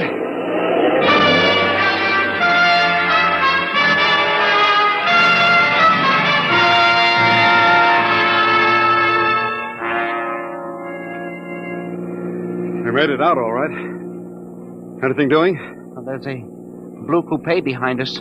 It seems to be following. I'll cut up Pennsylvania Avenue and out Route 1 toward Baltimore.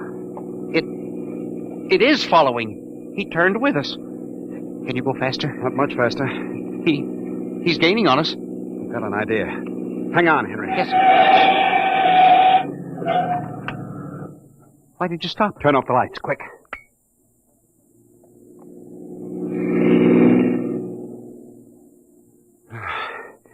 It worked. He shot right past us. Now we'll double back and go out another route. I think everything's going to be all right now. We can be at my farm in less than an hour.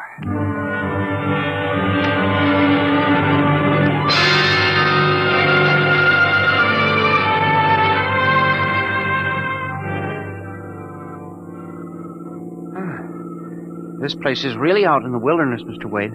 You can stay here indefinitely till we figure out the next move.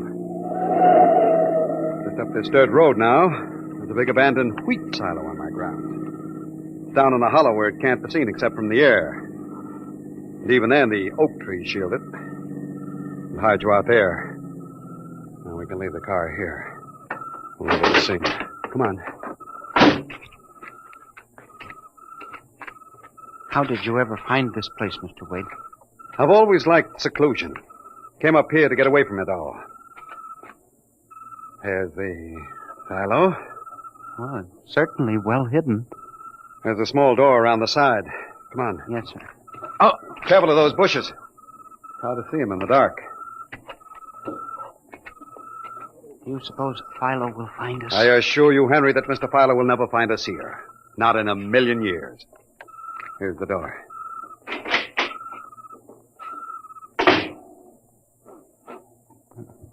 Pitch dark. Hold my arm. I know the way. Just a few steps up, then another door. Yes, sir.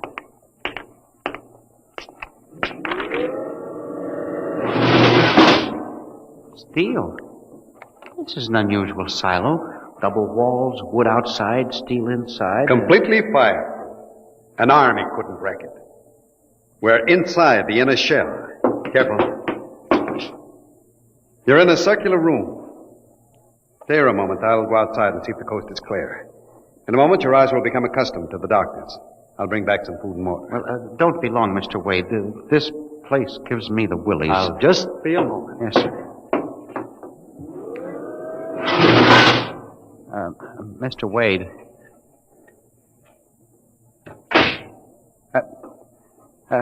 Mr. Wade. I swear I hear something. Mr. Wade! There is something. Good Lord. There's someone in here. It's locked. Oh, no. Oh, this must be a light switch. Oh, thank God. Oh, no. People. 10, 15, 20 of them. Mr. Wade! Help! Help! Will do you no good to shout, Henry. Mr. Wade, where are you? Outside, speaking over the intercom. Mr. Wade, there are people in here. 15 or 20 of them. They're sitting like statues just staring at me. They won't hurt you, Henry. They've all been drugged. They're even more helpless than you. Yes, but who are they? Permit me to introduce them, Henry, since they're currently unable to introduce themselves. The gentleman seated before you is Dr. Paul Ahrens, the astromathematician. Ahrens? Next to him is Mr. Robert Simons, electronic engineer. Names on the list? Yes. They've all been recruited for work with Professor Halsman's group on the moon. On the moon? Then you're one of them? Of course. You'll turn around, Henry. You'll recognize the drugged form of your old friend, Mr. Philo. Philo? But I thought... That he was part of the conspiracy? No, on the contrary. His stooping made it necessary for me to include him. Yes, but the man in the window, the one who fired the shots. An agent of mine, the pilot of this ship. Ship? What ship? This silo is a camouflage for a rocket launching platform. In a moment, the roof will slide back for the rocket's takeoff. A rocket ship? In exactly 70 hours, you and your companion will join Professor Otterburn on the moon. But you can't do this to me. We have done it, Henry. No! You see, there was another name omitted from that list, which I carelessly mixed up with your papers. That of Henry Timken. No! Bon voyage. I won't let you do this. You can't. Please let me out. Let me out, please. This can't happen. Let me out.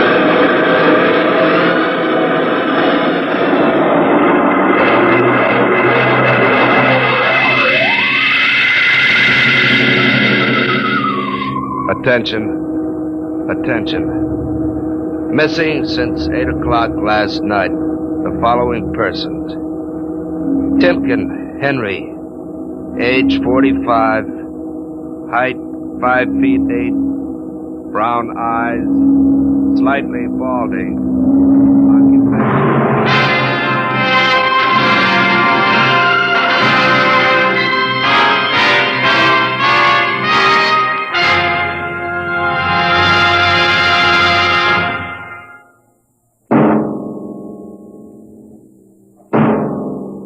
Tonight, Dimension X has presented The Man in the Moon, an original story by George Lefferts. Featured players were Louis Van Rooten as Henry Timken and Santos Ortega as Wade. Your narrator was Norman Rose. Music by Albert Berman, engineer Bill Chambers. Dimension X is produced by Van Woodward and directed by Edward King. Wheaties presents Dimension X. Adventures in Time and Space. Transcribed in future tense. Dimension X. On stage tonight, Dimension X. Another in the Wheaties' big parade of exciting half-hour presentations. Say, tomorrow's Saturday, and maybe you don't have to show up for work. A whole swell summer day for just what you want to do. So, start off with a big holiday bowl of Wheaties at breakfast and just see how it sparks up the morning. Wheaties are whole wheat, and I don't have to tell you what good, sturdy nourishment that is. So, if you got fish to catch or golf to play or maybe a hike to take, just see how Wheaties can make it all a lot more fun. You know why? Why, lady, mister, it's just because you feel good when you've had your Wheaties. Those two-fisted little whole wheat flakes are loaded with vitamins and minerals. And so are you when you've had your Wheaties. Go on, try 'em. Just you see how Wheaties at 7 can help at 11.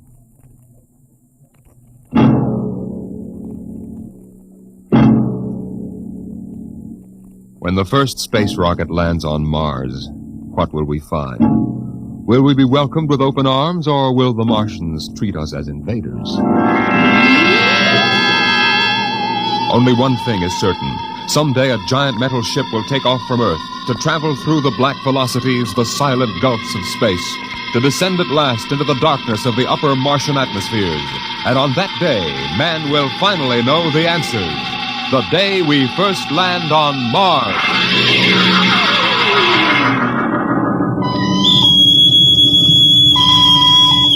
Now hear this. Now hear this. Approaching critical deceleration. Fasten gravity suits. Stand by to land. Mr. Lustig, what do you make of the terrain? There seems to be a heavy ground, Miss Captain. We won't be able to use our infrared lights. And we'll have to come in on radar. Isn't that a little risky, sir, landing in the dark? I'd rather run the danger of a blind landing, Lieutenant, than come in without the cover of darkness. Remember, we don't know what kind of reception is waiting for us down there. Airspeed 500. Altitude now 4,000. Bridge to engine room. Stand by for deceleration. Engine room, aye. Fire forward tubes 1 and 3. Aye. Skids down. Skids, check. Altitude 500. 4. 350. 3. Up a point now. All right. Let's set her down. Look out! Cut the power. Master's pipe battle stations. Aye, sir. All secured, sir. Well, we're on Mars. April 20th, 1987. 4:33 Greenwich time. Enter that in the log, Masters. Aye, sir. Well, gentlemen, it's less than 2 hours till dawn. As soon as it's light, we'll send out a landing party. Masters, get me an all-over hookup. All set, Captain. Now hear this. Now hear this. All right, men. The smoking lamp is lit. We're 17 men on an alien world. And it's up to us whether we ever get home again. Next few hours should tell the story. And I want instant obedience to all commands. I'll court-martial the first man who doesn't jump to when he's ordered. And one other thing. We may be on Mars, but this is still a United States naval vessel. Officers will conduct a personal and weapons inspection in 1 hour. That's all. Inspection, Captain. How? Mr. Lustig, we've got an hour and a half to sweat out before we find out what's outside that airlock. I'd rather have a man worried about his stripes than about what's waiting outside on Mars.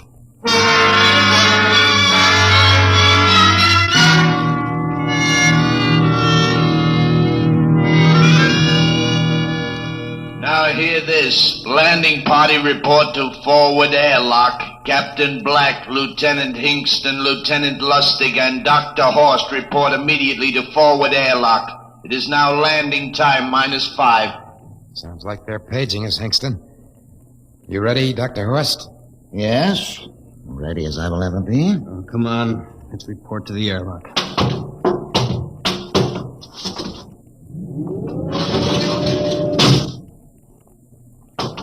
Where is to go? Where's the captain? Who knows? What difference does it make? Just want to get it over with, that's all. Has anybody got a cigarette? I think you're smoking too much, Lieutenant Lustig. Are you nervous? Lay off, will you, Horst? Wondering what's hidden outside underneath that ground mist? Very unusual planet, Mars. Why? There's an atmosphere. Wonderful thing, an atmosphere.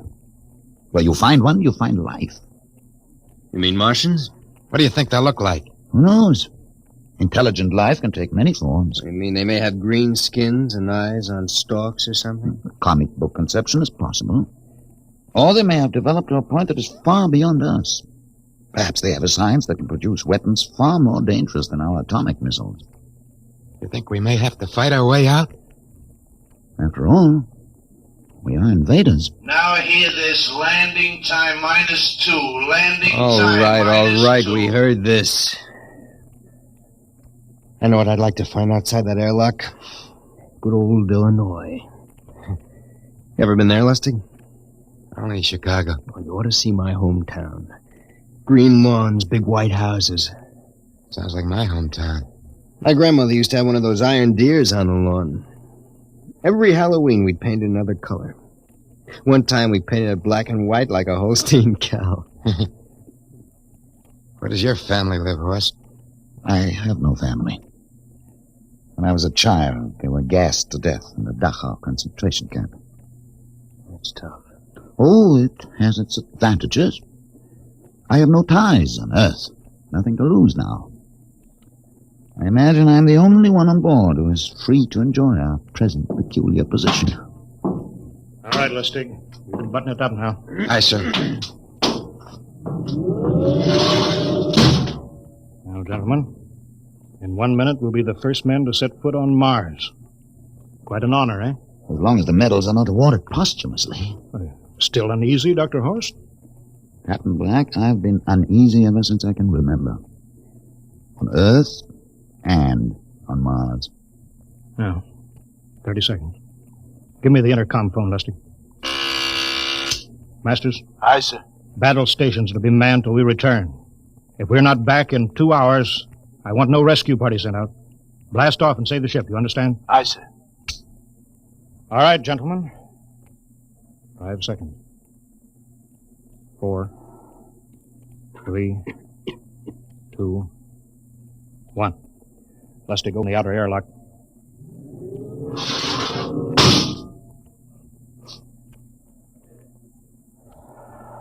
Fresh air. Let's go.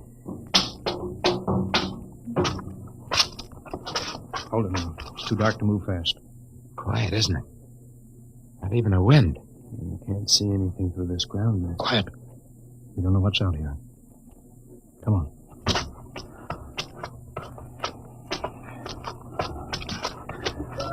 What the? Quiet, Captain. I could swear that sounded like a rooster. I don't hear it anymore. A very unlikely sound. A rooster crowing on Mars? Kingston. Aye, sir. Set that machine gun 25 yards to the flank. We'll stay here till the ground mist lifts. All right, sir. What do you make of the ground, Horst? Grass. Plain grass. You could see some large foliage there where the mists then down. What the heck is that? Kingston! Hold your fire, you fool! I hit it, Captain. What? Some kind of wild animal. I hit it. I could see the tracers, but it's still standing. Come on, Horst. Doctor, where are you? Up ahead. Admiring the wild animal. Careful, Horst. Wait for us. Don't worry, Captain. It's an iron deer. A lawn ornament. That's impossible. It's hollow. Interesting, isn't it? A whitewashed Victorian iron deer sitting on a lawn in the middle of Mars. I don't understand. Look around. The mist's lifting. Captain, look there. A house, a regular old-fashioned house. On Mars. Good Lord. I haven't seen carved scrolls and gingerbread like that in years. Look at that port swing. The geraniums. There. I told you it was a rooster, Captain. Give me the glasses, Lustig. I want to take a look through that front window. What? There's an upright piano. Some sheet music on it. Lustig, it's beautiful Ohio. Beautiful Ohio? That can't be. Look here, Horace, do you think that civilizations of two planets could be identical? I don't know. That specific variety of geraniums is only 50 years old on Earth. Is it logical they should develop in Mars? How about that porch swing, that piano, and beautiful Ohio? No, it's impossible. Captain Black, this looks like the town I was born in. Well, it looks like my hometown, too. I've thought of something, sir. It's the only solution. Maybe we're not the first ship to reach Mars from Earth. That's the only answer. That's impossible, Lustig. There have been space travel that couldn't be secret. Do you have any idea what ships cost, what industrial power is needed? There's got to be some logical reason. Captain, I think perhaps we might find out. A light just went on in that house. Kingston, cover that door with the machine gun. Aye, sir. Come on, Horace. You ring that doorbell. There's got to be a scientific answer to all this.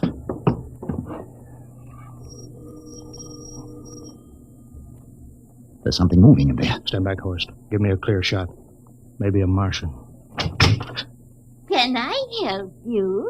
We were looking... Well, if you're selling anything, it's much too early. No, wait a minute. What town is it? What do you mean? Are you census takers? No, we're strangers here. We want to know how this town got here. Is this a game? No, it's not a game. We're from Earth. From where? From Earth. Do you mean out of the ground? Hey, are you sure you're feeling well? Madam, we came in a flying ship across space. We're from the third planet. This is Mars. Now do you understand? Mars. You go away now, you hear? I'll call my husband from upstairs and he'll chase you. Now go on. This is Mars, isn't it? This is Green Lake, Wisconsin, in the United States of America. Bounded on the east by the Atlantic and on the west by the Pacific. Now, go away. Goodbye. Of course, do you suppose it's really possible? I've got to find out more about this. For the last time, now go away. Pardon me, madam. What year is this? Year? Well, 1928, of course. Oh, for goodness sake. You hear that, Horst? And we know it's 1987. And we know it's Mars. Is it possible that we got fouled up, made some tremendous blunder, and circled around and landed back on Earth? In 1928? Well, maybe some switch in time or dimension. Could we have shifted somehow and gone backward in time? Horst, it won't hold water. It's not logical. We've checked every mile. We went past the moon and out into space. We're on Mars. Find out anything, Captain? No, we're going back to the ship till I figure out some logical explanation for all this. Lustig, out at point. Aye, sir. Hingston in the rear. Keep that gun at half load. Aye, sir. Of course, there's got to be some cold, logical solution. Captain. What? That house down the street. The white one with the green shutters. Lustig, what's the matter? I never thought. Thank God. Thank God. Lustig, come back here. He's running for the house. That crazy fool, after him quick. Lustig, stop. Come down off of that port. Grandma! Grandpa! Lustig, what the devil do you think you're trying? Grandma and Grandpa, it is you. Lustig, what's going on here? Albert, why, it's been so many years. How you've grown, boy. Oh, it's so good to see you. Lieutenant Lustig. Oh, Captain. Grandma, I want you to meet my friend. This is Captain Black. Captain, I want you to meet my grandfolks. Howdy. Any friends of Albert's is friends of ours. How long you been here, Grandma? Oh, good many years. Ever since we died. Ever since you what? Oh, yes, sir. They've been dead 30 years. What? You mean to tell me that Mars is heaven? Oh, nonsense, no. All we know is here we're alive again. And who are we to question God's infinite ways? Lustig, we're going back to the ship. But, Captain, I want to talk to my Lieutenant grandfolks. Lustig, I don't like any part of this. You'll come back with us. I have to club you and carry you. Yeah, but, sir, That's they're enough. my... Heaven only knows what they've run up against back at the ship.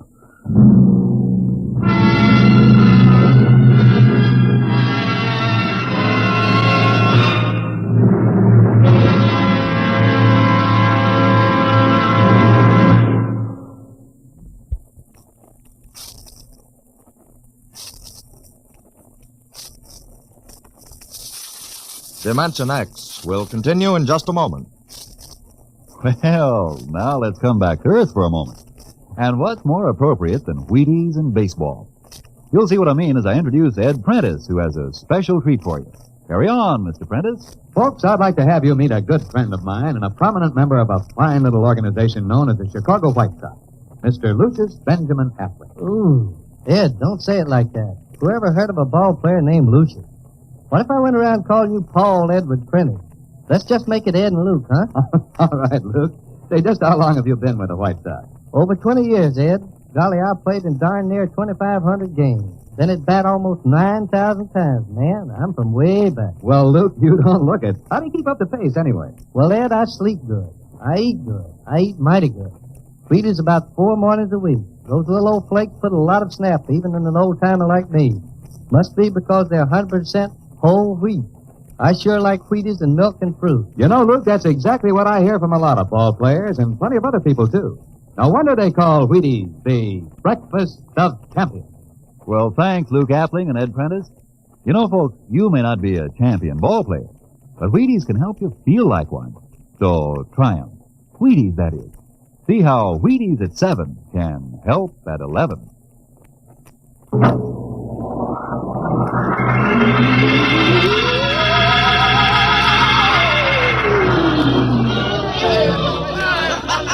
Horst, look at that crowd around the ship. Looks like we're being welcomed with a celebration. Celebration? They've abandoned ship. Every port is open. No guards set. You, Masters. Hiya, Captain. Meet my old dad. Dad, that's Captain Black, and he's not a bad guy for an officer. Of all the... Kingston! What, sir? Bring that man back. Use force if you have to.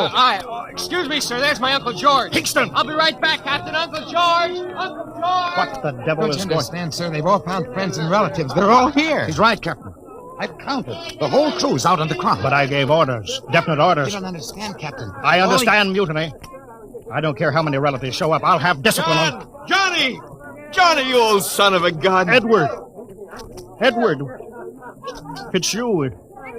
It can't be. Of course it is. Johnny, you old son of a gun. Edward. Dr. Horst, this is my brother, Edward. How do you do? Hello. It's wonderful to see you, Edward.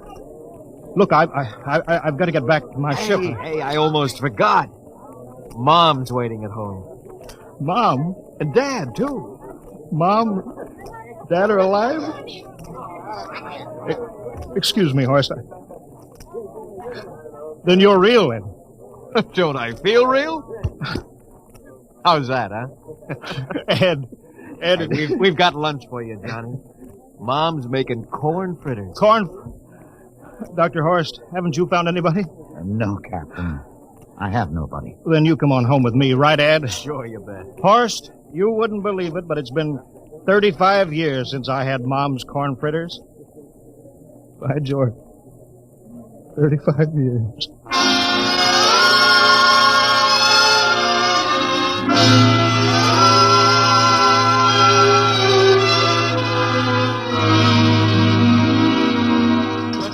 And there's plenty more in the kitchen, so don't hold back, Johnny.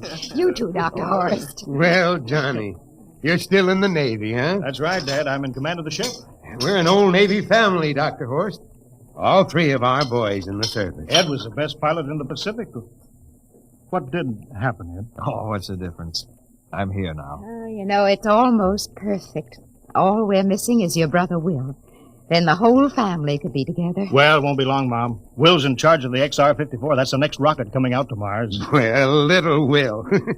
When does he leave, Johnny? Takeoff scheduled for September, but it depends on what we report. There's no question about that now, eh? Christmas together again. That'll be something, huh? Yes, sirree. Well, this calls for a celebration. How about a little of the old dandelion wine, eh, Johnny? Now, Father, don't you go giving Johnny too much wine. Oh, he's a big boy now, Mother. Well, sir, isn't everything just fine? Just fine.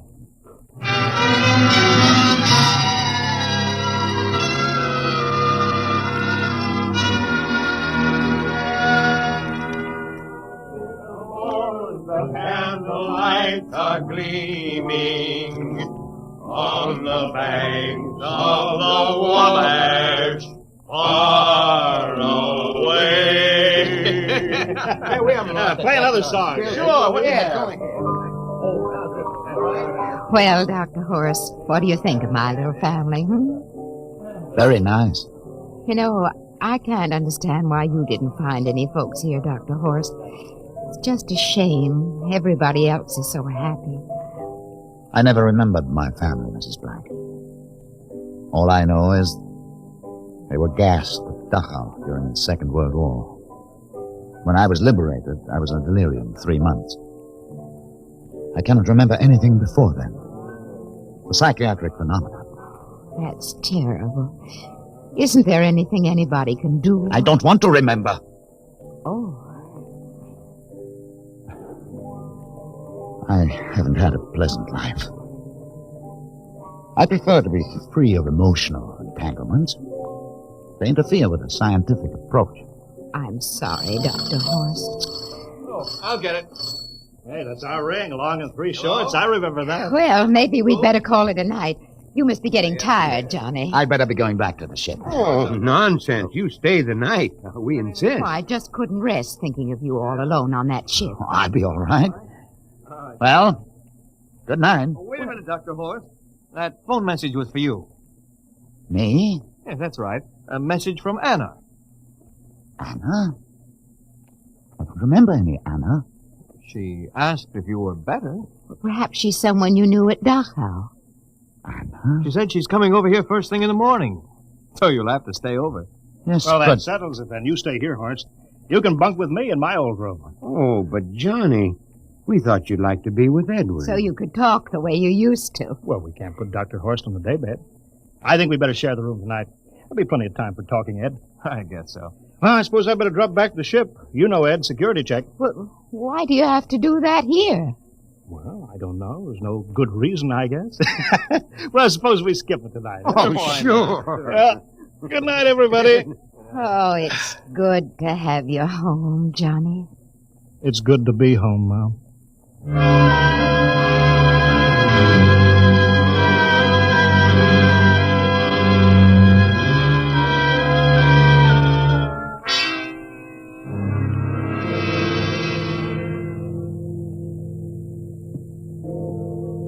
Captain Black, are you asleep? No. I just been thinking about what we were expecting. Green-skinned Martians with eyes on stalks. All the time it was only Mom and Dad and Edward waiting. It's funny what tricks your imagination can play on you. Yeah, I guess Mars is heaven, Horst. I've been thinking about Martians, too. Captain, just suppose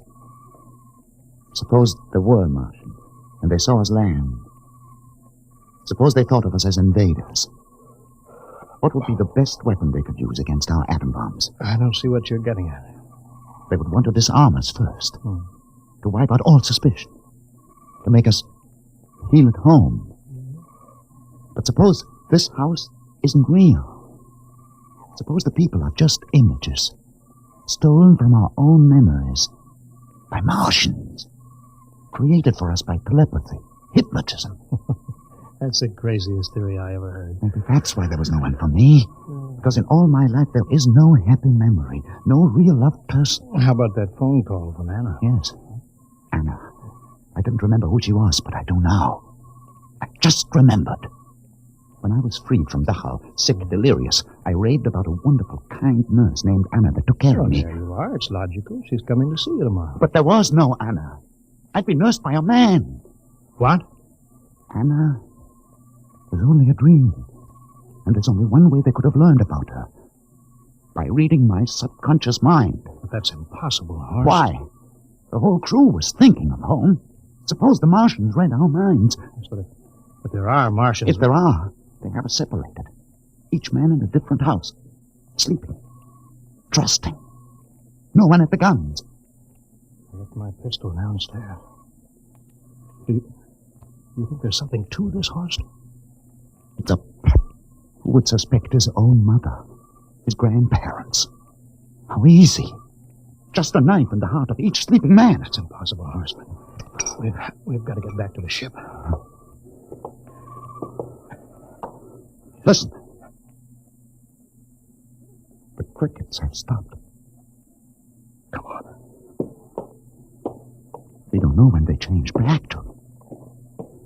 Whatever they really are. Where are you going, John? Ed, well, we wanted to drink of water. That's all, Ed. You're not thirsty, John. You don't want to drink.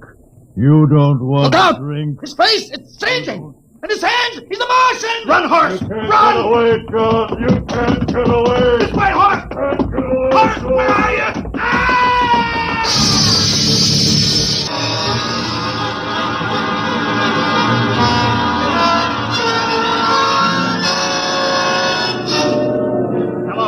Hello, can you hear me, Earth?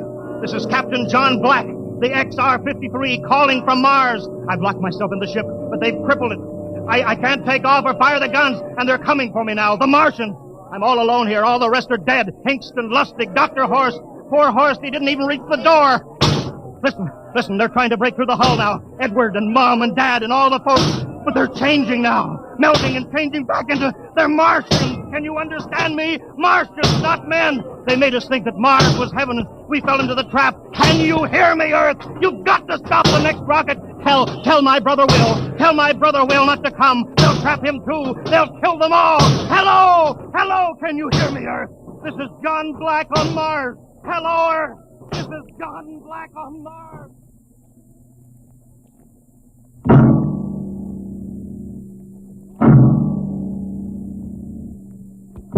Tonight, Dimension X has presented and transcribed the Ray Bradbury story, Mars is Heaven, adapted for radio by Ernest Kenoy. Featured players were Wendell Holmes as Captain Black and Peter Capell as Dr. Horst. Your narrator, Norman Rose. Music by Albert Berman, engineer Bill Chambers. Dimension X is produced by Van Woodward and directed by Edward King. Robert Warren speaking. In a moment, we'll tell you about next week's show. And now, here is your Wheaties man, Frank Martin. Folks, tonight we have a special guest for you. Here he is, Joel McRae. Hello, Frank Martin. I kind of expected to see a package of Wheaties sticking out of your pocket. What? Did I forget him? You must like Wheaties, Frank. Sure, don't you? You bet. I'm joining the big parade of Wheaties programs, you know, with Tales of the Texas Rangers come Saturday night. Well, that promises to be real entertainment, Joel. I understand these are true stories of the Texas Rangers. Absolutely. Each story is straight from the Texas Ranger files. Well, we're mighty proud to have you join us, Joel, with this new program. We'll all be listening on the same NBC station Saturday night for Joel McRae in Tales of the Texas Rangers. Okay, Mr. McRae? Okay, partner. Good night. Good night, Joel. And friends, be sure to listen Saturday, that's tomorrow night, to Joel McRae and his new program, Tales of the Texas Rangers. And get your Wheaties, everybody. And this is the Wheaties man, Frank Martin, inviting you again to listen tomorrow night to Joel McRae in Tales of the Texas Rangers on the Wheaties Big Parade. See you then. Next week, the story of the strangest case ever recorded in the files of the Bureau of Missing Persons. The case of the Man in the Moon. You'll hear the whole story next week when we venture once more into the unknown world of... Dimension X.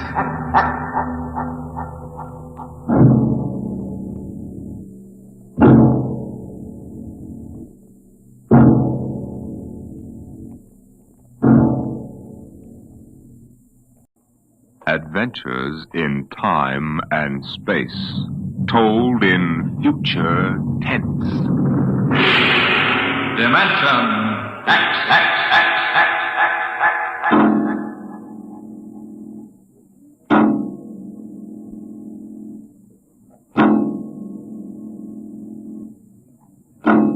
Time is an interesting phenomenon. A ticking clock, the running sands of an hourglass, all these have captured the imagination of men. But time is more. It exists now, and then, and in the future. Suppose we are in the year 1950. Coexistent in time may be worlds we have never seen, the worlds of the past and of the future.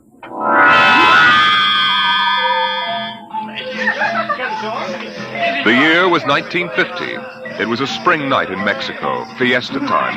The fireworks shot up into the clear, dark sky, and a papier-mâché bull ran about the plaza chasing boys and laughing men. Mr. and Mrs. William Travis stood on the edge of the yelling crowd, smiling. Oh, what is it, Bill? What are they saying? They're cheering for the bull. Here he comes. He's good, isn't he? I wonder how they rigged up that fire breathing. Oh, Bill, it's wonderful. I've never enjoyed myself so much in my life. It's terrific. Oh, they've brought the bull. Bravo, Toro! Bravo, Toro! Oh, it will go on, won't it? I mean, our trip. Ah, Sue, don't worry. I've enough traveler's checks for a lifetime. Relax. But suppose they find us. Forget it now. They haven't a chance. But suppose they do. Suppose they take us back. They'll never find us now. Relax. Enjoy yourself. Oh, if it only lasts. Come on, darling. Let's get out of the crowd. I think you need a drink. All right. Let's try something different this time. I want to try every drink there is in the world. Oh, don't worry, darling. There's no rush. We've plenty of time now. All right, in here. Oh, there's a table over there. Come on. Bill. What's the matter? Don't look right away, but over your left shoulder, right by the end of the bar, that man. What is it? I saw him this morning in the plaza. Well, darling, take it easy. The town is full of tourists. But he was at Juarez in Tasco. Bill, I'm afraid. Well, now, don't stare at him. Come on. I know it's the same man. He was wearing the same white suit. Sit down, Sue. All right, now, come on, dear. Smile. Act natural. Bill, he's been following us. He's a searcher. I know he is. Quiet. Oh, boy. Here, boy. Si, senor. Si. Benedictine and brandy. Two. Si. Si, senor. He's watching us, Bill. Will you quit worrying, darling? The chances are 1 in 1,000 that they found us. Probably it's just a coincidence. I want to lie down. I think I'm going to be sick. Susan, hang on, will you? If he is looking for us, we can't run out. What's he doing now? He stopped our waiter. He's asking him something. He may just want a drink. Bill, I can't stand it. I've got to go upstairs and lie down. All right. As soon as we finish our drinks. What's he doing now? Well, he's nodding at me, as if he knows me. And he's smiling. Bill, he's coming over here. Now watch yourself. We've got to go right on in front of him. So if he is what we think he is, he won't suspect. I couldn't. We've got to. Now, come on.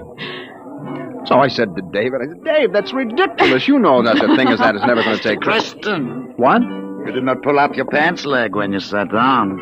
Oh, well, I'm afraid you have the wrong person. My name isn't Chrysler. Kristen. No, well, I'm William Travis. I don't see what my pants leg has got to do with it. Mind if I sit down? Well, yes, Everyone nowadays pulls up his pants leg when he sits down. Like this. Keeps the trousers from bagging at the knees. But, of course, if you're not used to this style of clothing... Now, see here. We don't know you. We don't? I'm sorry. I thought I knew you. Look, this is our table. If you don't mind... You see, I'm looking for 2 friends of mine. A man and his wife, very much like you. The man is an atomic scientist. The wife, a bacteriologist. Very important people. They work on government business. Just what are you talking about? When I find my friends, going to take them home with me. Look here, Mr. Sims. That will do for now. All right, Sims. I understand that you thought you knew us. But you can see you're mistaken. Now, if you'll excuse us, my wife and I were just going up to our room. We have to make an early start in the morning. Going for a trip? Up Acapulco, perhaps? Lovely Never spot. mind where we're going. Yes, of course. You don't like crowds, tourists. Probably like to get off the beaten path. You know, I've got a vacation folder here that might interest you. Please, Bill, let's go. Oh, wait, Sue. It's put out by an outfit that calls itself Travel in Time Incorporated. Travel in time? Yes, they've come up with a rather intriguing idea. Would you like to actually witness the burning Rome? Sail with Columbus in 1492 on his voyage of discovery to America? Meet Cleopatra? Then why not take your vacation in time as well as in place? But Perhaps you've seen this leaflet before. Of course not. Then you'll be interested in hearing the rest.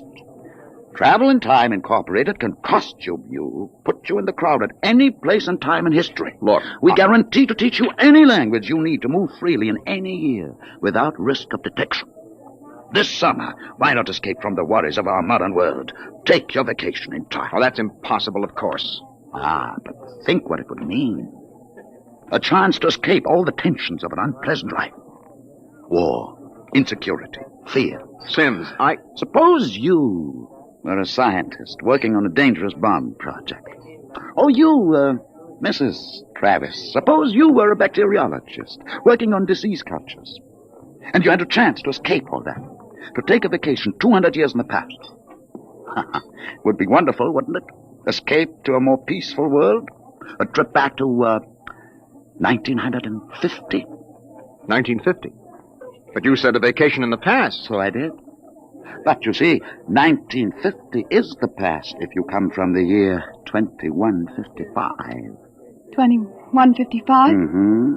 Terrible times. Most unpleasant. A war raging, an atomic bacteriological war. Terrible times. With none of the little comforts we enjoy today, like this fine Havana cigar. Bill, I want to go upstairs. I want to lie down. If you were living then, think of how wonderful it would be to take a vacation in time. Back to now. Oh, you're crazy. I don't know what you're talking about. Suppose a young couple like yourselves took a trip to 1950 and didn't want to come back. You know what would happen? The government sends a searcher back to look for them. This is all fantastic nonsense. The searcher finds them and brings them back. Well, do you think I'll find my two friends, Mr. Travis? Bill, please take me upstairs. I don't feel well. Oh, is the lady feeling a bit sick?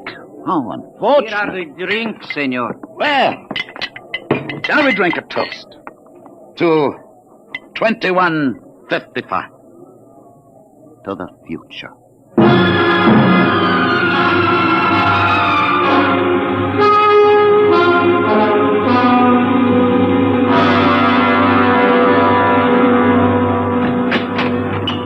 Inside, quick. Bill, what are you doing? Shoving a chair into the doorknob. He knows. He has been following us. Bill, he's a searcher. You keep quiet, Sue. I want to think. Bill, take us back. It isn't over yet. Oh, I've got a headache. I'll get you an aspirin.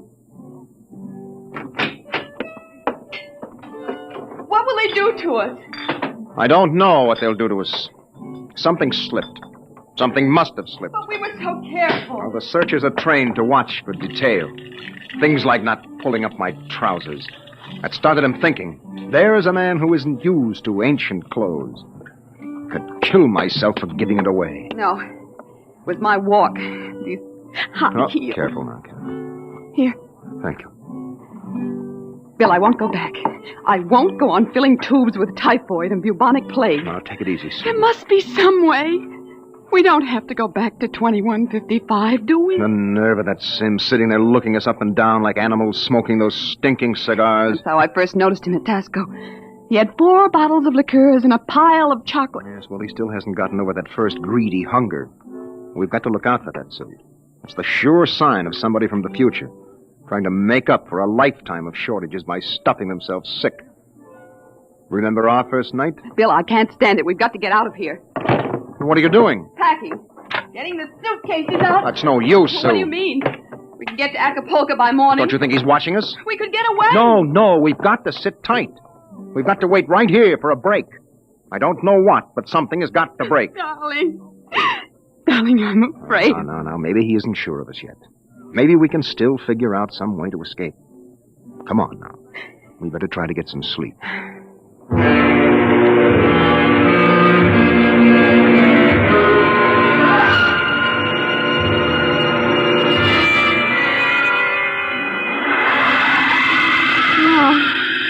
No, I won't go back. Security police. The bomb. The bomb is falling. It's falling. Sue, what's the matter? Sue! Sue, wake up, darling. Sue, wake up. Where are we? Bill. All right. Now calm down, honey. You were dreaming now. It's all right. Bill. Where are we? No, we're still in 1950. It's all right. You must have had a nightmare. It was awful, Bill. Bill, there was an explosion, a terrible explosion, and my hand burned and wrinkled, and the buildings broke. Oh, Bill. Bill, we won't go back there, will we? Ever? No. Go to sleep, honey. It's all right. We're in Mexico, 1950, and we're going to stay here. Oh, Bill. Sue, I've been lying awake here thinking. It may be that he's still testing us, that he's not absolutely certain. That may be why he hasn't moved. Well, maybe he's just playing with us. Yes, maybe. I wouldn't put that past him either. He's got all the time in the world. He can stay here as long as he likes, then bring us back to the future 60 seconds after we left it. They can't make a scene, can they? They don't dare come out in the open. No. That might change the future. They're afraid of that. Oh, Bill. If we could only tell somebody, ask for help. Now, Sue, you know we can't. That's why we had to submit to the psychological block treatment before they okayed our vacation. We couldn't tell if we tried. The block is too strong. Oh, maybe we can break it, Bill. And what if we did? Who'd believe a crazy story like ours? Who would believe that we come from 2155? No, Sue, that would do no good. But this is important. They have to get us alone to put us in the time machine to send us back. Well, then that's it. We'll never be alone. Listen, it's still fiesta time. It'll be easy to stay in the crowd. Yes, that's our only chance. We must not let him get us alone. He won't get us back to that war and that insane world. Bill. It could be the room clerk. At 3 in the morning? I'd better answer it. No, don't. Don't, Bill, don't. I've got to. Hello? Hello? Mr. Travers? What is the idea of this? It's 3 in the morning. Yes. I just wanted to remind you, the rabbits may hide in the forest, but a fox can always find them. What was it, Bill? Bill? No, never mind, darling. Come on. Let's get some sleep. Why, we can.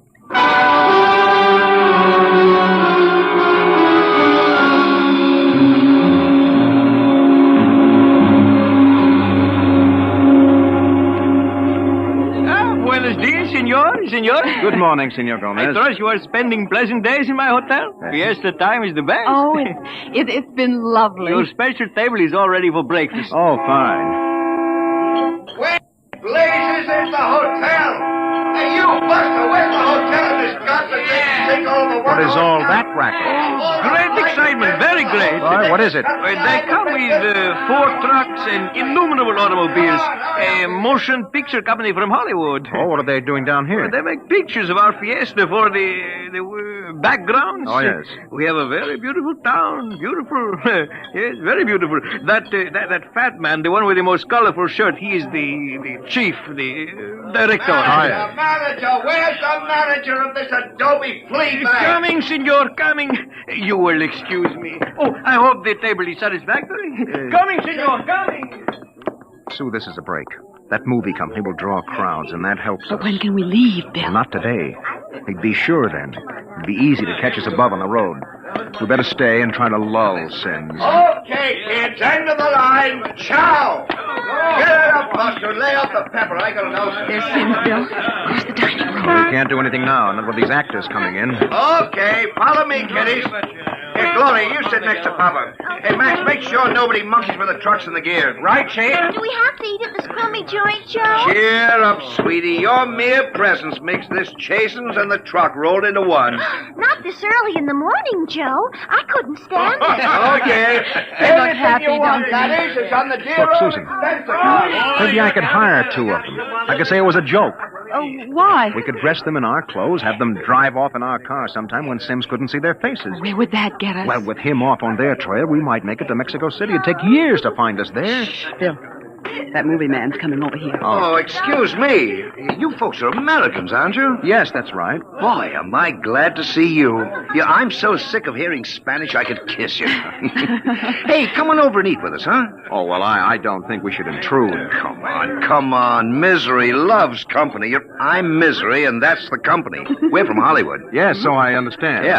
Yeah, and boy, would I like to be there now. We're down here for some preliminary shots on some Technicolor clam bake, real turkey, stinkeroo. Oh, that's too bad. But we've got an expense account. Oh, that's a lovely thing. I'm Joe Melton. I'm the unit director. Oh, well, I'm William Travis. This is my wife, Susan. Hi. Mutual. Oh, come over, kids. Join the party. Cheer us up. Only no tamales. I burned out 3 kidneys on tamales since I came over the border. Hey, am I funny? Oh, wonderful. Oh, come on over. Hey, Kitty! Yeah? I got new blood here, brother. Oh! Just a moment, Mr. Travis. I thought you might be breakfasting with me. Alone. Sorry. Oh, no, I got him first, Mac. You want to join us? No, I've already ordered. Mr. Travis, I think you'd better talk with me now. Hey, is this guy giving you trouble? It's all right. Well, you say the word. I'll have Max pitch him out on his ear. No. It's all right. We'll be right over, Mr. Melton. Oh, Bill. We'll talk to Mr. Sims. Mr. Melton, sort of keep an eye on us, huh? After all, you found us first. Yeah, sure. Well, come on over soon, kids. Sit down, Mr. Travis. I hope you slept well. Did you? I'm not used to spring mattresses. But there are compensations. I stayed up half the night trying new cigarettes and foods. A whole new spectrum of sensation. Well, what are you talking about? Still acting, huh? But it's no use. You can't stay in crowds all the time. I'll get you alone soon enough. I'm immensely patient. Let's come to the point. It took me a month to trace you down and be sure of you. Now, if you come with me quietly, I might be able to get you off with no punishment. If you agree to go back to work on the bacteria bomb. We don't know what you're talking about. Stop it. Use your intelligence. You know we can't let you get away with this escape. Other people in the year 2155 might get the same idea and do the same. We need people. To fight your wars. Bill. It's all right, Susan. We can talk on his terms now. He's got us. We can't escape. At last. Really, you've both been incredibly romantic. Running away from your responsibilities. Running away from horror. Nonsense. Only a war. Only? With half the world dead, the other half dying? Yes. But we can't have you escaping here while we drop off a cliff. Dying people love to know that others died with them. Hey, kids, break it up. We're waiting on you. The longer you keep me waiting, the harder it will go on you. What do you mean? We need you on that bomb project. Return now and no torture. Torture? Yes. You see, later we'll force you to work. And after you finish the bomb, we'll try a number of complicated new devices on you. Bill. As you say, you can't escape. We have all the time in the world. Here in 1950. Sims, I'll make a deal with you. I'll come back now if my wife stays here alive, safe, away from that war. No, Bill, Keep quiet, Sue. Well, Sims, you need me for that bomb. You can duplicate her work. It exceeds my authority. But all right. Meet me in the plaza in 10 minutes. I'll pick you up in the car. Good. We'll drive out into the country to some deserted spot, and I'll have the time travel machine pick us up. Bill, I won't let you. Don't argue, Sue. It's settled. Good. I'll meet you in the plaza in 10 minutes. Your wife may stay here as long as she wishes. All right, Sims. It's a deal. Don't try anything now, Travis. I know when I'm licked. We just want a few minutes to say goodbye. I'll be seeing you then. Bill, I won't let you do it. I won't let you. Please, Susan. I'm going to tell the truth. I'm going to get help. You can't. The psychological block It's won't... our last chance, Bill. Hey, aren't you two going to join us? I thought Mr. Melton, I've got something to tell you, and you've got to believe me. Sue, it won't work. You've got to try. Go ahead, kids. Spill it. You've got to understand. You see, we really... Bill, my head. I can't think, but My you head. need a My bromo, head. honey. It can't work, Sue. Now, the block is too strong. Come on, we'd better get the car. Hey, someone's crying now. Breakfast, no time for people to cry. Now, what in the world could a good-looking kid like you find to cry about?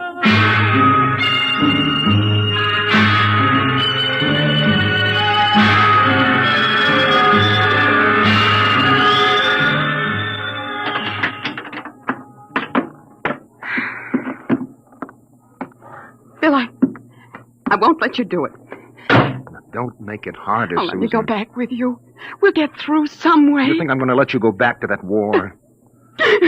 Sue, please stop. We haven't got much time. It was so wonderful here, Bill. Oh, Bill. And there he is, smoking those cigars of his, waiting for us. Oh, there must be some way that we can both stay here. Maybe there is.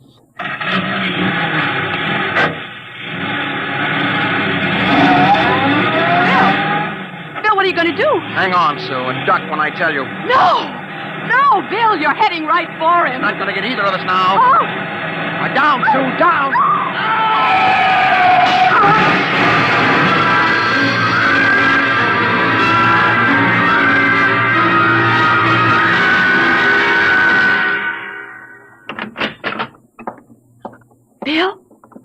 Bill? It's all right, darling. It's all over now.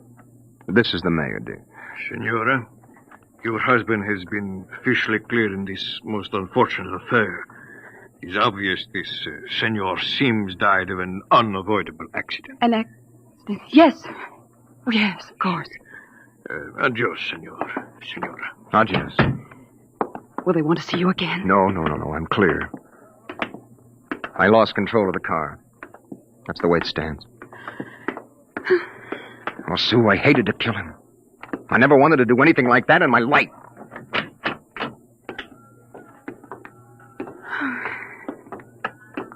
Where will we go now? Mexico City? Well, the car's in the repair shop. It won't be ready till 4, then we'll get out of here. Hey there, Travis. Wait up. It's the movie man, Bill. Oh. He was very good to me when they had you in there. Oh? Hey, I heard what happened. They sprung you, huh? Great, Yes. great. It was an accident. Well, it's lucky you didn't get hurt yourselves. Everything okay now? Yes, I think so. That's fine, but you both look a little rocky. So you want to get your mind off your troubles? We're through for the day. Cloud's fouled up our shooting schedule, so we're going to put a header on it up at the hotel. Well, I don't think we'd better. You've got to wait till your car's fixed, don't you? Oh, come on up. It'll do you good to relax. It'll get your mind off what's happened. Gloria's cracking the ice now. Well, maybe we will join you. I've got to go check up on the car, and then... Oh, don't miss the party, kiddies. I'll see you upstairs. Bill, I don't think we... Come on, honey. We've got the break now. Sims is dead. Before they can put another searcher on our trail, we'll have time to make a clean getaway. Bill, I'm so tired. No, and what you need is a little excitement. We rate a celebration, honey. Well, I guess it would be nice to unwind. Sure. We'll go up to Melton's room, have a couple of drinks and a few laughs. Honey, it's all over. We can relax.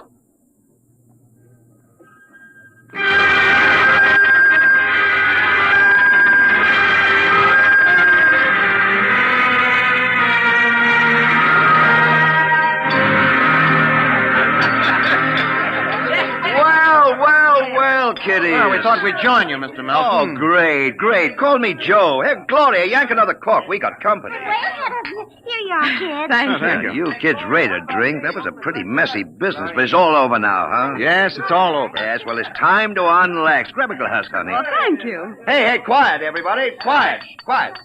How about a toast to our guests? Oh, sure, you bet. All right. To a very beautiful lady, lovely enough for the movies. Why, thank you. No, I'm not kidding. That's why I came over to you in the first place. I might even give you a test. Oh. No, I mean it, honey. You're pretty nice. I could make you a movie star. And take me to Hollywood? Well, at least to get us out of Mexico. No, you're not serious. Sure I am. Gloria, how about a refill? Coming up. Well, it sounds wonderful, doesn't it, Bill? Yes.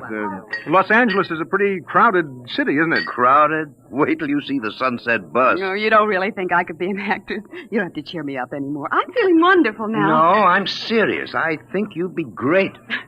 I want to do a suspense story. Sort of a war story, you know. Gloria, pour Mr. Travis another glass. Okay, Joe. A suspense story? Yes, dear, yes. A story about a man and a wife who live in a little house. Now, I'm just ad-libbing this, you understand? Oh, yeah, sure. Go on. Well, there's a war on, see? A terrible war, you see. They live in the year 2155. Now, here's the gimmick. They escape into the past, and they kill a man who follows them to bring them back. Gloria, honeypot, get Mr. Travis another glass. Well, sir, this couple takes refuge with a group of movie people. Safety in numbers, they figure. Bill. But the story goes on. This couple is terribly important for a new project. Let's call it a bacteria bomb. So the searchers figure out a way that they can get them alone in a hotel room. Shove a chair under the doorknob, Max. Yes, sir. You see, the searchers may work alone or in groups, so that if one of them's killed, the rest carry on. Don't you think that would make a wonderful picture, huh, Susan? Don't you, Bill? You're not going to get us, Melton. Stand still. Put that gun down, Travis. Who is it? The manager. Grab that gun, Max. Let go of me. Now make things worse, Mr. Travis.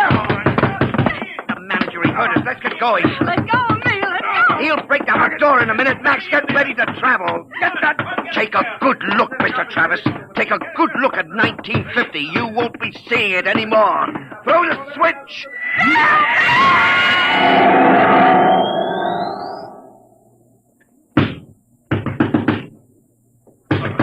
All right, Juan. Break down the door. Where are they? I was at the door. I heard them inside. They're gone. Windows. Oh, the iron bars are undisturbed. What happened to them, Juan? They just disappeared, all of them. Nuestro Padre Cielo. All right, Juan. Pray later. Senor, I think you'd better send for the priest and holy water. Later, Juan. Hey, they just disappeared. Look here in the closet. See? Hey, bottles, hundreds of bottles. Chartreuse, cognac, absinthe, tequila, Turkish cigarettes, and boxes of pure Havana cigars. These crazy Americanos. Why should anyone leave all this behind? Juan, never question providence. There is enough here to last us both for a month.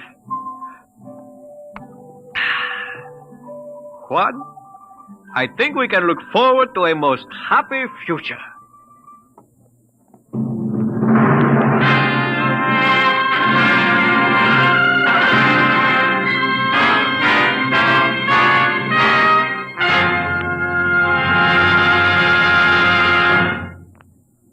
You have just heard another adventure into the unknown world of the future. The world of Dimension X.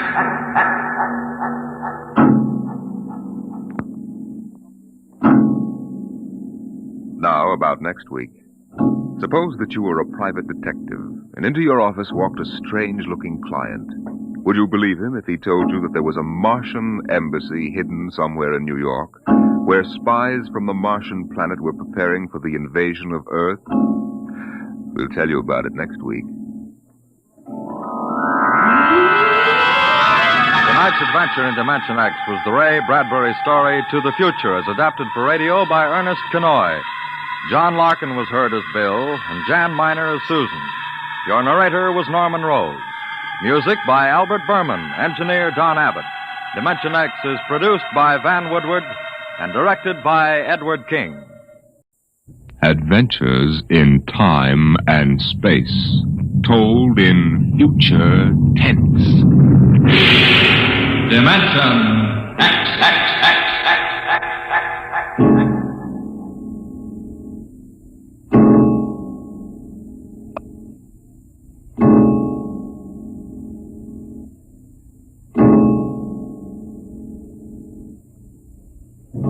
When man first crossed the vast distances of outer space to land on strange worlds, he found that someone had been there before him. The ruined canals of Mars, the smashed cities of Titan and Centaurus II and III, all these were evidence that 100,000 years ago, a race of intelligent beings built their cities across the galaxy. They knew space travel, atomic power, astrophysics, and engineering. And then they destroyed themselves. Completely. So that of all the cities on 1,000 worlds, only dust and rubble remained. Why? Why did these beings obliterate all record of themselves? That is the mystery of the lost race. The freighter Carillia, bound out of Earth for Cetus Alpha 2, came into normal flight after 103 days in overdrive. The stars were unfamiliar. The constellations known on Earth had disappeared. But there was a yellow sun off to port, and about it revolved 3 planets.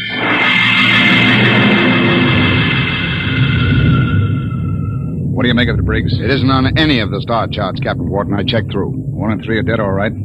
Have to take a closer look at number 2. Turn up the vision scale. Polar ice caps.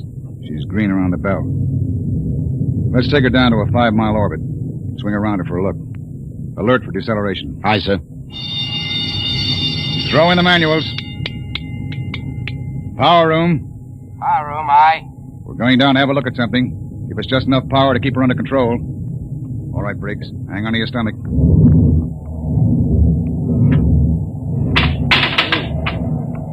You sent for me, Captain Wharton? Come in, Mr. Howell. Do you mind if I sit down? Free fall sickness? Well, I'm afraid I'm not an old space hand. Oof. We'll level out in a minute. Do you want something? Yes. We come out of overdrive, smack in the middle of a new planetary system. Briggs says it's unreported. Well, that's rather good news, isn't it? Depends. First report's pretty common. But we'll stake a claim on her, in case there are any mineral discoveries. Well, I meant the possibility of archaeological finds. I'm afraid I'll leave that to you, Mr. Howell. You're the expert. Coming up 5, Captain. Level off. Hang on, Howell.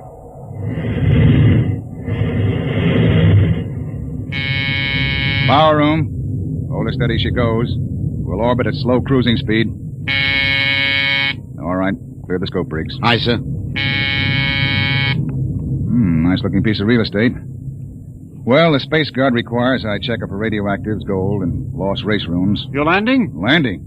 I've got a schedule to keep, Mr. Howell. I can't sit down on every lump of dirt I run into. We'll do a spectroscope check, and I figured you'd spot any ruins. All right.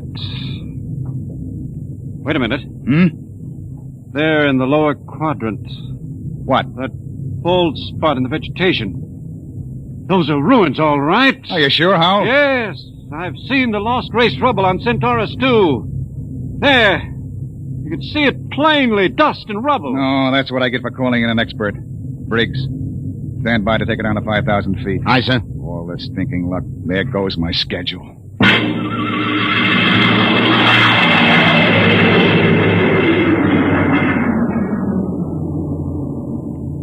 Seen enough, Howell? It's going to set me back 5 hours. Interesting. Wait a minute. What's wrong? I don't believe it. Marvelous. Incredible. Stop sputtering, Howell. What is it? Look over that rise in the ground. It's a section of the city still standing. Hey, you're right. That hill must have shielded it from the blast. Captain, you've got to land. Land? You've got to. This is the first lost race site that's ever been spotted. Of course you'll land. Howell, we get a $1,000 bonus for every day under par for the run. But you don't understand. It's the biggest find in the century. We can chart it, and you'll have to get back somehow. That's all. I'm not sitting down to rake over old dust heaps. Captain Wharton, I'm on commission to the Space Guard. You may have to answer to them. I'll think up one. Look, Howell, strictly speaking, you're a passenger. Well, you've got to You land. don't belong on the bridge. I'm not landing down there, and that's not... Freaks! Emergency from the power room. Something must have blown. Power room. Power room. Danton, what's wrong down there? Danton! Oh, he doesn't answer. Anything serious, Captain? Reaches the fuel locker. That 5 pounds of ascending will go and kick us right out of space. Danton! Danton! Power room, aye. What happened? What blew? Main tube coupling. She's secured What's now. the damage? The main tube's burnt out. The bearing, the coupling, the injector valve, and the needle gauge. Can you make repairs? Not in flight. Can you raise enough power to land? I don't know, Captain. The wiring's shot. It's bad like a tomcat.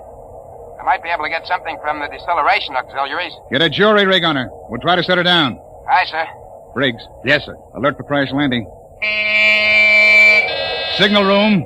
Signal room. Signal, aye. Langston, get off a position fix and SOS standby. Aye, sir. Well, Mr. Howell, I guess you're going to join your friends in the lost race. I just hope it's not permanently.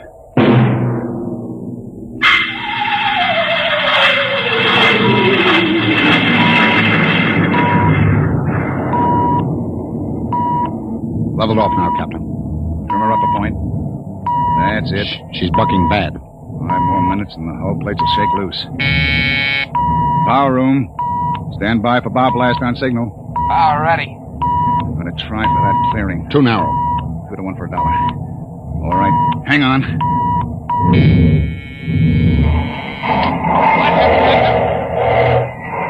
Briggs! Briggs! You all right? I hit my head on the panel. Well, I seem to be all assembled. We're down. Guess our luck hasn't run out yet. Calling power room. Power room, aye. All right down there? Yeah, I'm all right. Danton, I want a complete damage check and repair estimate. Get up here as soon as you got it for me. Briggs, you all right now? Yes, sir, I guess so. As soon as we get Dan's report, get a detail aft. Help him with repairs. Captain Wharton. What is it, Langston? My speaker line's out. Sending circuits blew. Spare tubes? That was a pretty rough landing, Captain. They're gone. I can't replace them this side of Lunar Space Station. I see. Well, the SOS ought to do it. When the Space Guard monitor reports our position... They aren't going to, Captain. Why not? Sending circuits went out when the blast went off down there. I didn't get the SOS out. Thank you, Langston. Get back and see what you can salvage. Does that mean bad news? We were in overdrive, Mr. Howell. It would take 40 years to search the distance we've traveled in one day. Consequently, when a ship doesn't make port and doesn't transmit a position fix, they forget about it. Oh. I see. And with the radio out, we blast off on our own power. Or we don't get off. Got your damage report, Captain. Well? Here. It's on a B-23 checklist. Not bad? Worse. Danton, how long will it take you for repairs? I don't know. An estimate. I know gypsy fortune teller. How about the lifeboat? For deep space? What are they teaching at Sands Point now? Basket weaving? Danton, Lifeboat couldn't lift half a light year off this here mud heap. Danton, I'll take just so much. Look. Can it be converted to Bessendium drive? Converter links were mashed when we came down. How long is it going to take you to repair the main drive? Look, Captain, I got 2 hands. You want me to hold a lug wrench in my teeth? See here, Danton. You see here, Captain. The whole lousy crew's been spitting all over me ever since we blasted off. Now you can all wait on me. Who do you think you are, Danton? The only power man on this ship, that's who. If you ain't satisfied with the way I'm working, go hire yourself another boy. The woods are lousy with him. I'll take my own sweet time. What's the matter with him? Got a bug in his ear? Space fatigue, Captain. He's been locked up in the power room 4 days. Oh, we don't have enough trouble. Briggs, remind me to slug the psychotechnician when we get back. Don't tell me nobody gets into deep space who isn't emotionally stable. What are you going to do about him, Captain? Nothing. Stay off his back. Oh, but you can't... Captain's the only man who can get us out of here. We want to hit the cradle at New York Spaceport again. We've got to keep him happy. Captain Wharton, as long as we're landed, and we do have to wait for the engines to be fixed, I suppose we can explore the lost race ruins. Look, Mr. Howell, I can't spare the men. We are now stuck tight until Danton gets those engines fixed. And if he can't, which is entirely possible, we are stuck, period. Oh. Briggs, I want you to keep a careful eye on the men. Space fatigue is nothing compared to what we might run up against now. Captain Wharton. Captain, I've got it. Sending circuits? No, sir, but I picked up the incoming video band. Well, that's something. Can you get the mail call through? The men could use a little lift right now. Well, the scheduled one-way personals are due at 23:30 Greenwich. Good. That ought to help morale. Langston, rig the receiving booth. Aye, sir. Howell, this is a break. Seeing the folks at home may be enough to keep everybody on an even keel. I know I'll be glad to see that kid of mine.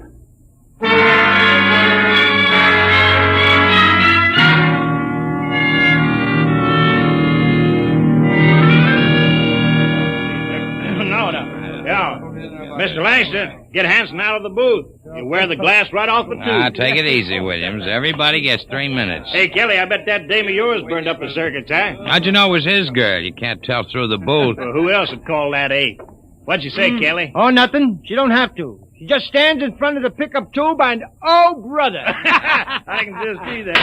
Hey, it's a boy. A boy. Alice had a boy. They're going to show him to me in the circuit tomorrow. Congratulations. Who's next, Mr. Langston? The last call's coming through now on ticker. It's for Williams. Well, wait a minute, Williams. Hey, let go of my arm. What happened to my call? No call today, Dan. You're a liar, Langston. Hey. My girl calls in every scheduled circuit. That must be mine. Let go, Dad. Maybe Janie was busy waiting tables at the lunchroom. What do you know about her, Hanson? You kidding? She's a swell kid. Everybody at New York Spaceport knows her. Yeah, I've seen you hanging around Jane, too. Now, wait a minute, Danton. Take it easy, Dan. You and Williams made this up between you, didn't you? You're going to take my call, huh, William? You're space happy. You used to hang around with her before I cut you out. Now, listen, Danton, you were lucky enough to get her. Let well enough alone. You bet I got her all right, and you're not going to steal her back. Williams, I'm going to... Are you crazy? Danton! Get him off me! Lion. Get him off! Hey, what's going on in here? Let him I'm fight. going to kill you, double-crossing... Behind my back! Grab him, Hanson. Get his arm. Let go of me! Nobody took your call. Now, calm down, Dad. I'll fix all this. Look out. He's got a wrench. Danton! He's nuts. Nobody gets a call. Nobody. How do you like that, Williams? You ain't going to hear from Janie no more. How do you like that? After him. Kelly! Hanson! The airlock. He's left the ship. Let him go, the jealous screwball. Sure. But that's the only man who can get us off of here.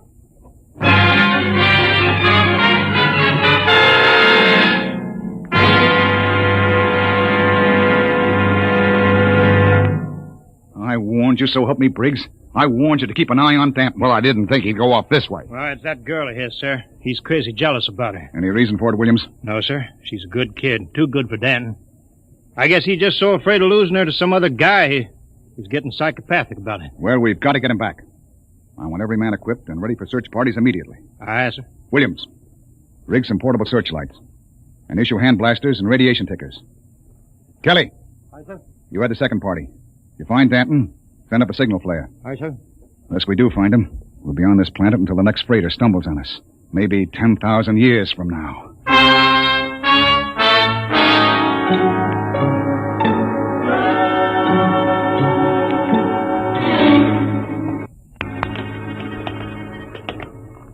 Hold that light up, Hanson.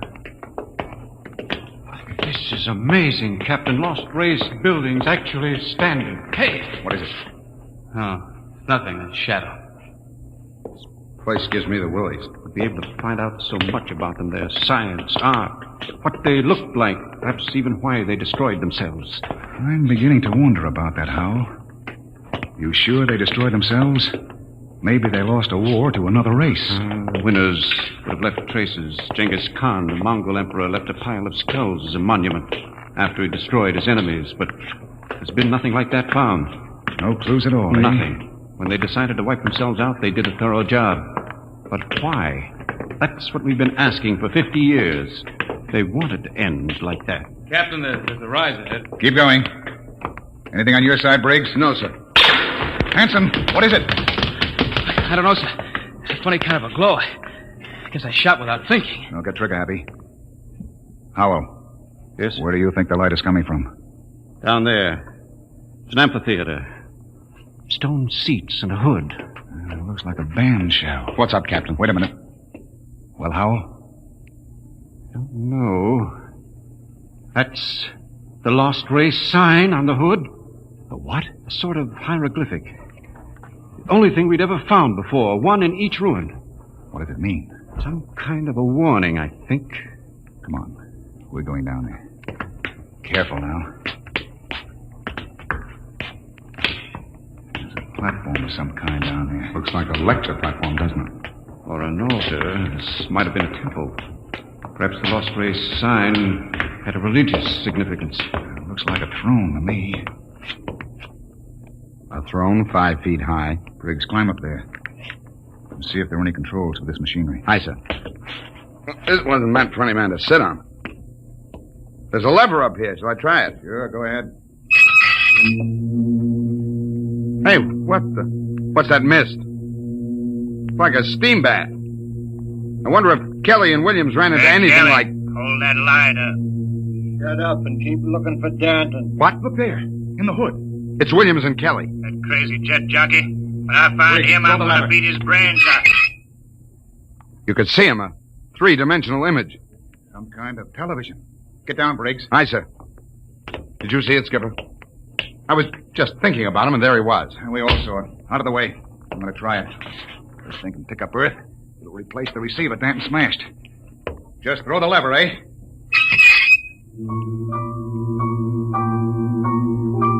What? That's my son. I'll be darned. His music lesson. Say, it reaches Earth all right. Why, imagine. Television without a transmitter. Looks like the lost race was ahead of us in more ways than one. Go up and try it, Howell. Amazing, amazing. Television without a transmitter. This machine may be the clue to the mystery of the lost race. I'll try it.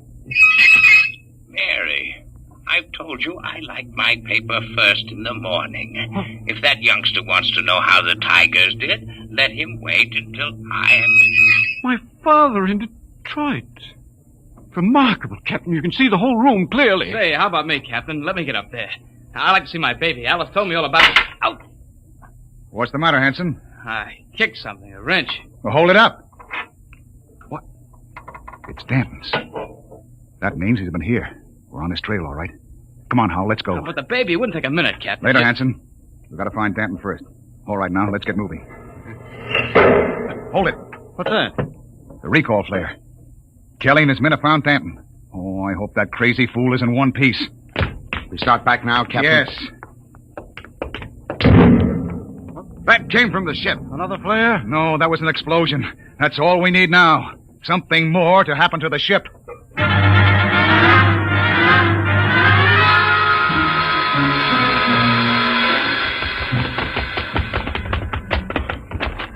Oh, it's the main jets. Smashed flat. Of all the stinking rot. Check through the ship for further damage. Aye, sir. Oh, look at those plates. Crumpled like an accordion. Captain! Oh, Captain! Here comes Kelly's party. We got him. We got Danton. Hold it. What happened here? Somebody blew up the main jets. Danton, do you know anything about this? No, sir. Not much, he doesn't. He's crazy enough to blow us all up. Listen, Hanson, I admit I went off my head tonight, but I'm not crazy enough to commit suicide. The jets are smashed. We're all marooned up the same creek. I still think he's got something to do with it. Lay off, Hanson. We found him wandering up in the hills. And he was with us when the blast went off. Yes, that's right. We saw your recall flare before the explosions. Oh, I guess that puts Danton in the clear. Then who did it, Captain? I don't know, Howell. Looks like somebody didn't want us to leave this planet. Well, we still got one slim chance left. If we can repair the lifeboat... Skipper, it's gone. Gone? The escape port is open. The boat's missing. Oh, what else? The arms chest was cleaned out, sir, and the fuel locker was jimmied open. The descendium bars are gone. You sure? You can look for yourself, sir. She's clean. I see. There's only one answer left. There's something or somebody out in those ruins trying to get us. Maybe that lost race decided they weren't going to stay lost. You think some of them may still be alive? Who else could have blown up our ship?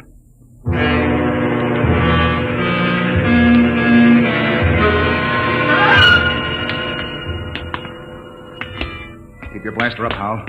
And be careful. It's a hair trigger. What are we doing back at the television machine, Captain? I thought we were looking for the lifeboat. We are. Whoever blew up the ship must be around here. Might as well try to use the machine to track them down. Yeah. Catch them with their own gadget, huh? That's right. All right, Hal, you're the expert. Get up there and try to find them. I hope it works. Well? Trying, Captain. Nothing but mist. I don't understand it. It reached all the way to Earth before. I saw my father in Detroit. Mary, my paper's all rumpled again. What? There it is again. My father in Detroit. I've told him time and time again I don't like a messy paper. Look at that. No selector control, yet all the way to Earth. You can see the whole room, the goldfish bowl, the antimacassars on the chairs. Yet we can't pick up something less than a mile away. Knock it off, Hal. We're wasting time. Come on. That gadget won't work. We'll have to comb these rooms inch by inch. I don't understand. Neither do I. cut behind the hood here and go on. Briggs, you take the lead with the radiation ticker. We might be able to pick up a reading on where the rocket fuel is hidden. Aye, sir. All right, let's go. I can't understand why that machine can pick up Earth and not... Help, Captain! Briggs, what is it? Captain, help! I'm falling! It's a cave-in. Hang on, Briggs. I'm slipping, Captain. Grab his wrist. All right. Now pull. Pull. Higher. What happened? Was just walking along and the ground caved in. What? It's some kind of shaft. Hold your light over it, Captain. Oh! 50 feet deep in a stone bottom. I could have split my head open like a grapefruit. Something down there. Hold that light steady. Amazing. Amazing. Looks like a pile of bones to me. 2 piles. Maybe the first skeletal remains ever found of the lost race. I've got to get down in there. We haven't got time, Howell. Come on. Let me have your binoculars. Wonderful. That small skeleton must be an infant. They've been laid out carefully at the burial chamber. The way they're lying, it's probably a mother and infant. Yeah. The tail, she's definitely anthropoid. Howell, you mean apes? Something like that. Yet they had atomic power and built cities across the galaxy. Amazing. Howell, we haven't got time. Hello, that's funny. The little one is different. The caudal bones are different. No tail. Listen, Howell. What do I care whether they had tails or not? Come on now. It's almost as if... Well, they did have atomics, and radiation does funny things to heredity. They had that problem of mutations in Detroit. What? Detroit! That must be it. What? The new atomics plant at Detroit. They tore down my father's house to make room for it. Quickly, Captain. Oh, where are you going? Back to the machine. I've got a theory that may solve the whole mystery of what happened to the lost race. I don't care what happened to the dead ones, Howell. I want to find the living ones who wrecked my ship. I think this machine may give us both answers. There's the house, Detroit, down to the last detail. Oh, come on down. We know all that. But don't you understand? That house was torn down. I got a letter before we lifted off Earth. It's gone. But it's on the television machine. Captain, that machine isn't television. It's a thought projector. What? It only mirrors what's in your own mind. But, Mr. Howell, we saw Earth. It was really there. But it was just because we imagined it, Briggs. It's a thought projection. I can produce any mental image that occurs to me on this machine. New York, spaceport, a space